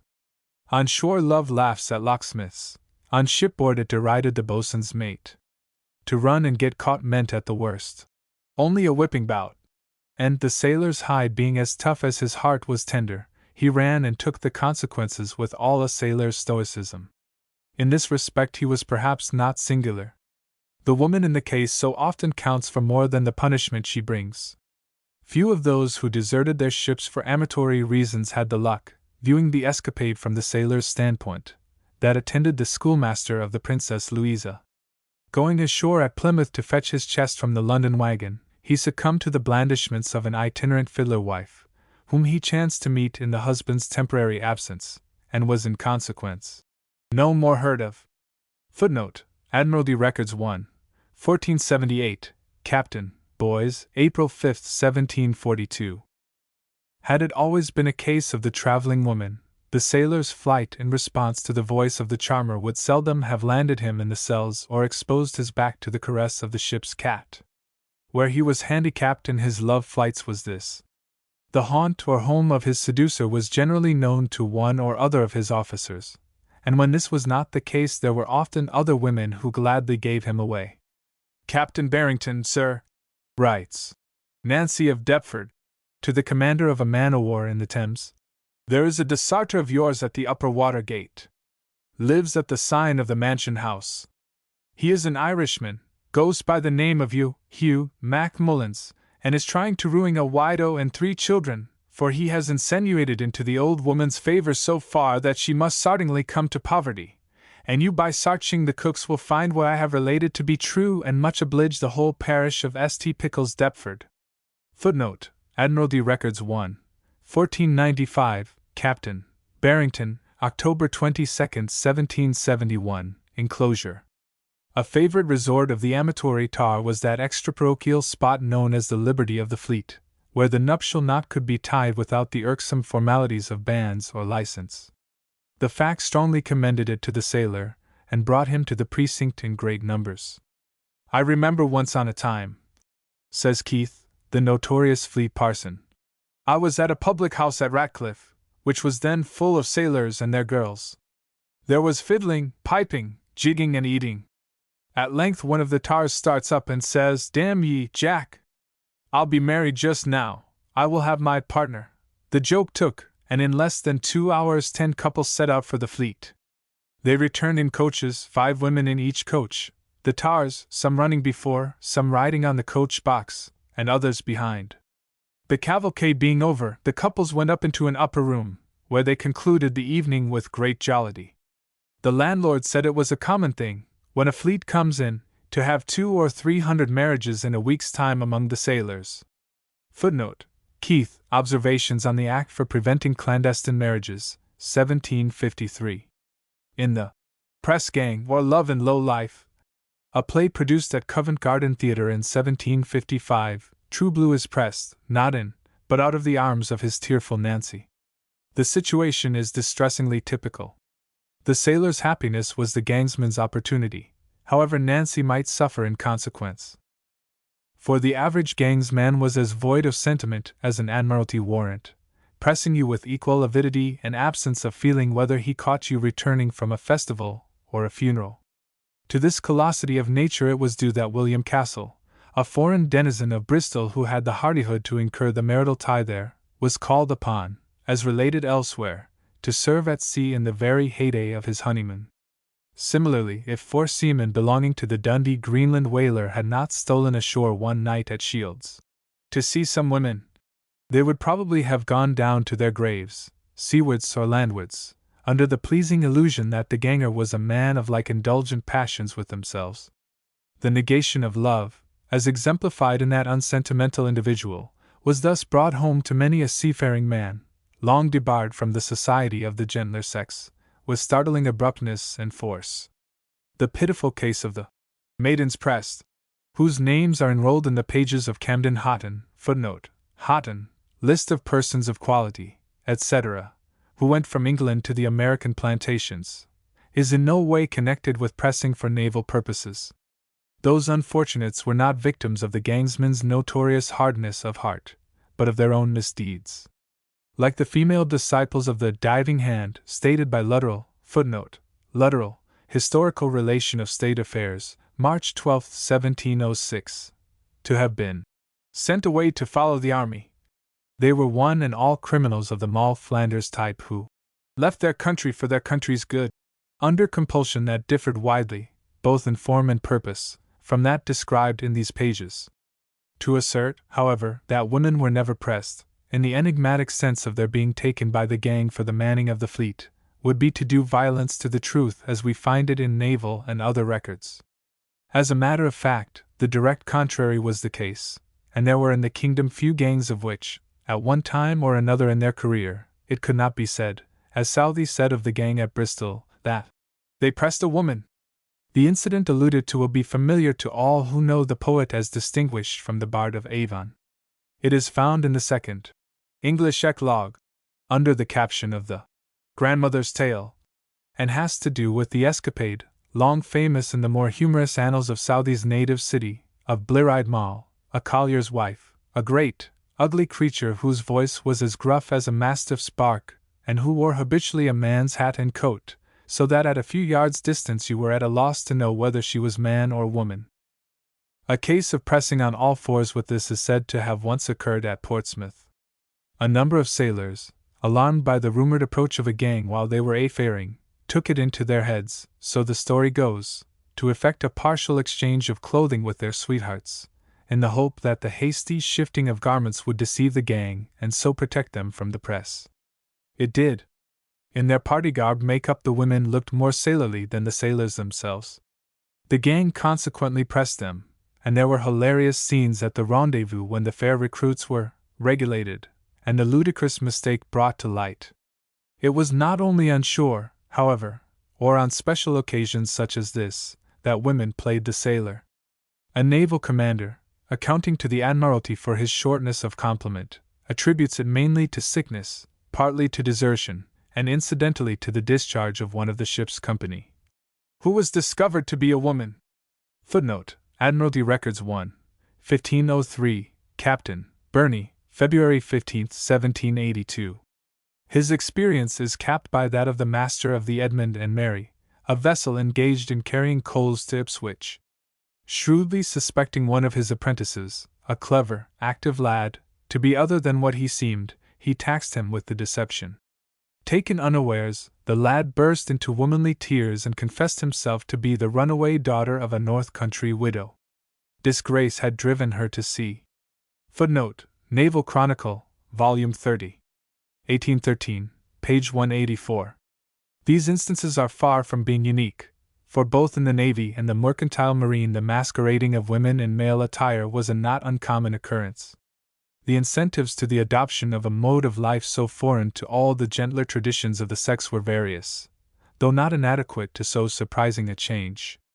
Amongst them unhappiness at home, blighted virtue, the secret love of a sailor, and an abnormal craving for adventure, and the romantic life were perhaps the most common and the most powerful. The question of clothing presented little difficulty. Sailors' slops could be procured almost anywhere, and no questions asked. The effectual concealment of sex was not so easy, and when we consider the necessarily intimate relations subsisting between the members of a ship's crew, the narrowness of their environment, the danger of unconscious betrayal and the risks of accidental discovery, the wonder is that any woman, however masculine in appearance or skilled in the arts of deception, could ever have played so unnatural a part for any length of time without detection. The secret of her success perhaps lay mainly in two assisting circumstances. In theory there were no women at sea, and despite his occasional vices the sailor was of all men the most unsophisticated and simple-minded. Conspicuous among women who threw the dust of successful deception in the eyes of masters and shipmates is Mary and Talbot. Taking to the sea as a girl in order to follow the fortunes of a young naval officer for whom she had conceived a violent but unrequited affection, she was known afloat as John Taylor. In stature tall, angular, and singularly lacking in the physical graces so characteristic of the average woman, she passed for years as a true shellback, her sex unsuspected and unquestioned. Accident at length revealed her secret. Wounded in an engagement, she was admitted to hospital in consequence of a shattered knee, and under the operating knife the identity of John Taylor merged into that of Mary and Talbot. Footnote: Times, November 4, 1799. It is said, perhaps none too kindly or truthfully, that the lady doctor of the present day no sooner sets up in practice than she incontinently marries the medical man around the corner, and in many instances the sailor girl of former days brought her career on the ocean wave to an equally romantic conclusion. However skilled in the art of navigation she might become, she experienced a constitutional difficulty in steering clear of matrimony. Maybe she steered for it. A romance of this description that occasioned no little stir in its day is associated with a name at one time famous in the West India trade. Through bankruptcy, the name suffered eclipse, and the unfortunate possessor of it retired to a remote neighborhood, taking with him his 2 daughters, his sole remaining family. There he presently sank under his misfortunes. Left alone in the world, with scarce a penny piece to call their own, the daughters resolved on a daring departure from the conventional paths of poverty. Making their way to Portsmouth, they there dressed themselves as sailors and in that capacity entered on board a man-o'-war bound for the West Indies. At the first reduction of Curaçao, in 1798, as in subsequent naval engagements, both acquitted themselves like men. No suspicion of the part they were playing, and playing with such success, appears to have been aroused till a year or 2 later, when one of them, in a brush with the enemy, was wounded in the side. The surgeon's report terminated her career as a seaman. Of all the veracious yarns that are told of girl sailors, there is perhaps none more remarkable than the story of Rebecca and Johnson, the girl sailor of Whitby. One night 100 and some odd years ago, a Mrs. Leslie, who kept the Bull Inn in Half Moon Alley, Bishopsgate Street, found at her door a handsome sailor lad begging for food. He had eaten nothing for 24 hours, he declared, and when plied with supper and questions by the kind-hearted but inquisitive old lady, he explained that he was an apprentice to the sea, and had run from his ship at Woolwich because of the mates unduly basting him with a rope's end. "What? You apprentice?" cried the landlady, and turning his face to the light, she subjected him to a scrutiny that read him through and through. Next day, at his own request, he was taken before the Lord Mayor, to whom he told his story. That he was a girl he freely admitted, and he accounted for his appearing in sailor rig by asserting that a brutal father had apprenticed him to the sea in his 13th year. More astounding still, the same unnatural parent had actually bound her, the sailor girl's mother, apprentice to the sea, and in that capacity she was not only pressed into the navy, but killed at the Battle of Copenhagen, up to which time, though she had followed the sea for many years and borne this child in the meantime, her sex had never once been called in question. Footnote: Naval Chronicle, Volume 20. 1808, page 293. While woman was thus invading man's province at sea, that universal feeder of the Navy, the press-gang, made little or no appeal to her as a sphere of activity. On Portland Island, it is true, Lieutenant McKee, who commanded both the Sea Fencibles and the press-gang there, rated his daughter as a midshipman. Footnote: Admiralty Records 1. 581, Admiral Berkeley, Report on Rendezvous, April 15, 1805, but with this exception no woman is known to have added the hanger to her adornment. The 3 merry maids of Taunton, who as gangsmen put the Denny Bull quarrymen to rout, were of course impostors. But if the ganger's life was not for woman, there was ample compensation for its loss in the wider activities the gang opened up for her. The gangsman was nothing if not practical. He took the poetic dictum that men must work and women must weep, a conception in his opinion too sentimentally one-sided to be tolerated as one of the eternal verities of human existence, and improved upon it. By virtue of the rough and ready authority vested in him, he abolished the distinction between toil and tears, decreeing instead that women should suffer both. "Emgegun's wife?" growled Captain Brenton, gangmaster at Greenock, when the corporation of that town ventured to point out to him that Emgegun's wife and children must inevitably come to want unless their breadwinner, recently pressed, were forthwith restored to them. "Emgegun's wife is as able to get her bread as any woman in the town." Footnote: Admiralty Records 1. 1511, Captain Brenton, January 15, 1795. For 250 years, off and on, ever since, in fact, the pressmasters of Bluff King held denuded the Dorset coast of fishermen and drove the starving women of that region to sea in quest of food. Footnote: State Papers Domestic, Henry VIII. Lord Russell to the Privy Council, August 22, 1545. The press-gang had been laboriously teaching English housewives this very lesson, the simple economic truth that if they wanted bread for themselves and their families while their husbands were fagging for their country at sea, they must turn to and work for it. Yet in face of this fact here was Emgegun's wife trying to shirk the common lot. It was monstrous. Emgagun's wife ought really to have known better. The simplest calculation, had she cared to make it, would have shown her the utter futility of hoping to live on the munificent wage which a grateful country allowed to Emgagun, less certain deductions for Emgagun's slops and contingent sick benefit, in return for his aid in protecting it from its enemies.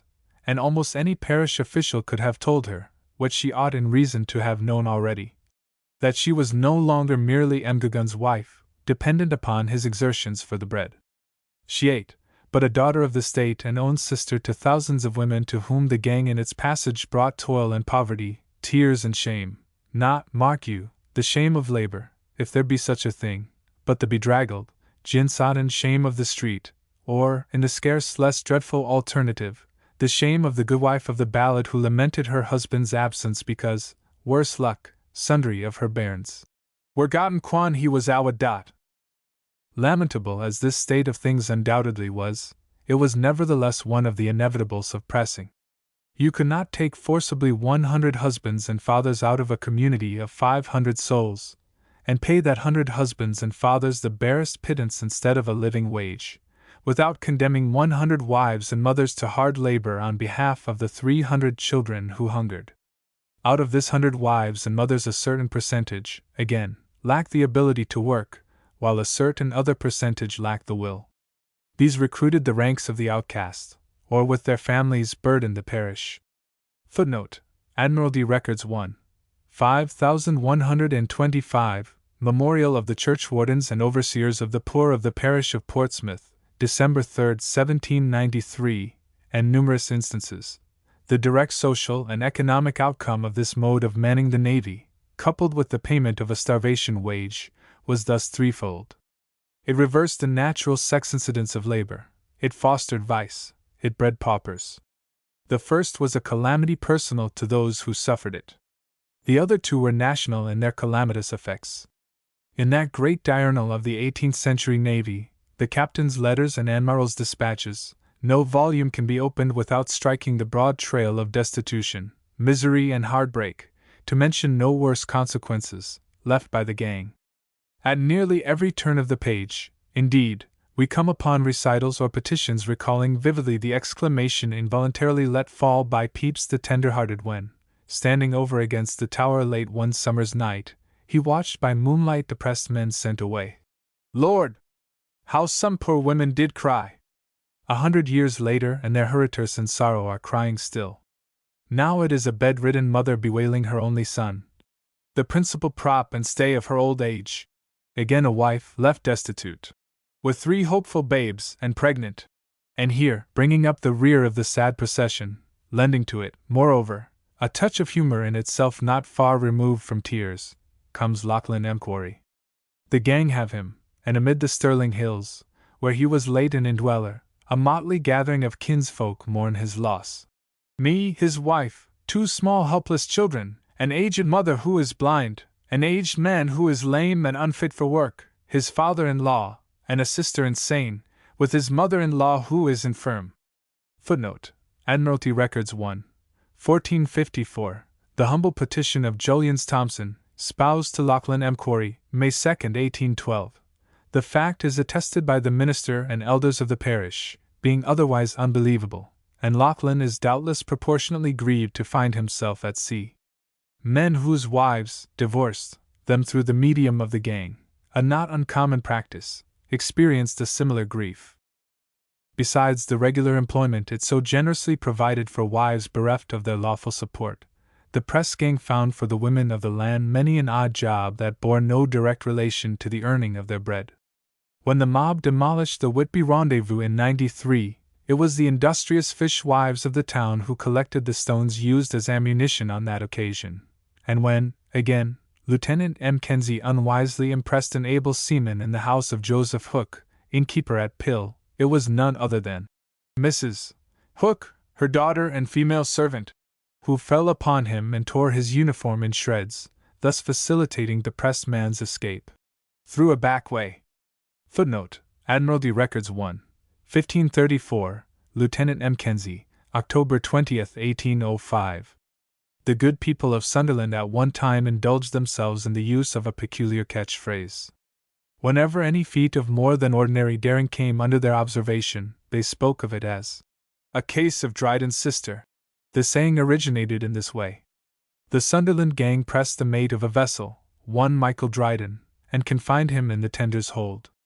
One night Dryden's sister, having in vain bribed the lieutenant in command to let him go, at the risk of her life smuggled some carpenter's tools on board under the very muzzles of the sentinels' muskets, and with these her brother and 15 other men cut their way to freedom. Footnote: Admiralty Records 1, 2740, Lieutenant Atkinson, June 24 and July 10, 1798. A tender lying in King Road, at the entrance to Bristol River, was the scene of another episode of the Dryden's sister type. Going ashore one morning, the lieutenant in command fell from the bank and broke his sword.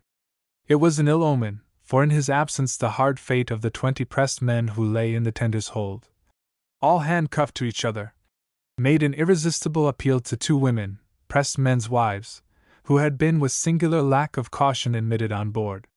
Whilst the younger and prettier of the 2 cajoled the sentinel from his post, the elder and uglier secured an axe and a hatchet and passed them unobserved through the scuttle to the prisoners below, who on their part made such good use of them that when at length the lieutenant returned he found the cage empty and the birds flown. The shackles strewing the press-room bore eloquent testimony to the manner of their flight.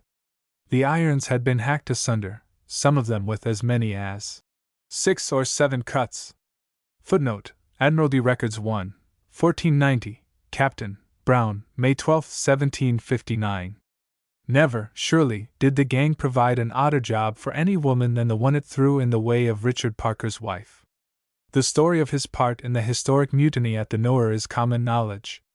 Hers, being less familiar, will bear retelling.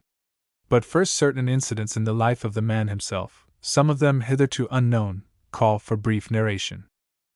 Born at Exeter in or about the year 1764, it is not till some 19 years later, or, to be precise, the 5th of May 1783, that Richard Parker makes his debut in naval records. On that date he appears on board the Mediator tender at Plymouth, in the capacity of a pressed man. Footnote: Admiralty Records Ships Musters, 1, 9307, Muster Book of H.M. tendered the Mediator. The tender carried him to London, where in due course he was delivered up to the regulating officers, and by them turned over to the Ganges, Captain the Honourable James Luttrell. This was prior to the 30th of June 1783, the date of his official appearance on board that ship. On the Ganges he served as a midshipman, a noteworthy fact. Footnote: Though one of rare occurrence, Parker's case was not altogether unique, for now and then a pressed man by some lucky chance got his foot on the ladder, as Nelson put it, and succeeded in bettering himself. Admiral Sir David Mitchell, pressed as the master of a merchantman, is a notable example. Admiral Campbell, Hawke's right hand at Quiberon, who entered the service as a substitute for a pressed man, is another, and James Cleffin, pressed as a seagoing apprentice, became master's mate of the Doris, and taking part in the cutting out of the Chevrette, a corvette of 20 guns, from Camaret Bay, in 1801, was for his gallantry on that occasion made a lieutenant, fought at Trafalgar and died a captain. On the other hand, John Norris, pressed at Galleon's Reach out of a collier and ordered to walk the quarterdeck as a midshipman, proved such a lazy, skulking, idle fellow, and so filled the sloop and men with vermin, that his promoter had serious thoughts of turning him ashore. Admiralty Records 1, 1477, Captain Bruce, undated letter, 1741. Till the 4th of September following, when he was discharged to the Bulldog sloop by order of Admiral Montague. Footnote: Admiralty Records Ships Musters, 1, 10,614, Muster Book of HMS Ganges. His transfer from the Bulldog banished him from the quarterdeck and sowed within him the seeds of that discontent which 14 years later made of him, as he himself expressed it, a scapegoat for the sins of many. Footnote: Admiralty Records 1, 5339, Dying Declaration of the late unfortunate Richard Parker, June 28, 1797. He was now, for what reason we do not learn, rated as an ordinary seaman, and in that capacity he served till the 15th of June 1784, when he was discharged sick to Hazar Hospital. Footnote: Admiralty Records Ships Musters 1, 10420, 10,421, Muster Books of H.M. Sloop Bulldog. At this point we lose track of him for a matter of nearly 14 years. But on the 31st of March, 1797, the year which brought his period of service to so tragic a conclusion, he suddenly reappears at the Leith rendezvous as a quota man for the county of Perth.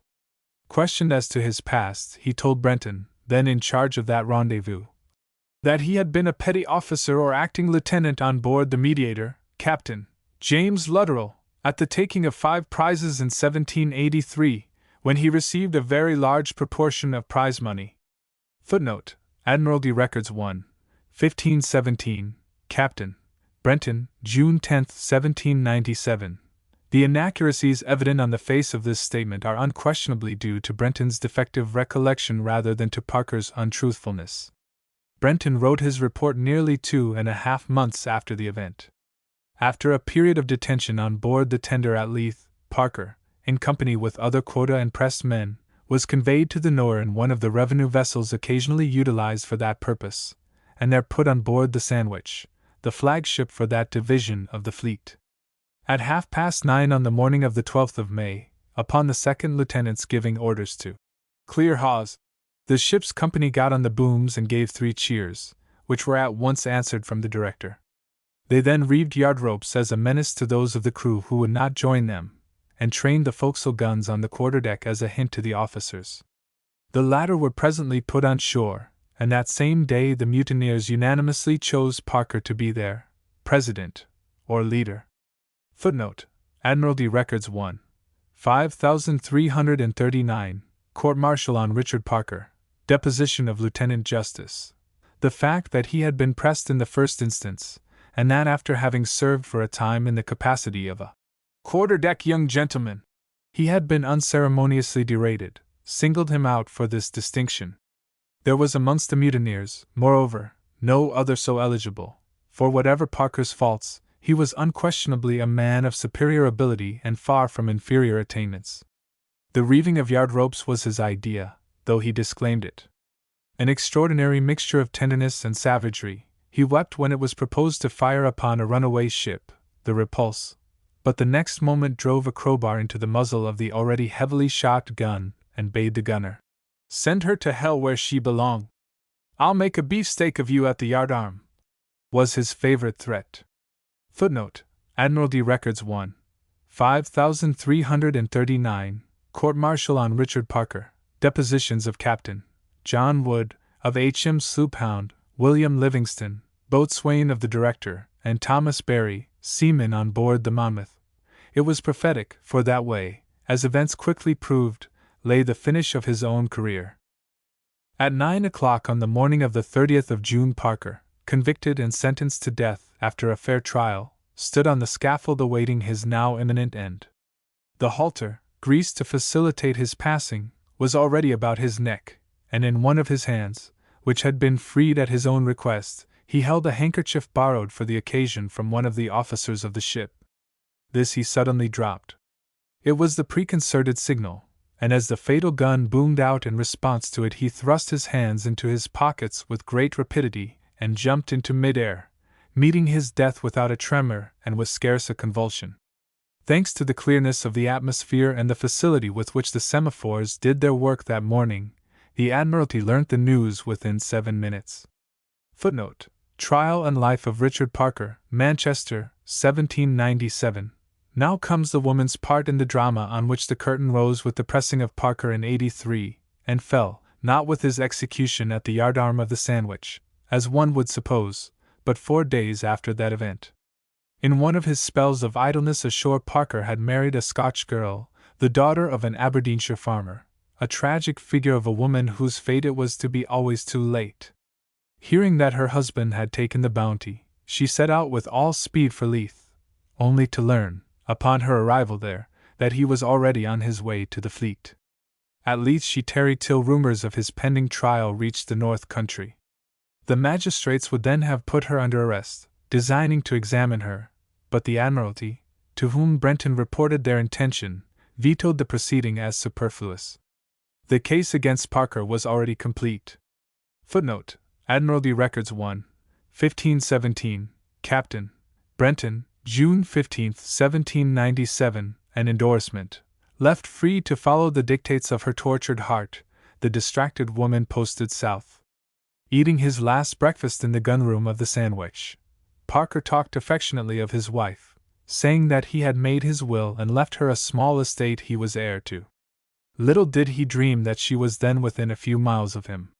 The Sandwich lay that morning above Blackstacks, the headmost ship of the fleet, and at the moment when Parker leapt from her cathead scaffold a boat containing his wife shot out into the stream.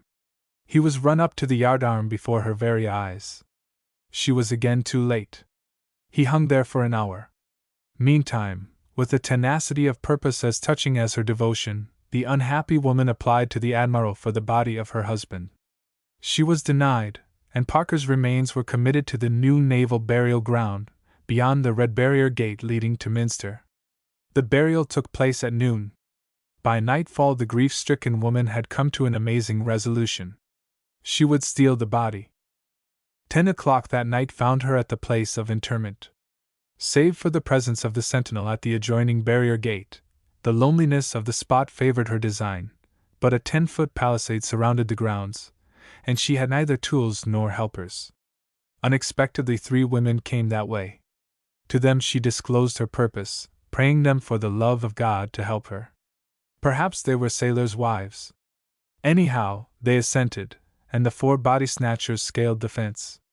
The absence of tools, as it happened, presented no serious impediment to the execution of their design. The grave was a shallow one, the freshly turned mold loose and friable.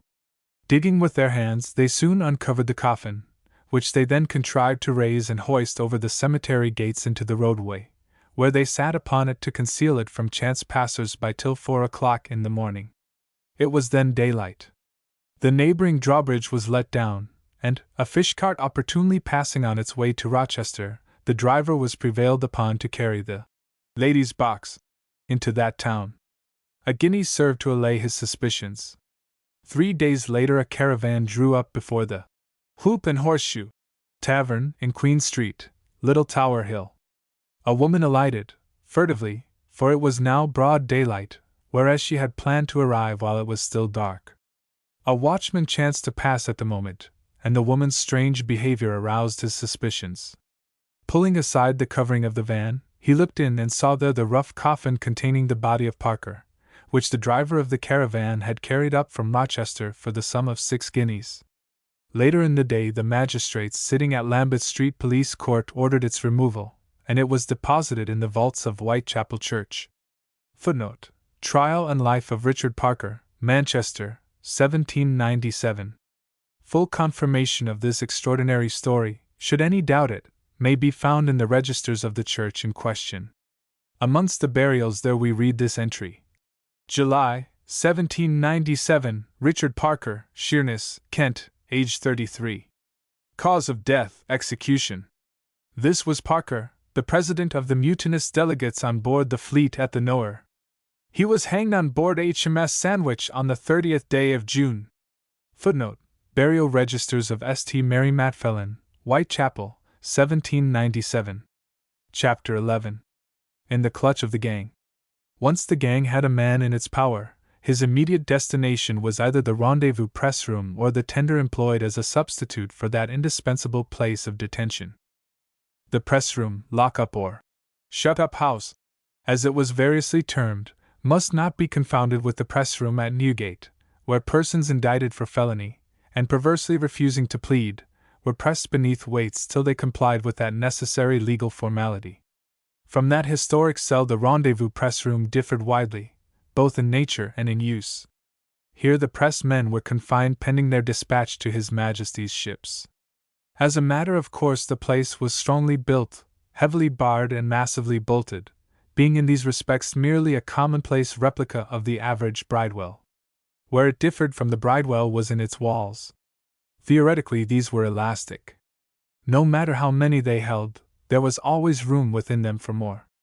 As late as 1806, the press room at Bristol consisted of a cell only 8 feet square, and into this confined space 16 men were frequently packed. Footnote: Admiralty Records 1. 581, Admiral Berkeley, Report on Rendezvous, March 14, 1806. Nearly everywhere it was the same gruesome story. The sufferings of the pressed man went for nothing so long as the pressed man was kept. Provided only the bars were dependable and the bolts staunch, anything would do to clap him up in. The town cage came in handy for the purpose, and when no other means of securing him could be found, he was thrust into the local prison like a common felon, often amid surroundings unspeakably awful.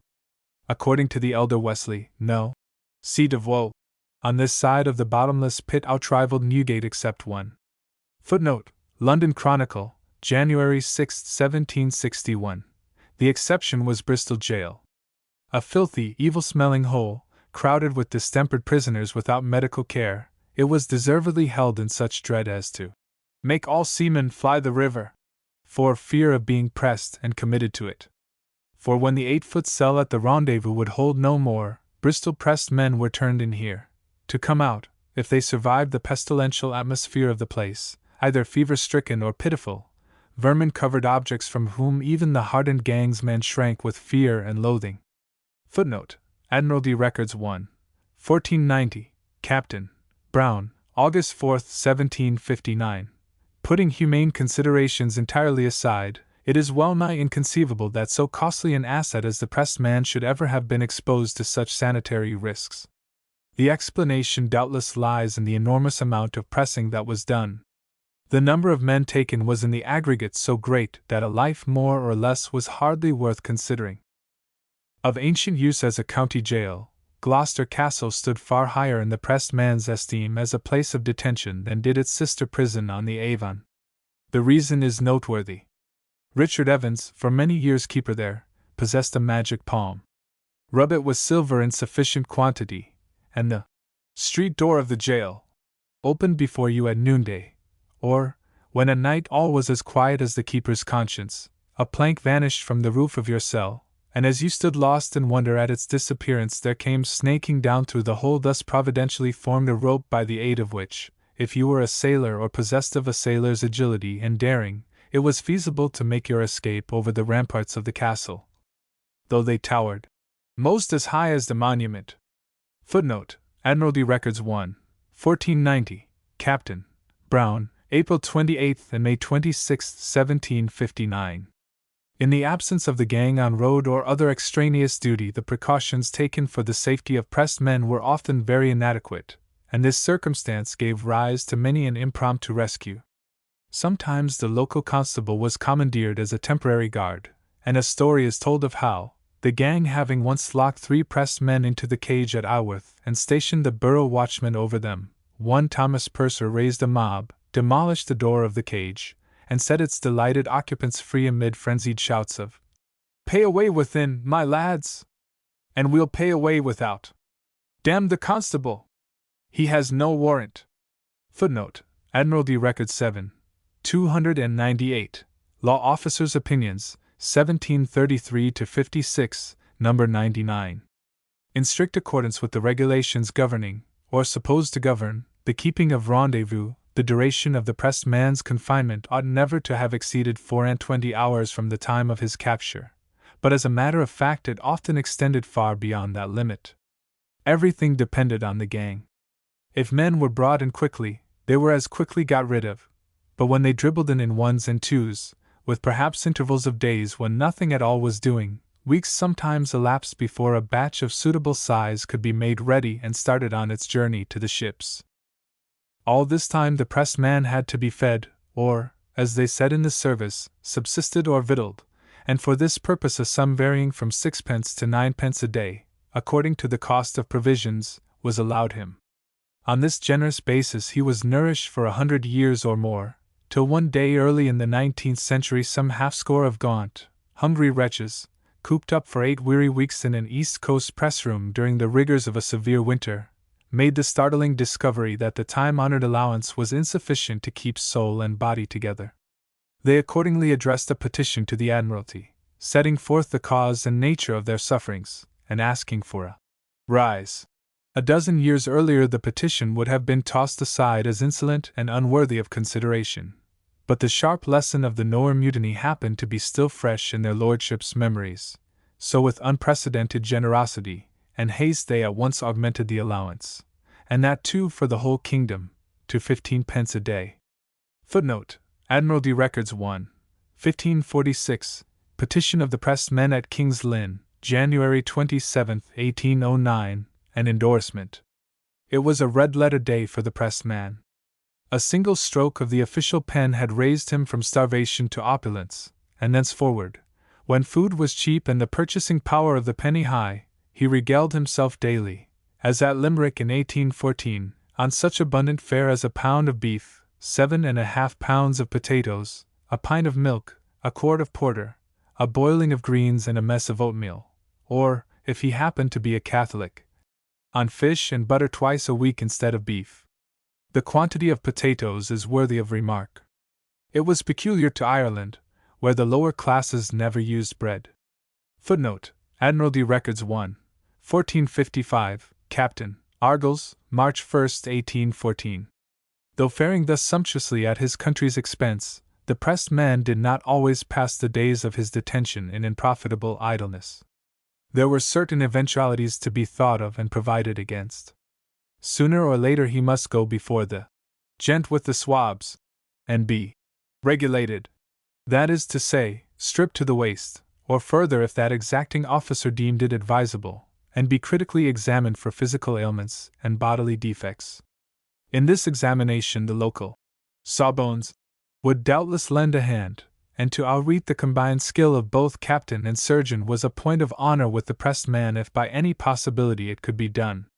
With this laudable end in view he devoted much of his enforced leisure to the rehearsal of such symptoms and the fabrication of such defects as were best calculated to make him a free man. For the sailor to deny his vocation was worse than useless. The ganger's shrewd code, "All as says they be landlubbers when I says they bain't, be liars, and all liars be seamen," effectually shut that door in his face. There were other openings, it is true, whereby a knowing chap might wriggle free, but officers and medicos were extremely fly. He had not practiced his many deceptions upon them through long years for nothing. They well knew that on principle he endeavored by every stratagem in his power to impose. That he was, in short, a cunning cheat whose most serious ailments were to be regarded with the least sympathy and the utmost suspicion. Yet in spite of this disquieting fact the old hand, whom long practice had made an adept at deception, and who, when he was so inclined, could simulate complaints of a nature to baffle the skill of any professional man. Footnote: Admiralty Records 1, 1540, Captain Barker, November 5, 1807, rarely if ever faced the ordeal of regulating without trying it on. Often, indeed, he anticipated it. There was nothing like keeping his hand in. Fits were his great stand-by. Footnote: Admiralty Records 1, 1534, Captain Barker, January 11, 1805, and many instances. And the time he chose for these convulsive turns was generally night, when he could count upon a full house and nothing to detract from the impressiveness of the show. Suddenly at night then, a weird, horribly inarticulate cry is heard issuing from the press-room, and at once all is uproar and confusion. Unable to make himself heard, much less to restore order, and fearing that murder is being done amongst the pressed men, the sentry hastily summons the officer, who rushes down, half-dressed, and hails the press-room. "Hullo! Within there! What's wrong?" Swift silence. Then, "Man in a fit, sir," replies a quavering voice. "Out with him!" cries the officer. Immediately, the door being hurriedly unbarred, the case is handed out by his terrified companions, who are only too glad to be rid of him. To all appearances he is in a true epileptic state.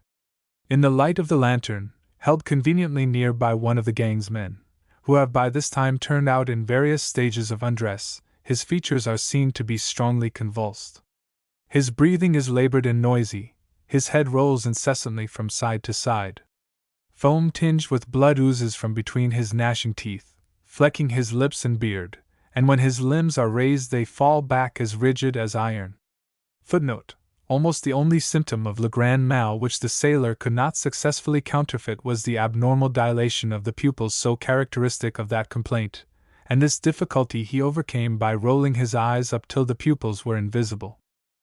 After surveying him critically for a moment, the officer, if he too is an old hand, quietly removes the candle from the lantern and with a deft turn of his wrist tips the boiling hot contents of the tallow cup surrounding the flaming wick out upon the bare arm or exposed chest of the case.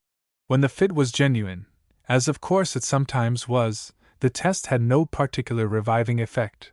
But if the man were shamming, as he probably was in spite of the great consistency of his symptoms, the chances were that, with all his nerve and foreknowledge of what was in store for him, the sudden biting of the fiery liquid into his naked flesh would bring him to his feet dancing with pain and cursing and banning to the utmost extent of his elastic vocabulary. When this happened, "Put him back," said the officer. "He'll do alow or aloft."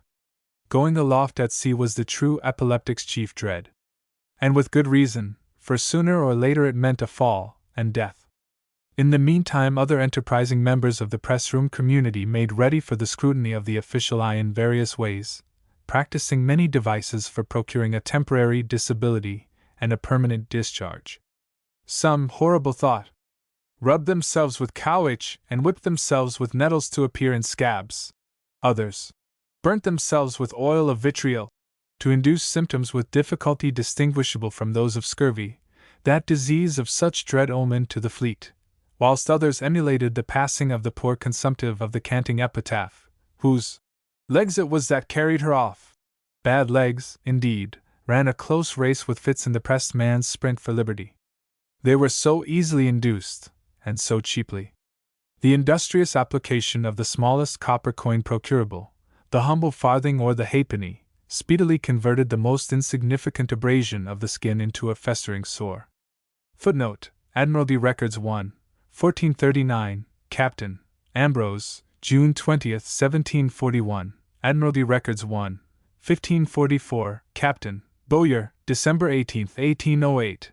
Admiralty Records 1, 1451, A. Clark, Examining Surgeon at Dublin, May 18th, 1807. Admiralty Records 1, 1517.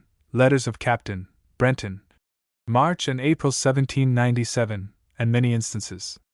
Here and there a man of iron nerve, acting on the common belief that if you had lost a finger the Navy would have none of you, adopted a more heroic method of shaking off the clutch of the gang. Such a man was Samuel Carradine, sometime inhabitant of Kendal.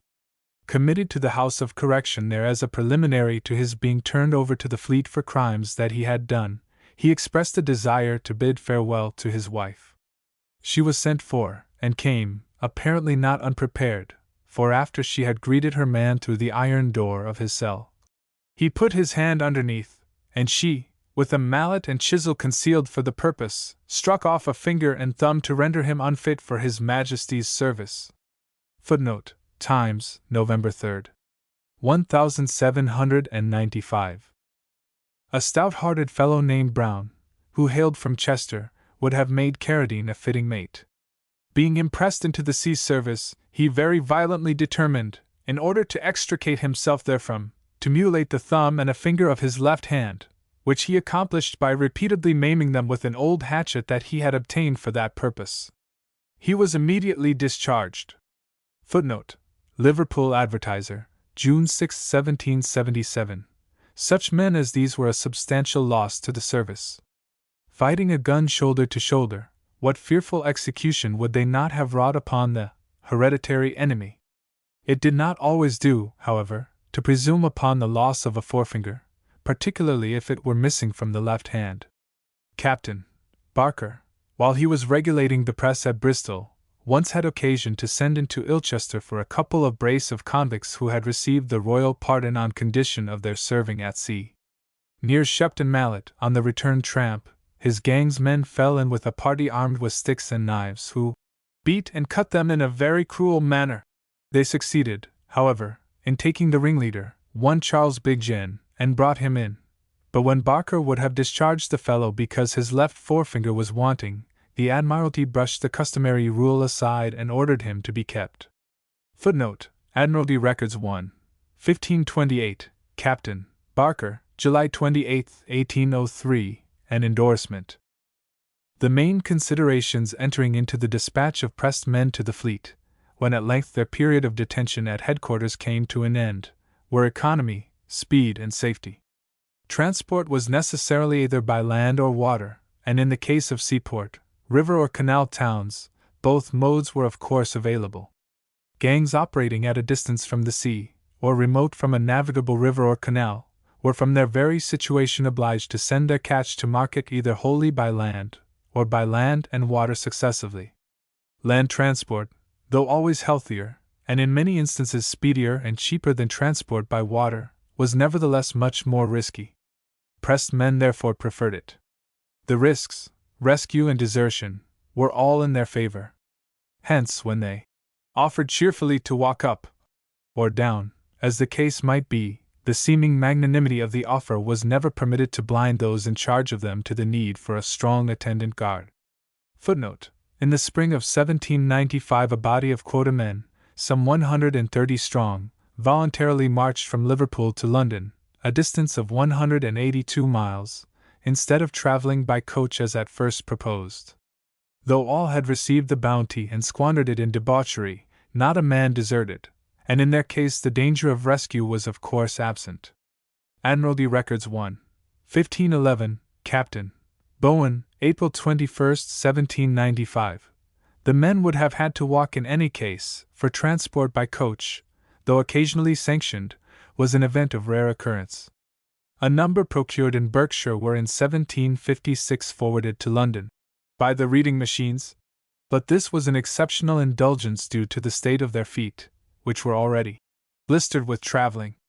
Even with the precaution of a strong guard, there were parts of the country through which it was highly imprudent, if not altogether impracticable, to venture a party on foot. Of these the 30-mile stretch of road between Kilkenny and Waterford, the nearest seaport, perhaps enjoyed the most unenviable reputation. No gang durst traverse it, and no body of pressed men, and more particularly of pressed Catholics, could ever have been conveyed even for so short a distance through a country inhabited by a fanatical and strongly disaffected people without courting certain bloodshed. The naval authorities in consequence left Kilkenny severely alone. Footnote: Admiralty Records 1, 1529, Captain Bowen, October 12, 1803. The sending of men overland from Appledore to Plymouth, a course frequently adopted to avoid the circuitous sea route, was attended with similar risks. The hardy miners and quarrymen of the intervening moorlands loved nothing so much as knocking the gang's man on the head. Footnote: Admiralty Records 1, 581, Admiral Berkeley, Report on Rendezvous, September 22, 1805. The attenuated neck of land between the Mersey and the Dee had an evil reputation for affairs of this description. Men pressed at Chester, and sent across the neck to the tenders or ships of war in the Mersey, seldom reached their destination unless attended by an exceptionally strong escort. The reason is briefly but graphically set forth by Captain Ayscough, who dispatched 3 such men from Chester, under convoy of his entire gang, in 1780. On the road thither, says he, about 7 miles from hence, at a village called Sutton, they were met by upwards of 100 armed seamen from Parkgate, belonging to different privateers at Liverpool. An affray ensued, and the 3 impressed men were rescued by the mob, who shot one of my gang through the body and wounded 2 others. Footnote: Admiralty Records 1, 1446, Captain Ayscough, November 17, 1780. Parkgate, it will be recalled, was a notorious nest of seamen. The alternative route to Liverpool, by passage boat down the Dee, was both safer and cheaper. To send a pressed man that way, accompanied by 2 of the gang, cost only 12 and 6. Footnote: Admiralty Records 1, 580, Admiral Philip, September 14, 1804. Mr. Midshipman Goodave and party, convoying pressed men from Lymington to Southampton, once met with an adventure in traversing the New Forest which, notwithstanding its tragic sequel, is not without its humorous side. They had left the little fishing village of Leppey some miles behind, and were just getting well into the forest, when a cavalcade of mounted men, some 30 strong, all muffled in greatcoats and armed to the teeth, unexpectedly emerged from the wood and opened fire upon them. Believing it to be an attempt at rescue, the gang closed in about their prisoners, but when one of these was the first to fall, his arm shattered and an ear shot off. The gang's men, perceiving their mistake, broke and fled in all directions. Not far, however. The smugglers, for such they were, quickly rounded them up and proceeded, not to shoot them, as the would-be fugitives anticipated, but to administer to them the smuggler's oath.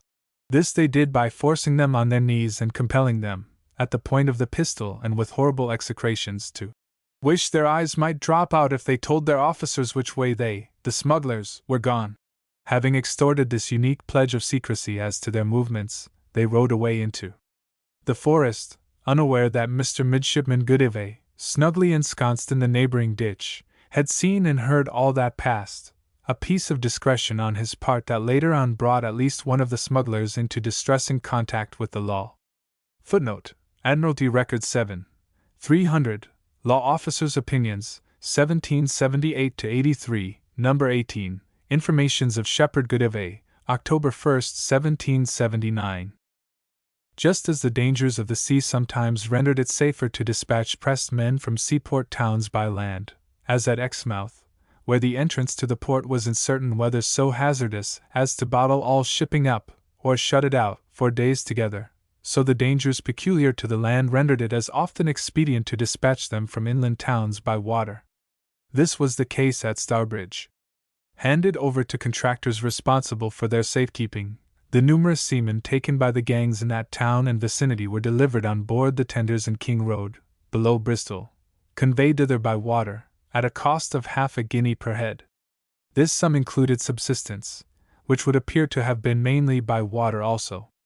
To Liverpool, the alternative port of delivery, carriage could only be had by land, and the risks of land transit in that direction were so great as to be considered insuperable, to say nothing of the cost. Footnote: Admiralty Records 1.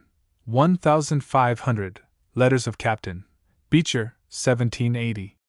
At ports such as Liverpool, Dublin and Hull, where His Majesty's ships made frequent calls, the readiest means of disposing of pressed men was of course to put them immediately on shipboard, but when no ship was thus available, or when, though available, she was bound foreign or on other prohibitive service, there was nothing for it, in the case of rendezvous lying so far afield as to render land transport impracticable, but to forward the harvest of the gangs by water. In this way there grew up a system of sea transport that centered from many distant and widely separated points of the kingdom upon those great entrepôts for pressed men, the Hamoaze, Spithead and the Nowhere. Now and then, for reasons of economy or expediency, men were shipped to these destinations as passengers, on colliers and merchant vessels, their escort consisting of a petty officer and one or more gang's men, according to the number to be safeguarded. Occasionally they had no escort at all, the masters being simply bound over to make good all losses arising from any cause save death, capture by an enemy's ship, or the act of God. From King's Lynn to the Nowhere the rate per head, by this means of transport, was £2.15, including victualling, from Hull £2.12. 60, from Newcastle 10s. 60. The lower rates for the longer runs are explained by the fact that, shipping facilities being so much more numerous on the Humber and the Tyne, competition reduced the cost of carriage in proportion to its activity. Footnote: Admiralty Records 1. 579, Admiral Philip, the 3rd and the 11th of August 1801, Admiral Pringle, April 2, 1795. In spite of every precaution, such serious loss attended the shipping of men in this manner as to force the Admiralty back upon its own resources. Recourse was accordingly had, in the great majority of cases, to that handy auxiliary of the fleet, the hired tender. Tenders fell into two categories: cruising tenders, employed exclusively, or almost exclusively, in pressing afloat after the manner described in an earlier chapter, and tenders used for the double purpose of keeping men pressed on land and of conveying them to the fleet when their numbers grew to such proportions as to make a full and consequently dangerous ship. In theory, any old unmasted hulk, unfit to send to sea, would answer to keep pressed men in. Footnote: Admiralty Records 1. 579, Admiral Pringle, April 2, 1795. In practice, the contrary was the case. Fitness for sea, combined with readiness to slip at short notice, was more essential than mere cubic capacity, since transshipment was thus avoided and the pressed man deprived of another chance of taking French leave. One all-important consideration, in the case of tenders employed for the storing and detention of pressed men prior to their dispatch to the fleet, was that the vessels should be able to lie afloat at low water, for if the fall of the tide left her high and dry, the risk of desertion, as well as of attack from the shore, was enormously increased. Whitehaven could make no use of man-storing tenders for this reason, and at the important center of King's Lynn, which was really a receiving station for 3 counties, it was found requisite to have always a vessel below the deeps to keep pressed men aboard, since their escape or rescue by way of the flats was in any anchorage nearer the town a foregone conclusion. Footnote: Admiralty Records 1. 1486, Captain Baird, February 27, 1755. On board the tenders the comfort and health of the pressed man were no more studied than in the strong rooms and prisons ashore. A part of the hold was required to be roughly but substantially partitioned off for his security, and on rare occasions this space was fitted with bunks, but as the men usually arrived, all very bare of necessaries, except when pressed afloat, a case we are not now considering, any provision for the slinging of hammocks, or the spreading of bedding they did not possess, came to be looked upon as a superfluous and uncalled for proceeding. Even the press room was a rarity, save in tenders that had been long in the service. Down in the hold of the vessel, whither the men were turned like so many sheep as soon as they arrived on board, they perhaps found a rough platform of deal planks provided for them to lie on, and from this they were at liberty to extract such sorry comfort as they could during the weary days and nights of their incarceration. Other conveniences they had none. When this too was absent, as not infrequently happened, they were reduced to the necessity of laying about on the cables and cask, suffering in consequence more than can well be expressed. Footnote: Admiralty Records 1. 1439, Captain A. Court, April 22, 1741. Admiralty Records 1. 1497, Captain Bover, February 11, 1777, and Captain's Letters, Passam. It is not too much to say that transported convicts had better treatment. Cooped up for weeks at a stretch in a space invariably crowded to excess, deprived almost entirely of light, exercise, and fresh air, and poisoned with bad water and what Roderick Random so truthfully called the noisome stench of the place. It is hardly surprising that on protracted voyages from such distant ports as Limerick or Leith the men should have fallen sick very fast. Footnote: Admiralty Records 1.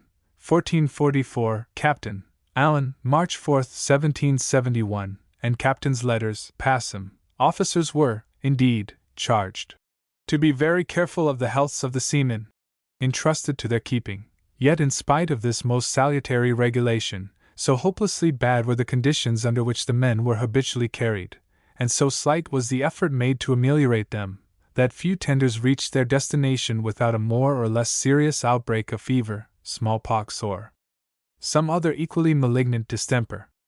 Upon the fleet the effect was appalling. Sickly tenders could not but make sickly ships. If the material atmosphere of the tender's hold was bad, its moral atmosphere was unquestionably worse. Dark deeds were done here at times, and no man peached upon his fellows.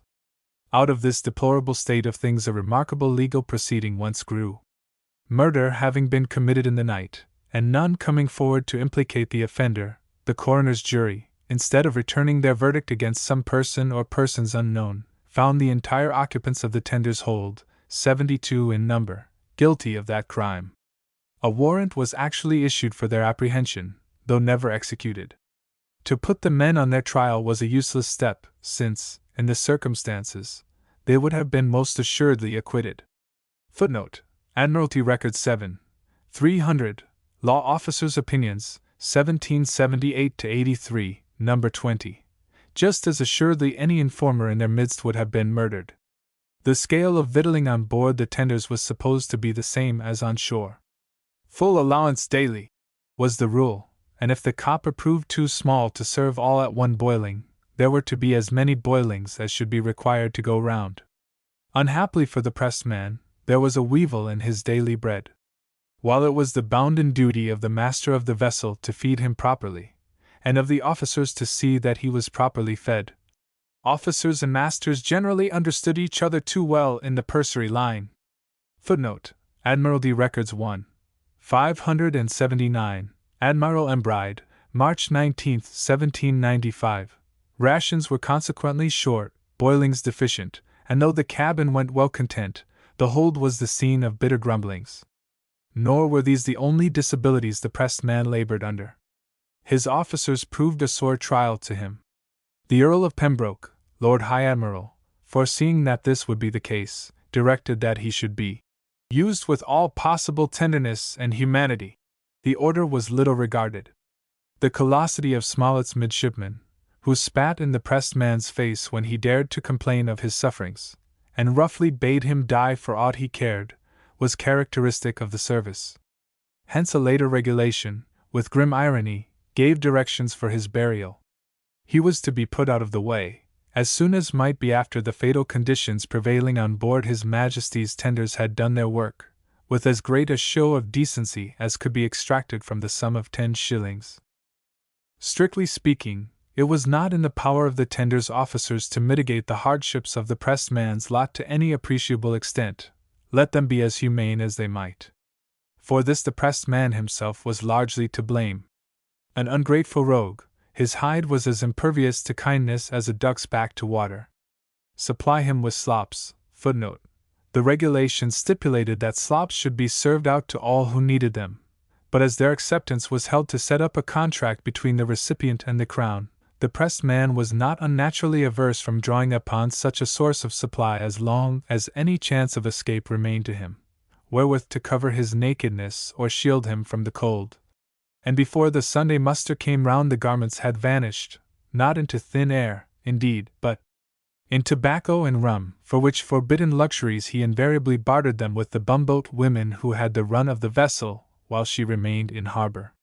Or allow him on deck to take the air and such exercise as could be got there, and the moment your back was turned he was away sans congé. Few of these runaways were as considerate as that Scotch humorist, William Ramsay, who was pressed at Leith for beating an informer and there put on board the tender. Seizing the first opportunity of absconding, "Sir," he wrote to the lieutenant in command, "I am so much attached to you for the good usage I have received at your hands, that I cannot think of venturing on board your ship again in the present state of affairs. I therefore leave this letter at my father's to inform you that I intend to slip out of the way." Footnote: Admiralty Records 1. 1524. Captain Brenton, October 20, 1800. When that clever adventuress, Moll Flanders, found herself booked for transportation beyond the seas, her one desire, it will be recalled, was to come back before she went. So it was with the pressed man. The idea of escape obsessed him, escape before he should be raided on shipboard and sent away to heaven only knew what remote quarter of the globe. It was for this reason that irons were so frequently added to his comforts. "Safe bind, safe fine," was the golden rule on board His Majesty's tenders. How difficult it was for him to carry his cherished design into execution, and yet how easy, is brought home to us with surprising force by the catastrophe that befell the Tasker tender. On the 23rd of May 1755 the Tasker sailed out of the Mersey with a full cargo of pressed men designed for Spithead. She possessed no press room, and as the men for that reason had the run of the hold, all hatches were securely battened down with the exception of the main deck scuttle, an opening so small as to admit of the passage of but one man at a time. Her crew numbered 38, and elaborate precautions were taken for the safekeeping of her restless human freight. So much is evident from the disposition of her guard, which was as follows: A. At the open scuttle 2 sentries, armed with pistol and cutlass. Orders not to let too many men up at once. B. On the forecastle 2 sentries, armed with musket and bayonet. Orders to fire on any pressed man who should attempt to swim away. C. On the poop 1 sentry, similarly armed, and having similar orders. D. On the quarterdeck, at the entrance to the great cabin, where the remaining arms were kept, 1 sentry, armed with cutlass and pistol. Orders, to let no pressed man come upon the quarterdeck. There were thus 6 armed sentinels stationed about the ship, ample to have nipped in the bud any attempt to seize the vessel, but for 2 serious errors of judgment on the part of the officer responsible for their disposition. These were, first, the discretionary power vested in the sentries at the scuttle, and second, the inadequate guard, a solitary man, set for the defense of the great cabin and the arms it contained.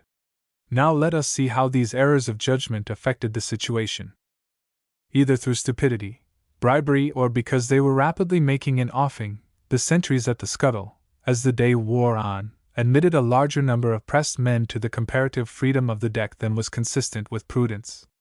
The number eventually swelled to 14, sturdy, determined fellows, the pick of the hold. One of them, having a fiddle, struck up a merry tune, the rest fell to dancing, the tender's crew who were off duty caught the infection and joined in, while the officers stood looking on, tolerantly amused and wholly unsuspicious of danger. Suddenly, just when the fun was at its height, a splash was heard, a cry of "Man overboard!" ran from lip to lip, and officers and crew rushed to the vessel's side. They were there, gazing into the sea, for only a minute or two, but by the time they turned their faces inboard again the 14 determined men were masters of the ship. In the brief disciplinary interval they had overpowered the guard and looted the cabin of its store of arms.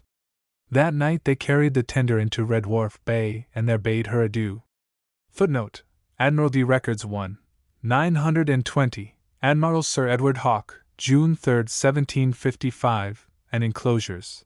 To pursue them in so mountainous a country would have been useless. To punish them, even had they been retaken, impossible. As unrated men they were neither mutineers nor deserters. Footnote: by 4 and 5 and cap.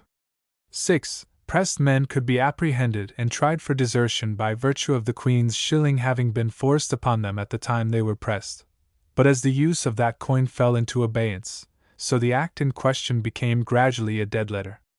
Hay, Murray, Lloyd, Pinfold and Jervis, law officers of the Crown, giving an opinion on this important point in 1756, held that pressed men are not subject to the Articles of War until they are actually rated on board some of His Majesty's ships.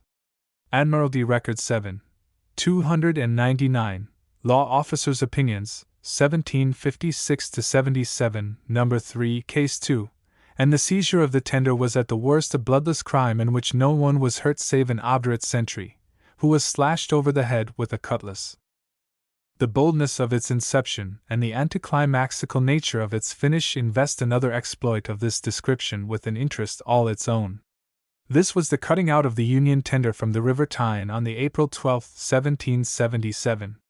The commander, Lieutenant Colville, having that day gone on shore for the benefit of the air, and young Barker, the midshipman who was left in charge in his absence, having surreptitiously followed suit, the pressed men and volunteers, to the number of about 40, taking advantage of the opportunity thus presented, rose and seized the vessel, loaded the great guns, and by dint of threatening to sink any boat that should attempt to board them kept all comers, including the commander himself, at bay till 9 o'clock in the evening. By that time night had fallen, so, with the wind blowing strong offshore and an ebb tide running, they cut the cables and stood out to sea. For 3 days nothing was heard of them, and North Shields, the scene of the exploit and the home of most of the runaways, was just on the point of giving the vessel up for lost when news came that she was safe. Influenced by one Benjamin Lamb, a pressed man of more than ordinary character, the rest had relinquished their original purpose of either crossing over to Holland or running the vessel ashore on some unfrequented part of the coast, and had instead carried her into Scarborough Bay, doubtless hoping to land there without interference, and so make their way to Whitby or Hull. In this design, however, they were partly frustrated, for, a force having been hastily organized for their apprehension, they were waylaid as they came ashore and retaken to the number of 22, the rest escaping. Lamb, discharged for his good offices in saving the tender, was offered a boatswain's place if he would re-enter, but for poor Colville the affair proved disastrous. Becoming demented, he attempted to shoot himself and had to be superseded. Footnote: Admiralty Records 1, 1497, Captain Bover, April 13, 1777, and enclosures. All down through the centuries, similar incidents, crowding thick and fast one upon another, relieved the humdrum routine of the pressed man's passage to the fleet, and either made his miserable life in a measure worth living or brought it to a summary conclusion. Of minor incidents, all tending to the same happy or unhappy end, there was no lack. Now he sweltered beneath a sun so hot as to cause the pitch to boil in the seams of the deck above his head, again, as when the Bonetta sloop, conveying pressed men from Liverpool to the Hamoys in 1740, encountered beds of 2 or 3 acres big of ice and of 5 or 6 foot thickness, which struck her with such force 'twas enough to drive her bows well out. He almost perished from cold. Footnote: Admiralty Records 1, 2732, Captain Young, 8 February 1739-40. Today it was broad farce. He held his sides with laughter to see the lieutenant of the tender he was in, mad with rage and drink, chased the steward round and round the mainmast with a loaded pistol, whilst the terrified hands, fearing for their lives, fled for refuge to the coal-hole, the roundtops, and the shore. Footnote: Admiralty Records 1, 1498, Complaint of the Master and Company of H. M. Higher Tender Speedwell, December 21, 1778. Tomorrow it was tragedy. Some little dirty privateer swooped down upon him, as in the case of the Admiral's spry tender from Waterford to Plymouth. Footnote: Admiralty Records 1, 1500, Dixon, Surveyor of Customs at the Cove of Cork, April 1780, and consigned him to what he dreaded infinitely more than any man-o'-war, a French prison, or contrary winds, swelling into a sudden gale, drove him a helpless wreck on to some treacherous coast. As they drove the rich Charlotte upon the Formby sands in 1745. Footnote: Admiralty Records 1, 1440, Captain Amherst, October 4, 1745, and there remorselessly drowned him. Provided he escaped such untoward accidents as death or capture by the enemy, sooner or later the pressed man arrived at the receiving station. Here another ordeal awaited him, and here also he made his last bid for freedom. Taking the form of a final survey or regulating, the ordeal the pressed man had now to face was no less thoroughgoing than its precursor at the rendezvous had in all probability been superficial and ineffective. Eyes saw deeper here, wits were sharper, and in this lay at once the pressed man's bane and salvation. For if genuinely unfit, the fact was speedily demonstrated, whereas if merely shamming, discovery overtook him with a certainty that wrote fineness to his last hope. Nevertheless, for this ordeal, as for his earlier regulating at the rendezvous, the sailor who knew his book prepared himself with exacting care during the tedium of his voyage.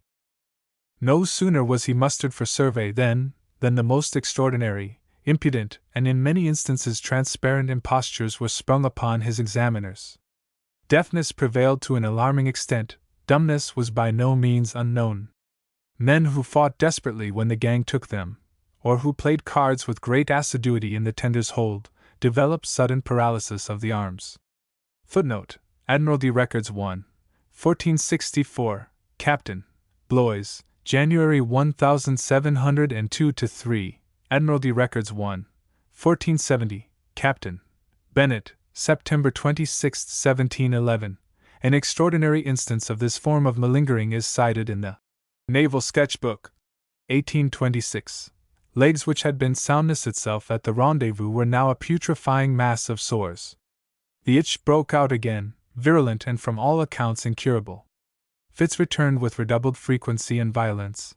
The sane became demented or idiotic, and the most obviously British, losing the use of their mother tongue, swore with many gesticulatory sakers that they had no English, as indeed they had none for naval purposes. Looking at the miserable, disease-ridden crew, the uninitiated spectator was moved to tears of pity. Not so the naval officer. In France, when a prisoner of war, learning French there without a master, he had heard a saying that he now recalled to some purpose: vin de grain est plus doux que n'est pas vin de presse. Willing duties are sweeter than those that are extorted. The punning allusion to the press had tickled his fancy and fixed the significant truism in his memory. From it he now took his cue and proceeded to man his ship. So at length the pressed man, in spite of all his ruses and protestations, was raided and absorbed into that vast agglomeration of men and ships known as the fleet. Here he underwent a speedy metamorphosis. It was not that he lost his individuality and became a mere unit amongst thousands. Quite the contrary. Friends, creditors, or next of kin, concocting petitions on his behalf, set forth in heart-rending terms the many disabilities he suffered from, together with many he did not, and prayed, with a fervor often reaching no deeper than their pockets, that he might be restored without delay to his bereaved and destitute family. Across the bottom right-hand corner of these petitions, conveniently upturned for that purpose, the Admiralty scrawled its initial order. Let his case be stated. The immediate effect of this expenditure of Admiralty ink was magical. It promoted the subject of the petition from the ranks, so to speak, and raised him to the dignity of a state the case man. He now became a person of consequence. The kindliest inquiries were made after his health. The state of his eyes, the state of his limbs, the state of his digestion were all stated with the utmost minuteness and prolixity. Reams of gilt-edged paper were squandered upon him, and by the time his case had been duly stated, restated, considered, reconsidered, and finally decided, the poor fellow had perhaps voyaged round the world or by some mischance gone to the next. In the matter of exacting their pound of flesh, the Lords Commissioners were veritable Shylocks. Neither supplications nor tears had power to move them, and though they sometimes relented, it was invariably for reasons of policy, and in the best interests of the service. Men clearly shown to be protected they released. They could not go back upon their word unless some lucky quibble rendered it possible to traverse the obligation with honor. Unprotected subjects who were clearly unfit to eat the king's victuals they discharged, for substitutes. The principle underlying their lordships' gracious acceptance of substitutes for pressed men was beautifully simple. If as a pressed man you were fit to serve, but unwilling, you were worth at least 2 able-bodied men. If you were unfit, and hence unable to serve, you were worth at least 1. This simple rule proved a source of great encouragement to the gangs, for however bad a man might be he was always worth a better. The extortions to which the Lords Commissioners lent themselves in this connection, 3, and, as in the case of Joseph Sanders of Bristol, footnote, Admiralty Records 1, 1534, Captain Barker, January 4, 1805, an endorsement, even 4 able-bodied men being exacted as substitutes, could only be termed iniquitous did we not know the duplicity, roguery, and deep cunning with which they had to cope. Upon the poor, indeed, the practice entailed great hardship, particularly when the home had to be sacrificed in order to obtain the discharge of the breadwinner who had been instrumental in getting it together. But to the unscrupulous crimp and the shady attorney the sailor's misfortune brought only gain. Buying up raw boys, or Irishmen who came over for reasons they did not wish known, rascally persons who could be had for a song, they substituted these for seasoned men who had been pressed, and immediately, having got the latter in their power, turned them over to merchant ships at a handsome profit. At Hull, on the other hand, substitutes were sought in open market. The bellman there cried a reward for men to go in that capacity. Footnote, Admiralty Records 1, 1439, George Crowley, Esq., MP for Hull, December 28, 1739. Even when the pressed man had procured his substitutes and obtained his coveted discharge, his liberty was far from assured. In theory exempt from the press for a period of at least 12 months, he was in reality not only liable to be repressed at any moment, but to be subjected to that process as often as he chose to free himself, and the gang to take him. A Liverpool youth named William Crick, a lad with expectations to the amount of near £4,000, was in this way pressed and discharged by substitute 3 times in quick succession. Footnote, Admiralty Records 1, 579, Rear Admiral Child, August 8, 1799. Intending substitutes themselves not infrequently suffered the same fate ere they could carry out their intention. Footnote, Admiralty Records 1, 1439, Lieutenant Lever, 5 January 1739-40, and numerous instances. The discharging of a pressed man whose petition finally succeeded did not always prove to be the eminently simple matter it would seem. Time and tide waited for no man, least of all for the man who had the misfortune to be pressed, and in the interval between his appeal and the order for his release his ship, as already hinted, had perhaps put half the circumference of the globe between him and home, or when the crucial moment arrived, and he was summoned before his commander to learn the gratifying Admiralty decision, he made his salute in batches of 2, 3, or even 4 men, each of whom protested vehemently that he was the original and only person to whom the order applied. An amusing attempt at coming Cripplegate in this manner occurred on board the Lennox in 1711. A woman, who gave her name as Alice Williams, having petitioned for the release of her brother, one John Williams, a pressed man then on board that ship, succeeded in her petition, and orders were sent down to the commander, Captain Bennet, to give the man his discharge. He proceeded to do so, but to his amazement discovered, first, that he had no less than 4 John Williamses on board, all pressed men; second, that while each of the 4 claimed to be the man in question, 3 of the number had no sister, while the 4th confessed to one whose name was not Alice but Pursley, and, after long and patient investigation, third, that one of them had a wife named Alice, who, he being a foreigner domiciled by marriage, had told him she would get him clear, should he chance to fall into the hands of the press-gang. In this she failed, for he was kept. Footnote: Admiralty Records 1, 1470, Captain Bennet, December 2, 1711. Of the pressed man's smiling arrest for debts which he did not owe, and of his jocular seizure by sheriffs armed with writs of habeas corpus, the annals of his incorporation in the fleet furnish many instances. Arrest for fictitious debt was specially common. In every seaport town attorneys were to be found who made it their regular practice. Particularly was this true of Bristol. Good seamen were rarely pressed there for whom writs were not immediately issued on the score of debts of which they had never heard. Footnote: Admiralty Records 1, 579, Admiral Philip, December 5, 1801.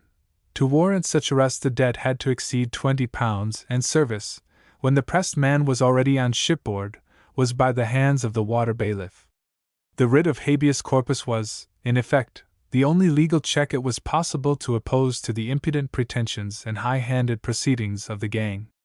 While HMS Amaranth lay in dock in 1804 and her company were temporarily quartered on a hulk in Long Reach, 2 sheriff's officers, accompanied by a man named Cumberland, a tailor of Deptford, boarded the latter and served a writ on a seaman for debt.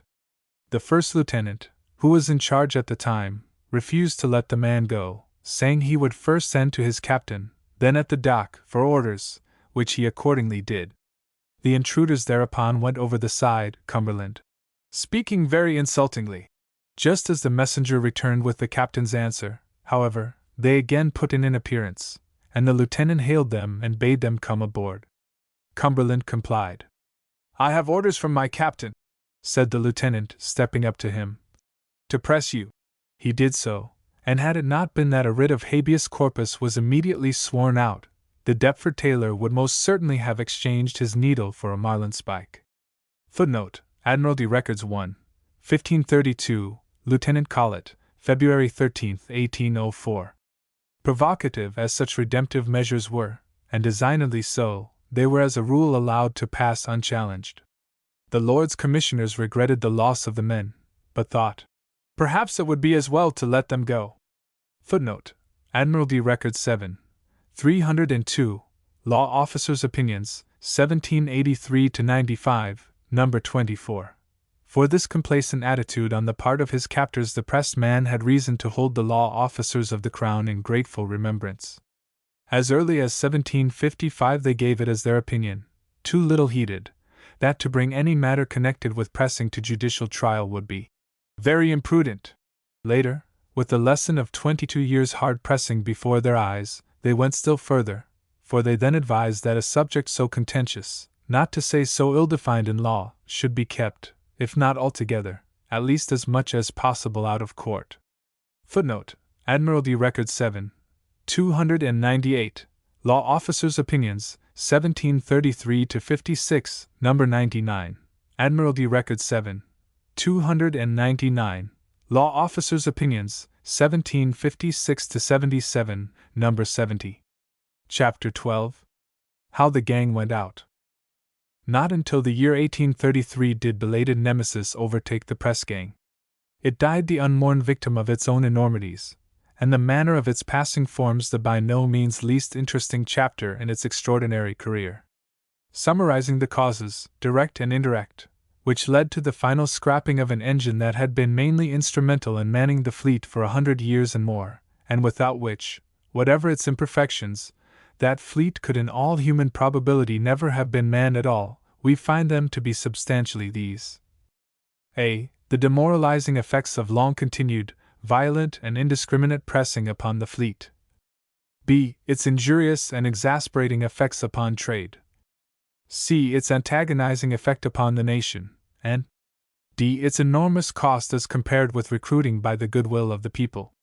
Frederick the Great, it is related, being in one of his grim humors after the dearly bought victory of Zaslau, invited the neighboring peasantry to come and share the spoil of the carcasses on the field of battle. They responded in great numbers, whereupon he, surrounding them, pressed 300 of the most promising and clothed them immediately from the dead. Footnote: State Papers Foreign, Germany, Volume CCCXL. Robinson to Hindford, May 31, 1742.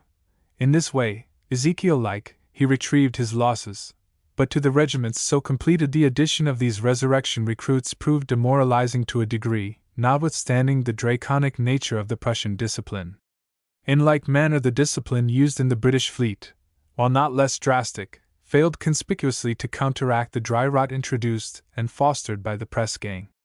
In its efforts to maintain the navy, indeed, that agency came near to proving its ruin. On the most lenient survey of the recruits it furnished, it cannot be denied that they were in the aggregate a desperately poor lot, unfitted both physically and morally for the tremendous task of protecting an island people from the attacks of powerful sea-going rivals. How bad they were, the epithets spontaneously applied to them by the outraged commanders upon whom they were foisted abundantly prove.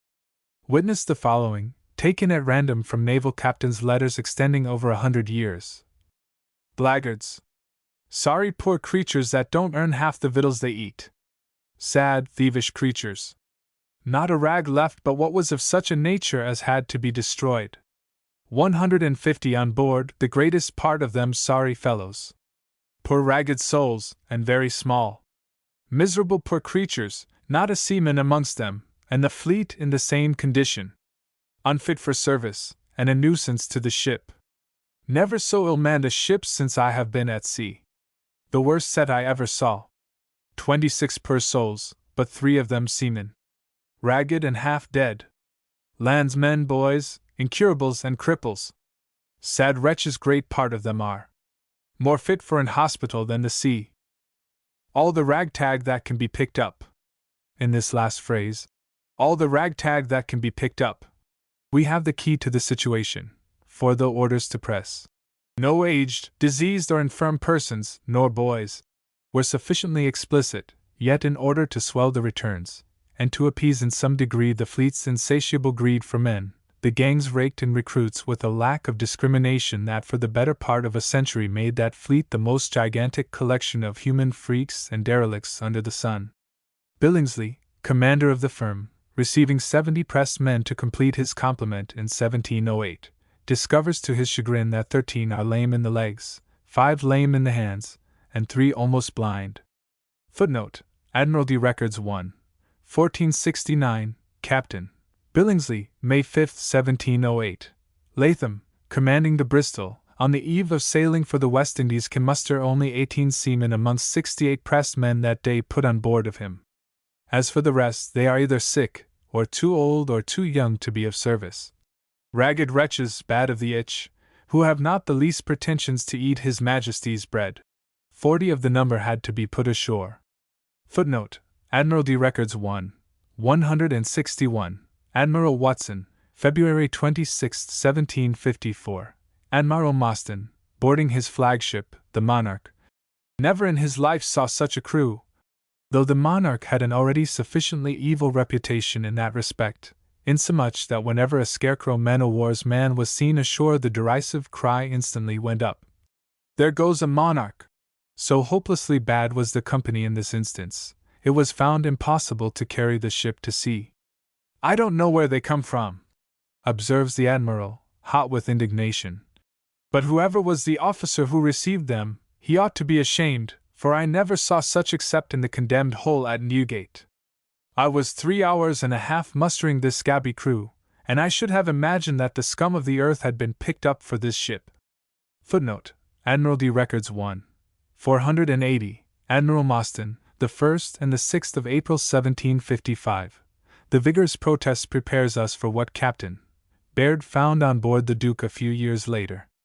The pressed men there exhibited such qualifications for sea duty as fractured thigh bone, idiocy, strained back and sickly, a discharged soldier, gout and 60 years old, rupture, deaf and foolish, fits, lame, rheumatic and incontinence of urine.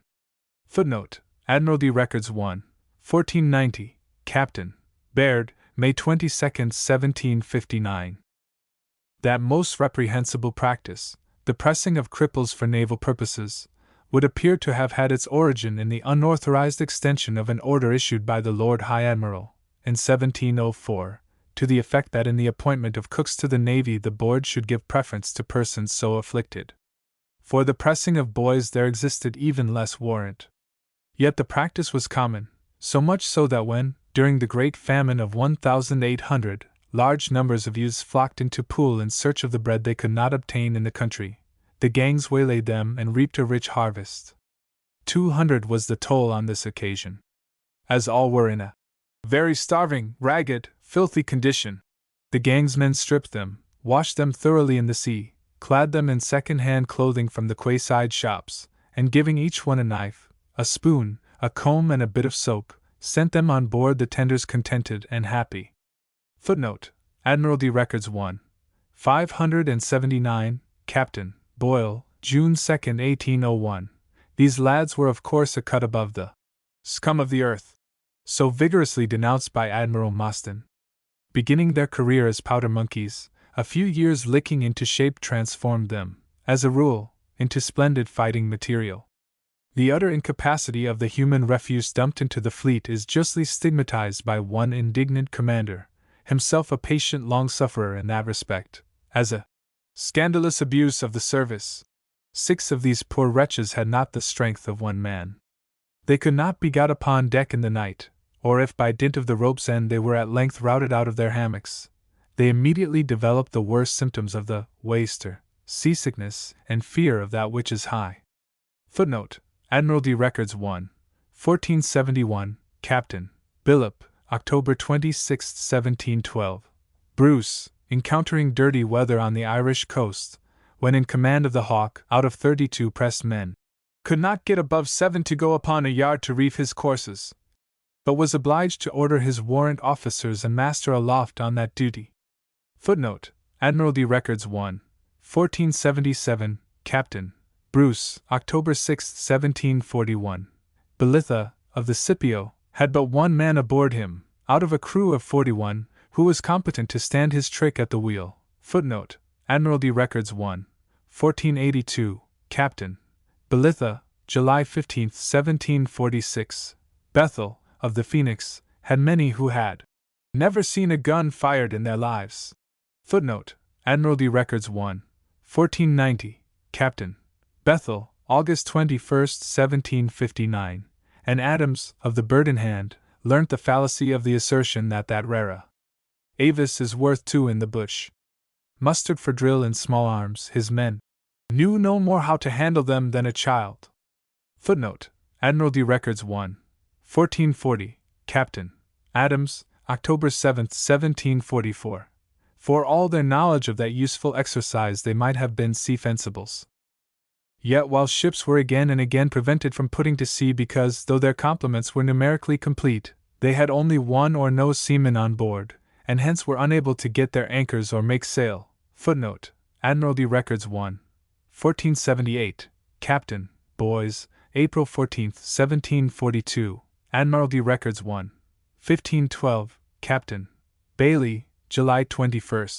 1796, and captain's letters pass him, while Bennett, of the Lennox, when applied to by the masters of 8 outward-bound East India ships for the loan of 250 men to enable them to engage the French privateers by whom they were held up in the river of Shannon, dared not lend a single hand lest the pressed men, who formed the greater part of his crew, should rise and run away with the ship. Footnote: Admiralty Records 1. 1499, Captain Bennett, September 22, 1779.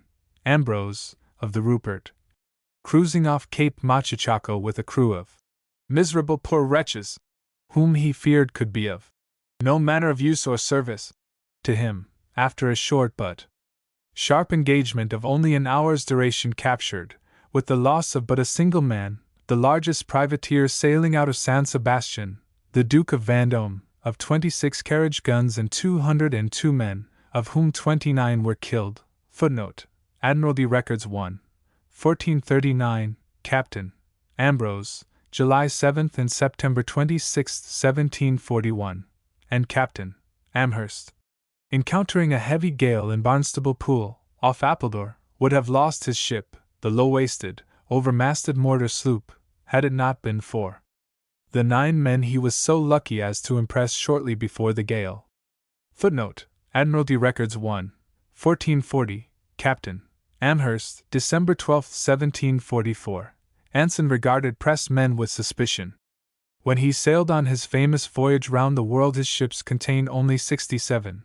But with his complement of 500 reduced by sickness to 201, he was glad to add 40 of those undesirables to their number out of the Indiamen at Wampu. Footnote: Admiralty Records 1. 1439, Captain Anson, September 18, 1740, and December 7, 1742. These, however, were seamen such as the gangs did not often pick up in England, where, as we have seen, the able seaman who was not fully protected avoided the press as he would a lee shore. In addition to the sweepings of the roads and slums, there were in His Majesty's ships many who trod the decks wide betwixt the legs, as if they had the gyves on. Peculiar to the seafaring man, the tailor and the huckstering Jew, the gait of these individuals, who belonged mostly to the sailor class, was strongly accentuated by an adventitious circumstance having no necessary connection with Israelitish descent, the sartorial board or the rolling deep. They were in fact convicts who had but recently shed their irons, and who walked wide from force of habit. Reasons of policy rather than of mercy explained their presence in the fleet. The prisons of the country, numerous and insanitary though they were, could neither hold them all nor kill them. America would have no more of them, and penal settlements, those later garden cities of a harassed government, were as yet undreamt of. In these circumstances, reprieved and pardoned convicts were bestowed in about equal proportions, according to their calling and election, upon the army and the navy. The practice was one of very respectable antiquity and antecedents. By a certain provision of the feudal system, a freeman who had committed a felony, or become hopelessly involved in debt, might purge himself of either by becoming a serf. So, at a later date, persons in the like predicament were permitted to exchange their fetters, whether of debt or iron, for the dear privilege of spilling every drop of blood in their bodies. Footnote: Admiralty Records 1. 5125, Petition of the Convicts on board the Stanislaus Hulk, Woolwich, May 18, 1797, on behalf of the sovereign whose clemency they enjoyed. Broken on the wheel of naval discipline, they did very well in deep water. Nearer land they were given, like the jailbirds they were, to hopping the twig.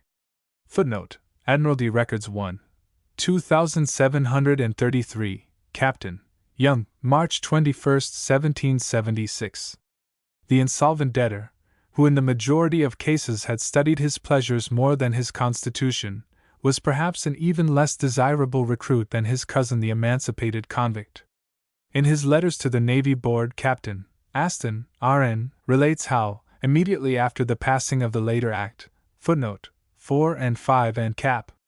6, for the freeing of such persons from their financial fetters, he gave constant attendance for almost 2 years at the sittings of the Courts of Sessions in London and Surrey, lying in wait there for such debtors as should choose the sea. From the Queen's Bench Prison, the Clink, Marshalsea, Borough Compter, Poultry Compter, Wood Street Compter, Ludgate Prison and the Fleet, he obtained in that time a total of 132, to whom in every case the press shilling was paid. They were dear at the price. Bankrupt in pocket, stamina and health, they cumbered the ships to the despair of commanders and were never so welcome as when they ran away. Footnote: Admiralty Records 1, 1436, Letters of Captain Aston, 1704-5. The responsibility for jailbird recruiting did not, of course, rest with the gangs. They saw the shady crew safe on board ship, that was all. Yet the odium of the thing was theirs.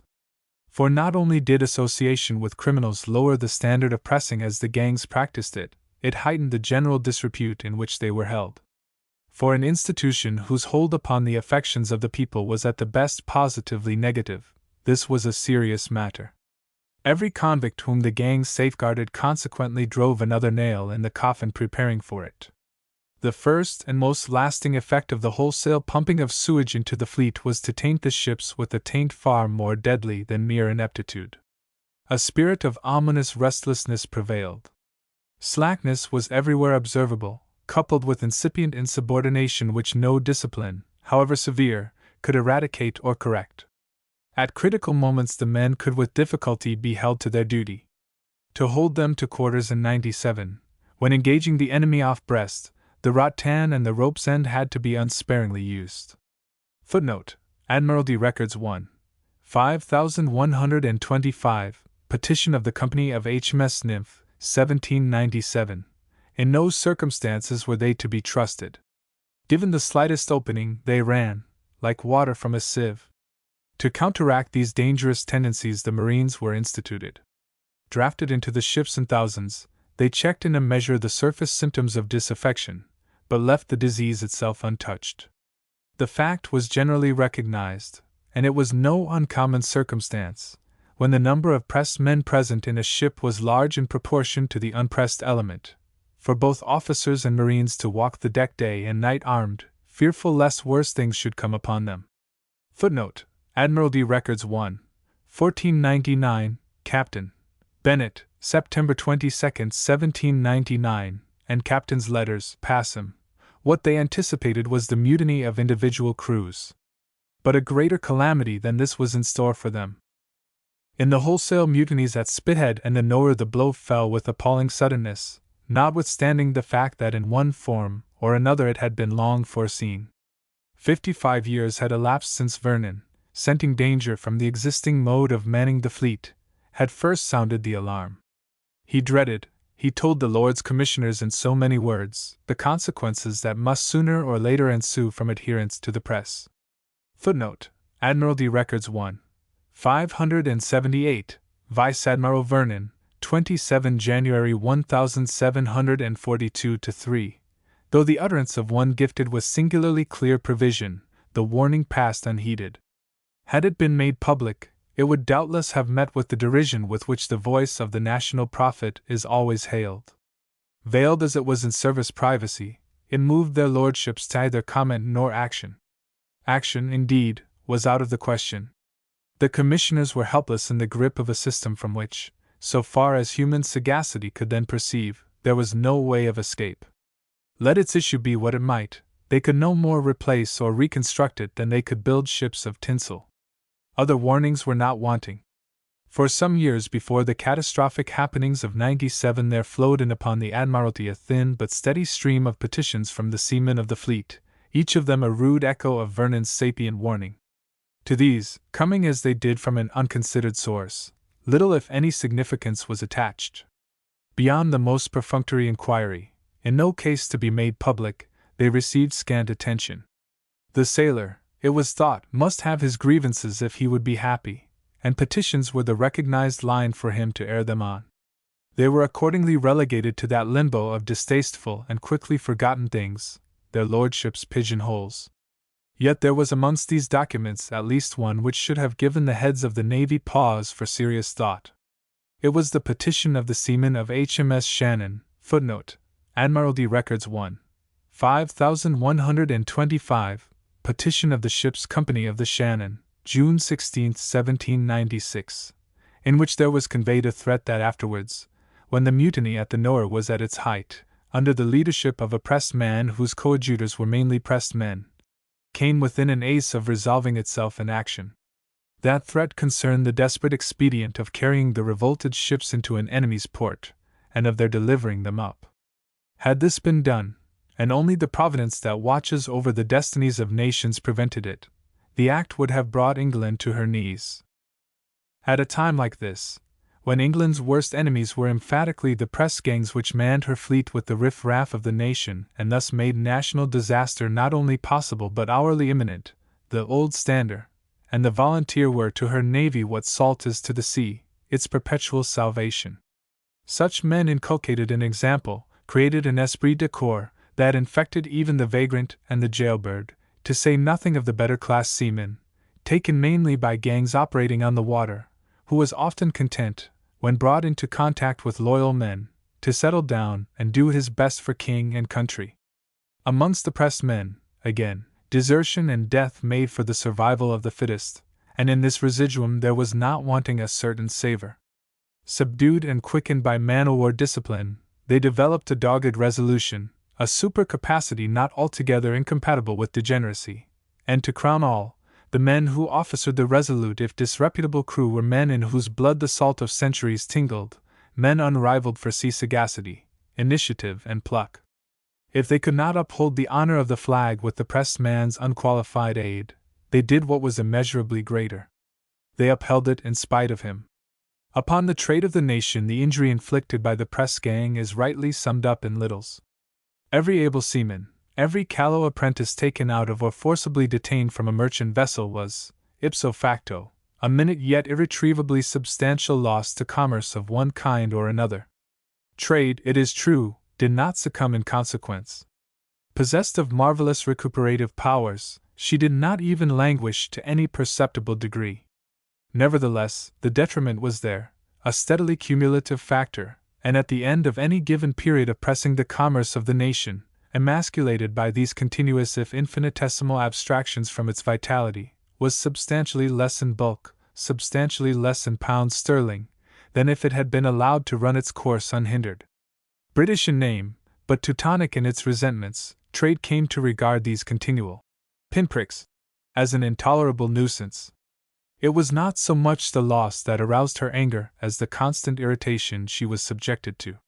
This she keenly resented, and the stream of her resentment, joining forces with its confluence the demoralization of the navy through pressing, the excessive cost of pressing and the antagonizing effects of pressing upon the nation at large, contributed in no small degree to that final supersession of the press gang which was in essence, if not in name, the beginning of free trade. To the people the impress was as an axe laid at the root of the tree.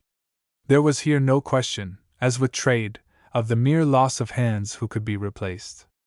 Attacking the family in the person of its natural supporter and protector, the octopus system of which the gangs were the tentacles struck at the very foundations of domestic life and brought to thousands of households a poverty as bitter and a grief as poignant as death.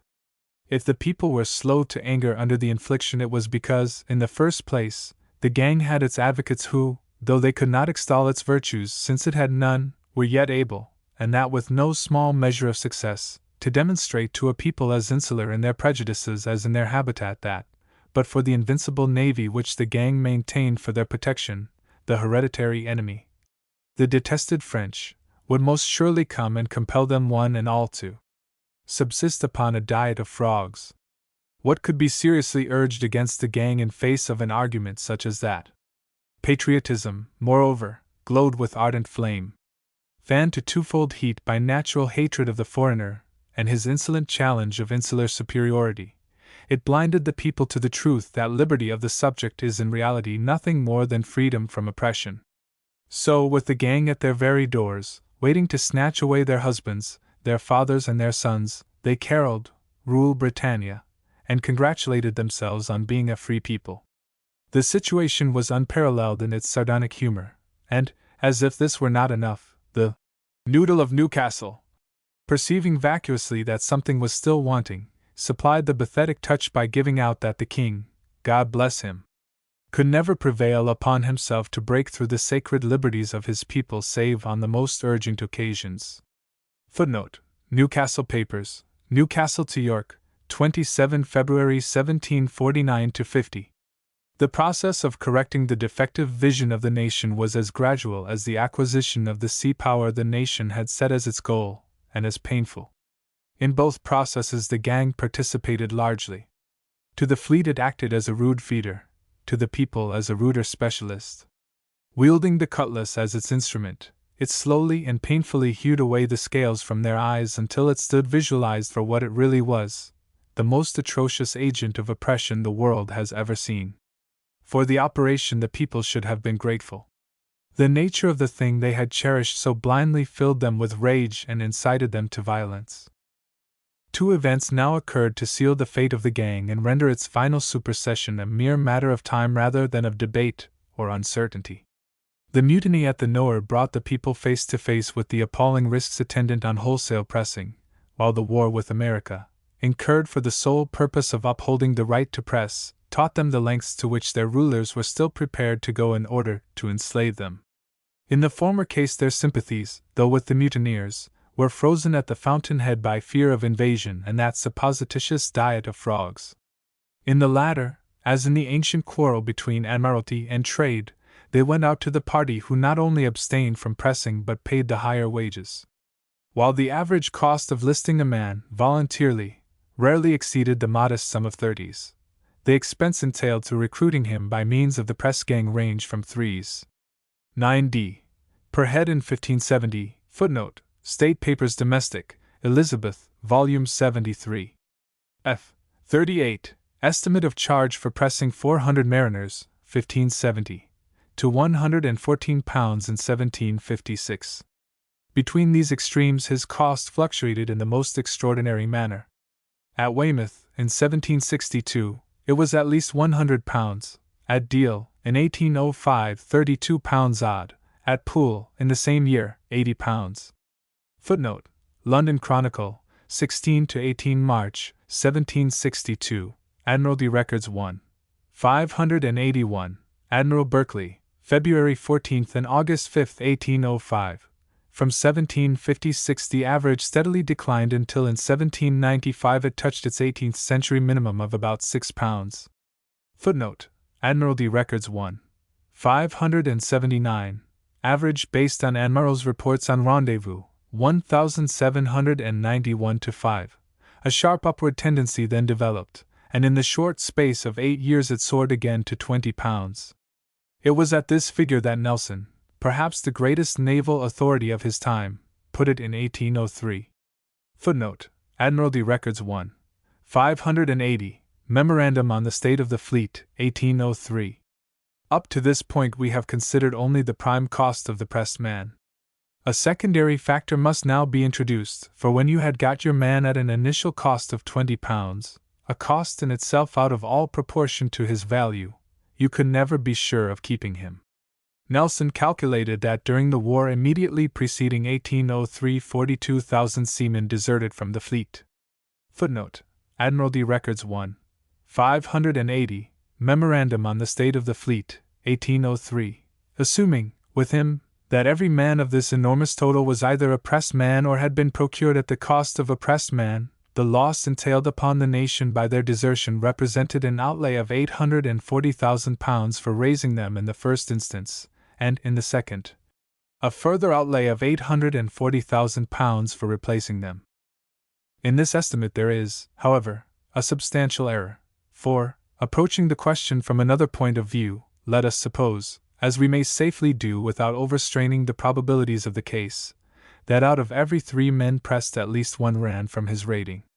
Now the primary cost of pressing 3 men on the £20 basis being £60, it follows that in order to obtain their ultimate cost to the country we must add to that sum the outlay incurred in pressing another man in lieu of the one who ran. The total cost of the 3 men who ultimately remained to the fleet consequently works out at £80, the cost of each at £26 13. 4d. Hence Nelson's 42,000 deserters entailed upon the nation an actual expenditure, not of £1,680,000, but of nearly 2¼ millions. Another fact that emerges from a scrutiny of these remarkable figures is this. Whenever the number of volunteer additions to the fleet increased, the cost of pressing increased in like ratio. Whenever the number of volunteers declined, the pressed man became proportionally cheaper. Periods in which the pressed man was scarce and dear thus synchronized with periods when the volunteer was plentiful. But scarcity of volunteers, reacting upon the gangs, and conducing to their greater activity, brought in pressed men in greater numbers in proportion to expenditure, and so reduced the cost per head. In this logical though at first sight bewildering interrelation of the laws of supply and demand, we have in a nutshell the whole case for the cost of pressing as against the gang. Taking 1 year with another the century through, the impress service, on a moderate estimate, employed enough able-bodied men to man a first-rate ship of the line, and absorbed at least enough money to maintain her, while the average number of men raised, taking again 1 year with another, rarely if ever exceeded the number of men engaged in obtaining them. With tranquility at length assured to the country, with trade in a state of high prosperity, the shipping tonnage of the nation rising by leaps and bounds and the fleet reduced to an inexigent peace footing, why incur the ruinous expense of pressing the seaman when, as was now the case, he could be had for the asking or the making? For peace brought in her train both change and opportunity. The frantic dumping of all sorts and conditions of men into the fleet ceased. Necessity no longer called for it.